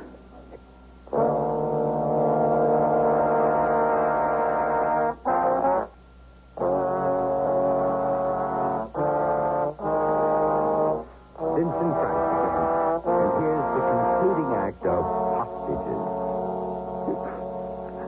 Are you satisfied? Did you see what the scar looked like? It's pretty, isn't it? I'm sorry, lady, but, well, I had to make sure. Did my husband tell you how he got that beautiful scar? No. No, of course not. Because he did it. In one of his rages, he attacked me with a steak knife. I didn't mean to hurt you. Nobody means to hurt. There's too much stuff going down, too many stories. I don't trust anybody. Who wants you to? Close that face, fat boy. Thug. Oh, George, don't make it any worse. Yeah, why die angry? Don't you see what's happening? My husband's using you. You're being set up. He's creating situations. He wants you to kill me. Oh, now that's some story. Cop wants wife dead? I don't buy it. If he's coming for me. For both of us. Come on. For me, because I defied him. The man you shot was my attorney. He's a divorce lawyer. My husband hated him. Threatened me if I saw him again. Charlie said I have to be taught a lesson. Oh, that's screwy. Yes. That's why we were separated. He's unstable, violent. He needs help. Do you know what 16 years on the force does to a man? What he's seen? Murder, suicide, death. The insane, ugly side of humanity. Well, it tore him apart. He'd start screaming in the middle of the night. He kept hearing gunfire. Sleeping with his service revolver under the pillow. Begged him to go into therapy. Take a medical retirement, but it was too late. That really started his paranoia. I became his enemy. They were plotting against him. Even you?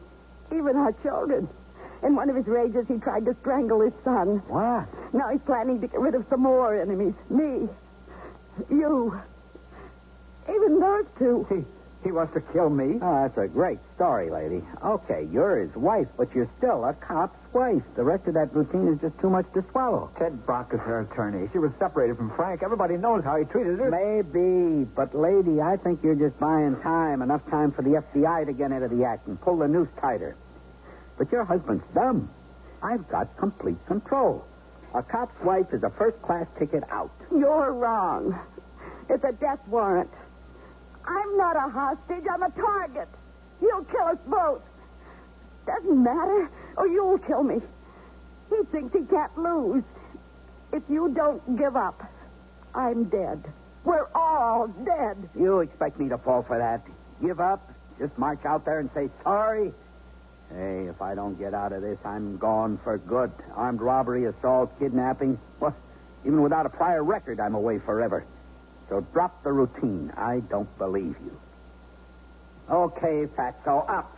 It's time to send him another present. All right. Oh, Just pain. it's his heart. Oh, bull, it's another trick. Trick.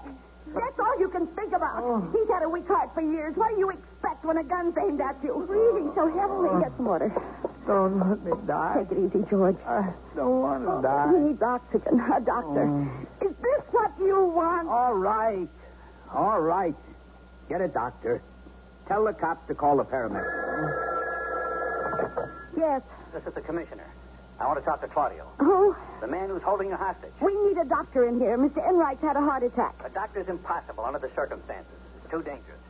We might risk more hostages. He needs a doctor now. Oh, they won't. Give me that phone. Okay, it's over. The whole thing's over. I don't want any deaths. I'm giving up. I'm finished. Send out the hostages first. I said it's over. Now get a doctor in here before this guy dies. It ain't worth it. I'll toss out my hardware. You got a deal. Here. Tell him you're intact. This is Mrs. Matson. Carol Matson. We're safe. It's all right. Let me speak to my husband. That's impossible. He's trying a solo rescue. I guess he's somewhere in the bank. Oh, you've got to stop him. You've got to stop him. No. Don't worry, Mrs. Matson. Frank won't take any chances. Get Matson on the two-way. Tell him Claudio surrendered. We're trying to raise him now. Hurry, please. Oh, hurry. What do you mean he doesn't answer? Try it again. Now, just a minute. I think he's turned off his set. Frank doesn't respond, Mrs. Matson. Oh. He's probably there. Inside now. What the hell's going on? Give me that phone. If you're coming in here, they die. No. I've called off the operation. Sure? I'm pulling everybody out. Okay. You can have 2 of them, but the manager sticks with me until I'm positive. That's not our deal. Neither with the goon cars. Now pull them out, everybody. All right. Surrender to me. I'll meet you in the front of the bank. What an honor. Okay, chickens, you're going home. Hang tight, fella. We're getting you a doctor. He's in right here. Let me help you. I think I can make it, Harriet. Well, you didn't have a heart attack. That was a fake. Run, Harriet. Run. Oh, don't shoot, officer. Don't shoot. I'm a hostage. I'll be damned. The coward. Faint. Chicken butt. Go ahead, sister. Beat it. No, I said go. Move now. Go ahead, Harriet. I'll be all right. Oh, what a screw-up for a lousy couple of G's. Boy, you people on the outside are something. It's safer in the joint. Come on, lady. I've had it. We're coming out. Hold it right there. Oh, it was a trick. Oh. One move, and she gets it right in the head. Frank. I moved. Kill her. Are you crazy? I'm surrendering. I don't want to do it. I'm closer. Kill her. Lady, tell him. I got nothing to lose. You haven't got the guts to pull that trigger. You're just a small-time punk hood. Frank, please. We worked it out. He's giving up. In the crunch, these guys haven't got it. No guts, no backbone. See, he can't pull it off. He's impotent. You stay right there, cop. No way. Carol, I've got this aimed right at you. No one will ever know. No. Take it easy, Mrs. Matson. No. Real easy. It's all over. If we had just been a second quicker. What? Frank's dead. The robber killed him. I'm sorry. Fortunately, our marksman shot Claudio. He's dead, too. You were next. It's wrong. It's wrong. I know how you feel. Frank was a devoted husband. All he could think about was you. He was a real brave guy. He died a hero.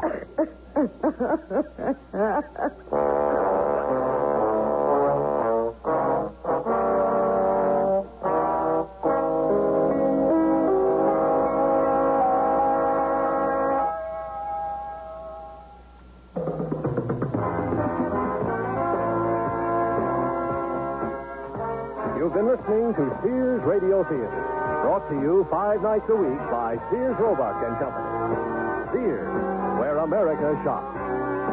Hostages was written by Ken Gerard, produced and directed by Fletcher Marshall. Your host was Vincent Price. Our stars were Virginia Gregg, Shepard Menken, and Vic Perrin.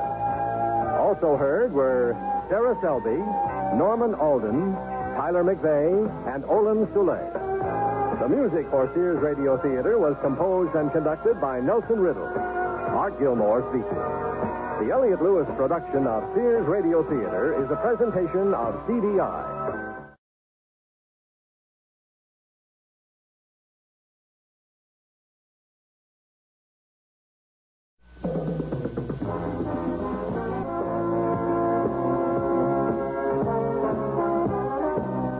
That's the theme from Sears Radio Theater, which will be brought to you Monday through Friday on this station.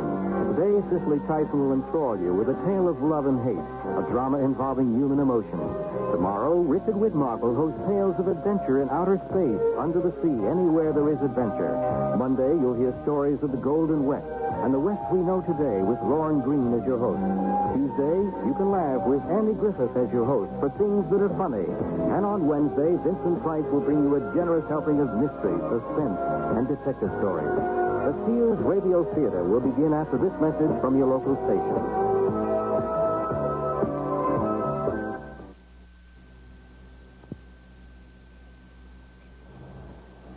This is Cicely Tyson.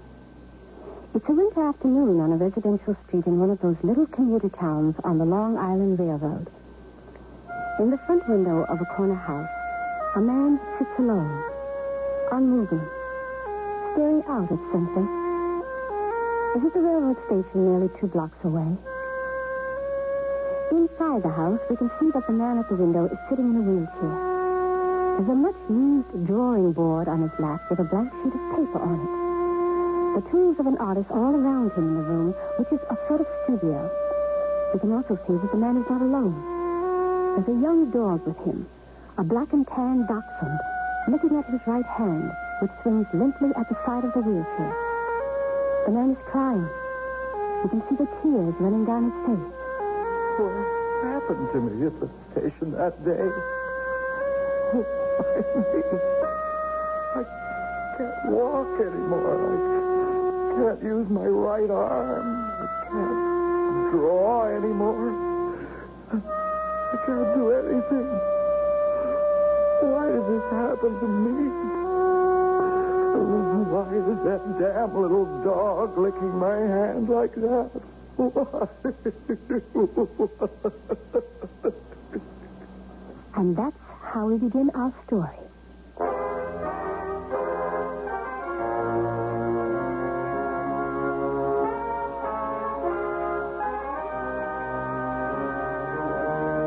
Sears Radio Theater, a new adventure in radio listening. Brought to you 5 nights a week by Sears Roebuck and Company. Sears, where America shops. Your host, Lorne Green. I'll bring you stories of the Old West and the New. Andy Griffith with a look at the funny side of life. Vincent Price with tales of mystery and suspense. Cicely Tyson, with stories about love, hate, and related things. Richard Widmark. I'll bring you stories of pure adventure. 5 nights of exceptional entertainment every week. Brought to you in Elliott Lewis' production of the Sears Radio Theater.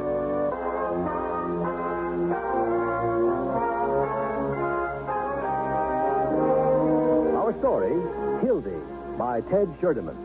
Our star, Fletcher Markle.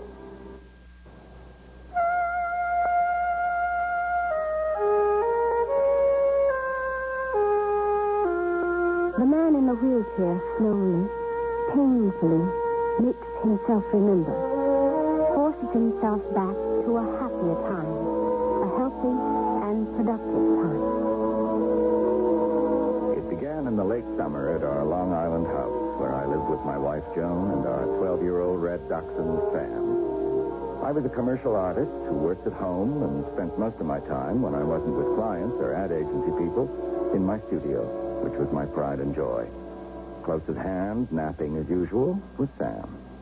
I'd just finished pasting up some type sheets on an ad when the phone rang. You get that, Joni? Okay. Another cement needs some thinner. Just this one little problem, we seem to be out of thinner. It's Barry Mills from Los Angeles, Eddie. Pick up the phone in your studio. Hello? Hi, Eddie. How are you? Fine, Barry. How are you? And what are you doing calling me all the way across the country? Lydia and I are going to England. Hey, how about that? Did you hear that, honey? Hear what? She's right beside me now, Barry. They're going to England. Oh. What happened? Smog get too bad for you? My agent sold me to an English producer, and we'll be gone the better part of a year, I guess. Hey, that's wonderful. In London? Yeah, part of the time. What I was wondering, do you still like dachshunds? Doxies? Sure. Wouldn't have any other breed of dog. Well, Lydia and I feel the same way, but Hildy is the problem. Who's Hildy? Doxie. Oh. She's only 3, and she'd die in a kennel here. And there's an English law about bringing dogs into their country. They're kept in quarantine for 6 months. That's why I thought of you and your love, your and Joni's love for dachshunds. Well, sure, Would you but... take Hildy?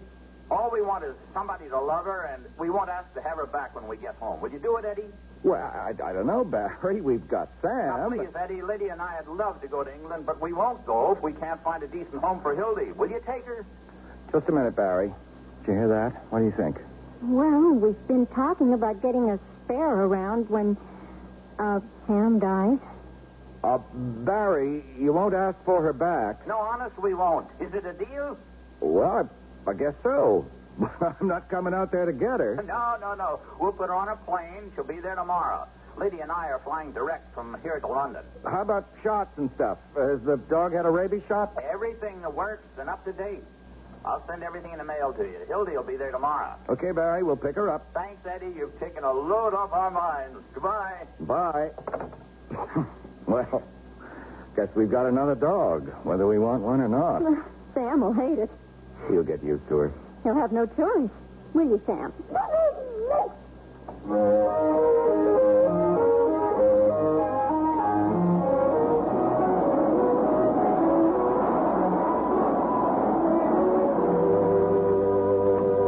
on, Joni. Out, Hildy. I guess you'll eat whatever Sam eats, huh? Sure. Here you are, driver. Thanks, Mac. Come on, Hildy. This is your new home. Making a club to help you in the dog fight. With a rolled-up newspaper? Better be prepared.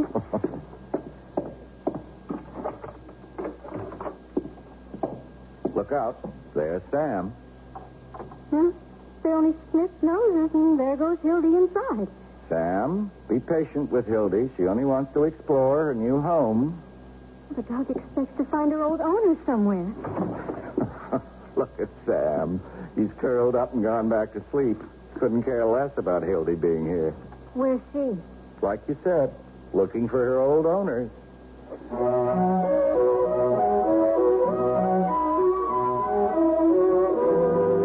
what's this? Hildy's registered in the American Kennel Club as Brunhilde of Westwood. Go fetch the ball, Hildy. That's a good girl. And give it to me. Now sit up and I'll throw it again. Good girl. Well, she's had all her shots. Says here not due for another rabies shot for nearly 2 years. And I'm not throwing the ball for you, whether you sit up or not. At least he doesn't sit up and beg while we're at the table like Sam used to. Good old Sam. Look at him. Sound asleep. And look at her. Curled up beside him to keep him warm. I hope he makes it to Christmas. He'll be 13 then. I hope it's not an unlucky number for him.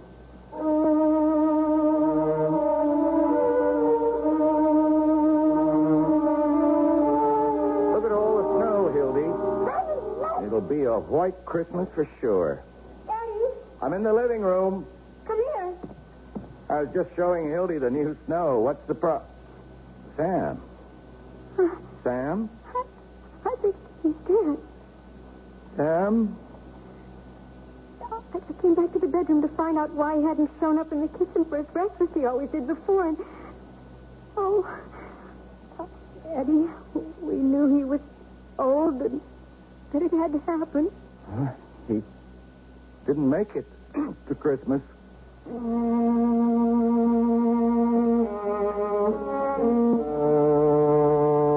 Sam's death taught us one thing, that you can't prepare for such an event. It doesn't matter whether it's all of a sudden or long in coming. There's no way to keep from remembering all the things you could have done, maybe should have done, but didn't. But like all things, dismal as they may be, a little time worked its wonder. And I got back to work at my drawing board. Joni was a perfect housewife, and Hildy was a perfect pet. Do you have to deliver that artwork in person? I always have. But it snowed so heavily last night. I don't know whether you can even get through to the station. I've waded through snowdrifts before. Right, Hildy? It's still snowing, see? Don't worry about it. I don't worry about it. I worry about you. Bundle up carefully. Am I okay? Can I go now? Be careful. Always am. Bye. Bye, Hildy.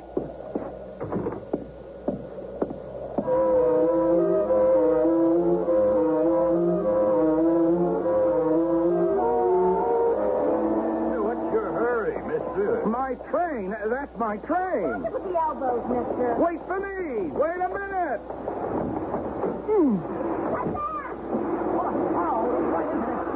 He must have slipped on something. Is he alive? Somebody better call an ambulance. I don't care. We'll just call this guy is hurt bad. No, man. He's just curled up to take a nap in his own club. Hey, all I did was ask a couple of questions. I called for an ambulance.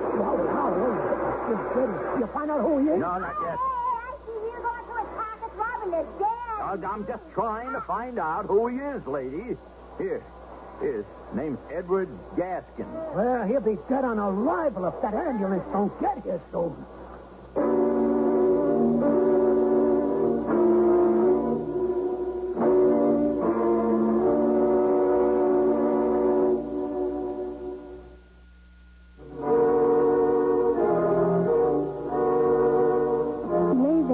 Station platform, the snow reddening with his blood. Other commuters crowded around, some of them frightened, others wanting to give help but not knowing what to do. At last, the ambulance came and took him away. Of course, I have no memory of how I got to the hospital, but somebody phoned Joan, and she came right away. I was in a recovery room when she finally saw the surgeon. You're Mrs. Gaskin? Yes. How's my husband? Is he all right? Sit down, please. I don't even know what happened to him. Well, according to witnesses, he was running to catch a train and ran full steam into one of those steel girders on the platform. Oh, God. He did quite a job on his head, Mrs. Gaskin. Go on. But he's alive and will recover eventually. What do you mean, eventually? Just that. When can I see him? In about a week. A week? Mrs. Gaskin, I'm not sure. That's why I've asked some other neurologists to see him, but I'd be less than honest if I didn't tell you that your husband may be paralyzed on his right side and unable to speak.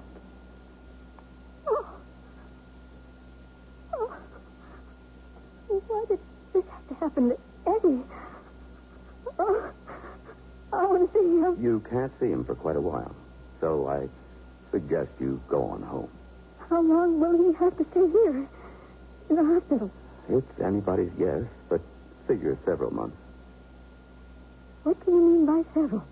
It's up to the neurologists and staff. Will he need more operations? Possibly. Look at it this way, Mrs. Gaskin. Your husband could have been killed.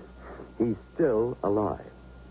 Well, will he want to be if he's paralyzed and unable to speak? That's up to him. And you.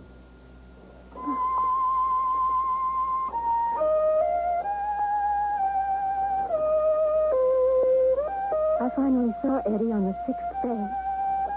But I don't think he even knew who I was.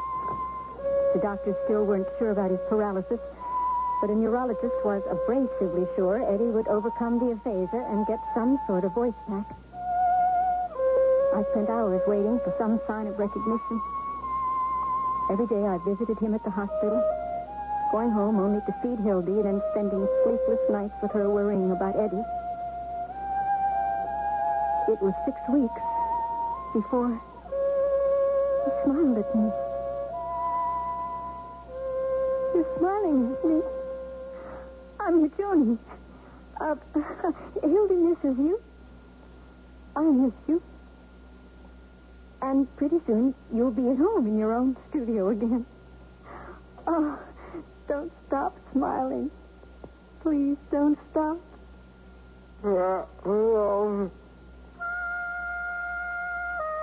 It's awful to think of words you are unable to say. Like a bad dream, but worse. To hear how I'll be in my own studio, unable to do anything. Not with a paralyzed right side. How can I ever use an airbrush again?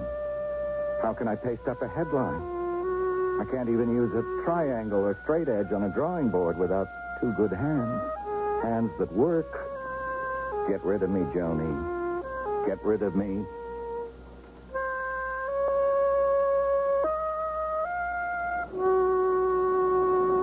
Be careful getting that wheelchair into the cab. Here, let me help, man. Thank you, driver. There you be, sir. You take care of yourself now, Mr. Gaskin.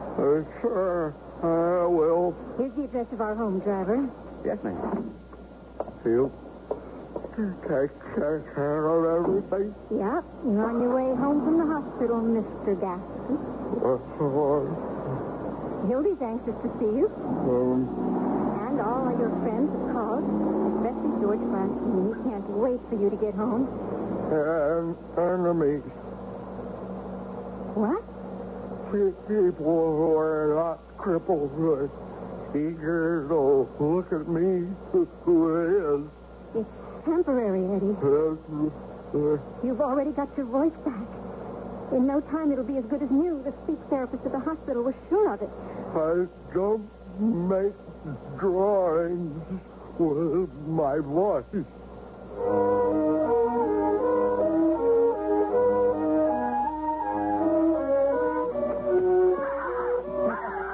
that's a cute dog. He'll be so glad to see you, Eddie. Get away from me. Eddie, you're here. Wheel me inside. Yes, sir. Hildy, that's a good girl. He didn't mean it. That's one way to stop a hysterical greeting I'm in no mood for.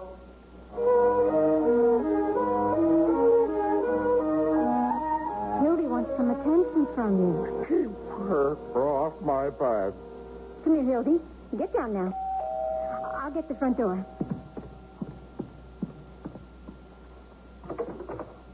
It's me. Is he home? Hi, George. We just got here. I brought my portable checkerboard. Thought he might like a game. Hi, Hildy. I doubt it, but come on in. Gotcha. It's George Glassine, dear. Hey, you look great. No visitors. Well, George isn't a visitor. He's an old friend. I brought the checkerboard. You want to play? You get out. I'm sorry, George. Don't make excuses for me. Oh, well, maybe another time. No time. Come on, George. Like I told you, we just got home, and he's tired. Get out of here. I didn't come over here to be insulted, Ed. When you decide you'd like some company, you just phone me. What's the matter with him? He's depressed and upset because, well, he'll never draw again. With the right hand and arm, at least. But I meant it about Eddie. If and when he wants company, he can phone me. Bye, Joe. Bye, George. And thanks for coming. And thanks for everything. I only told them I was taking the morning off to get you ready. What? I have to go to work. What did you say? I had to get a job. I was lucky to get it. Doing what? At the library. I stack books mostly, but sometimes I help the librarian out. She's a woman, too. Quit. What? You heard me. Quit. Won't have you working. Listen, Eddie, do you have any idea how long you were hospitalized? How many operations? Insurance covers it. I'm trying to explain to you. The insurance is used up, Eddie. There are staggering medical bills, and we've got no more savings. I had to go to work. To prove I'm not capable of supporting you. I'm not trying to prove anything, except how much I love you. Prove it by quitting. I get off at 6. Then I'll be right home. You're going to this job? Yes, Eddie. Well, don't try to kiss me. Get out. Take that stupid dog out, too. Okay. Come on, Hildy. I'll bring your lunch to the night table. Come on, Hildy.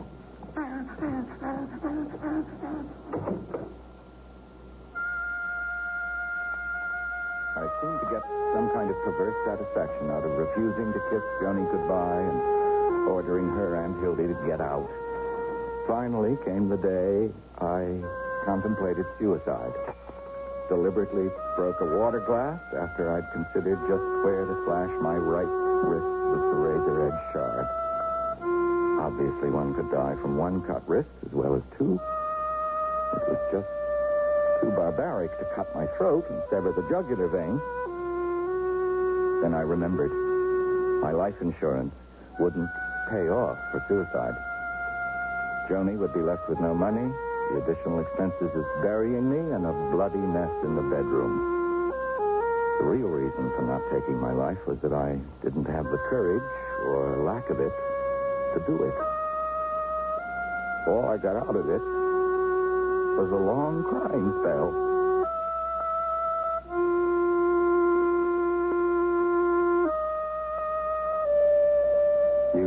lie in bed all the time, Mr. Gaston. Or what do you suggest, Doc? I sometimes do a buck and wing. Eddie. Your wife has rented a wheelchair for you. And I'm applying the rental on the payments to buy it. Good. So use the chair. Want some help getting into it? No. Not from you, Joan, either. I'll see you out, Doctor. Right. I recommend you at least try to use that chariot there, Mr. Gaskin.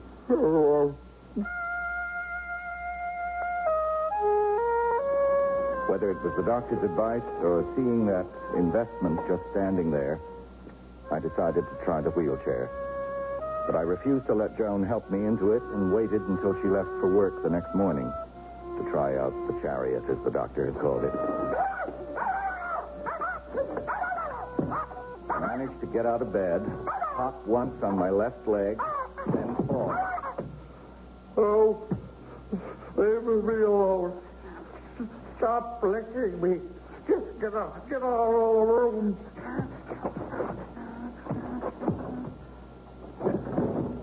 I had a few falls, but by hopping on my left leg from one place to another, I finally reached the chair. I wheeled myself into the living room. I didn't dare wheel myself into the studio where I'd worked. It was too painful to even think of all the art activities I could no longer take part in. But I finally did. I wheeled myself into the studio where I'd spent so many years. I finally picked up a piece of charcoal with my left hand and, using the paper taped to the drawing board, tried to sketch the tree I could see from the window. My efforts were so crude, I had no heart to continue. All I'd read about the great Mexican artist, Jose Orozco, losing his drawing arm and gaining fame only after he'd learned to paint with his left arm, all that depressed me instead of inspiring me. I concluded his triumph over catastrophe was due to copious quantities of tequila. Specious reasoning, of course. But we couldn't even afford a pint of the stuff. A six-pack of leader-priced beer would be cause for a celebration. And then I became aware of Hildy sitting up, holding her ball in her mouth. You want to taste the ball? It's the only thing left I can do for you. Give it to me. Not the right hand, Hildy. This one. Will you stop pushing it into the dead hand? Here. I'll show you. I'll drag this useless arm out of my lap where you can't get to it. Now, give me that ball in my good hand. That's fine. Good girl. Now. Well, don't just lie there. Go fetch the ball. Never made any difference to you which hand threw it or you know when it was kicked. Okay. You won't chase it. I'm going back to bed.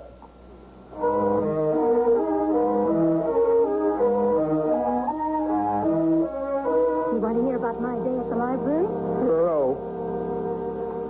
Okay, I'll put the wheelchair beside your bed so you can get into it.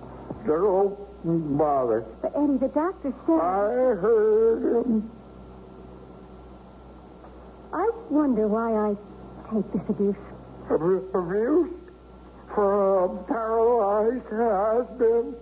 You're determined to remain surly and unhappy. You're a spoiled brat wallowing in self-pity. I can't talk about anything that doesn't anger or depress you. You cost us our best friend, George Glassine. I'm sorry about the accident and that you can't draw anymore. But you had your life. What good is it? It's as good or bad as you want it to be. Hildy and I are fed up with you, Eddie.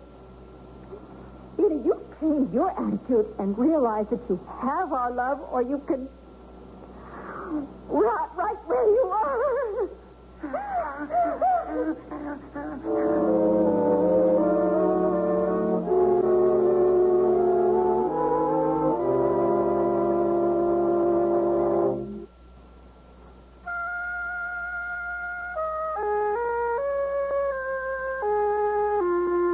Tyson again. And here's the third act of Hilda. It was the next morning, and Joan was in the kitchen, followed around by the little doxy Hildy. Suddenly, the dog barked. Joan looked around and found me wheeling the chair into the kitchen. She gaped with surprise.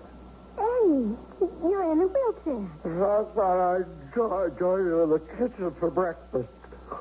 Hi, Hildy. I would have been glad to bring it to you in your room. I know you would have. I've been thinking about our talk last night. I'm sorry, Eddie. Look, don't be. I have been acting like a spoiled brat. Forgive me. Oh, yes. Forgive me for saying what I did. You were right. Oh, Eddie. I know it hasn't been easy for you. Well, so what? It never has been. But there's no reason to take out my frustrations on you or Hildy. Confession. I tried out this wheelchair yesterday. How did you manage to even get into it? Oh, it took some doing. I'll put it next to the bed for you next time, so it'll be real easy. Well, the point is, I finally went into the studio. I can't draw with my left hand, but at least I'll try. Oh, Eddie, I can't ask for anything more. And after you leave for work, I'm going to phone George Glashing and apologize.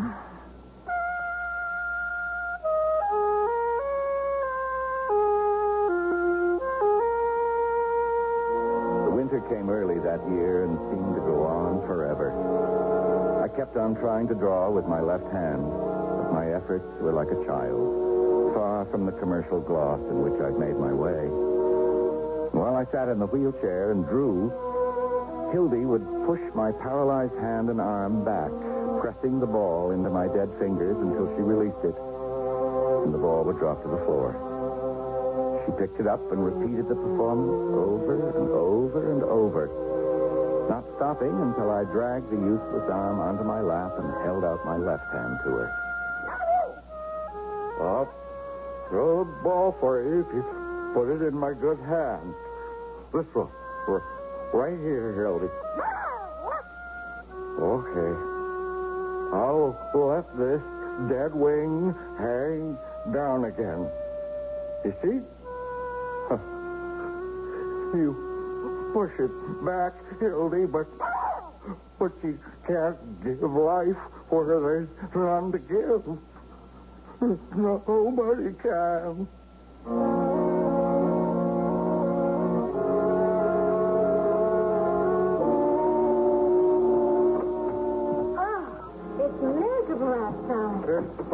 Looks miserable. I'm glad you're home. I'm glad to be here. Hi, Hildy. The supermarket was so crowded. People were buying like eating had just been discovered. I got us a steak. Yes, Hildy, you'll get some real meat tonight. She won't taste the ball anymore. Oh, what's the matter with you, Hildy? Here, now, touch it.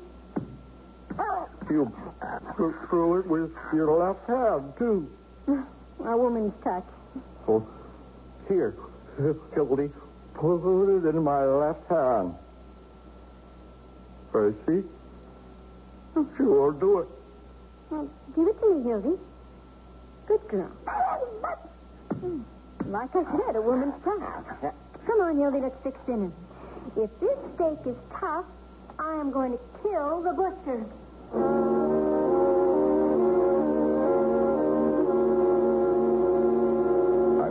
by the front window, watching the icicles melt and thinking spring might be trying to appear. Hildy was playing her repetitious game with my right hand. I looked at her. Her tail was wagging furiously.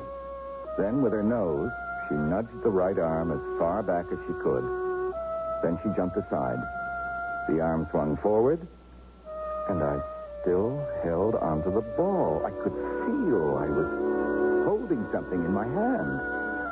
I tried to move the arm back, but felt nothing. Hildy nudged it back for me, then jumped aside. When it swung forward, I let loose of the ball and knew my fingers were beginning to work. Oh, Hildy. Hildy, come up here. Hildy, come up on my lap so I can hug you.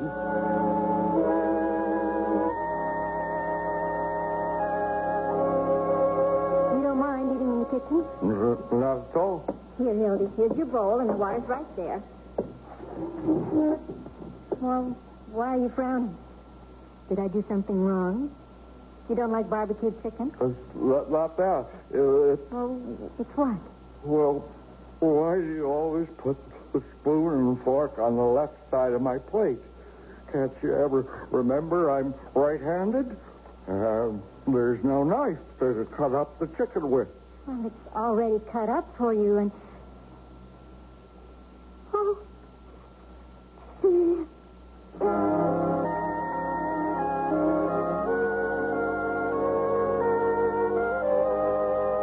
Carefully raised my right arm, picked up the fork in my right hand, awkwardly picked up some food, and spilled most of it as I tried to bring it to my mouth.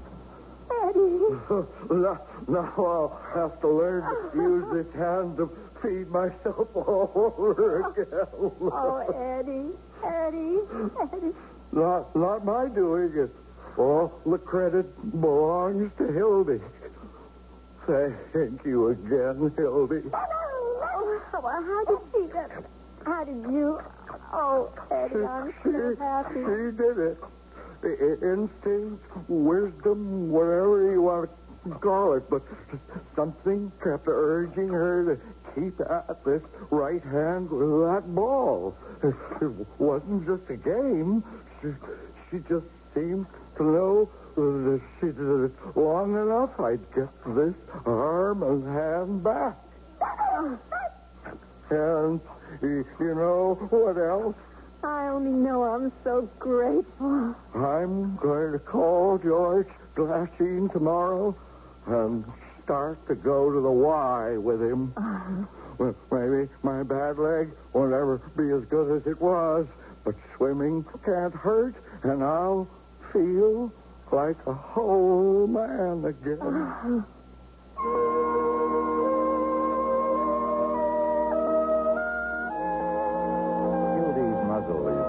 With age now.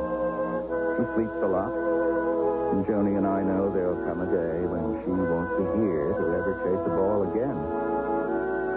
But we're not getting a fare to soften the blow after she's gone. Wouldn't be fair to the new dog.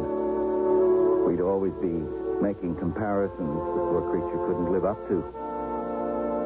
There's just no way to replace somebody who gave you back your life.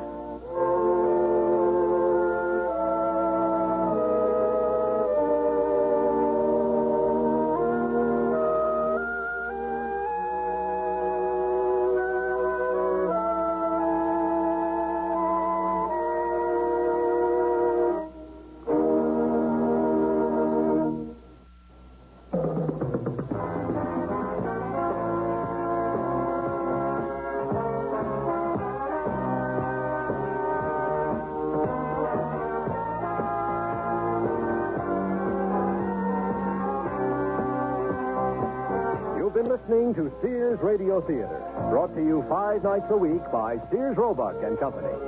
Sears, where America shops. Hildy was written by Ted Scherdeman, produced and directed by Elliott Lewis. Your hostess was Cicely Tyson. Our star was Fletcher Markle. Also heard were Gene Howell, Lance Kolvig, Barney Phillips, Lou Krugman, Herb Rudley, and Linda Gehring. The music for Sears Radio Theater was composed and conducted by Nelson Riddle. Art Gilmore speaking. The Elliott Lewis production of Sears Radio Theater is a presentation of CDI. I'm Palmer Payne, WNEW News, on the Radio Theater.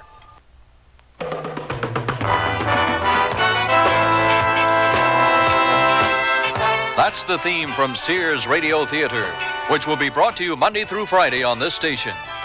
Today, Richard Widmark will host a tale of adventure in a faraway place. On Monday, you'll hear stories of the Golden West and the West we know today, with Lorne Greene as your host. Tuesday, you can laugh with Andy Griffith as your host for Things That Are Funny. Wednesday, Vincent Price will bring you a generous helping of mystery, suspense, and detective stories. And on Thursday, Cicely Tyson will enthrall you with tales of love and hate, dramas involving human emotions. The Sears Radio Theater will begin after this message from your local station.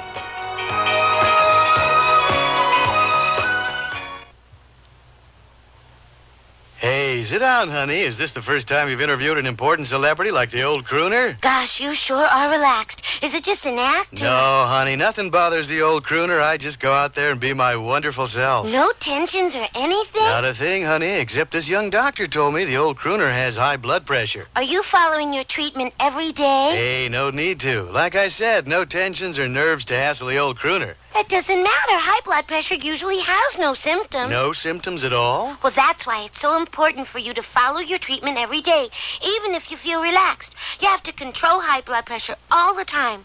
Well, actually, I don't think I ever heard you sing. Do you mind doing a few of your hits? Me sing? No, never sing anymore now that I've been elected governor of the state. Hit a few wrong notes there, too, huh? To learn more, the National High Blood Pressure Education Program urges you to consult your doctor, health department, heart association, or local high blood pressure education program. This is Richard Widmark. You're flying over a small tropical country in Africa. It could be any of half a dozen countries caught in the middle of civil war or political upheaval. Once occupied by the Belgians and the French and the British, it is now in the hands of its native people. Or perhaps I should say, in the hands of Mandu Ranana, the self-appointed president. The name of the country isn't important. What is important is the sound of those engines. A sound that has pilot Del Hall dripping in sweat, his knuckles bone white as he fights to keep his DC-3 cargo transport in the air for just a few more miles. A precious few seconds longer. Simbali Tower, Douglas 1169er Tango, over. Simbali Tower, Douglas 1169er Tango, over. Position 060, altitude 1,200, speed 9 or 5 knots. I have engine malfunction. Request emergency landing instructions. Acknowledge, over. Roger. Permission to land denied. Proceed to Marpura Airport. What? Say again, over. Permission to land denied. Proceed. Negative. I've got 5 passengers on board here. I can't make it to another. Simbali Tower, I have engine failure. Ready or not, I'm coming in. Mayday. And that's only the beginning of our story.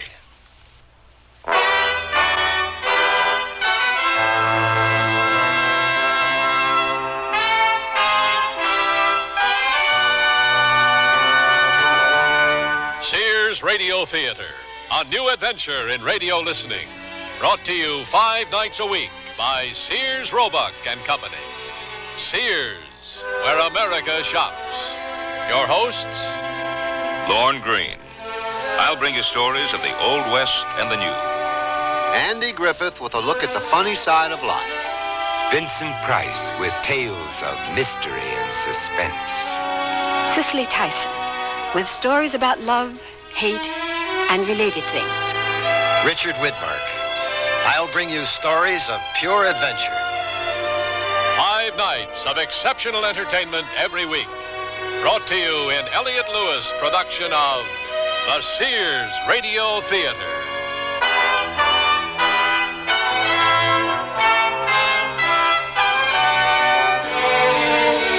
Our story, The Choosing, by Steve Sharon.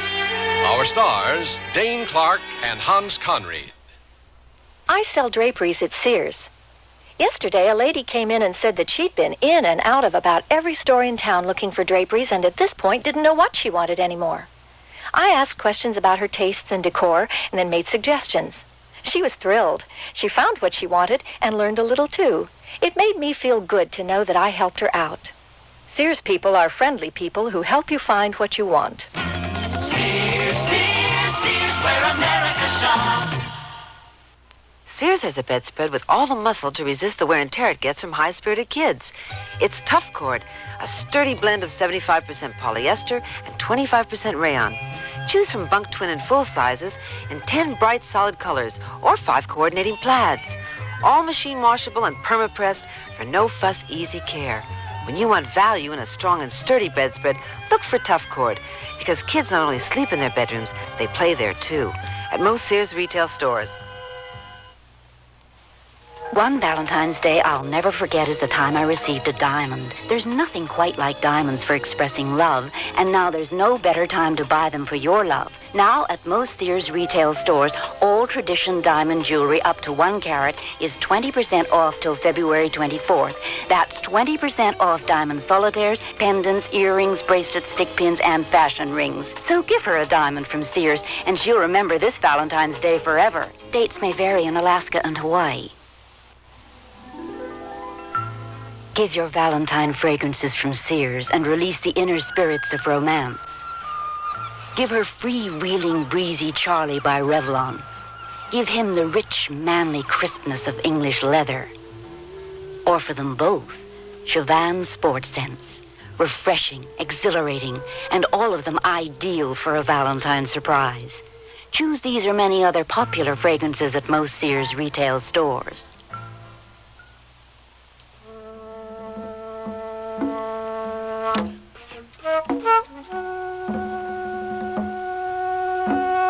The crippled plane struggled to stay aloft. With both engines gone, the pilot fought to hold the craft in a glide, which would bring him to the airstrip he could see through the thick jungle growth below. He was nearly clear, almost free of the treetops reaching for him, when one last limb caught his right wing. The plane spun to the right. And the minute the wheels touched the landing strip, the craft skidded to a stop against an ancient storage building, left there a generation ago by soldiers no longer living. The side and front of the plane were crushed. The passengers survived. I'm losing her. I'm losing her. I can't control. I'm losing her. Captain Hall. Captain Hall, wake up. Wake up. You're dreaming. Huh? Captain, you were dreaming. A nightmare. You're all right now.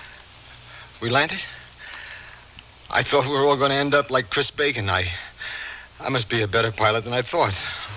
Oh, my head. Don't touch it. Don't. It wouldn't be hard to get an infection in a place like this. I must have cracked it against the overhead. Well, I've managed to stop the bleeding. Now, if you could just stop the throbbing. How are the others? Few cuts and bruises. Mr. Rosen got the worst of it, sprained a wrist. How are you feeling, Mr. Rosen? Oh, I'm fine. Just a little tired. A retired tailor's not used to such excitement. But you should help the captain. He needs medical attention. No, I'm just a little groggy. Say, where are we? This doesn't look much like a hospital. It's a prison, that's what it is, and I'll tell you one thing. I am not going to let them get away with locking me up in this filthy stinkhole. Imagine a man in my position in prison. When the embassy people find out I'm here, I'll see to it. I don't want to rain on your parade, Mr. Franklin P. Butler, Trans-Allied Industries. Well, I'm sorry to disappoint you, Butler, but the United States broke off diplomatic relations with this country 6 months ago. What? Well, that's incredible. Do you mean there's no embassy here, no one to look after our rights? I mean, we're in one hell of a fix. Well, I'm holding you responsible for this, Captain. And you'd better start thinking of a way to get us out of here. Quiet. Can't you see he's hurt? Let the poor man rest. Thanks. Here you are sticking up for me, and I don't even know your name. Elizabeth Salming. You know, he's right, though. You people shouldn't be here. I fly cargo, not people. If I hadn't been so greedy to pick up a few extra bucks, Nonsense. We missed our connection, and we would have been stranded in Pretoria if it hadn't been for you. Well, I just wish I knew why they threw us in prison. Well, I'm afraid they didn't give us a clue. None of us wanted to argue with the armed guards. We just did as they ordered. I'm Jeff Tanner, Captain. The guard told me to collect all the passports. They've already confiscated my camera equipment. What do they want with our passports? Well, better do as he says. Here's mine, Tanner. Here's mine. I'll see if I can get Mr. Rosen's without waking. I couldn't help overhearing you, Captain. Look, will you call me Dell? Hey, I think our imprisonment might be political. Well, it's not a very cheery thought. Especially with Mondo Renana running things. I'd like to pump that guard when he comes. See if he can tell us anything. Good idea. I'll let you know when he shows up.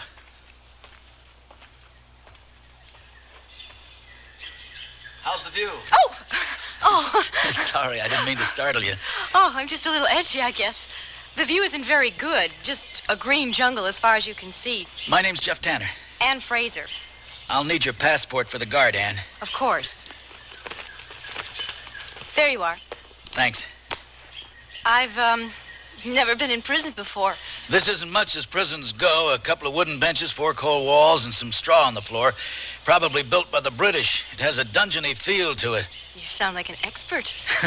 No, just an ex-anthropology major. I was in jail a couple of times back in the States. Don't worry, I'm not a hardened criminal. It was for protesting the war. At least it was for something you believed in then. You stood up for your convictions. Well, actually, it was for something I didn't believe in. Killing people. That's why I joined the Peace Corps. Funny how it worked out. How's that? Well, I thought of it just as a draft dodge, but I found I liked it in Africa. I felt needed. I guess the Peace Corps was what I was looking for all along. Anyway, I've been here for about 8 years now. What about you? Nothing as altruistic as the Peace Corps. I'm doing field work for my master's degree in political science. Strange place to do research. Not really. My thesis is on the future role of the third world nations in the modern political structure. As a matter of fact, this is one of the countries I wanted to visit. But they wouldn't let me across the border. Well, you got your wish after all. Unfortunately, I'm researching ideologies, not penal systems. Dell, the guard's coming. See here, you, what's your name? Jarima. Do you have any idea who you've got locked in here, Jarima? I'm an important man, and I've done a great deal of business with your president, Renana. He's not going to be very happy when he finds out I'm in here. What kind of business did you say you were in, Butler? Well, I import certain products. What kind of products? Jarima, I demand that you release us immediately.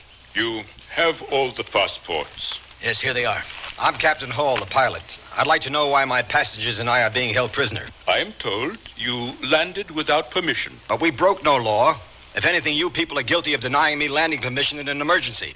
That is not my decision. For now, you will all come with me. Well, that's more like it.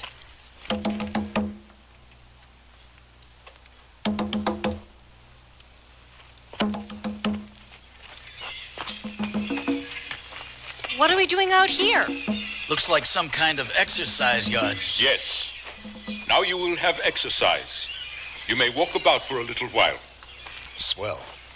Nothing like a brisk walk around a hot, dusty prison. Well, at least we can take advantage of the fresh air. Good idea. No telling when they might let us out again. You're not going to walk, Dale? No, I think I'll just sit here in the shade. Mind if I join you? I don't feel much like walking myself. Oh, not at all. How's your head? Oh, better, thanks. You know, I get the feeling I've met you somewhere, but I can't remember. Do you spend much time in Pretoria? Well, this is my first visit to Africa. I'm on a photography assignment for a magazine. Photography, that's it. You're a model, aren't you? I was at one time. Yeah, and you used to do those car layouts? The ones with the... That was 10 years ago at least. I was just starting out. 10 years? Yeah, that'd be about right. My parents sent me all kinds of magazines when I was in Vietnam. You know, that ad you did was taped right over my bunk. I used to dream about going home and buying one of those sport jobs and driving off with the girl. I'm flattered you remember me after all this time. Well, how could I forget someone as beautiful as you? What I mean is, dreaming about you used to keep me from going crazy in Nam. So, did you get the car? No, I never did. Just couldn't stay put in the job long enough to make any money. Too restless. Must have been a tough readjustment after Vietnam. Well, they say war is like a narcotic for some guys. They can't get used to no longer making life and death decisions after they turn civilian. They miss the high, the living on the edge, you know. Is that what happened to you? Yeah. I felt like a fool, so I came to Africa with some wild idea of finding adventure. So what do I end up doing? Hauling machine parts back and forth in an old crate that should have been on the junk heap years ago. That sounds like... It is. Hall! Hey, Hall, did you hear that? Don't panic, Butler. Those shots are about a half a mile away. But they could get closer, couldn't they? Oh, I think we are safe here, Miss Salming. At least I hope so. Well, it doesn't seem to be disturbing that Jarima fellow. He and that other guard he's talking to hardly seem to have noticed. Well, they're probably used to it by now. I could never get used to that sound. Well, my guess is Romana's boys are flushing out rebels. Well, I regret to say I don't know much about this country. In Israel, we have enough of our own problems to worry about. But this name, Ranana, I have heard. Oh, everybody's heard about Mondo Renana. He's practicing to become another Hitler. What you don't seem to understand, Tanner, is that since Renana took power, You said it, Ann. He took power. That's what all the shooting is about out there. Renana wasn't elected by the people. He named himself president after he assassinated his own uncle. Great leaders have to seize power. So do the dangerous ones. I never said I condoned his methods. Now, what do you really know about it? You haven't seen the refugees fleeing out of this country like I have, beaten and maimed. You haven't heard the horror stories about the mass executions and the brutal torturings, so don't try to tell me. Shh. Better keep quiet about Renana's cheerful personality. Here comes the guard. All right. You have enough exercise. Back now.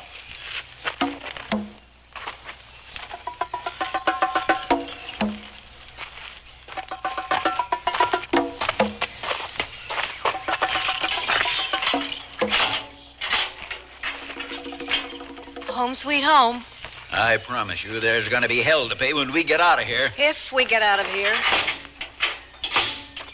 I will come back later with food. For now, I leave you alone, so you can prepare. Prepare? Prepare for what? To die. You will all be executed today. President's orders.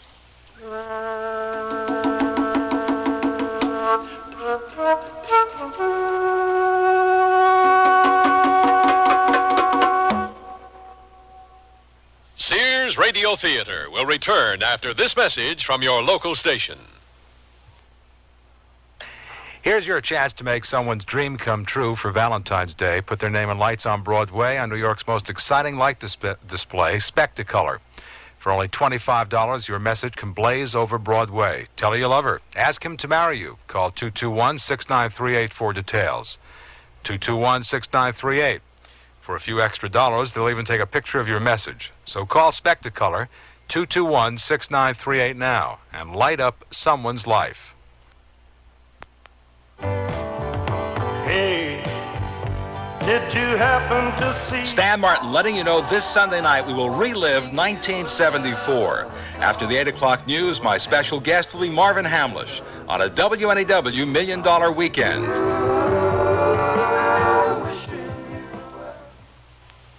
I'm lost and lonely, scared and sad, trembling at the thought of making you mad. My love is yours, but at times you're so cold.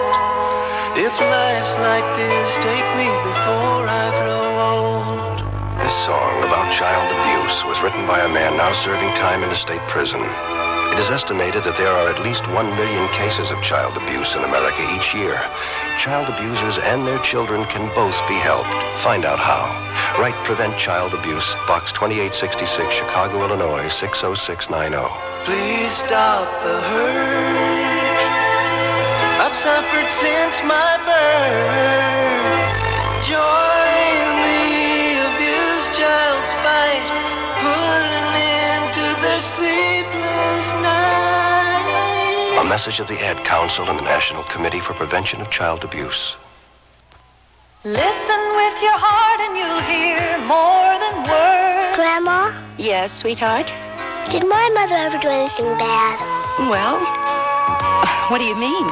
Did she always clean up her room? Listen with your heart and you'll hear love. Seems to me I had to remind her to clean up her room on occasion. Sometimes I forget, too.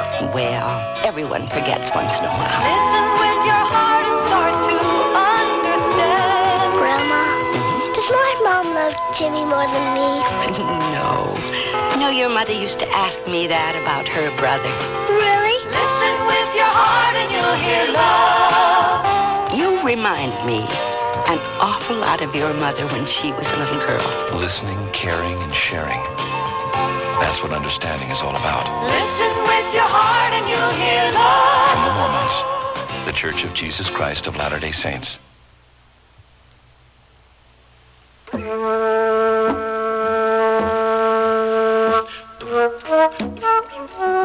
They stood stunned, staring in disbelief at the impassive guard.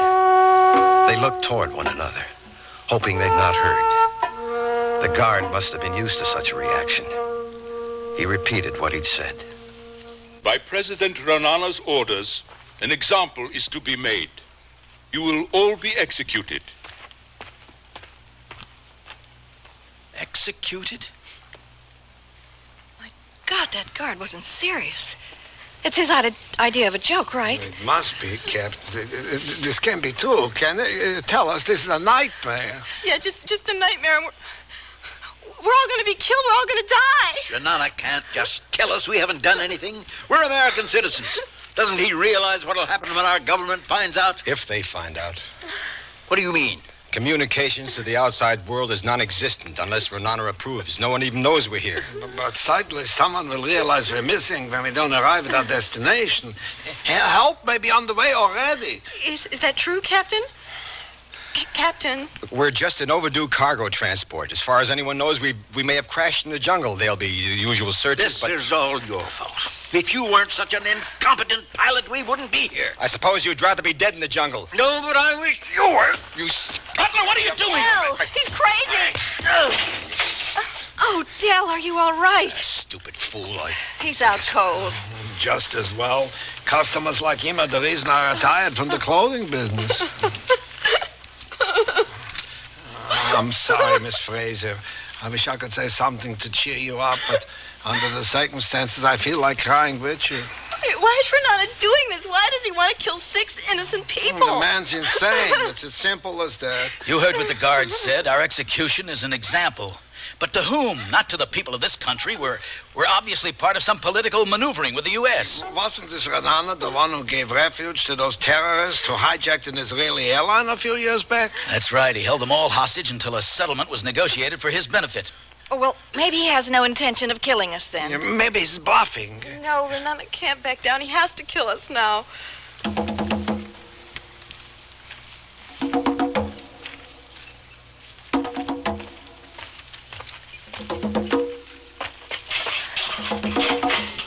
have brought you food. I don't think anyone has much of an appetite now. But I also have good news. My president has decided not to execute all of you. Did you hear that, Ann? Thank God. Indeed, this is his doing. It's a miracle. I can't believe it. I knew Renana would back down. He knows better than to tangle with American citizens. Instead, my president has decided that his purpose will be served if only one of you is shot. Which one of us is it going to be? Oh, that is for you to decide. What do you mean? You yourselves will do the choosing of the person that is to be executed. Do you not want to eat now? I will leave the food.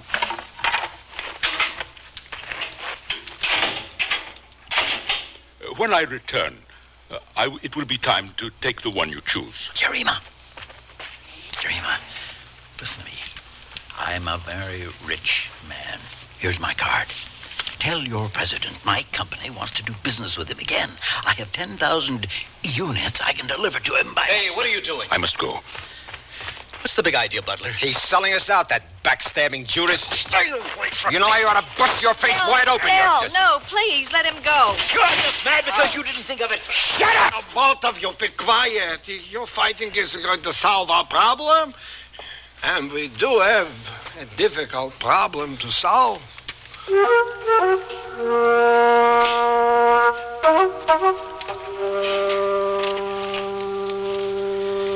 Ann, why don't you try to eat something? I don't think I can. Come on, try some of this. You'll feel better. No, I can't eat. Not until I know who it's going to be. And I want to apologize for the things that I said to you out in the exercise yard. I was out of line. No, it was my fault. I must have sounded pretty stupid trying to defend someone like Renana. I guess I just wanted to show off my intellectual prowess. Think we can be friends? I'd like that. Good. Say, were you planning to go right back to the States after this? I don't know. Why? Well, I thought I could show you around a bit. I'd like to take you out to some of the villages so you could get to know the people like I do, see what they're up against. Well, that sounds really nice, Jeff. If we ever get out of here. You mean when? I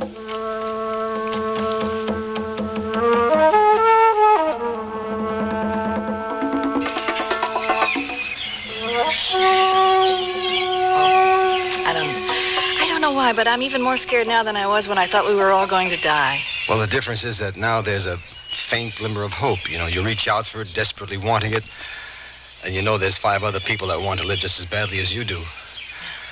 I just wish it was all over. Well, the longer we wait, the harder it's going to be on all of us.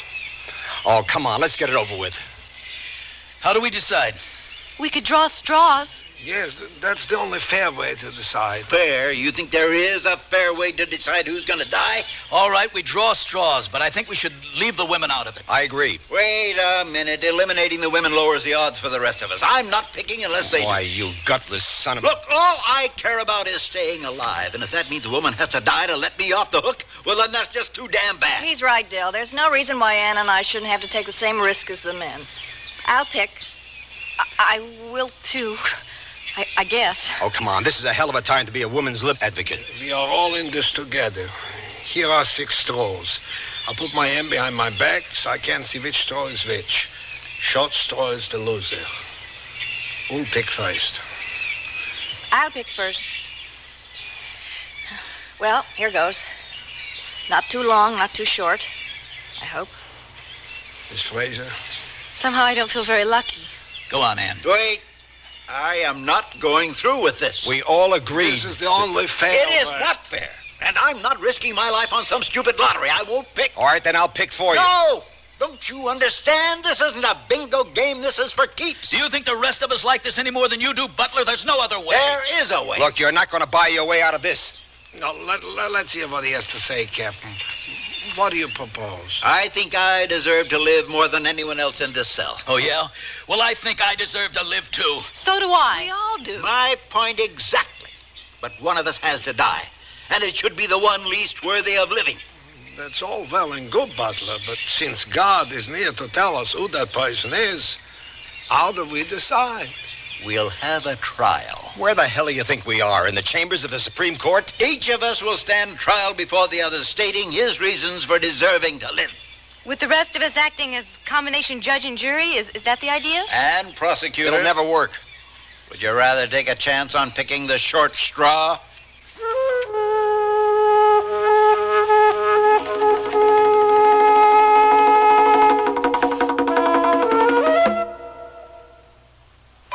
Sears, where America shops, invites you to apply for the Sears credit card. It gives you credit in over 3,600 Sears stores coast to coast. Whether you live or travel in any of the 50 states, there's a Sears store where you can shop for what you need for your family, home, or car. You can apply for the Sears credit card at any Sears store or by calling this toll-free number now. Call 800-526-0444. That's 800-526-0444. New Jersey residents call 800-652-2777.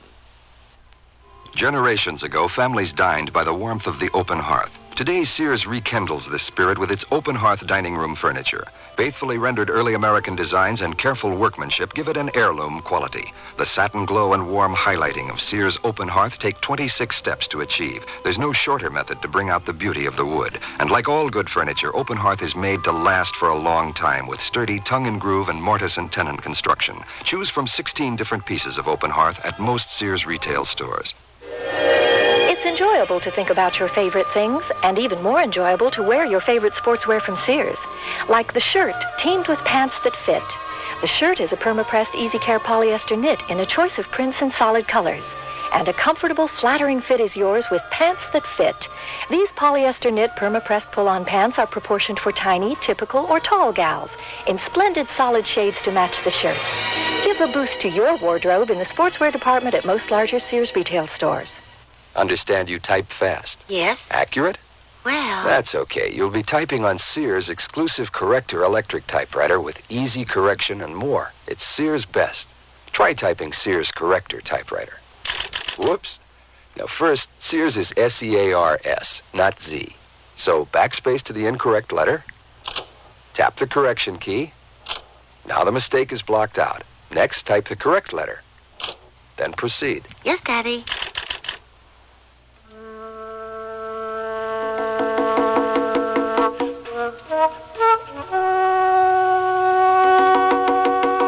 Richard Widmark again, with the concluding act of The Choosing. Any objections to my suggestion about having a trial? Yeah. I don't trust you, Butler. I think you've got an angle. I just haven't figured out what it is yet. What happens after we've all stated our cases? Majority rules. We'll vote to choose the unlucky person. So, who will be the first to stand trial? I will. I mean, I'd like to get it over with. I don't know what to say. I just know I don't want to die. You're not alone. I know that, but I can't help feeling cheated, and to choose me would be cruel. It'll seem that way to whomever we choose. But it's different with me. My life is just beginning. I'm not even out of school yet, and there's so much for me to do, so much for me to see. Well, my child, we all have things we want to do. Yes, but at least all of you had a chance. You're all older than I am. You've had time to stretch your wings, to feel, to experience. You just can't cheat me out of my future. I know you can't. What about my future? Maybe it isn't as ambitious as yours, Anne, but I know it won't be wasted either. I intend to keep working here in Africa with the Peace Corps. Don't try and make it sound so noble, kid. I overheard what you told the girl you joined to stay out of Vietnam. I admit that. I didn't feel like killing people, all right? No, it isn't all right. Because while you were out on safari, I was slugging it out in the rice paddies with the VCs. I'm sorry, Del. You did what you had to, and I did what I had to. I'm proud I didn't go, and nothing's going to change my mind. Any man who helps another man brings meaning to his life. No matter how the world changes, this remains the same. Very touching, Rosen.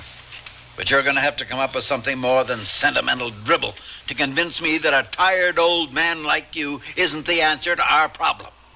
Oh, so because I'm old, you think I'm ready to die? I'm Mr. Big Shot Executive? The way I see it, you're the logical choice, Rosen. You could let us all off the hook. Oh, I am old. My life is nearly over. I had no family besides my brother in Durban, who maybe would not miss me so much if I die. But I'll tell you something that I would miss, and that is living. Oh, we all have that in common, Rosen. Age has nothing to do with wanting to live. But it does. You people will never understand life until you're old and face death. Every day. You, Miss Fraser. Yes? You speak of accomplishments. Well, I'm a tailor. I'm too busy working for these things. At my age, just to wake up every morning, that is an accomplishment. You are young, and life seems very long. But to me, life does not seem long enough. My thirst for it is never filled, never satisfied. Look, old man, the fact is you've had a longer life than any of us. You're going to die soon anyway, so why not just volunteer? Oh, what's wrong with you, Butler? You don't hear so well? I'm not ready to die. I'm not going to be one of these old people who just kicked aside and stepped on by the young. You are what's wrong with people today. You care for no one but yourself. You use everyone for your own purposes. And if I was a younger man, I would teach you... Oh, Mr. Rosen. What's wrong? Oh. Looks like his heart's giving out on him. Tanner, call the guard, will you? Guard! My pills in my pocket. Yes. How many, Mr. Rosen? One. Here's some water. Lay him down. Over here on the straw, Dale. Where's that damn guard? Jarima! Hey, Jarima! It's no use, Del. He won't answer. How are you doing, Mr. Rosen? Oh, better. Just let me rest. Well, I guess that solves our problem. We might as well choose the old man now that we know he's going to... Oh, shut up! will be doing him a favor. It'll be quicker, less painful. You don't know for sure if he's going to die? Well, it should be fairly obvious. Look, the trial isn't over yet, Butler. This was your idea, and we're going to see it through to the end.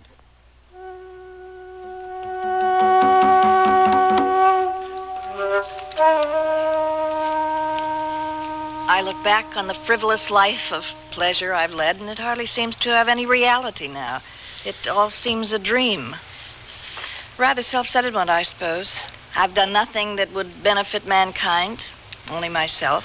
Sounds pretty selfish. It never seemed so at the time. I was always interested in living every day to the fullest, had very little concern for how others lived. Been all over the world, done everything I wanted. Well, almost everything. I've experienced more than most people do that are twice my age. Why shouldn't we pick you then? Why shouldn't I have a chance to live the way you have? Because for all that I've done, I still find my life lacking.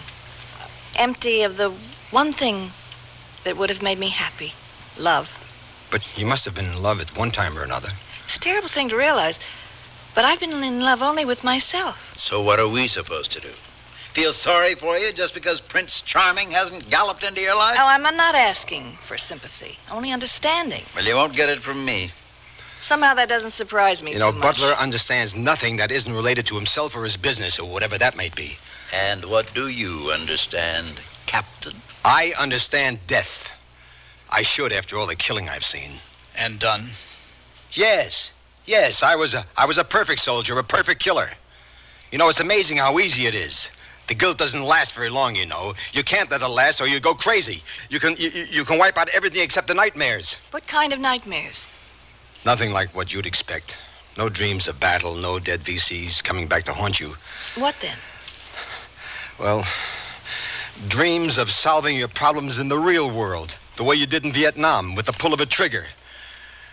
And pretty soon you get anxious, you get paranoid, and before you know it, you're back at Nam, only it's all in your mind for 24 hours a day. That's sick. Yes, it's sick. And there's a lot of sick guys walking around because people were too stupid to realize what a war like that did to a man.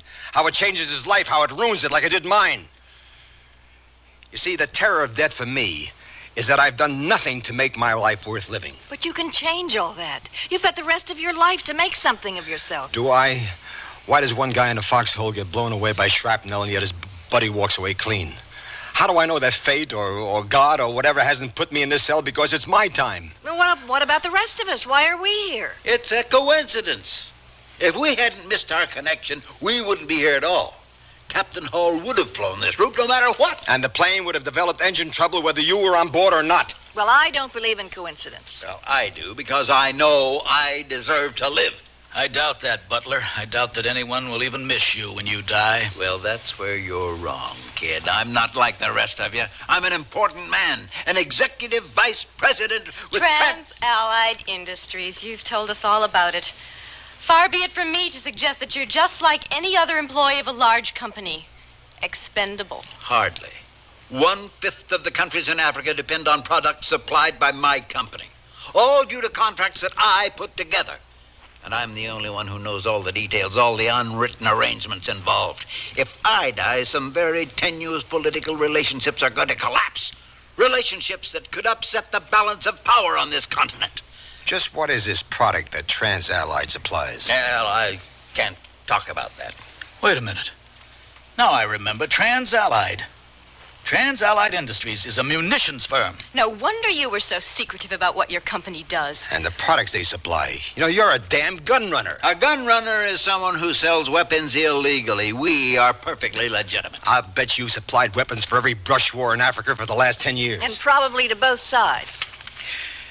When I think of all the innocent women and children that have been slaughtered just so you could make a buck... Well, I have nothing to do with all that. All I do is supply a product. I don't pull the trigger. You fool, if it weren't for you, they wouldn't have a trigger to pull. It's a competitive business. Even the United States government sells arms to these people. That doesn't make it morally right. There are no morals in this world. Haven't you found that out yet? Because of unprincipled butchers like you. All right. We've all had our say. Let's vote now. I demand that Butler be the one to be executed. No! I agree. He deserves to die. You can't do that. That's not the way I planned it. Wait and let your tempers cool. We are still talking about sending a man to die.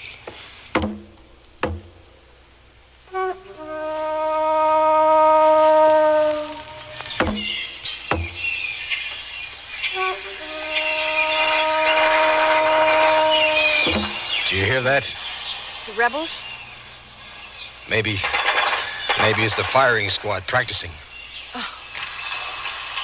Del, you think we'll get out of here? You will, Lisbeth. I'm sure of it. We both will, won't we? Del, look at me. You can't be thinking they'll choose you. No. They won't choose me. Because I want us to be together when this is over, Del. Look, we barely know each other, Liz. But there'll be time for that. Let's not kid each other. We're just two people who met briefly, that's all. No, there's something more. Is there? How do I know you're not trying to buy my vote with the promise that something might happen between us? Del, you can't believe that. I do. You can't.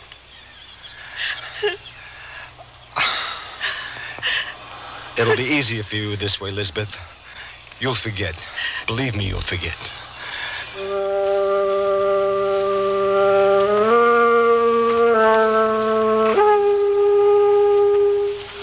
Rosen? Yeah? Oh, it's you, Butler. What do you want? I have a proposition for you. Nothing you have to say could interest me. You're dying. Yeah, perhaps. Whatever happens, I'm in God's hands now. The others, they're going to choose me. I know it. And you want me to volunteer for the execution? Yes, I'll make it worth your while. If you pay me to kill myself, how will I spend the money? No, that's not what I mean. Your brother in Durban. I can see that he's taken care of. He wouldn't take your blood money. I'll pay him anything you ask. Anything if you'll just do this for me. Oh, leave me alone, Butler. What's wrong with you? Talk about compassion and helping others. How can you let me die? It is time. Who have you chosen? No one. Yet. Then do so now. Jarima, did you take my message to Renana? Does he remember me? Is it a deal? He remembers you. But you are not to be released. But he has to let me go. He can't do this to me. Forget it, Butler. Let's vote. Mr. Rosen, who do you choose? The man who should die should be me. You won't regret this, Rosen. Just give me your brother's name and address, and I'll... You don't understand. I'm not doing this for you, but for the others. Suit yourself, old man, as long as it isn't me. We agreed to a vote. That's right. But we don't have to now. You all heard what he said. I say we go through with it. So do I. All right. I choose the old man also. That's 2 votes. And I say that I'm the one who should be executed. 2-1. Del, no. I'm sorry, Elizabeth, but I got us into this mess. I'm responsible for the lives of my passengers. You can't do that, Del. You... It's done. Now, look, the rest of you, listen to me.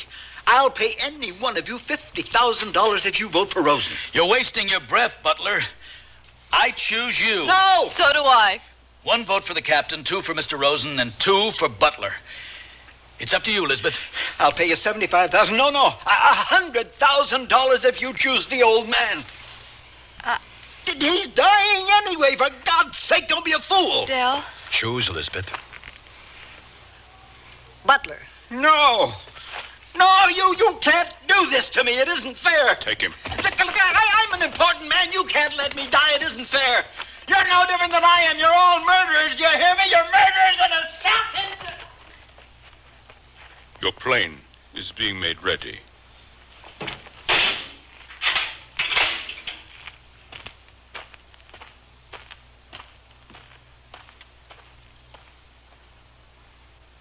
My God, what have we done?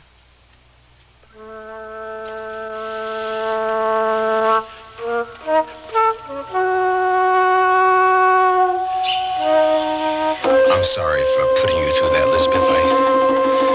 I had to believe in myself. I had to give the others a way out. Doesn't matter now. We'll be together. Yes. Yes, Lisbeth, we will. Captain? It's Mr. Rosen. He's dead. Poor guy.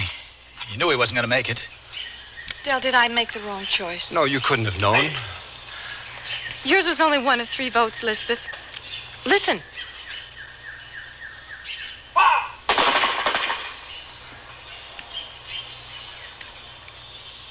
I'm ashamed to say I don't feel very guilty. If it was anyone other than Butler. Renana's a killer, not us. Yes, but he made us his accomplices. We have to live with that. You know, I was just thinking... What? Well, Butler said he'd done business with Renana. And I can't help think how ironic it would be if the firing squad was using the guns he sold them.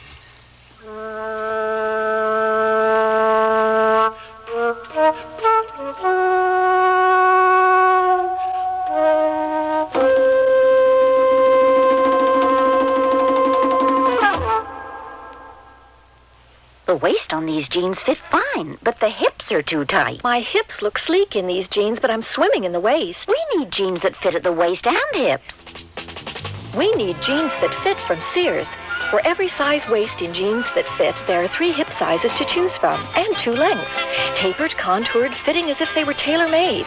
Whether a little skinny, a bit hippie, or in between, it's jeans that fit from the fashion place at most larger Sears retail stores. Oh, here I go again. It's time to rent one of those steam-type carpet cleaners. Why rent? Now Sears puts power in a carpet cleaner you can own yourself. The Power Spray from Sears for easy home carpet cleaning. Power Spray sprays hot water into your carpet, then sucks up the dirty water. You can see the dirt you get out. Dirt you didn't even know was there. The Power Spray Carpet Cleaner, a convenient carpet cleaner you can own yourself. Available at most Sears retail stores. Kenmore. Solid as Sears. My walls couldn't look worse. So I'm going to give them a new lease on life with Sears Fashion Flat and Semi-Gloss Paint.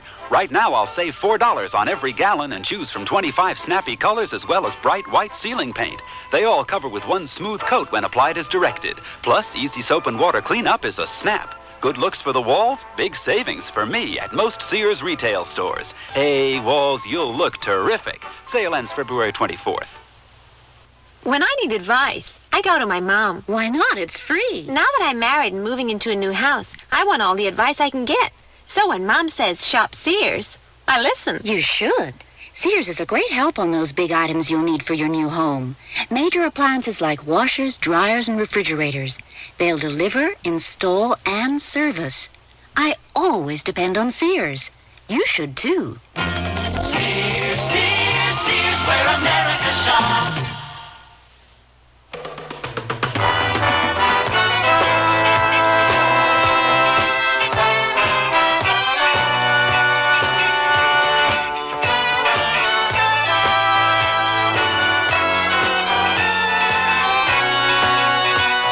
You've been listening to Sears Radio Theater, brought to you 5 nights a week by Sears Roebuck and Company. Sears, where America shops. The Choosing was written by Steve Sharon, produced and directed by Elliott Lewis. Your host was Richard Widmark. Our stars were Dane Clark and Hans Conry. Also heard were Shepard Menken, Mary Jane Croft, Parley Bear, Norman Alden, and Patricia Ann Joyce. The music for Sears Radio Theater was composed and conducted by Nelson Riddle. Art Gilmore speaking. The Elliott Lewis production of Sears Radio Theater is a presentation of CBI.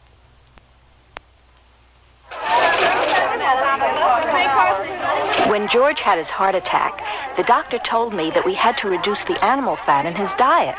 His cholesterol count was too high. What did you do? George gets only lean meats, and I always cut off extra fat before cooking. He gets low-fat dairy products, grains and cereals, fish, poultry with no skin, fresh fruits and vegetables. And you know what? What? Our food bill is lower than before George had his heart attack. But doesn't he miss all What's to miss? He eats better than ever before and has more variety in his meals, too. And you know what? What? I do, too. What? Enjoy. The American Heart Association wants you to eat foods that not only taste good, but are healthy for your heart. It's not as complicated as you might think. Ask your Heart Association for their free booklet on heart-healthy diets. The American Heart Association. We're fighting for your life.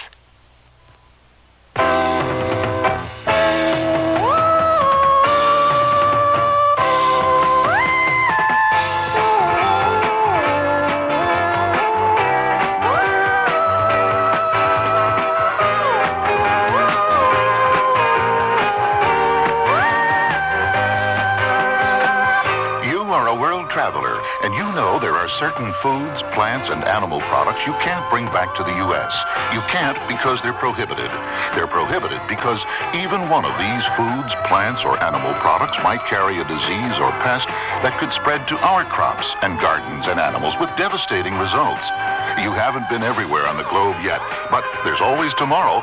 And before you go again, write for the free booklet that explains the law. Even one can hurt, right for Traveler's Tips. Write to Traveler's Tips, U.S. Department of Agriculture, Washington, D.C. 20250. It's free.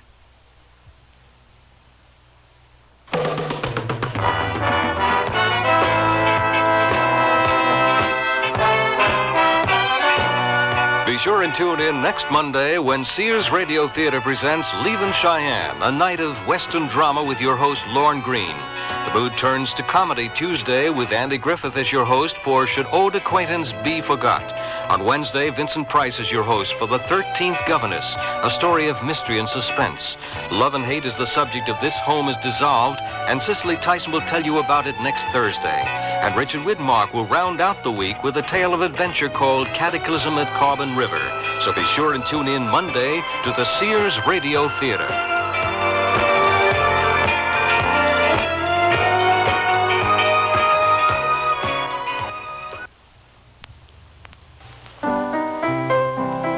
I'm Stan Martin. This Sunday night, my feature year will be 1974.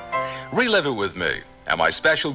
I'm Palmer Payne, WNEW News, on the Radio Theater.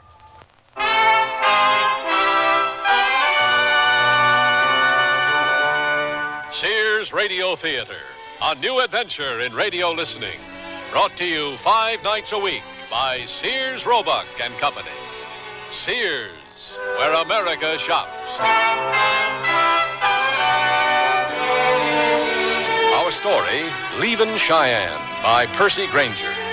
Our stars, John Daner and Don Johnson. Sears Radio Theater will return after this message from your local station.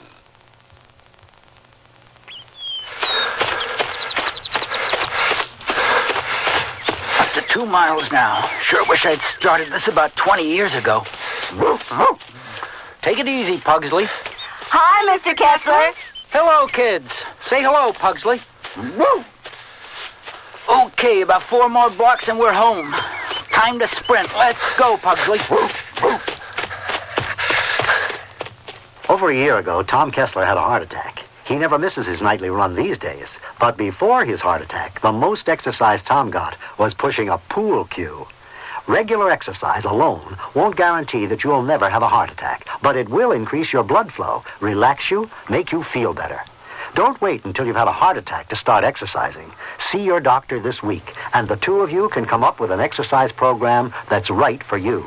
For more information, contact your American Heart Association. We're fighting for your life. Here's your chance to make someone's dream come true for Valentine's Day. Put their name in lights on Broadway. On New York's most exciting light display, Spectacolor. For only $25, your message can blaze over Broadway. Tell her you love her. Ask him to marry you. Call 221-6938 for details. That's 221-6938. For a few extra dollars, they'll even take a picture of your message. So call Spectacolor 221-6938 now and light up someone's life.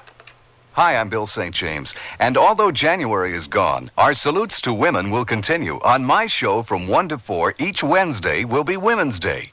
We'll pay tribute to a woman in the WNEW area nominated by a listener. We'll acquaint you with our winner's accomplishments, plus award $100 to our Woman of the Day and to the person nominating her.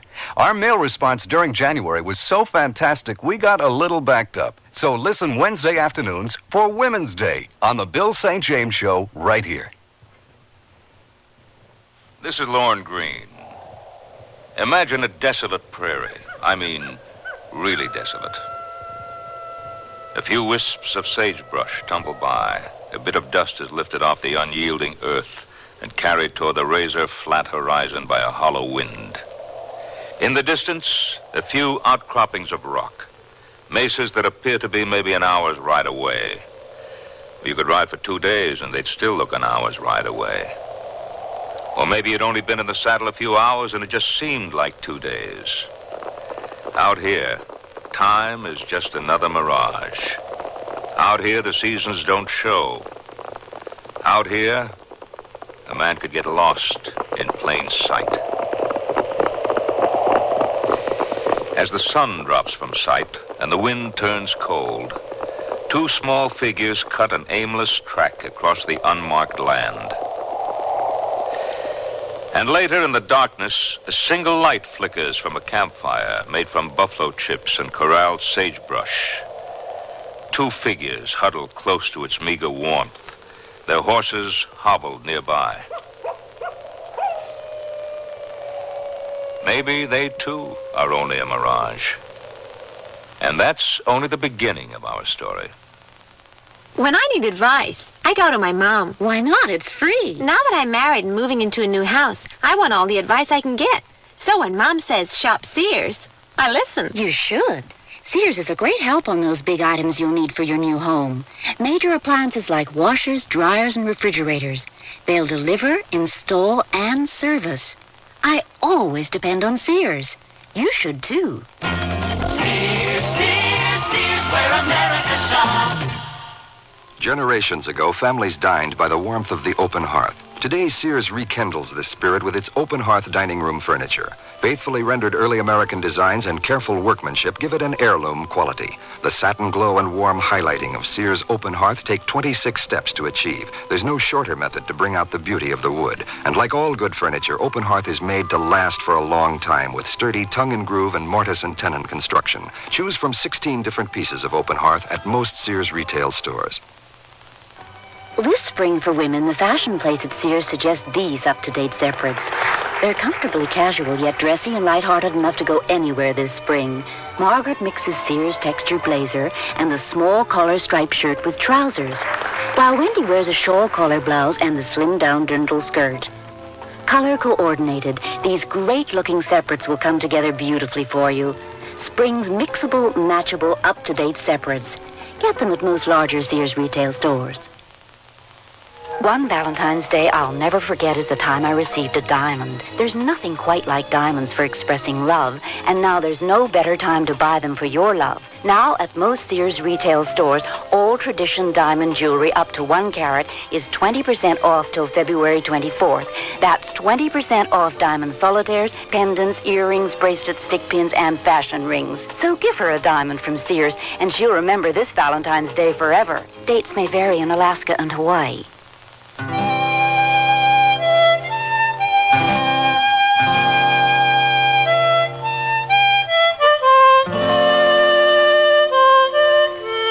Hours have passed. It's still dark, and the 2 men still sit by the fire, which now burns low. Look at all them stars. And all that black sky. Prairie. Wouldn't know there was any towns ever, anywhere. What happened back there anyways, Potluck? I recollect sitting there with that lady, and the next thing I knowed, I was just about to connect with that dude's jaw. And then suddenly you was there. And then he said something and you lost your temper. Is that right? I ain't never seen you do that before. But he hit you, yeah. And then we was hightailing it with that whole saloon after us madder than a hornet's nest. I guess we must have caused a stir, huh? Yeah. We caused a bona fide ruckus. It's a some gun, ain't it, Potluck? Brand new Colt. All them stars sitting up there like sitting ducks. Twinkling, just waiting to have their lamps blowed out. Yes, sir. Your twinkling days are over, Star. Like shooting fish in a barrel. Hey, look at there. What? Look at what? Shooting star. Up there. Practically scared a leak in my water tank. Well, some decks shy a joker, that's certain. I can't keep the conversation going by myself, you know. You sitting there with your back to me. Usually can't shut you up. Yeah, you let the fire go almost out, Ross. I mean, even the cattle make noise once in a while. This hour before the dawn's the coldest part of the night. What are you doing over there by yourself anyway? No heat left in these coals. Gonna need some more brush. Not me. I ain't going out there. Damn prairie. Hey, we got any more of that calomel? Sure is quiet without them cows. Fetch me the calomel, will you, Ross? Ain't no crickets either. That ain't natural, no sounds at all. Sure makes it more'n just dark. Calomel. Oh, first quinine, now calomel. All you need to make you a cripple's a fistful of pencils. Catch. Potluck. Huh? Here. Oh. Have to lean you up against the wall to spit. Thanks. I miss them cows. The cows is sold, Ross. They're sold, and we've been paid off. I need some more smoke. Hey, go easy on that stuff.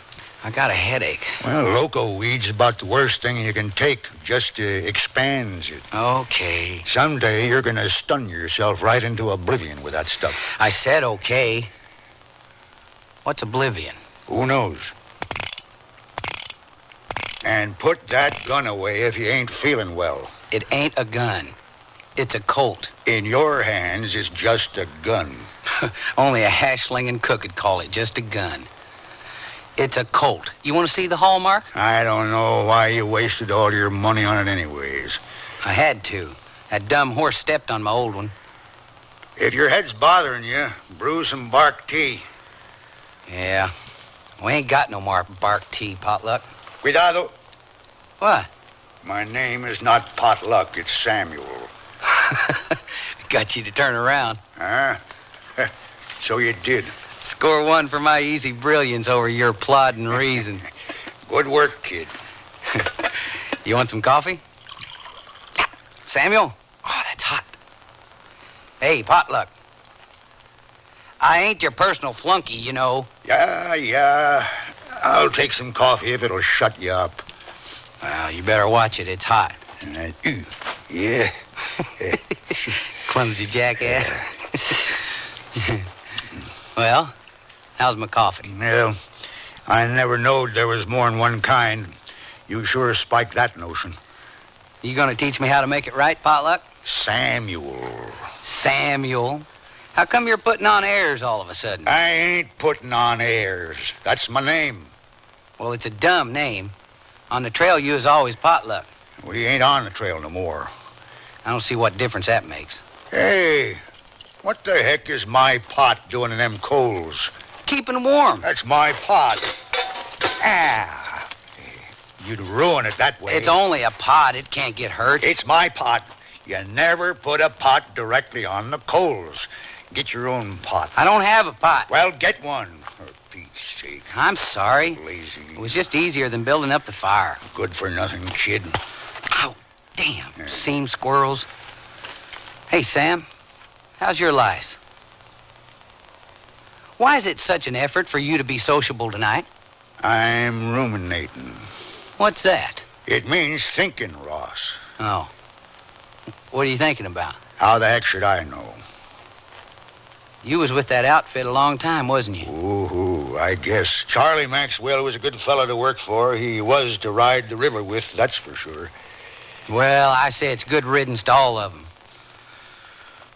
How about a game of cards? Oh, now, it must be 4 o'clock in the morning, Ross. The sun will be up in another hour. Ah, come on. Rummy? Go fish? Ball in the jack? I'll even play cabbage with you if you want. Cribbage. Huh? The game's called cribbage, not cabbage. I knew that. Cabbage you eat, cribbage you play. All right, don't rag me. It's a bluebelly's game anyways. Boy, tonight ain't like you at all. You're about as much company as a sore fanny. Why are you wearing your chin on your instep? What's bothering you? You. Now, how can I bother you? Pals don't bother each other. They talk to each other. But you're sitting over there about as noisy as a cactus. And whose fault is that? I ain't the one that hit you. All right. Come here. What's the matter? Come here. Come on, now listen. All right, sit down. Just so, facing me. Now, closer. Cross your legs. No, closer. Like this? If there's a germ on my knee, squash him. That's how close. Now, hunker down. Why? Hunker. You're so determined to air your lungs, we'll have us an arguing match. Of what? Oh, Moses, you don't know sickum. When I give go, you set your tongue riding easy as a horsefly in a mule's ear and go for broke. First person to run out of words gets the drinks. We ain't got no drinks. Now, get down. Ready? Go! Powder river, let her buck. I'm wild and woolly and full of fleas, and I've never been curried below my knees. Huh? I've got hoof and mouth disease, and I'm cutting loose. I got fat on my tongue, needs working off. So if you don't want grease on your tonsils, shut your mouth. What in the heck? Come on, you full-eared calf. Come on. I'm a wolf, and it's my night to howl. I'm going from soda to hawk, sweeping the desert and scalping the hills, blowing the chin fuzz off on a hobble-tongued rat-tailed punk kid who couldn't hit the ground with his hat in 3 throws. That is you. I'm raising hell and putting a chunk under it, and you're still swapping ends like a hog-back bronc looking for a dog to kick. I'm chinning the moon, and you're sitting lame as a puddin'-footed fildoodle, checking his shadow to see if he's dressed quick enough to snare a pot-bellied bar girl. All right. I ain't puddin'-footed either. Take 3 bullets to knock someone off feet like yours. Have to use barrel hoops for stirrups. Congratulations. You just lost your first arguing match. Now, maybe we can have some peace. Well, you rancid left-handed old parallelogram. That's my own private cuss. Strictly cold deck. Well, it's encouraging to know I can still cram grammar when I'm shouldered to it. Only a fool argues with a skunk or a cook. I could have kept going, too, just getting behind my steam if it weren't for this sore old jaw. Used to be able to cuss 10 minutes straight and not repeat myself. 20 minutes if I mixed in the brags. Only one person who could out-diction me was my wife. She always had the lead when the tongues give out. I didn't know you was married. Well... You okay? That guy in the saloon really caught you a good one, didn't he? Just let it pass. Well, don't fret. Because that's just an old has-been cowtown. That guy was a dude, didn't know dung from wild honey. And I'll take him easy tomorrow.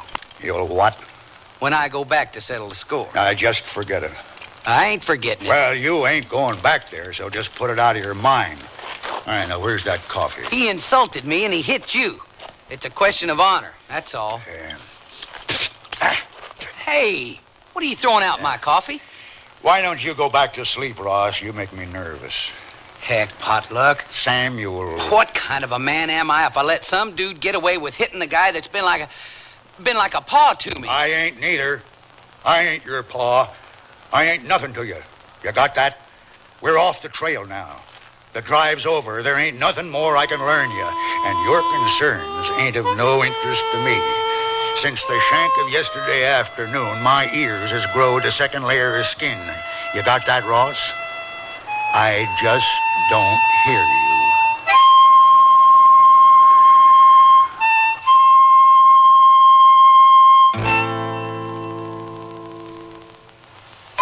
Sears, where America shops, invites you to apply for the Sears credit card. It gives you credit in over 3,600 Sears stores coast to coast. Whether you live or travel in any of the 50 states, there's a Sears store where you can shop for what you need for your family, home, or car. You can apply for the Sears credit card at any Sears store or by calling this toll-free number now. Call 800-526-0444. That's 800-526-0444. New Jersey residents call 800-652-2777. Hey, look, in here, inside this stylish man's dress shirt.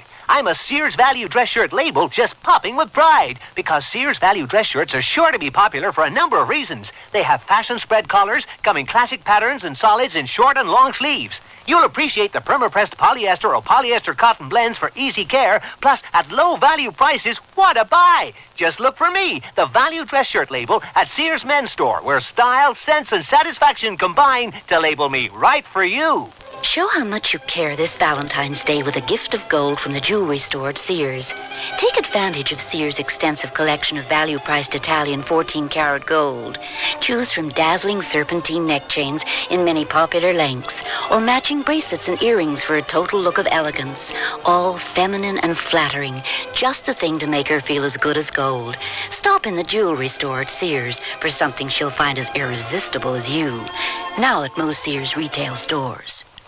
It's enjoyable to think about your favorite things, and even more enjoyable to wear your favorite sportswear from Sears. Like the shirt, teamed with pants that fit. The shirt is a perma-pressed easy care polyester knit in a choice of prints and solid colors.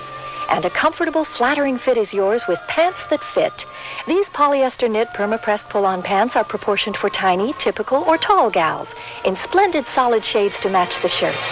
Give a boost to your wardrobe in the sportswear department at most larger Sears retail stores.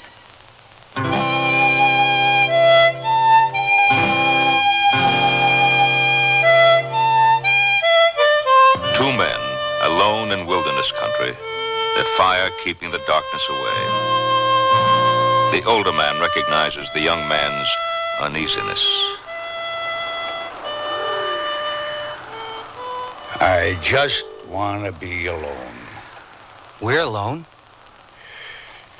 Ross, I ain't a cook no more, and you ain't a wrangler.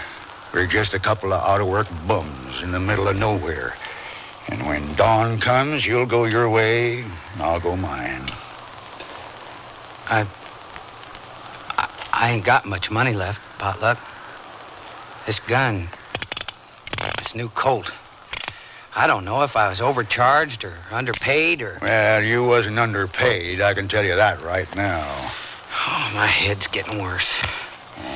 Feels like I got a fever blister on my brain. Well, here, looky here. Lie down. Now put a cold scarf with the base of your skull.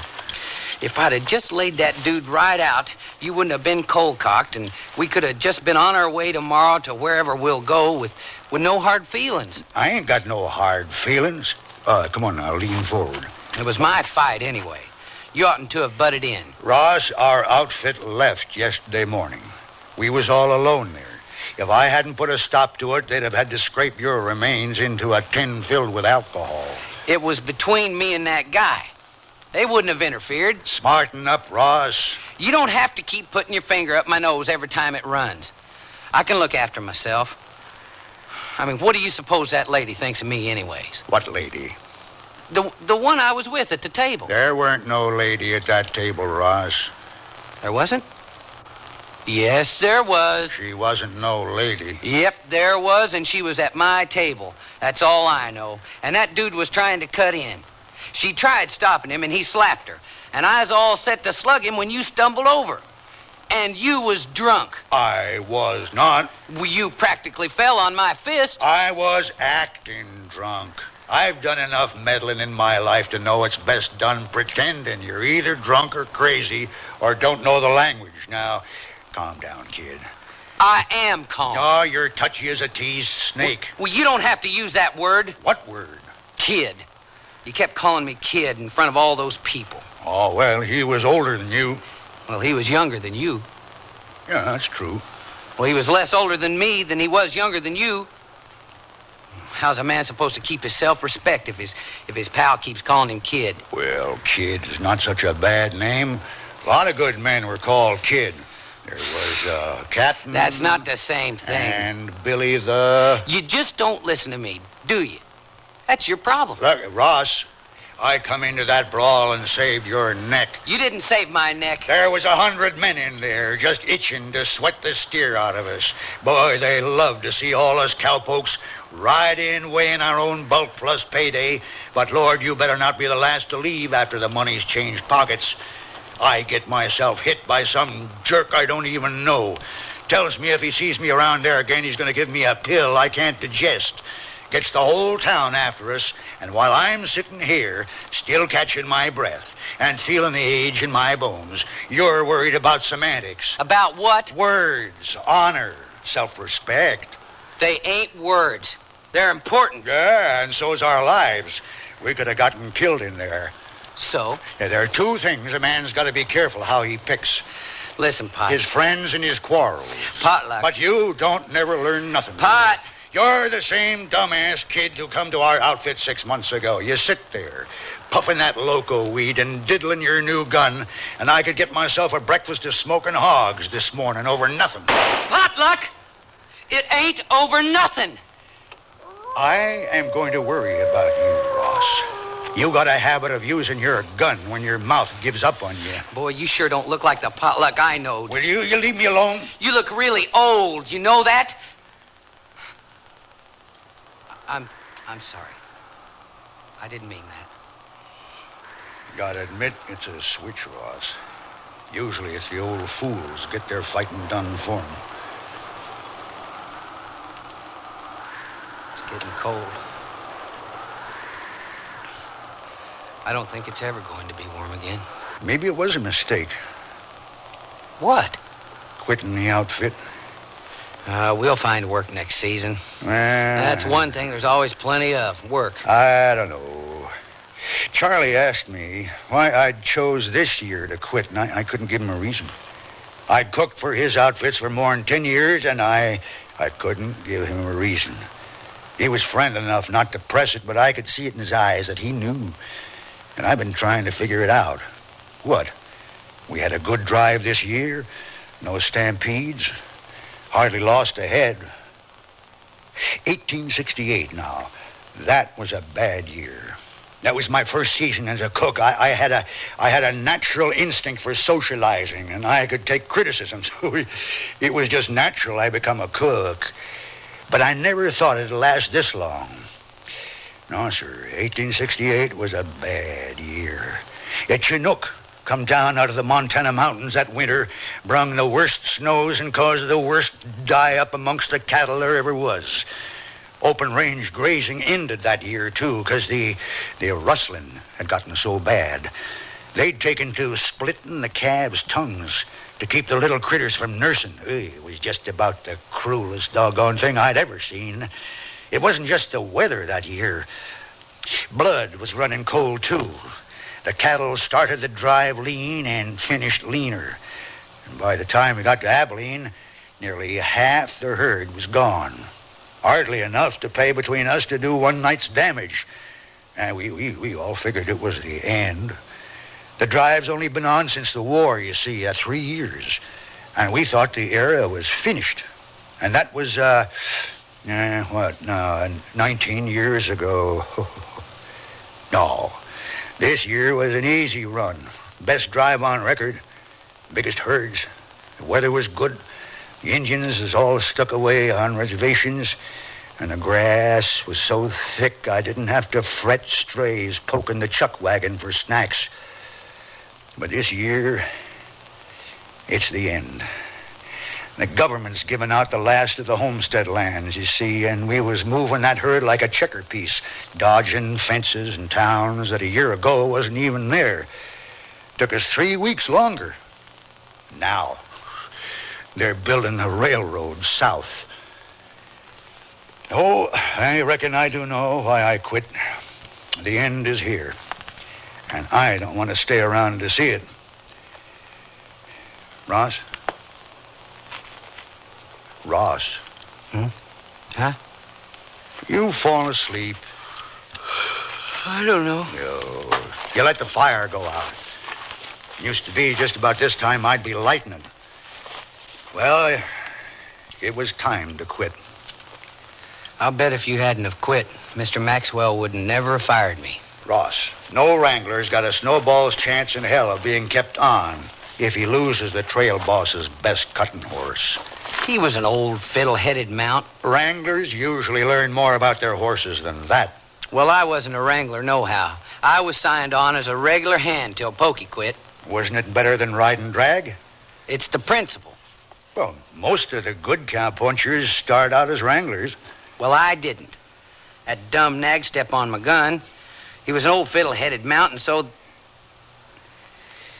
Well, so was that trail boss. Hey, don't you cut-mouth Charles Maxwell. I took your part at times because I was cook, and that's what I was there for. But don't you ever cut-mouth Charlie again. You would have quit anyways. Yeah, well, how they expect one man supposed to handle 70 horses anyways? Oh, times used to be when it was more than 100. You never knew how rough it could be. You mean you only took my part because it was your job? The Wranglers was my responsibility. Sometimes I had to go a ways, but you was just about the longest reach I ever had. Didn't I do all right by you? Oh, I guess you weren't that bad. A couple of spectacular blunders, but you weren't that bad. Well, hey, there's the first light. Yeah. My hand's stiff. Damned arthritis. I wish we hadn't riled up that whole town so. Don't worry. I'm going to be right with you this morning. We'll wrestle the skunk out of that hombre's spine, and this time leave at our own pace. Will you let that pass? I'll bet the last thing he expects is to see us again. Ross, will you settle down? I'm a cook, not a gunfighter. The only thing I ever used my gun for was to float it on the coffee each morning to make sure it was strong enough. What's that supposed to mean? It means that at my age, any sure fight I can sweat into a near miss, I will. You mean you ain't... No, I ain't. But what about... Honor? Yeah. Pride? Yeah. Dignity? Yeah. Self-respect? Yeah. Sorry, it ain't worth it. You can't say that. Just did. Ain't all those put together worth my face, and that face I mean to save in the strictest anatomical sense of the word. Are you just trying to get my goat?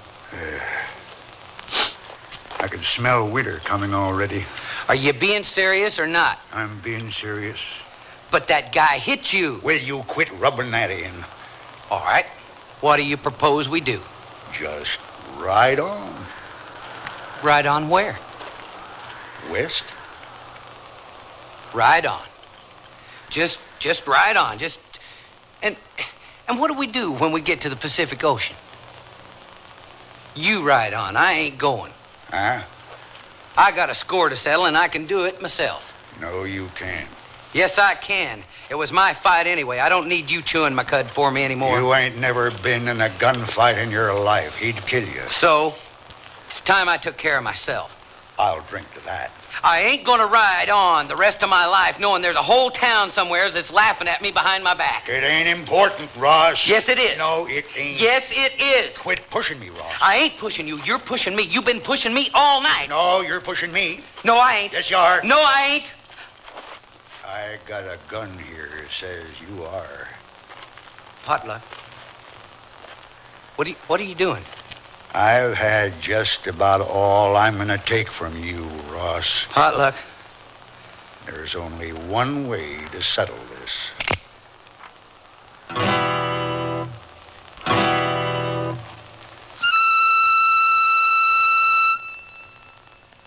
Sears Radio Theater will return after this message from your local station.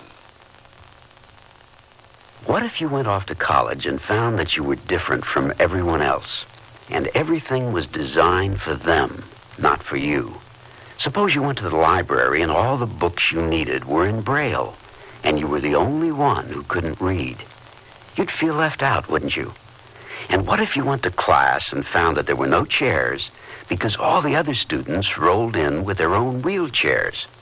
Suppose one of your professors gave his lectures talking with his hands, only his hands, and everyone understood sign language except you. You'd think it wasn't fair. Well, that's how handicapped people feel now when they go to college and find extra handicaps. But things are changing, and we have free information that can help. Write Closer Look, Box 1492, Washington, D.C., 20013. A public service message on behalf of the United States Office of Education. Listen with your heart and you'll hear more than words. Grandma? Yes, sweetheart? Did my mother ever do anything bad? Well, what do you mean? Did she always clean up her room? Listen with your heart and you'll hear love. Seems to me I had to remind her to clean up her room on occasion. Sometimes I forget too. Well, everyone forgets once in a while. Listen with your heart and start to understand. Grandma, does my mom love Jimmy more than me? No. No, your mother used to ask me that about her brother. Really? Listen with your heart and you'll hear love. You remind me an awful lot of your mother when she was a little girl. Listening, caring, and sharing. That's what understanding is all about. Listen with your heart and you'll hear love. From the Mormons, the Church of Jesus Christ of Latter-day Saints.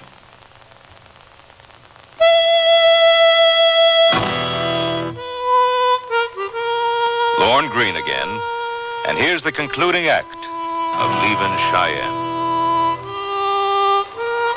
Potluck, watch out with that gun. You fired at me. You could have hit me. Shut up, Ross. I'm tired of listening to you. What? I said shut up. Wait a minute. Quit it! You're gonna shut up? What? I said shut up. What are you doing? This time I'm aiming right at your gut. Now throw down your gun. Throw it down.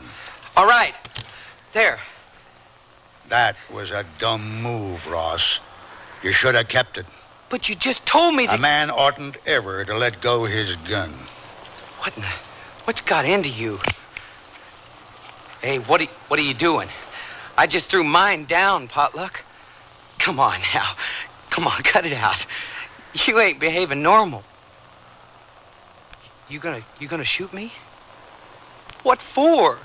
How many times I told you not to call me Potluck no more? Well, that ain't no reason to shoot someone, especially if he's your friend. That don't make no difference, kid. Quit calling me kid. You gonna apologize? No. Apologize. You'd shoot an unarmed man.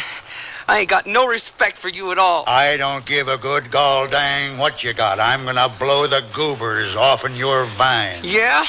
Well, shoot me and get it over with. I ain't apologizing. Potluck. Right between the... Yeah. I moved the cylinder back, Ross. Okay, so you proved it. You proved you ain't afraid to die. So now you can forget about that fight. Oh, how'd I ever end up out here with you? You'd let the only guy you know kill you for name-calling. Well, that's dumb checkers, Ross. You ain't the only guy I know. Name another. There. That's what you ought to be shot for, making coffee like that. And that'd make more sense than getting killed over some knock-around tart in a saloon. Lady. Huh? She was a lady. She was for sale, Ross. She was dressed up like a sore toe. Do I have to put a knot in your skull that'd sweat a rat to run around? It was the bulge in your back pocket she was after. I know that. Well, if you knew it then, what... I just paid her when that guy come over. Oh, and you didn't want to lose your investment. I was sure going to do something. Oh, money.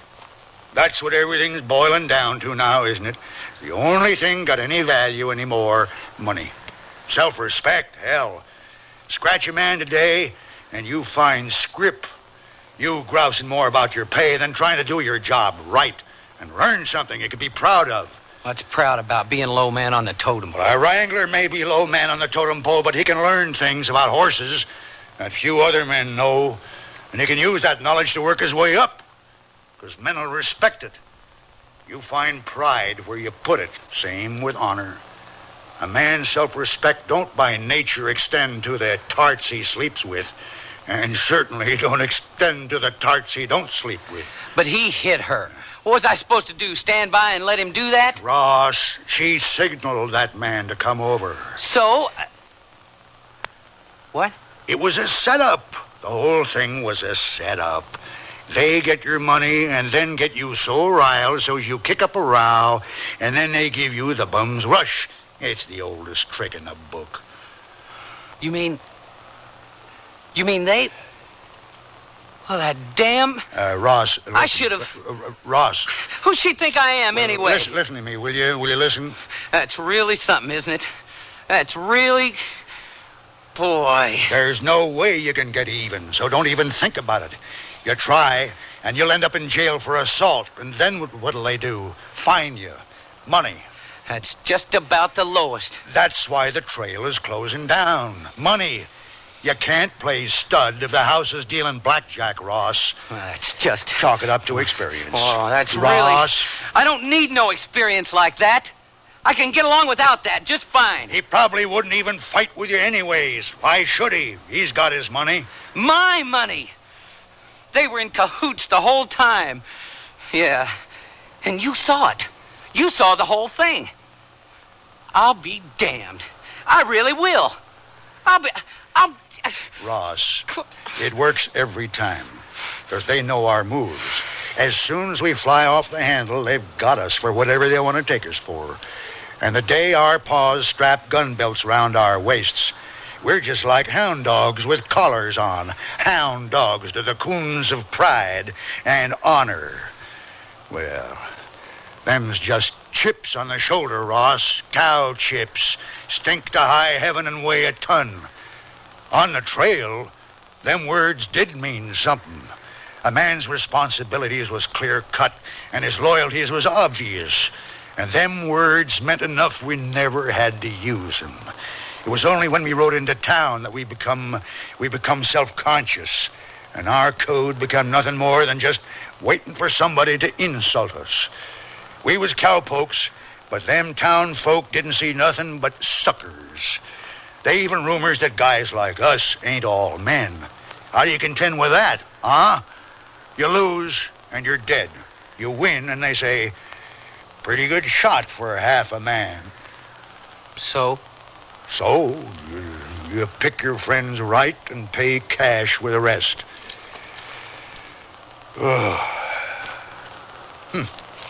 It's dawn now for sure. There's the sun. I'm getting my gear packed up, and then I reckon I'm off. Can't we go together? Well, I'm sure you got plans that don't include an old man like me. No. No, I ain't got no particular place. I just kind of figured that wherever you want to go is fine by me. Oh, I don't know. Where were you thinking of heading? Don't matter. Oh. What about west? Well, I think I'll go south.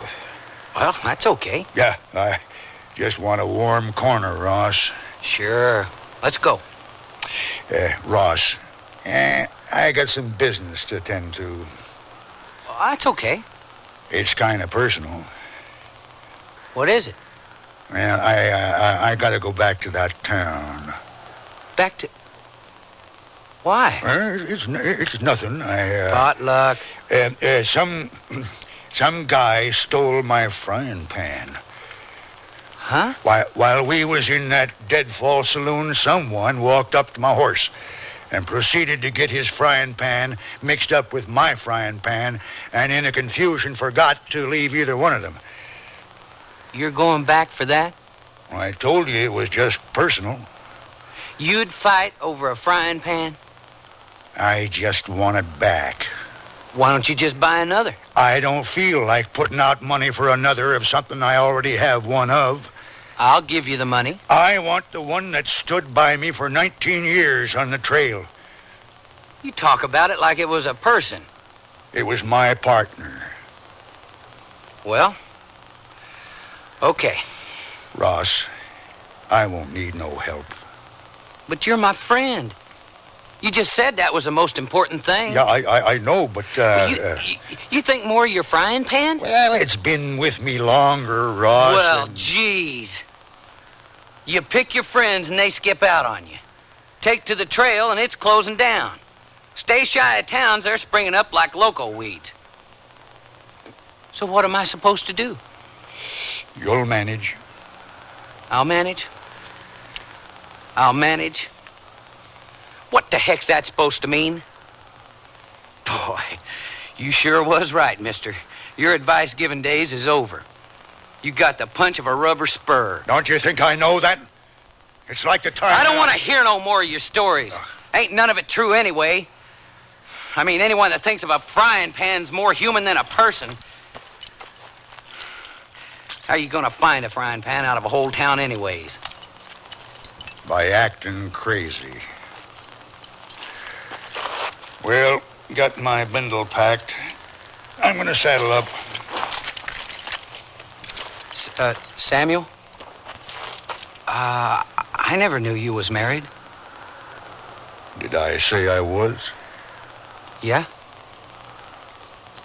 Well, a long time ago to an old widow.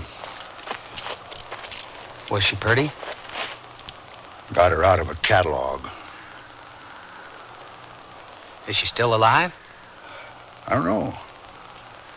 Think she's teaching school now somewheres north. Montana, maybe. You going to fetch her? No, it's too cold up there. Well, but if she's your wife... Ross. One of the best things about the old trail days was the way a stranger was respected.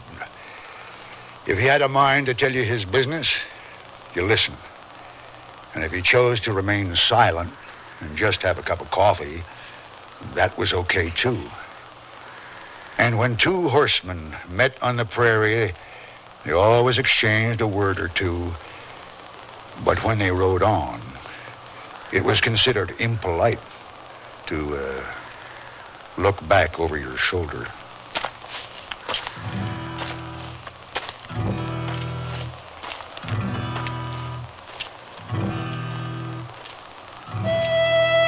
Yeah.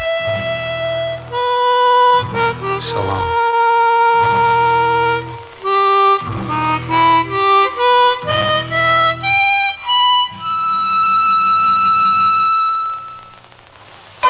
Sears, where America shops, invites you to apply for the Sears credit card. It gives you credit in over 3,600 Sears stores coast to coast. Whether you live or travel in any of the 50 states, there's a Sears store where you can shop for what you need for your family, home, or car.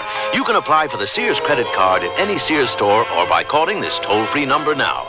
Call 800-526-0444. That's 800-526-0444. New Jersey residents call 800-652-2777. Eyes right, eyes left. Eyes will go from head to toe when you dress right dressing in the newest fashion attention getter. Sears salutes the military look with double-breasted short jackets, belted skirts, and narrow-leg trousers with front pleats. All standing tall in navy or tan polyester and cotton twill. Junior sizes 5 to 13. So, march into most Sears larger retail stores and arm yourself with the latest military style. Whew, at ease.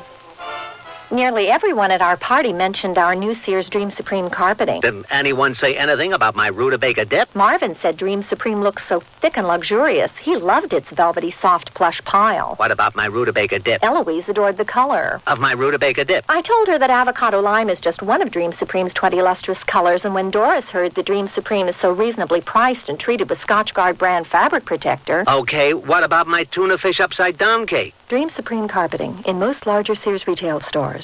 I sell draperies at Sears. Yesterday, a lady came in and said that she'd been in and out of about every store in town looking for draperies and at this point didn't know what she wanted anymore. I asked questions about her tastes and decor and then made suggestions. She was thrilled. She found what she wanted and learned a little, too. It made me feel good to know that I helped her out. Sears people are friendly people who help you find what you want. Sears, where America shops.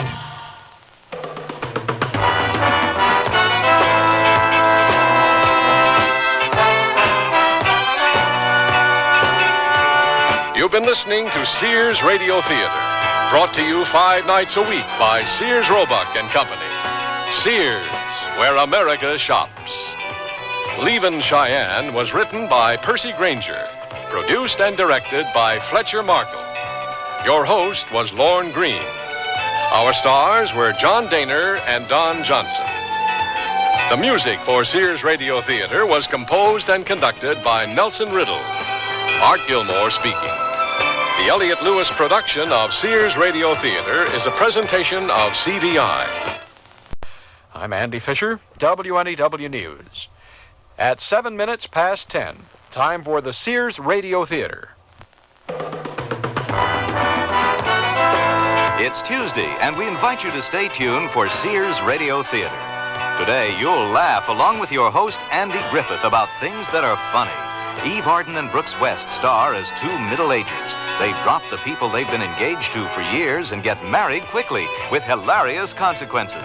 Listen for Should Old Acquaintance Be Forgot? Sears Radio Theater will begin after this message from your local station. Here is your chance to make someone's dream come true for Valentine's Day. Put their name in lights on Broadway, on New York's most exciting light display, Spectacolor. For only $25, your message can blaze over Broadway. Tell her you love her. Ask him to marry you. Call 221-6938 for details. It's 221-6938. For a few extra dollars, they'll even take a picture of your message. So call Spectacolor at 221-6938 now and light up someone's life.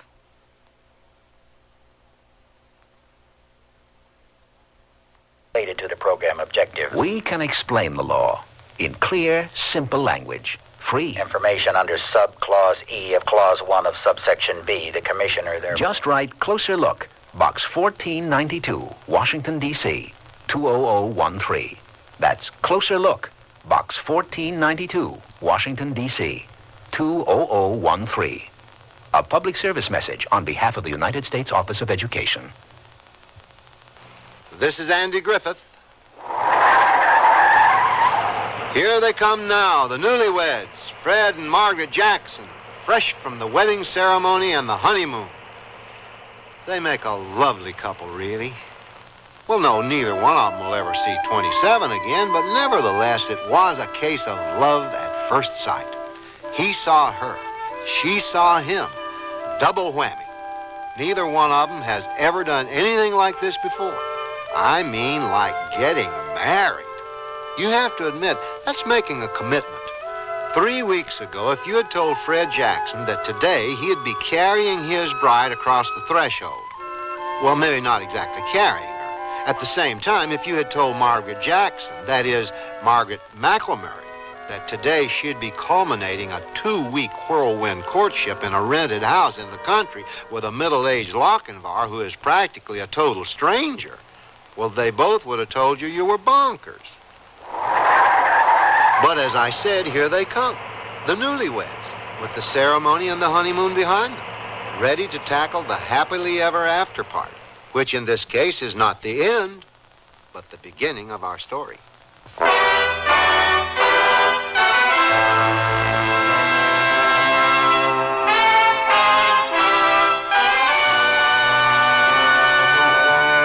Sears Radio Theater, a new adventure in radio listening. Brought to you 5 nights a week by Sears, Roebuck and Company. Sears, where America shops. Your hosts, Lorne Green. I'll bring you stories of the Old West and the New. Andy Griffith with a look at the funny side of life. Vincent Price with tales of mystery and suspense. Cicely Tyson with stories about love, hate, and related things. Richard Whitmark. I'll bring you stories of pure adventure. 5 nights of exceptional entertainment every week. Brought to you in Elliott Lewis production of the Sears Radio Theater.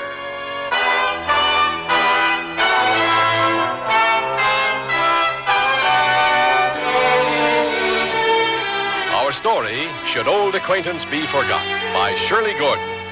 Our stars, Eve Arden and Brooks West. I sell draperies at Sears.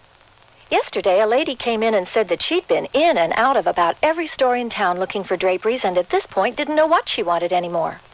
I asked questions about her tastes and decor and then made suggestions. She was thrilled. She found what she wanted and learned a little too. It made me feel good to know that I helped her out. Sears people are friendly people who help you find what you want. Sears, Sears, Sears, where America shops. Nearly everyone at our party mentioned our new Sears Dream Supreme carpeting. Didn't anyone say anything about my rutabaga dip? Marvin said Dream Supreme looks so thick and luxurious. He loved its velvety, soft plush pile. What about my rutabaga dip? Eloise adored the color of my rutabaga dip. I told her that avocado lime is just one of Dream Supreme's 20 lustrous colors, and when Doris heard that Dream Supreme is so reasonably priced and treated with Scotchgard brand fabric protector... Okay, what about my tuna fish upside down cake? Dream Supreme carpeting in most larger Sears retail stores. Hey, look, in here, inside this stylish man's dress shirt. I'm a Sears Value dress shirt label just popping with pride because Sears Value dress shirts are sure to be popular for a number of reasons. They have fashion spread collars, come in classic patterns and solids in short and long sleeves. You'll appreciate the perma-pressed polyester or polyester cotton blends for easy care, plus at low value prices, what a buy! Just look for me, the Value dress shirt label at Sears Men's Store, where style, sense, and satisfaction combine to label me right for you. Give your Valentine fragrances from Sears and release the inner spirits of romance. Give her free-wheeling, breezy Charlie by Revlon. Give him the rich, manly crispness of English leather. Or for them both, Chauvin Sport Scents. Refreshing, exhilarating, and all of them ideal for a Valentine surprise. Choose these or many other popular fragrances at most Sears retail stores.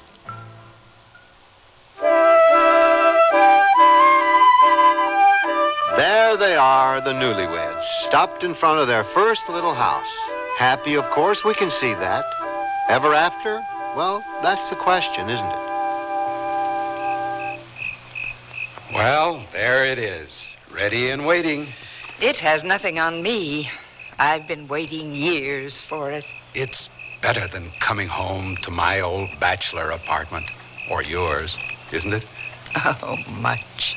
We're beginning a new life together. It should be in a place that's ours together from the start. Our home. I hope all our things are here, and the utilities turned on and everything. Don't worry, they will be. I have a very efficient secretary. Very efficient, and very old and very ugly. Oh, darling. A wife being jealous of her husband's secretary went out with Jean Harlow movies. Oh, good. I hope you're not planning to wax romantic and try to carry me over the threshold with the way I've gone off my diet these last 2 weeks. I'll restrain myself. Well, open sesame. Welcome to our home, sweetheart. Oh, wait till I get the light. Oh. Well, if your secretary is as old and ugly as she is efficient... Oh, you know help these days. You have to take what you can get. Oh, no lights and no heat. Don't worry, sweetheart. I'll light up your life. And you've got my love to keep you warm. Who was it said, life begins at 40? You did when you proposed to me. I did? Wasn't very romantic. At my age, a woman is looking for other things besides romance, like a comfortable home. Sorry. I guess we'll just have to settle for romance. Until morning, anyway. Which brings up another point. What do you suggest we're going to sleep on? Well, hey, none of our things are here. I'll have to have a talk with that secretary. Well, first thing in the morning, darling. Meanwhile... I suppose we could drive to a motel. No, we're not going to spend our first night in our new home in a motel. We'll just have to curl up on the floor. Well, good hardwood. Oh, darling, remember, we're country folk now. Where's your pioneering spirit? Oh, I think I left it in my other suit. Well, look at it this way, darling. Someday you can tell our grandchildren about this night. Oh, I don't know about that. I was planning on giving it an R rating myself. Oh, I like that.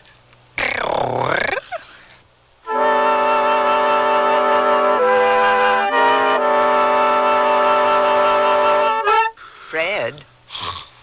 Fred? What's the matter? You were snoring. I was sleeping. But all during the whole week of our honeymoon, you didn't snore once. I only snore when I sleep.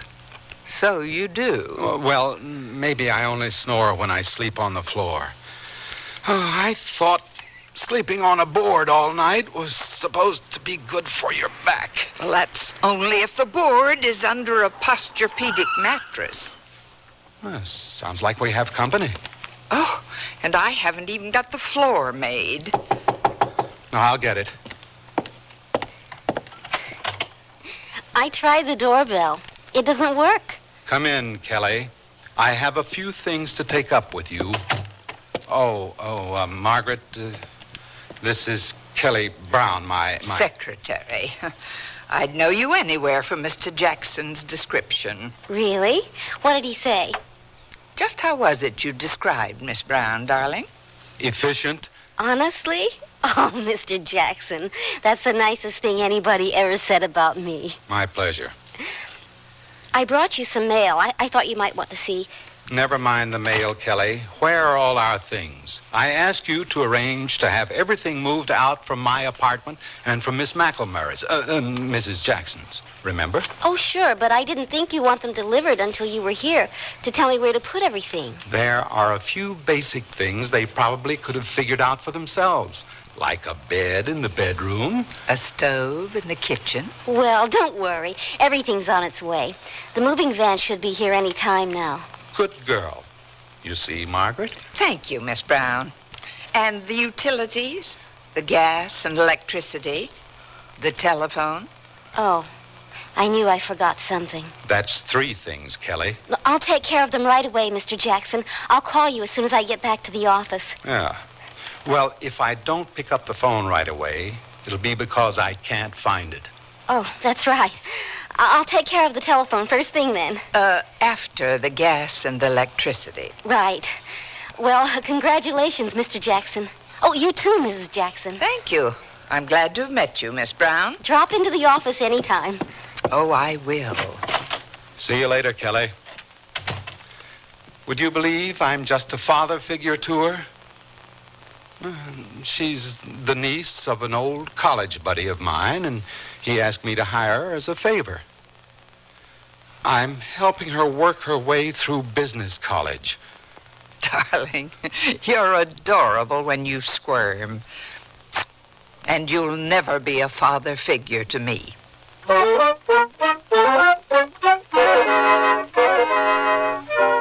Thanks, fellas. You did a great job. Well, sweetheart, it's official. We're amalgamated. All our assets are together in one place. Darling, we may be made for each other, but our assets appear irreconcilable. How are we going to fit in my Swedish modern with your... grandmother's attic? Wait till you see some of the goodies I'm finding in this carton. Last night we had nothing to sleep on. Now we have my grandmother's genuine old antique feather bed. But I have a lovely king-size Swedish... We'll stick that in the guest room. My grandmother can sleep on it when she comes. She loves Swedish modern. That's why she threw out all her genuine old antiques. What is this deadly thing, dear? Oh, that. That's just my grandfather's genuine old antique horse pistol.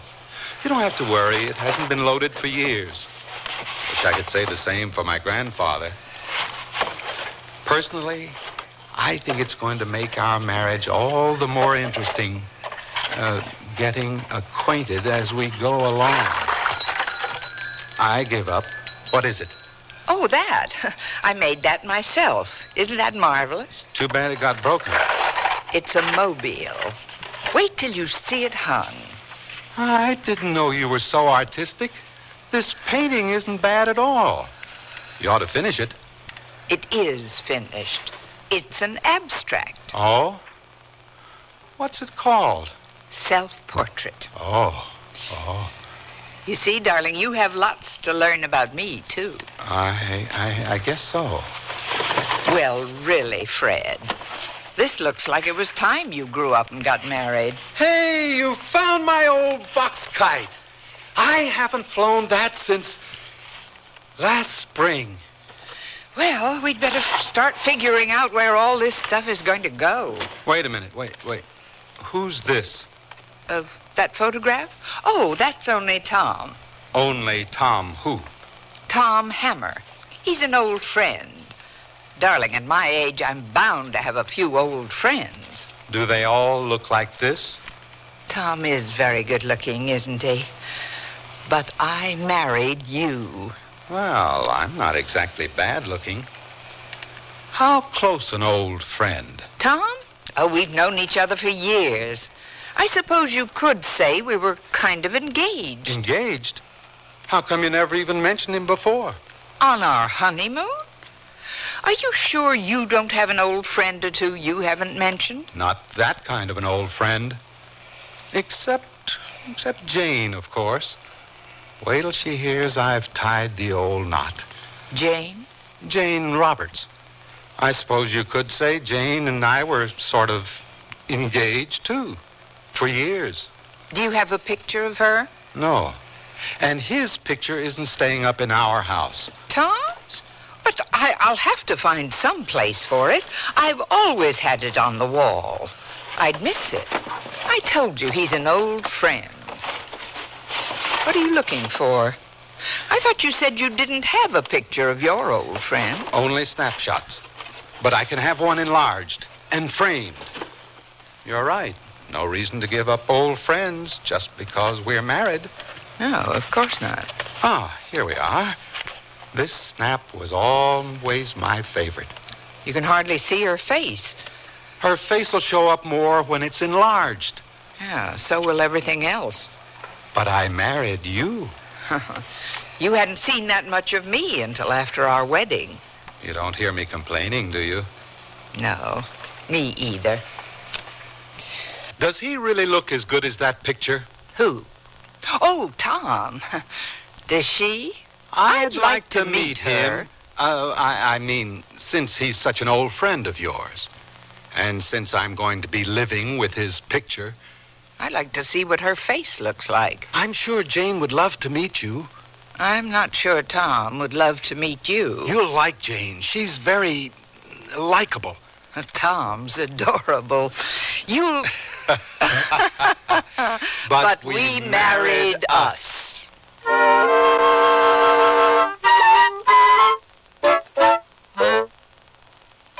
Sears, where America shops, invites you to apply for the Sears credit card. It gives you credit in over 3,600 Sears stores coast to coast. Whether you live or travel in any of the 50 states, there's a Sears store where you can shop for what you need for your family, home, or car. You can apply for the Sears credit card at any Sears store or by calling this toll-free number now.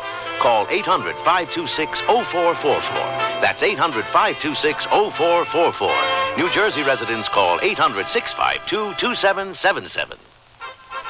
Eyes right, eyes left. Eyes will go from head to toe when you dress right dressing in the newest fashion attention getter. Sears salutes the military look with double-breasted short jackets, belted skirts, and narrow-leg trousers with front pleats. All standing tall in navy or tan polyester and cotton twill. Junior sizes 5 to 13. So, march into most Sears larger retail stores and arm yourself with the latest military style. Whew, at ease. Dear, today I found the bedroom suite of my dreams at a great price. That's a coincidence. I found one that has all the features. Well, mine has authentic country styling. So does mine. Does yours have a beautiful 26-step finish? Nothing but, and I get a choice of 13 different pieces. All built to last for a long time? Yes, with sturdy tongue and groove construction and dovetail jointed drawers. Is yours Sears Open Hearth bedroom furniture? Sears Open Hearth bedroom collection. Expert craftsmanship at a reasonable price. Select from 13 different pieces. Now at most Sears retail stores. It's enjoyable to think about your favorite things, and even more enjoyable to wear your favorite sportswear from Sears. Like the shirt, teamed with pants that fit. The shirt is a perma-pressed Easy Care polyester knit in a choice of prints and solid colors. And a comfortable, flattering fit is yours with pants that fit. These polyester knit perma-pressed pull-on pants are proportioned for tiny, typical, or tall gals, in splendid solid shades to match the shirt. Give a boost to your wardrobe in the sportswear department at most larger Sears retail stores.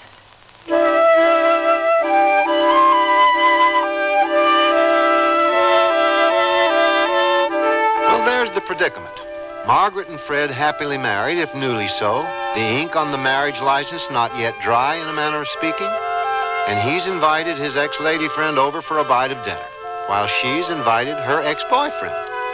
Gives us all a good chance to see if civilization works.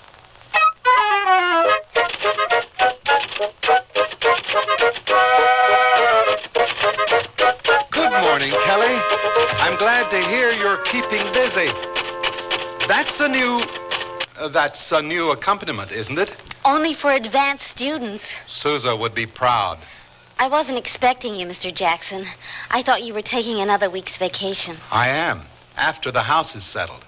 Mrs. Jackson decided it would be better that way. And she said to thank you for getting everything turned on so efficiently. Tell her it was my pleasure. Oh, here are your phone messages. Good girl. Except Miss Roberts, she calls so many times I stopped writing her down. But I didn't tell her anything. Well, get her on the phone for me, will you? But don't tell her anything. Yes, sir. I mean, no, sir.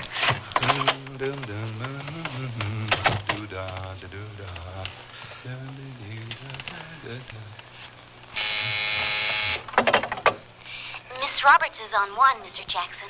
Thanks.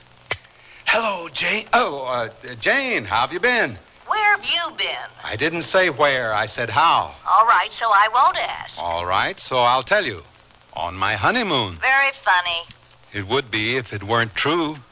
You almost sound like you're on the level. Are you? Her name is Margaret.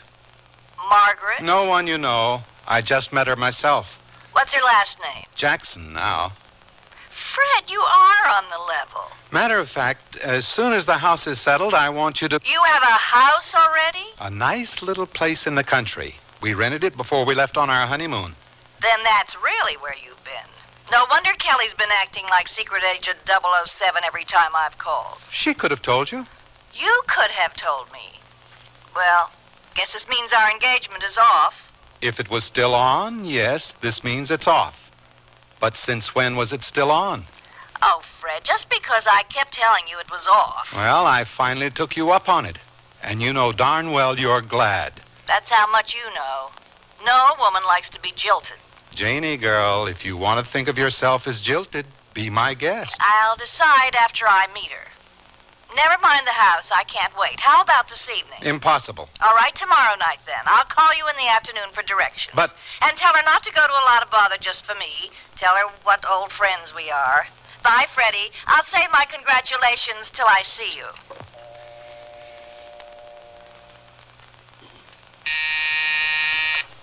Yes, sir. You can talk now, Kelly. She's gone. Get me Mrs. Jackson on the phone. Yes, sir. Dee-dee-da-da, sing this song, a-doo-da, bum. The line's busy, Mr. Jackson. Oh, all right, never mind. I'll call her later.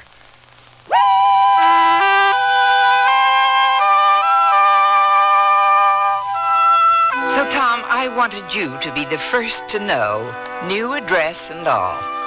Well, thanks for small favors, Maggie. Oh, but you know you and I were only drifting. It was never really going to come to anything. I thought it already was something. Well, to marriage, I mean. I didn't know you were the marrying kind. I know. I didn't either. Well, if you don't mind, I'd like to at least come out and check this guy out. How about tomorrow evening?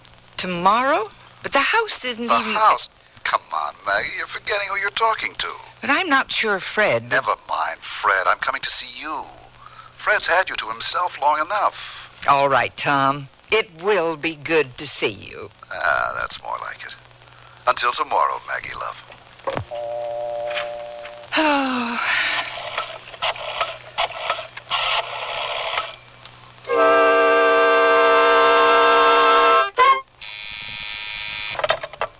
It's Mrs. Jackson for you, Mr. Jackson. Oh. Hello, sweetheart. I'm sorry to disturb you at the office, darling. Matter of fact, I just tried to call you. The line was busy. Yes, I know. Darling, I was wondering if you'd mind if we had company tomorrow evening. Sweetheart, that's just what I was going to ask you. It might be fun. Should be laughs. Wait a minute. Who are you expecting? Who are you expecting? Well, Jane called and... Tom called me. You mean they're both coming? The same night? It might be fun. Should be laughs.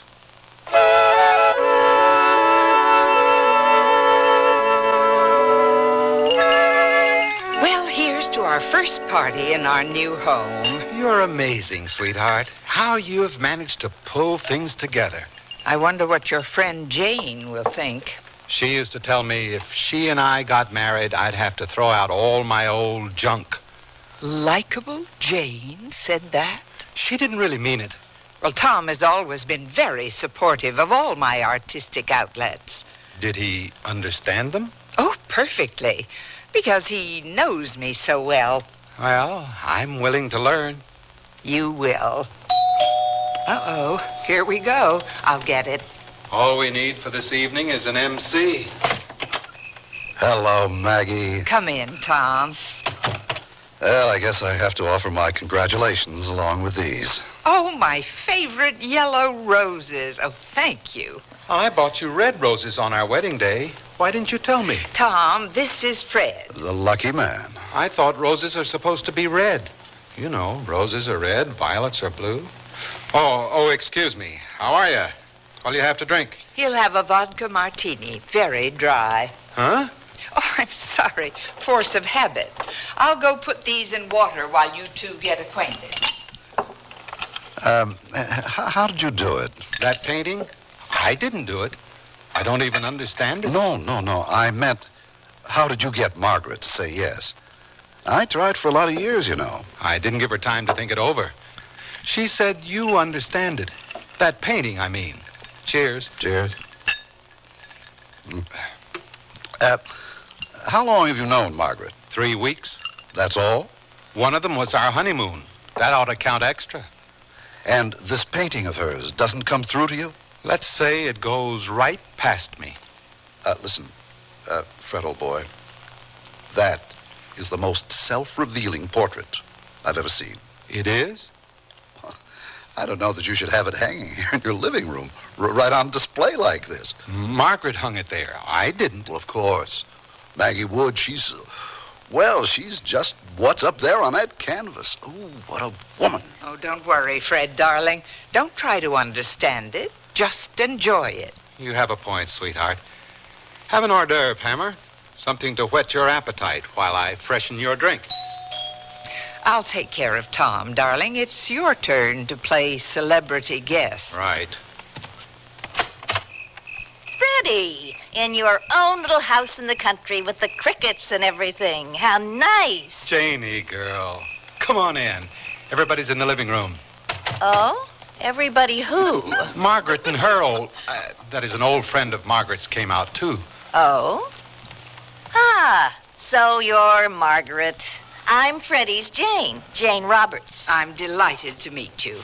And this is my Tom Hammer, a very old friend. How do you do? Marvelously, thank you. Well, here we all are. Relax, dear. Go and fix your Jane a drink.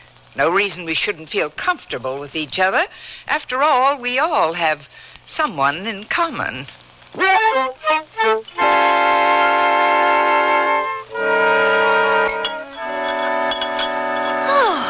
that was a scrumptious dinner.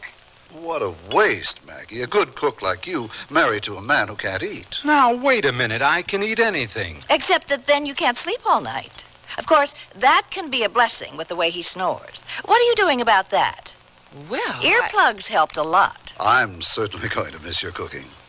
Oh, understand, Margaret, dear, I didn't mean to imply... No, you see, I have this boat, and Freddie and I used to spend a lot of time on it. But it was purely platonic, of course. VSS Platonic. My, but she was yar.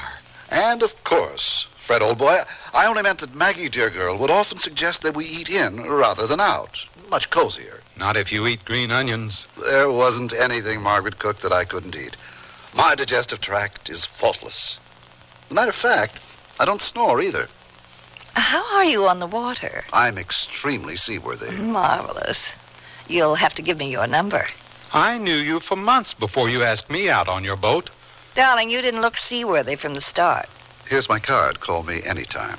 Well, you've certainly changed, Tom. I've never seen you so quick on the draw with your phone number. I was just thinking I've been too much of a recluse, too much nose to the old grindstone. I know. I was there, remember? Yeah, you were always telling me that, weren't you? Well, I'm just realizing you were right. You've probably come up with just the answer, Miss Roberts. A refreshing weekend on your boat. The SS Platonic. Why not this weekend, Mr. Hammer? Why not? Now, wait a minute, Janie girl. Aren't you rushing things a little? I mean, you don't even know this guy. Fred, I assure you, Tom is a perfect gentleman. That is, he always was. There, Jane, you see? Even his old friends won't vouch for him. Well, it's just that I've never known him to rush into anything like this before. Maggie, I assure Look, you that this... would you two old friends like to come along and chaperone? Yes. No, of course not. Why not? Because we wouldn't think of it. That's right. We wouldn't think of it. Tom's over 21, perfectly free to do as he pleases. And I'm sure he knows what he's doing. Oh, I'm sure he knows what he's doing, too. Fred, you know very well I'm able to take care of myself. Yeah, I know. Jane, I should tell you, Tom is different than Fred. He's, well, more sensitive in a way, more conservative. You mean he was? Yes. I simply insist that you both come along this weekend. We'd love to have you. Wouldn't we, Mr. Hammer? Delighted, Miss Roberts. No, really. We wouldn't think of it.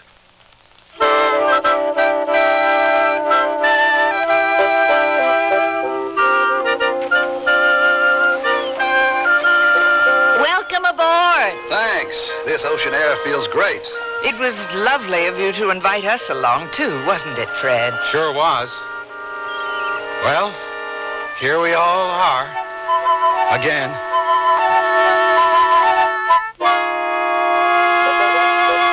Sears Radio Theater will return after this message from your local station.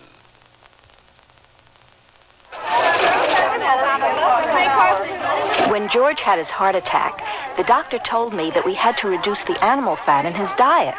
His cholesterol count was too high. What did you do? George gets only lean meats, and I always cut off extra fat before cooking.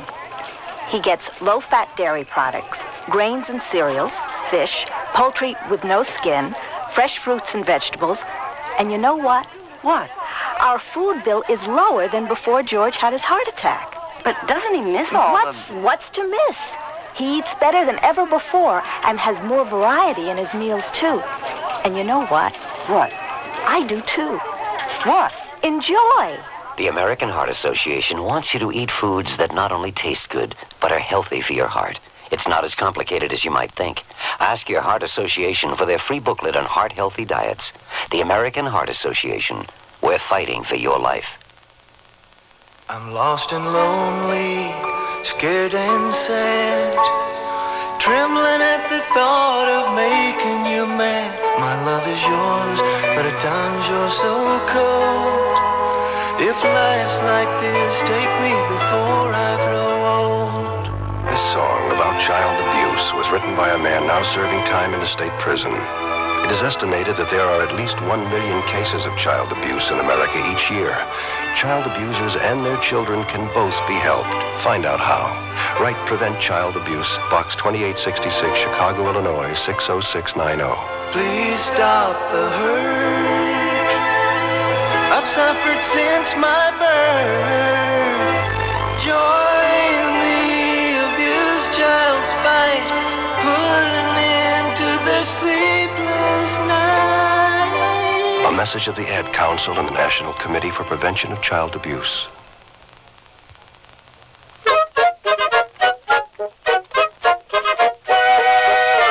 Andy Griffith again with the concluding act of Should Old Acquaintance Be Forgotten?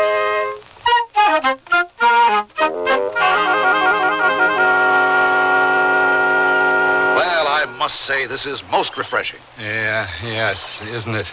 You're out of shape, Freddie, darling. No, he isn't. Thank you, dear. Then why don't you and Tom try a little fishing while Margaret and I have a little girl talk?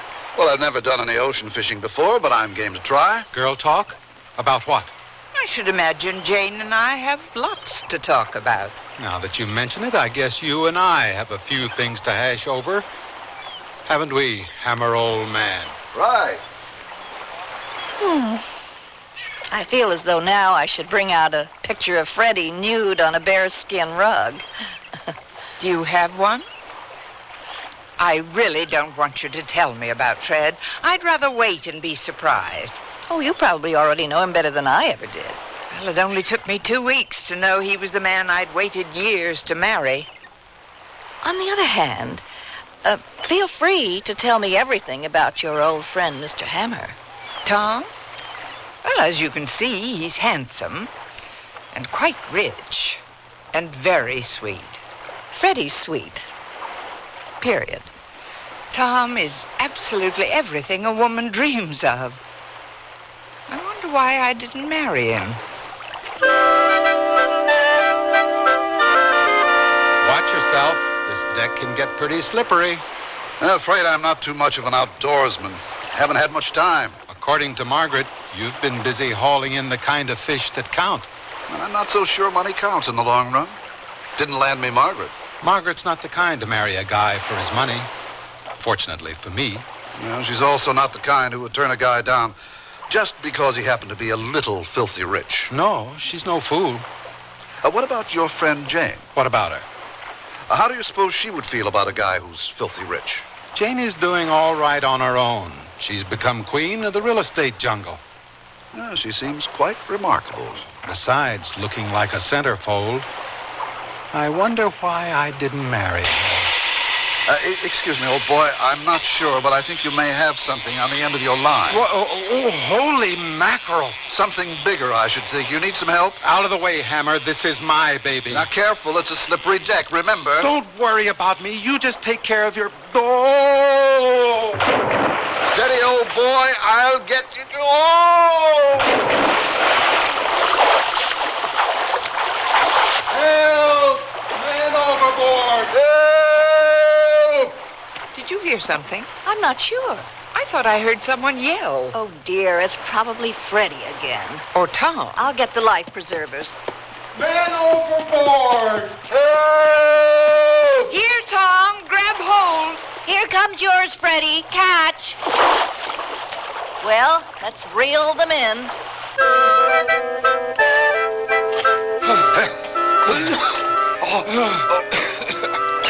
Thank you, Maggie love. If you hadn't thrown me that life preserver, I would have been a goner. Lucky you remembered me, Janie girl. Oh, I'm sorry, darling, but I knew that Tom couldn't swim. Don't blame your bride, Freddie dear. How was she to know how sinkable you are? She didn't have to wait to find out. Oh, darling, I promise next time I'll rescue you first. Thanks a lot. Dear, he always catches cold when he falls overboard. Ah, don't be too put out with Margaret, Fred, old boy. It's hard to break an old habit. Oh, Tom, your poor sinuses. Yes, after all, Freddie, I instinctively rescued you. Gesundheit, darling. Don't worry. I have a special hot toddy that always works for Freddie's colds. Wonder if it would work for me. Tom, I've known how to take care of your sinuses for years. Margaret, dear, it sounds as though you and I are going to have to exchange remedies. Or patience.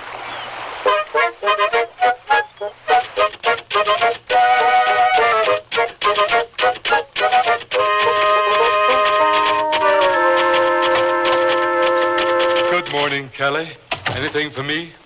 Mr. Hammer, he's waiting in your office. Oh? Bless you. Thank you. You can strike up the band again. Yes, sir.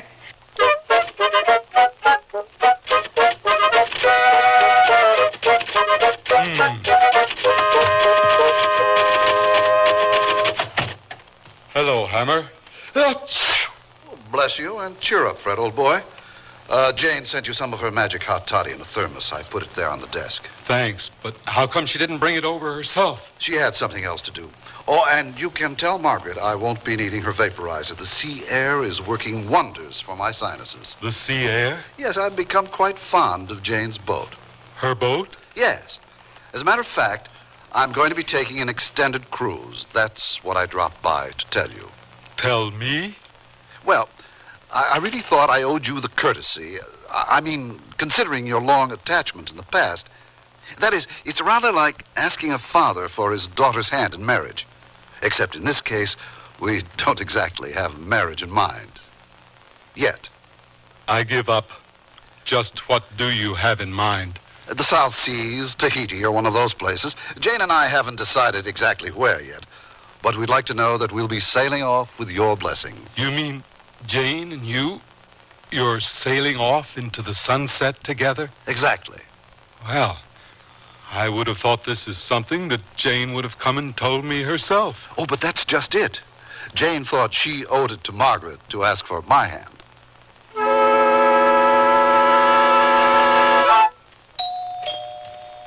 Coming. Oh, Jane. Come in. I hope you don't mind my popping in like this. Well, if you don't mind taking things as you find them. I really do think you're doing wonders, considering. I always told Fred if we ever got married, he'd have to throw out all his old junk. But he said you didn't mean it. Oh, yes, I did. Well, I'm getting used to it. I guess maybe you and Fred are made for each other. After all the years that I thought it was Tom. And all the years I thought it was Fred. Then you don't mind that I suddenly showed up and jumped your claim? Well, it's a bit late for me to mind, isn't it? I suppose so. What about Tom? What about Tom? What if I told you I'm more than mildly interested in him? Well, Tom's free as a breeze. I don't have any claim on him anymore, if I ever did. Well, Freddie doesn't have any claim on me either. But you've both been acting like a pair of overprotective parents, so Tom and I thought... Oh, you're right. I dropped Tom, but I didn't like it when you came along and picked him up. Yeah, it's not easy to give up an old love, even after you've found a new one. Especially when someone else finds the old love appealing. Yeah. But I guess Fred and I have been kind of overdoing it. From now on, as far as I'm concerned, you can see all you want of Tom. You sure? Sure. How are his sinuses, by the way? I was thinking of dropping over with my vaporizer. He doesn't need it. His sinuses are fine. Really? I've found a better remedy. Really? Yes, in fact, that's what I dropped by to tell you. Tell me what? Tom and I are planning to see a lot of each other. Quite a lot. Oh? We're going to take a cruise to the South Seas on my boat. You and Tom? Right. Me and your Tom. But why didn't Tom come and tell me himself? We thought he should ask Fred for my hand while I asked you for Tom's. Oh. Well, then, give him a message for me, will you? What is it? Bon voyage.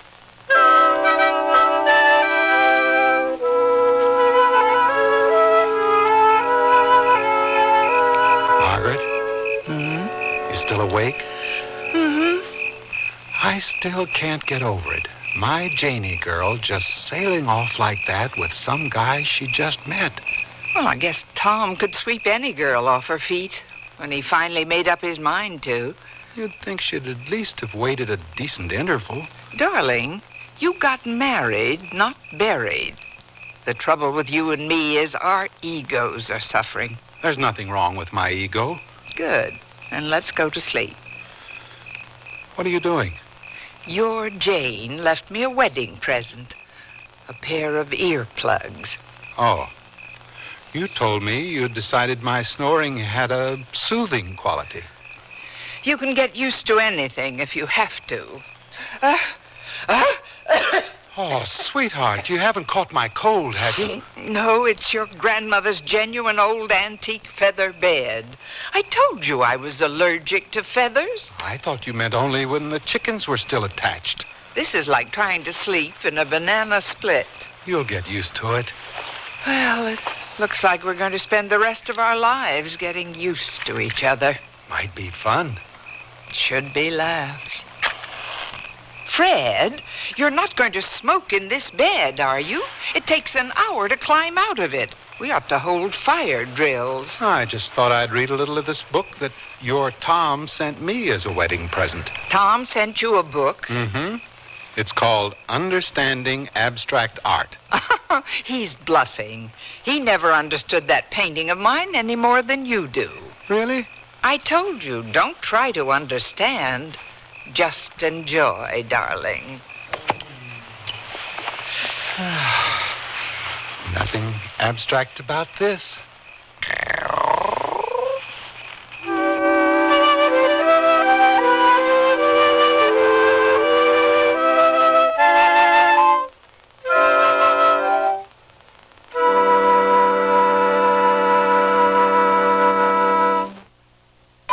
Sears, where America shops, invites you to apply for the Sears credit card. It gives you credit in over 3,600 Sears stores coast to coast. Whether you live or travel in any of the 50 states, there's a Sears store where you can shop for what you need for your family, home, or car.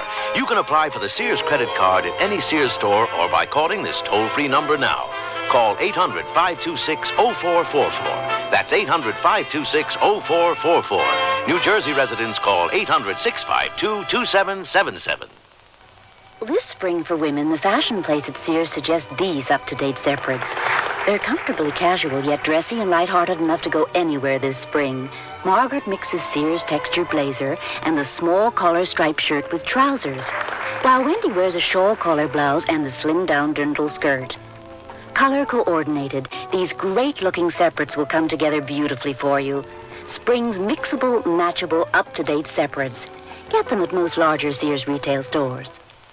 One Valentine's Day I'll never forget is the time I received a diamond. There's nothing quite like diamonds for expressing love, and now there's no better time to buy them for your love. Now, at most Sears retail stores, all tradition diamond jewelry up to 1 carat is 20% off till February 24th. That's 20% off diamond solitaires, pendants, earrings, bracelets, stick pins, and fashion rings. So give her a diamond from Sears, and she'll remember this Valentine's Day forever. Dates may vary in Alaska and Hawaii. When I need advice, I go to my mom. Why not? It's free. Now that I'm married and moving into a new house, I want all the advice I can get. So when Mom says shop Sears, I listen. You should. Sears is a great help on those big items you'll need for your new home. Major appliances like washers, dryers, and refrigerators. They'll deliver, install, and service. I always depend on Sears. You should, too. Sears, Sears, Sears, where America shops.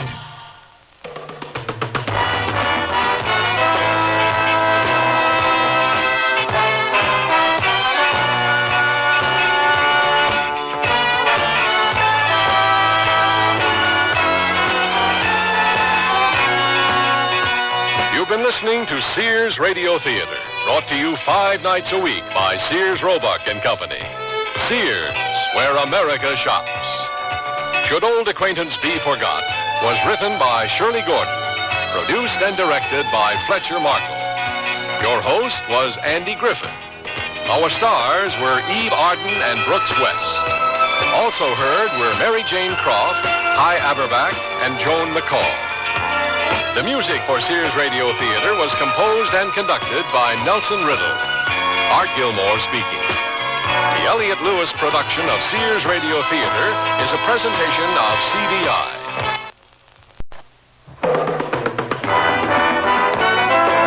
It's Wednesday, and we invite you to stay tuned for Sears Radio Theater. Today, you'll hear a story of mystery and suspense with Vincent Price as your host. Howard Duff stars as a detective, and Linda Kay Henning is the woman who hires him. The young man is shot to death in a park where 13 governesses are sitting. Listen for the 13th governess. Sears Radio Theater will begin after this message from your local station. I want to go to old Chicago. I want to go on the ride. Take me to old Chicago. I want to win a prize. We'll see the clouds, mess around, maybe even go head down. Sunday's not the end of this weekend. Old Chicago Amusement Park will be open this Monday for Washington's birthday from 1 to 9 p.m. with 40 exciting rides and attractions. I-55, the Stevenson Expressway, and Route 53.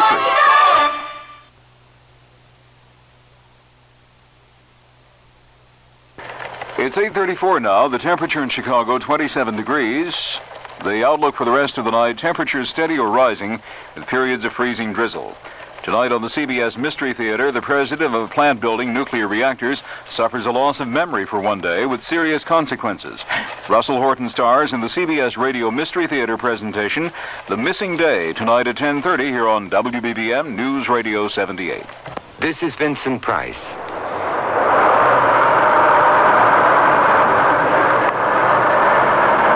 Except for the expensive briefcase he's carrying, the young man stepping off the bus looks like a college student. Dressed in casual clothes, he walks deliberately along a street lined with fully restored buildings. Ahead of him, a small child is trying to retrieve a ball, which is stuck between the posts of a wrought iron fence. The young man sets down his briefcase and frees the ball. But when he turns around, the briefcase is gone. It's disappeared. No one else is on the street, only the young man and the boy. And oh yes, there, turning the corner, a figure dressed in white. A nurse, perhaps. Or a governess, since she's pushing a baby carriage. The young man hurries after her, but when he reaches the corner, the governess is gone. He crosses the street to a small green park. And there sit 13 governesses, alike in their white uniforms. And before each of them is a baby carriage. The young man wheels. There on the roof of the building which faces the park, a silhouetted figure aims a rifle. The young man, killed instantly, falls without making a sound. The governesses scatter, a mad rush of baby carriages clearing the park paths. The briefcase is gone. And that's only the beginning of our story.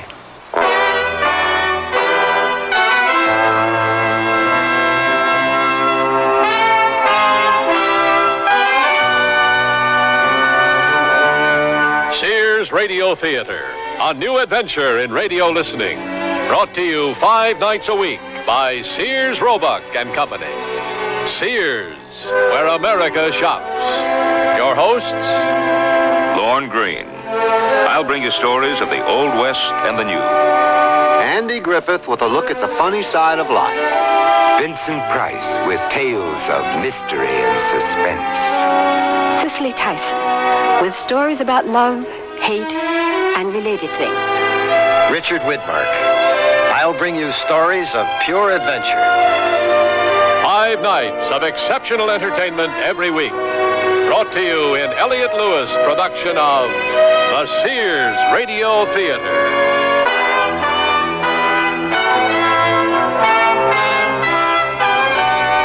Our story, The 13th Governess, by Elliott Lewis. Our star, Howard Duff.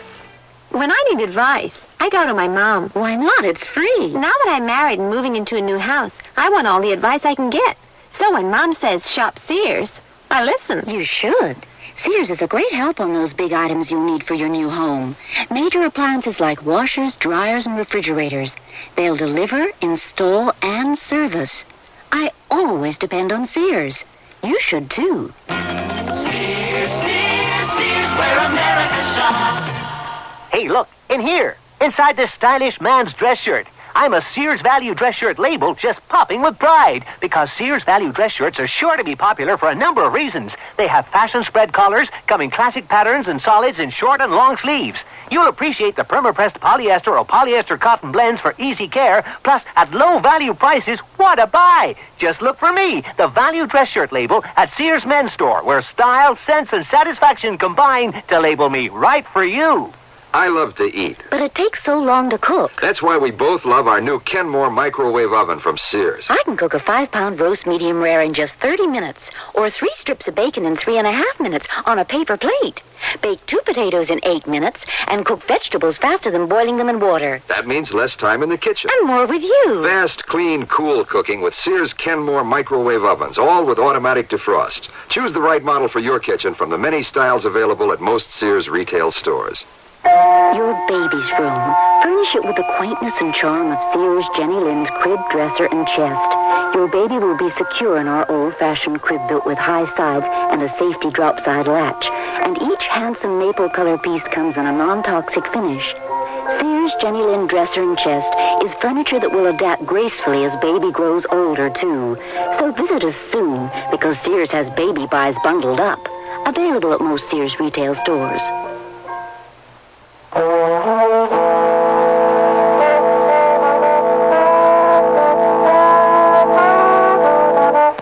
A shopping center, by definition, is a place where you shop for groceries, sundries, medicines, toys, hobbies, and so on and so on. This particular shopping center has an added service. Note the discreet sign, Harry Holliday, Private Investigations, Confidential Matters. What sort of a man performs those services in a shopping center?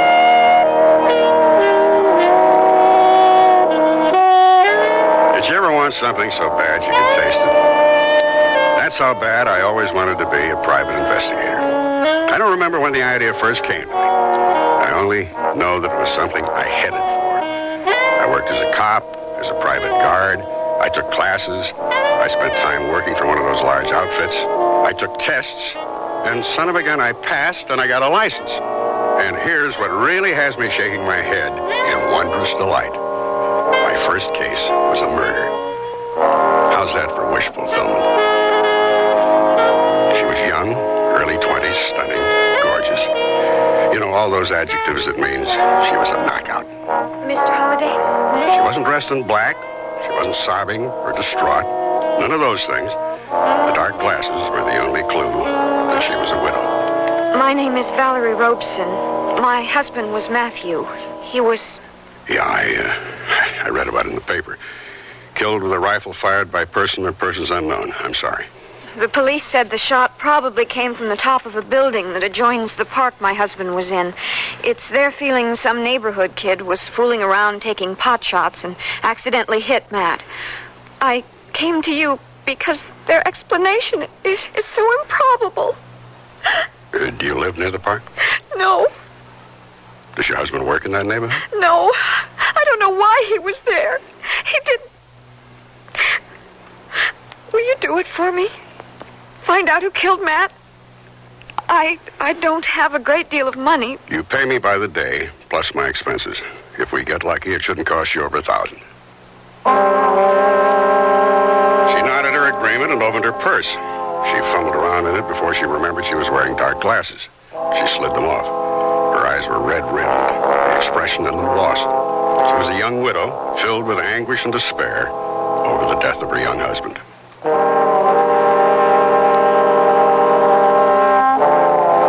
In the building from which the shot had been fired, a cold marble lobby separated door and elevators. Midway was a desk where renters picked up phone messages and mail, and where intruders such as me had to stop and be identified by an efficient-looking lady. I told her I was interested in renting an apartment, and she directed me to the rental agent, apartment 101, first door on your right after you turn left to the elevators. I rang, and the door was opened by a short, fiercely mustached man with bright blue eyes lined from peering into the sun. Sir? I'm interested in renting an apartment in this area. Oh, come in, sir, come in. Major Emery Griffiths, sir, retired from Her Majesty's service. Major? Mrs. Griffiths is the house renting agent, but she's not immediately at home. Now, how can I be of service, sir? Is there an apartment available on the top floor, overlooking the park? Oh, jolly good time for the question, sir. Jolly good. The wards are planning a year-long cruise, you see. Well, out of the country 12 full months, and perhaps interested in subletting for that period, you know. Would that interest you? Why, yes, it might. My wife has this wish to settle in for a while, all that moving about the last 2 years, you know. He ate it up, nodding crisply at the invented travels my mythical wife and I had been taking.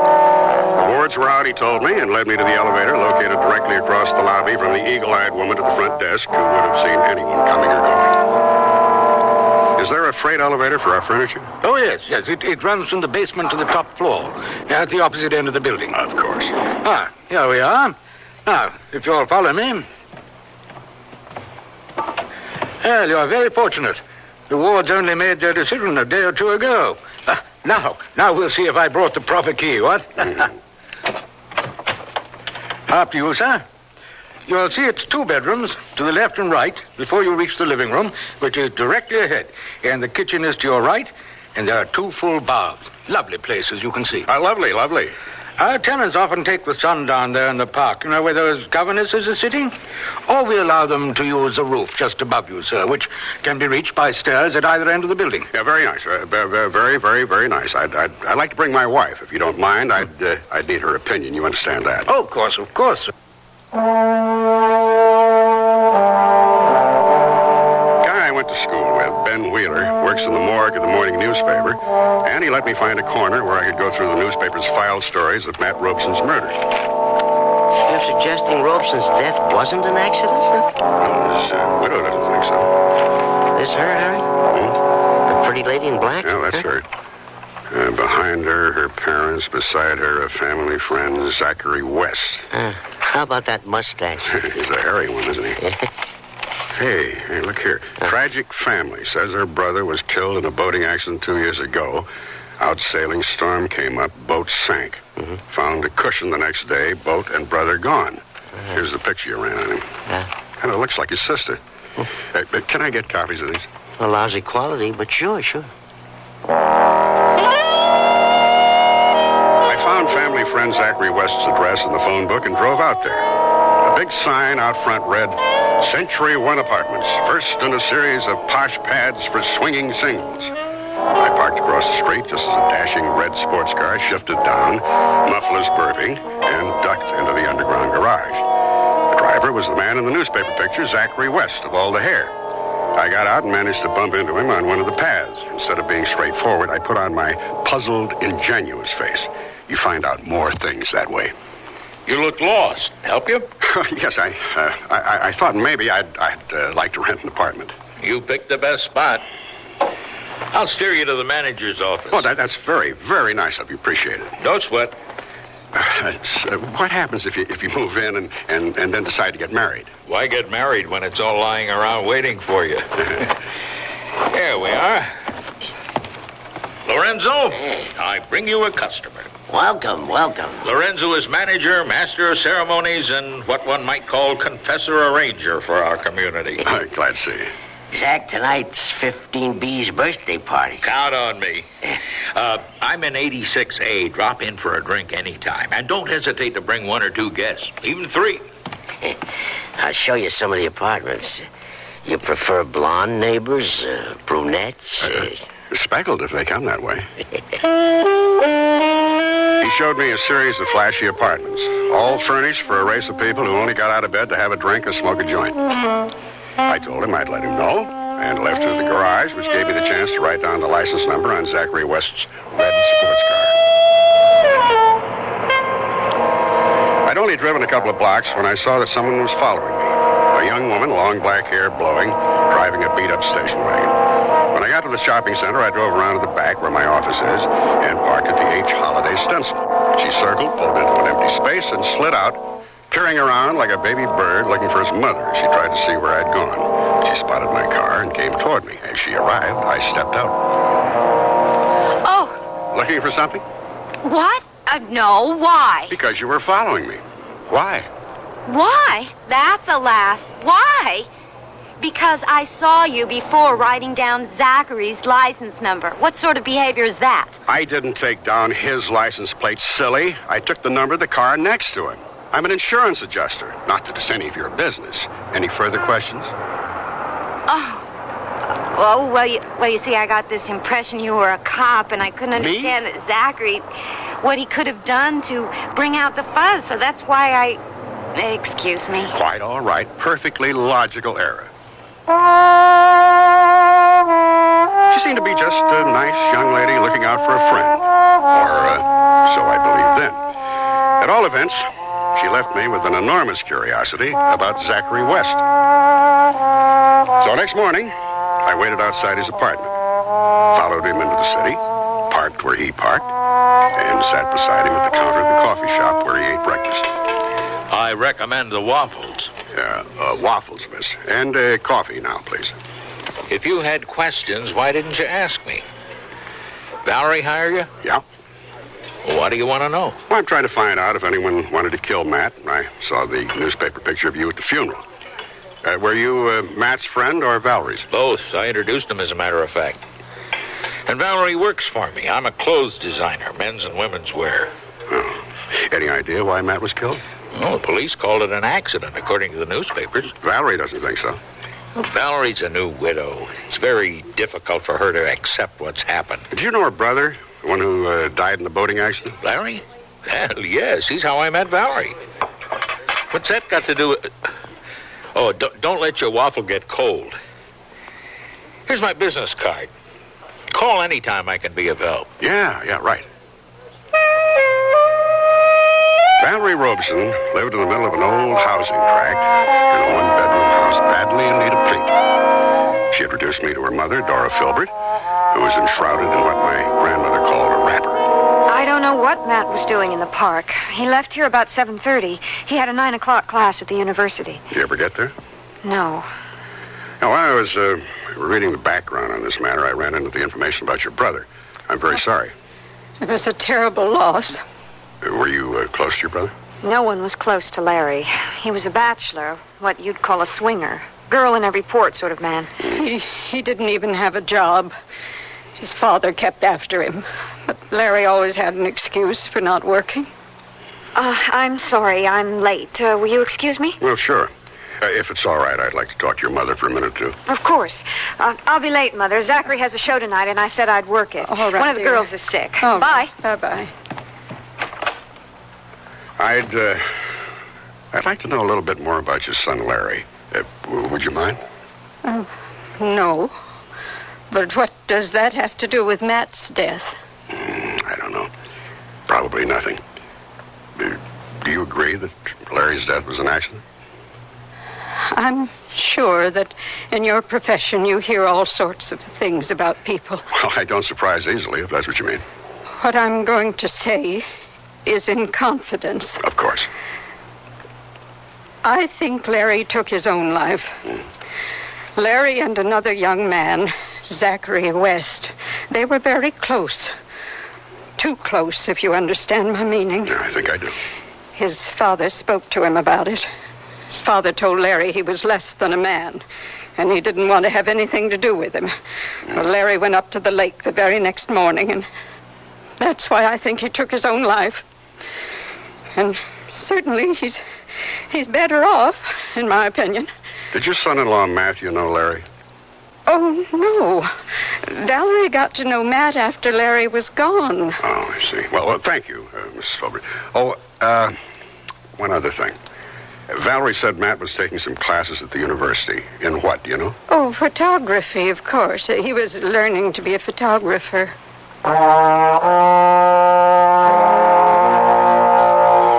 Matt's photography instructor had been Norman Fields, a full-bearded, shaved-headed man. I met him in the mall outside the Fine Arts Building. I sat in the sun while he hunkered beneath a tree, rubbing the top of his head. What did you want to know about Matthew Robeson? And why would anyone want to kill the dreadful little twerp? His widow asked me the same question. Tell me about it. Well, now, let's see. I suppose you want to know if he was a good student, innovative, questioning, and so forth? Yeah, things like that. No. Although he spent an inordinate amount of time here. Matthew Robeson was a man who didn't even own a decent camera. And yet he was in my class. Now, one must ask oneself, why? Why? Because Matt's own personal interest for what motivated and guided him. His time here was spent in the darkroom. He cleaned it up, set out the chemicals, stacked, sorted the photographic papers, cleaned the enlargers. Any notion why? Oh, sure. He needed a place to develop his own work. Things he didn't want anyone else to see. Pictures? Of course. Did he keep the negatives and prints here? Oh, you mean no one has mentioned Matthew Robeson's attaché case? Why, that was the most obvious and apparent thing about him. He was a scruffy little man, late 20s, skinny, wild clothes, who always walked in a slouch hurriedly. He was never without this attaché case, like a small suitcase, very expensive, never out of his grasp. Well, I would assume that that's where he kept his goodies. Why goodies? Well, Matt Robeson was a man who'd do anything for a buck, and I mean that, literally. Whatever he was peddling was in that attaché case. Now, it's just a shame you didn't know him. You missed out on a real oddball.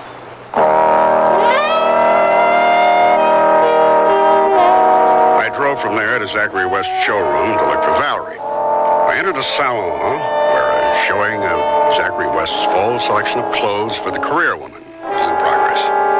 Among the natty outfits on display were wardrobes for lady mail carriers, surgeons, bus drivers, and lawyers. As I entered the room, the young woman with the station wagon was walking on stage to join the others. And would you believe it? She was dressed as a governess.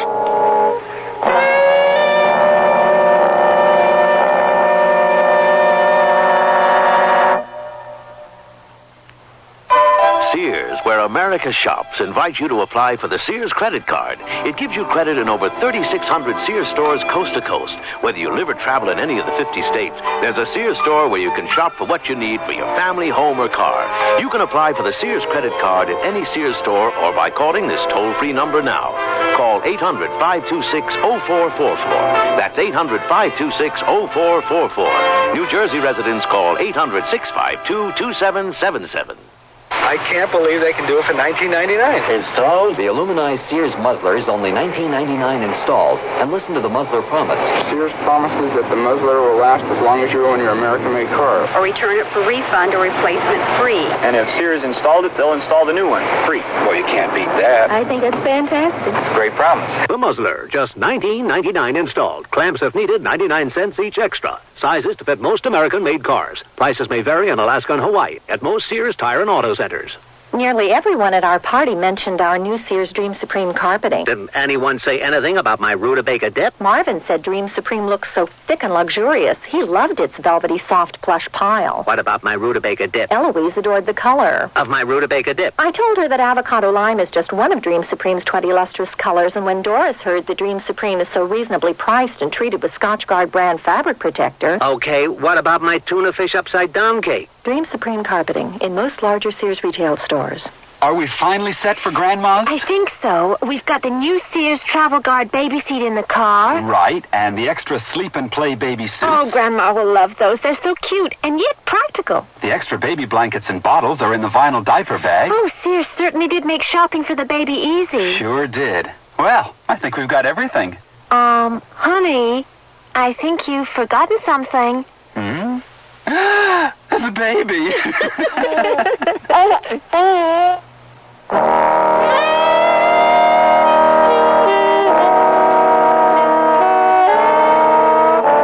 Harry Holiday wasn't comfortable sitting on a folding wooden chair watching a fashion show. But being the gung-ho type fellow he was, he sat there like a little gentleman and took it all in.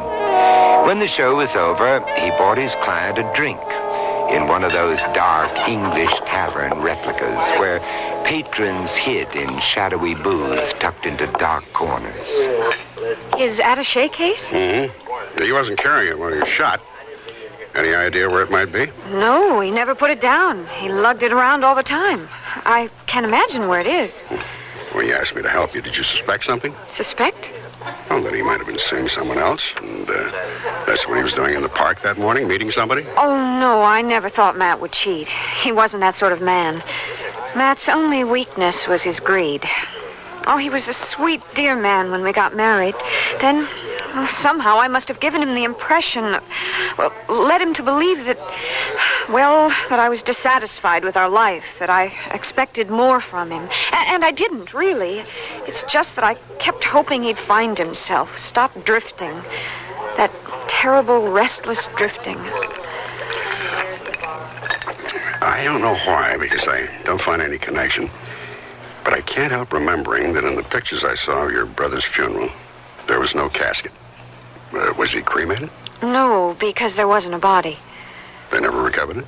They told us that often happens in deep lakes. The body is trapped in the boat. We held the services anyway, of course. Oh, yes, of course. The next morning, I called an old Army buddy who worked for the Department of Motor Vehicles and gave him the license plate number of the battered station wagon and asked for the owner's name and address. And then I got a phone call from the answering service, a Major Griffiths wanted to speak to me. Oh, is that apartment you liked is available? The Major told me. The wards had found a freighter leaving with the tide tomorrow night. Yes, the place needs a bit of cleaning, you know. There's some soap and water, and she'll pass inspection. I'll hang on to it until your wife comes by, what? I thanked him, had some breakfast, and went over there. The Major and his wife were out. The lady sitting guard over the front desk told me. But Mrs. Ward was expecting me. Just go right on up. I did.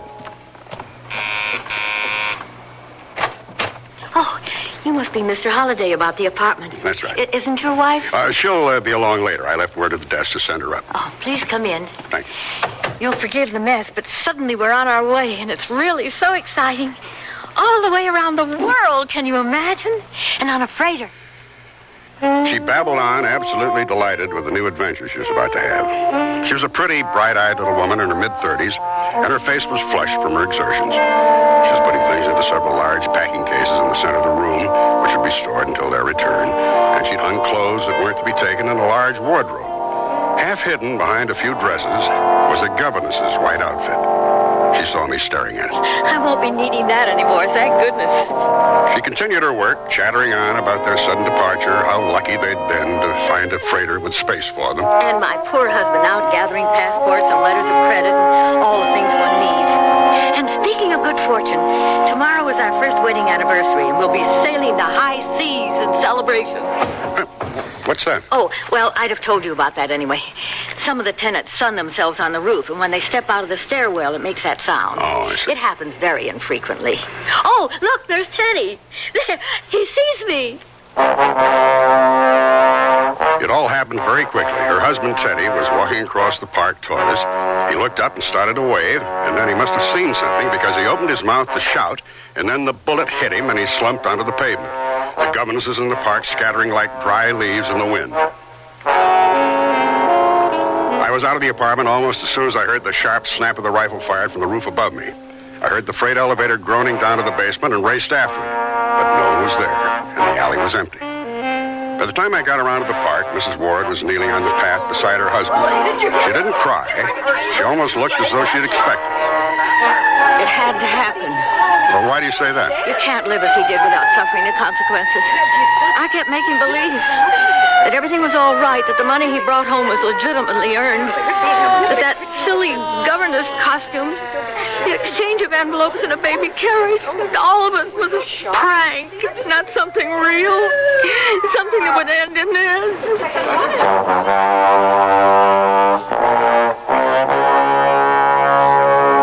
She didn't say anything more to me. She answered questions put to her by the first policeman to arrive, and then spoke to the homicide men. They questioned me, I told them what I'd observed, and nothing more, then ducked out of there. Soon after I got back in the office, the call I'd been afraid I'd get came in. The police just left. We can't believe it. It's been 2 years, and he never... I'd like to come by later in the day. My father's coming down to be with us. Who did it? Who shot Larry? Or, what was he calling himself? Teddy Ward? I don't think they know who shot him. And it's something to do with Matt's death. It happened the same way in the same place. That's what I'm trying to find out. The minute I hung up, I got a call from my buddy at the Department of Motor Vehicles. The owner of the station wagon was Roxanne Lucetti, and he gave me her address, a place called the Aloha Arms. Her apartment faced the court, which featured a postage stamp-sized swimming pool, being cleaned by a tan young man with long blonde hair and an earring. Yeah? What? Well, look who's here. What do you want? Well, I'd like to ask you a couple of questions. Come in, although I don't recall we have any unfinished business to discuss. Hey, nice little apartment. Your mother decorated? What's that supposed to mean? Well, nothing really, but everything's sort of square in here, and you seem to me to be more of an individualist. What's the matter with you? You come in here without a how do you do or how are you feeling today, then you start to make critical statements about me and my family. Not critical at all. No criticism implied or intended. What sort of a person are you making fun of me? Hey, come on. Take it easy with that bag. Hey, no! Hey, what do you got in here? Concrete? Come on now. No, fun's fun. Now, give me that. That's personal. Hey! Don't open it! What have we got here? Well, bless my heart. Just what every lady must carry in her bag, a rifle scope. Give me that. Is it yours, Is this your scope? I didn't realize you were a marksman. Markswoman. It's not mine. Well, why is it in your bag? This friend asked me to sell it for him. What friend? I don't remember his name. Now go away. You know, you're really a terrible liar. Your whole character changes. I like you better when you're yelling and screaming. You just listen. I was nice enough to allow you to come into my apartment, and then all you do is cast aspersion after aspersions at me and my friends, and it's none of your bleep business. So why don't you just go away and leave me alone? What kind of a jerk are you? Okay, gotcha. I stopped for a minute outside the door. I couldn't be sure, but I thought I heard her crying. Crying her heart out, as the fellow says.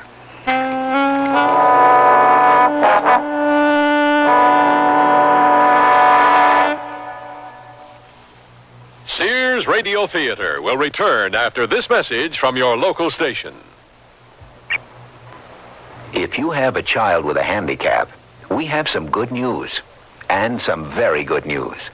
The good news is there's a new law that guarantees your child the right to the special education he needs. Evaluation procedures conform to the corresponding requirements in the final regulation of Section 504. But here's the very good news. The term continuum, as with least restrictive environment, is commonly used by... You don't have to hire a lawyer to explain how this rather complicated new law can help your child. Is in accordance with specific performance criteria related to the program objective. We can explain the law in clear, simple language. Free. Information under sub-clause E of clause 1 of subsection B. The commissioner there... Just write Closer Look, Box 1492, Washington, D.C., 20013. That's Closer Look, Box 1492, Washington, D.C., 20013. A public service message on behalf of the United States Office of Education. I gained 20 pounds in 2 months. Chocolate and peanut butter. Yeah, I never lost that weight either. With me, it was different. I was climbing the walls, yelling at the kids. I just couldn't live with myself. Neither could Dan, could he? No, not really. He said having a wife that smoked was better than being terrorized day and night. Better a friendly dragon than a nasty dragon, huh? Right. So anyway, I'm back to a pack and a half a day, addicted just like I was Let's before. hold it right there. The American Heart Association wants you to know that smoking cigarettes becomes a habit, not an addiction. Habits can be broken. Smoking is a matter of choice, not destiny. We can help you quit. You don't have to gain weight or climb the walls. Contact your American Heart Association for a free booklet that explains how to break your cigarette habit step by step. The American Heart Association wants you to know we're fighting for your life.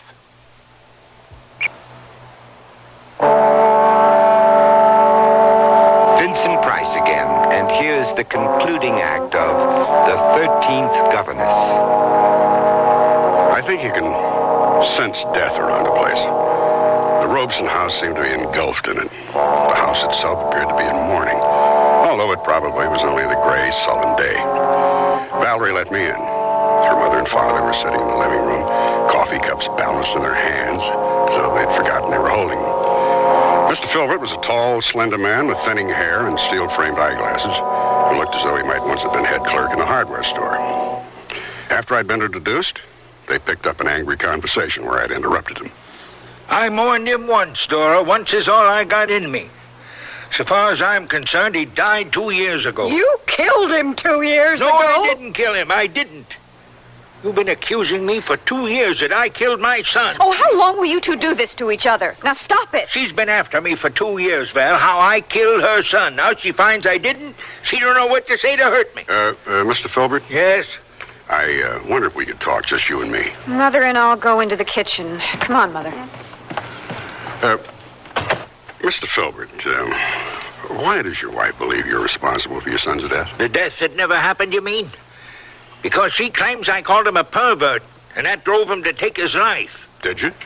When a young man don't work and accepts money from men, to my way of thinking, that's perverted. That's what I told my son, Larry.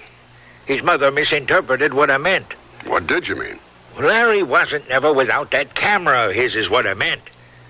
Yet he didn't want to show me or his family what sort of pictures he was taking. I think them pictures was what he got money for, and I think his camera's what finally got him killed for real. Blackmail? Is that what you're trying to say? That's my opinion. The question yelling for an answer was who Larry Filbert had been blackmailing, as himself and as Teddy Ward. I drove over to the apartment where Mrs. Ward had her personal things hastily packed. I can't stay. I look down there into that pretty little park, and it terrifies me. Ms. Ward, were you and your husband here when the first murder was committed? Oh, I think that's why Teddy was shot. Oh? He saw something that morning, something that surprised him. Yes? He got his camera, the one with the telephoto lens, and he started to take some pictures. We both heard the noise, the thumping sound when someone steps onto the roof, and then this funny popping. Shots? Yes. And the young man in the park fell. The governesses all ran, of course. Teddy dashed out the door with his camera. He came back before the police arrived, and he was laughing. Can you imagine that? We're going to take a trip around the world, he told me. First cabin around the globe, because my ship just came in. He developed his own films, of course. Here? Yes, in here. She led me to a bathroom her husband had used as a dark room, crowded with enlarger, tanks, chemicals, and papers. She searched through a drawer until she found a picture taken with the telephoto of young Matt Robeson in the park just before he was shot. And then she handed me another envelope with another picture in it. This of a man holding a rifle. A picture taken in the alley behind the building near the freight elevator exit. The man was no one I'd ever seen before. Bald as Kojak, wearing thick eyeglasses with heavy black frames, and clean shaven. That's the picture Teddy took after the shooting. You know the man? No, but... You've seen him before, is that it? Yes. Where? In another picture? Teddy said once, "This is your bank account. With this in your hand, you'll never be broke." It's too late to hide it, isn't it? Much too late. She unlocked a drawer at the bottom of one of the cabinets and lifted out a manila envelope. I opened it. Pictures of the same man. In the first, he was drilling a hole in the caulking on the bottom of a small beach sailboat. In the second, a night shot, he looked with surprise and fright into the camera flash. It was winter. Some snow could be seen in the street in what seemed to be a suburban neighborhood. The man stood beside an automobile. A small object lay on the ground beside the car's right front wheel. I asked Mrs. Ward if I could take the pictures. Of course, it doesn't matter anymore.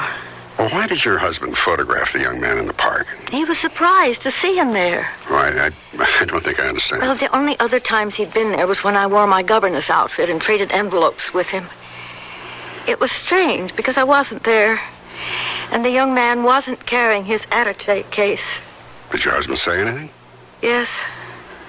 And I thought it was odd. "Do a friend a favor," he said, "and look at the greedy little Dickens." The only way I could make any sense out of it was to begin with the photograph of the bald-headed man standing in the snowy street beside his car. At the university, Norman Fields opened one of the dark rooms for me and made a new negative of the old picture Teddy Ward had shot. From this, Fields made a series of blow-ups showing sections of the picture. The bald man, in a state of shock, was standing alongside his car, and beside the front wheel was a child's shoe. By lightening the printing tone, changing the contrast, what's called dodging, you were able to see under the car. And there was a crumpled bicycle and the hideously mangled body of a child.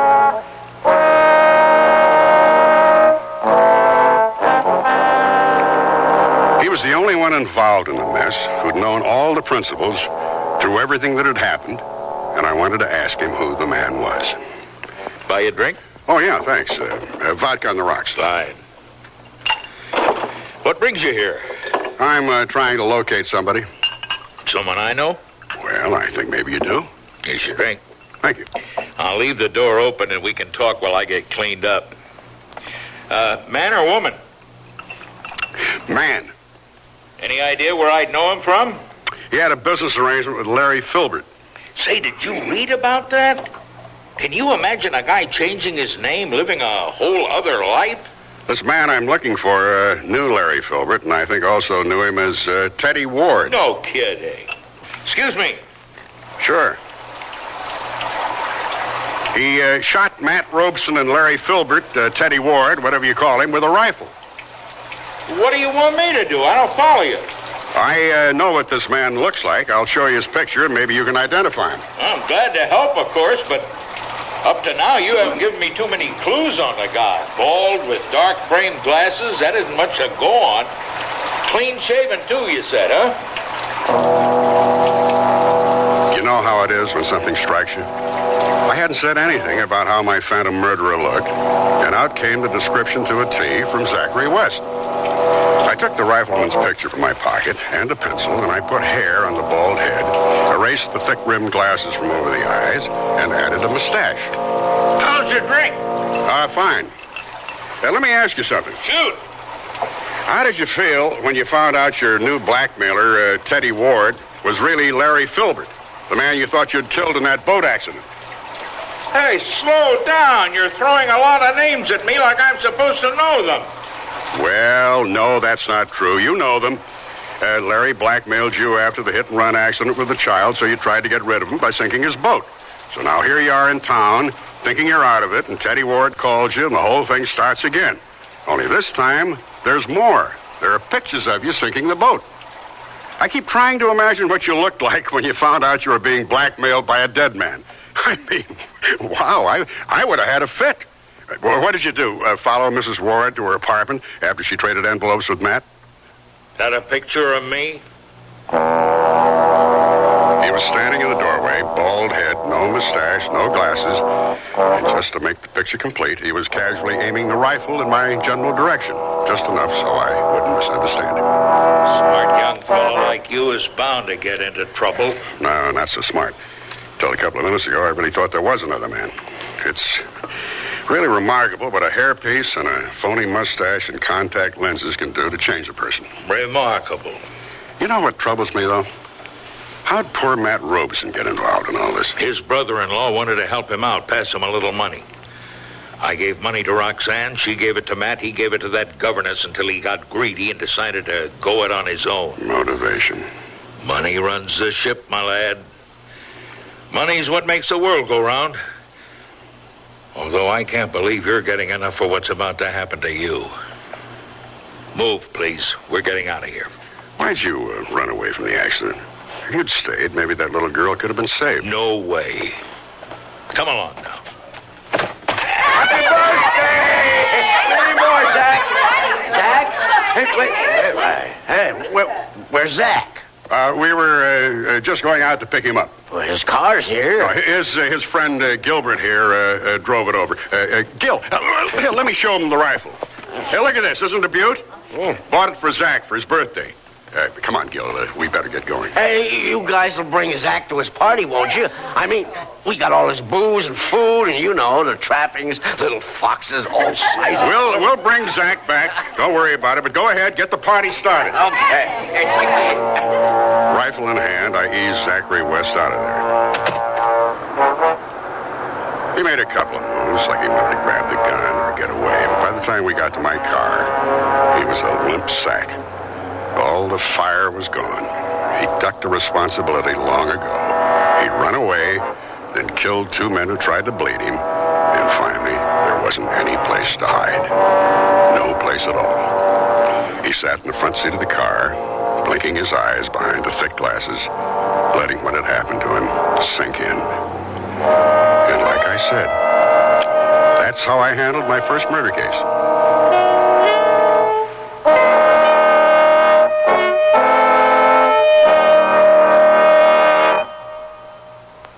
Generations ago, families dined by the warmth of the open hearth. Today, Sears rekindles this spirit with its open hearth dining room furniture. Faithfully rendered early American designs and careful workmanship give it an heirloom quality. The satin glow and warm highlighting of Sears open hearth take 26 steps to achieve. There's no shorter method to bring out the beauty of the wood. And like all good furniture, open hearth is made to last for a long time with sturdy tongue and groove and mortise and tenon construction. Choose from 16 different pieces of open hearth at most Sears retail stores.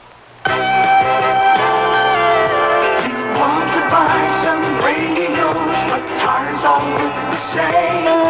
You've got to have good feelings, you've got to trust the name.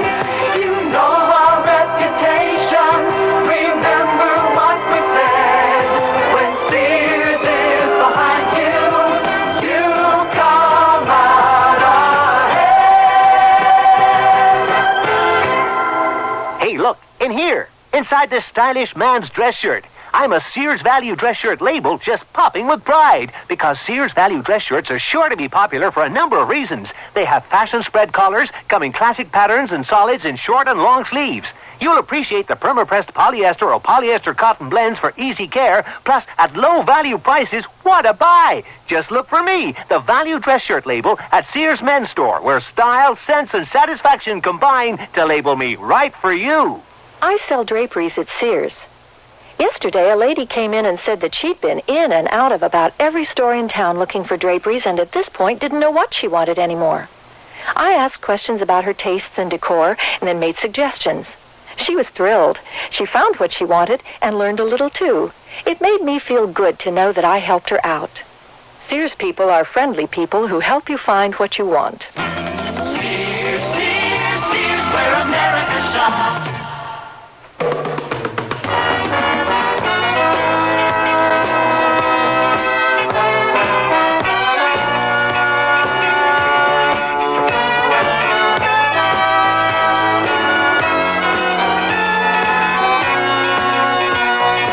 Listening to Sears Radio Theater, brought to you 5 nights a week by Sears Roebuck and Company.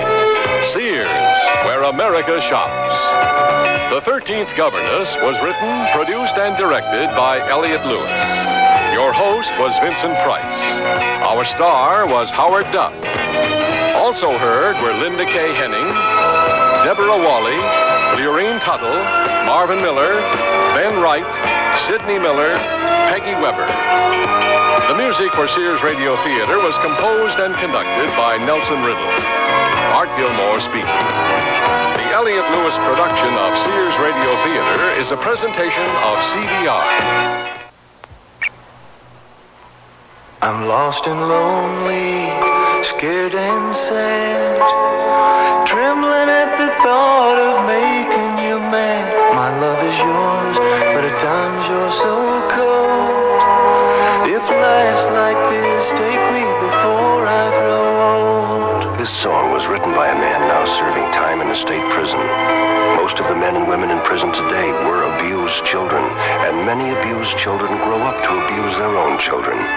Child abusers can be helped. Find out how. Write Prevent Child Abuse, Box 2866, Chicago, Illinois, 60690. Please stop the hurt. I've suffered since my birth. Join the abused child's fight. Put an end to their sleepless night. A message of the Ad Council and the National Committee for Prevention of Child Abuse. Your satisfaction is our satisfaction at Townsend Pontiac. Townsend Pontiac. You've got to go to Townsend Pontiac and buy a car. It's really important. It's important to you, and it's important to Mr. Townsend. Now, you could buy a beautiful new 79 Pontiac. Townsend has such a great selection, you won't have any trouble finding the car you want. Or you could buy a great new four-wheel drive International Scout. Boy, that'll take you where you've got to go and back again. Come on, it's important. Why? Well, Jack Townsend knows that once you're a Townsend customer, you wouldn't want to buy anywhere else. And that's important to Mr. Townsend. Your satisfaction is our satisfaction at Townsend Pontiac. 6300 Broadway, Townsend Pontiac. Merrillville, Indiana.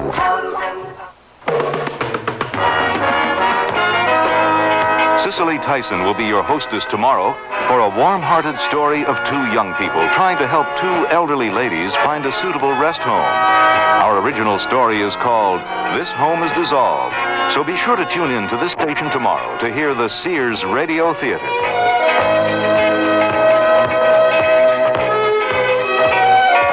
Beginning tomorrow, you can start helping yourself to feel 15 to 25 years younger than you are today. You're never too old to grow young. That's the encouraging message of medical authorities in a special 48-page report called 10 Ways to Grow Healthier as You Grow Older. Based on recent medical research, this informative and useful report was prepared by America's largest Better Health magazine, Prevention. It's yours free as a new subscriber. 10 Ways to Grow Healthier as You Grow Older tells about a new method to help you fall asleep faster, about the simple dietary substance that scientists believe may sharpen your memory, about the nutritional program that may add life to your sex life, and much more. If you'd like to receive this free report, you're invited to try 12 monthly issues of Prevention for only $6.99. If you don't like the first issue, cancel. You keep the issue. You keep the special report, too, and owe nothing. Send no money now. Just phone toll-free 800-331-1000. That's 800-331-1000. For Prevention and your free report, call 800-331-1000. CBS News, the Soviet ambassador in Washington called in tonight to hear a strong U.S. protest connected with the killing today of the U.S. ambassador to Afghanistan. I'm David Jackson reporting on the CBS radio network. Ambassador Adolph Dubs was shot to death in a gun battle between his kidnappers and Afghan police who rushed the hotel where he was being held. State Department spokesman Harding Carter tonight revealed that Soviet advisors were on the scene in Kabul when the fighting took place. He says Acting Secretary of State Warren Christopher in Washington tonight summoned Soviet Ambassador Dobrynin to the State Department to lodge an official complaint about the role the advisors played. The Acting Secretary said that he was not accusing the Soviet advisors of responsibility for the ambassador's death. He did, however, charge them with failure to heed repeated requests by U.S. embassy officials that the assault on the hotel in which Ambassador Dubs was held not be undertaken. Carter also said some American citizens were taken from the U.S. Embassy in Iran when it was overrun by leftist guerrillas this morning. On the question of Americans missing from the compound, the last report we have is that some 18 Americans may in fact not have returned to the compound. However, it at least seems on the basis of the latest reports that their whereabouts is known and that they are reportedly going to be returned or are returning and are in any case physically okay. More news in a minute. I had it when I woke up this morning. Sinus, my worst ever, until I took Sign-Off. Send for Sign-Off. Sign-Off gives you all the pain relief of aspirin, plus relief from sinus pressure, congestion, even postnasal drip. Send for Sign-Off. And for the fastest known form of congestion relief, Sign-Off Spray, Sineoff. Sign-Off. The sinus medicines in the bright red box. Is here. For occasional use only as directed. Here's news from Amana. You can get a $50 rebate check direct from Amana when you buy the Amana Touchmatic 2 radar range, the microwave oven that cooks by time, cooks to temperature, even holds at temperature to tenderize economy cuts of meat, and holds at serving temperature for late arrivals. So automatic it even remembers the time of day. So buy your radar range from your participating Amana retailer and get a $50 rebate check direct from Amana. Offer expires February 28, 1979. A cool reception for President Carter on his first day in Mexico. David Dow reports from Mexico City. Just 6 hours after arriving here, President Carter received the first pointed evidence of a new Mexico, backed by new oil wealth, determined to use that for new leverage and equality with the U.S. It came in the form of a luncheon toast by Mexico's president, Jose Lopez Portillo, which sounded more like a stern lecture to the U.S. president. Mexico has suddenly found itself the center of American attention, said Lopez Portillo. Attention that is a surprising mixture of interest, disdain, and fear, much like the recurring vague fears you yourselves inspire in certain areas of our national subconscious. At another point, the Mexican president warned that surprise moves are poisonous fruits, an apparent reference to the sudden scuttling by the U.S. of a deal for Mexican natural gas a year ago. The tone of Mr. Carter's toast was conciliatory, with attempts at humor, alluding even to an attack of Montezuma's revenge the president said he suffered in a previous visit during a performance of Mexico's famous Ballet Folklorico. David Dow, CBS News, with the president in Mexico City. The big three U.S. car makers in Detroit report overall new car sales picking up, increasing 14.3% in early February. GM and Ford scored the gains, but Chrysler sales were down about 3%. Now this. Fred, it's after midnight. Oh, look what you've done. Will you stop eating and go to bed? You'll never get up in the morning for work. I can't get to sleep. I took an aspirin, but I'm still wide awake. Well, what did you expect? Aspirin's for headaches. You need a sleeping aid to help you fall asleep. I'll get you some Compose when I go shopping. Some what? Compose. Go to bed, will you, while I clean up this mess? Headache? Take aspirin. Sleepless night? Take Compose. C-O-M-P-O-Z. Taken as directed before you go to bed. Compose actually helps you fall asleep when you want to fall asleep at bedtime. So what else happened at the office today, Fred? Did you get the order for that new job? Fred? Fred, you asleep? That's Compose for you. Headache? Take aspirin. Sleepless night? Take Compose. C-O-M-P-O-Z.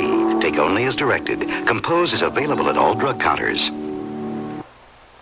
The Illinois State Senate today rejected a rule change that would have made it easier to pass the Equal Rights Amendment there.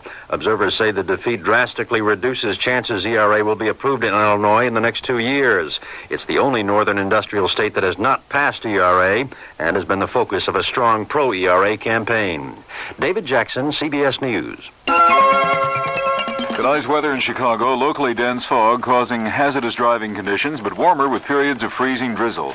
Temperatures will be steady, or they will rise perhaps to a high of 35 by tomorrow. Tomorrow we expect more freezing drizzle, becoming just plain drizzle, and snow likely by evening. Then on Thursday night, snow continuing with several inches accumulation possible. Windy with blowing snow and bitterly cold with lows 0 to 10 below. Friday, chance of snow flurries again and a high around 10 degrees. It's 27 degrees at all the reporting points in Chicago. The humidity's 100%. The wind east, 7 miles per hour. First in news, we're CBS News Radio 78, WBBM, Chicago.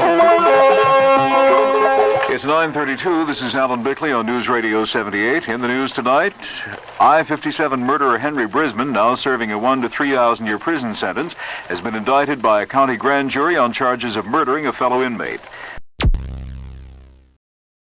Thank you for listening. Please like and subscribe.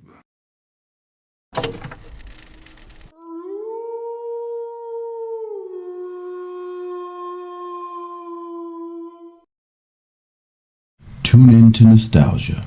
Tune in to now. Golden Radio Hour.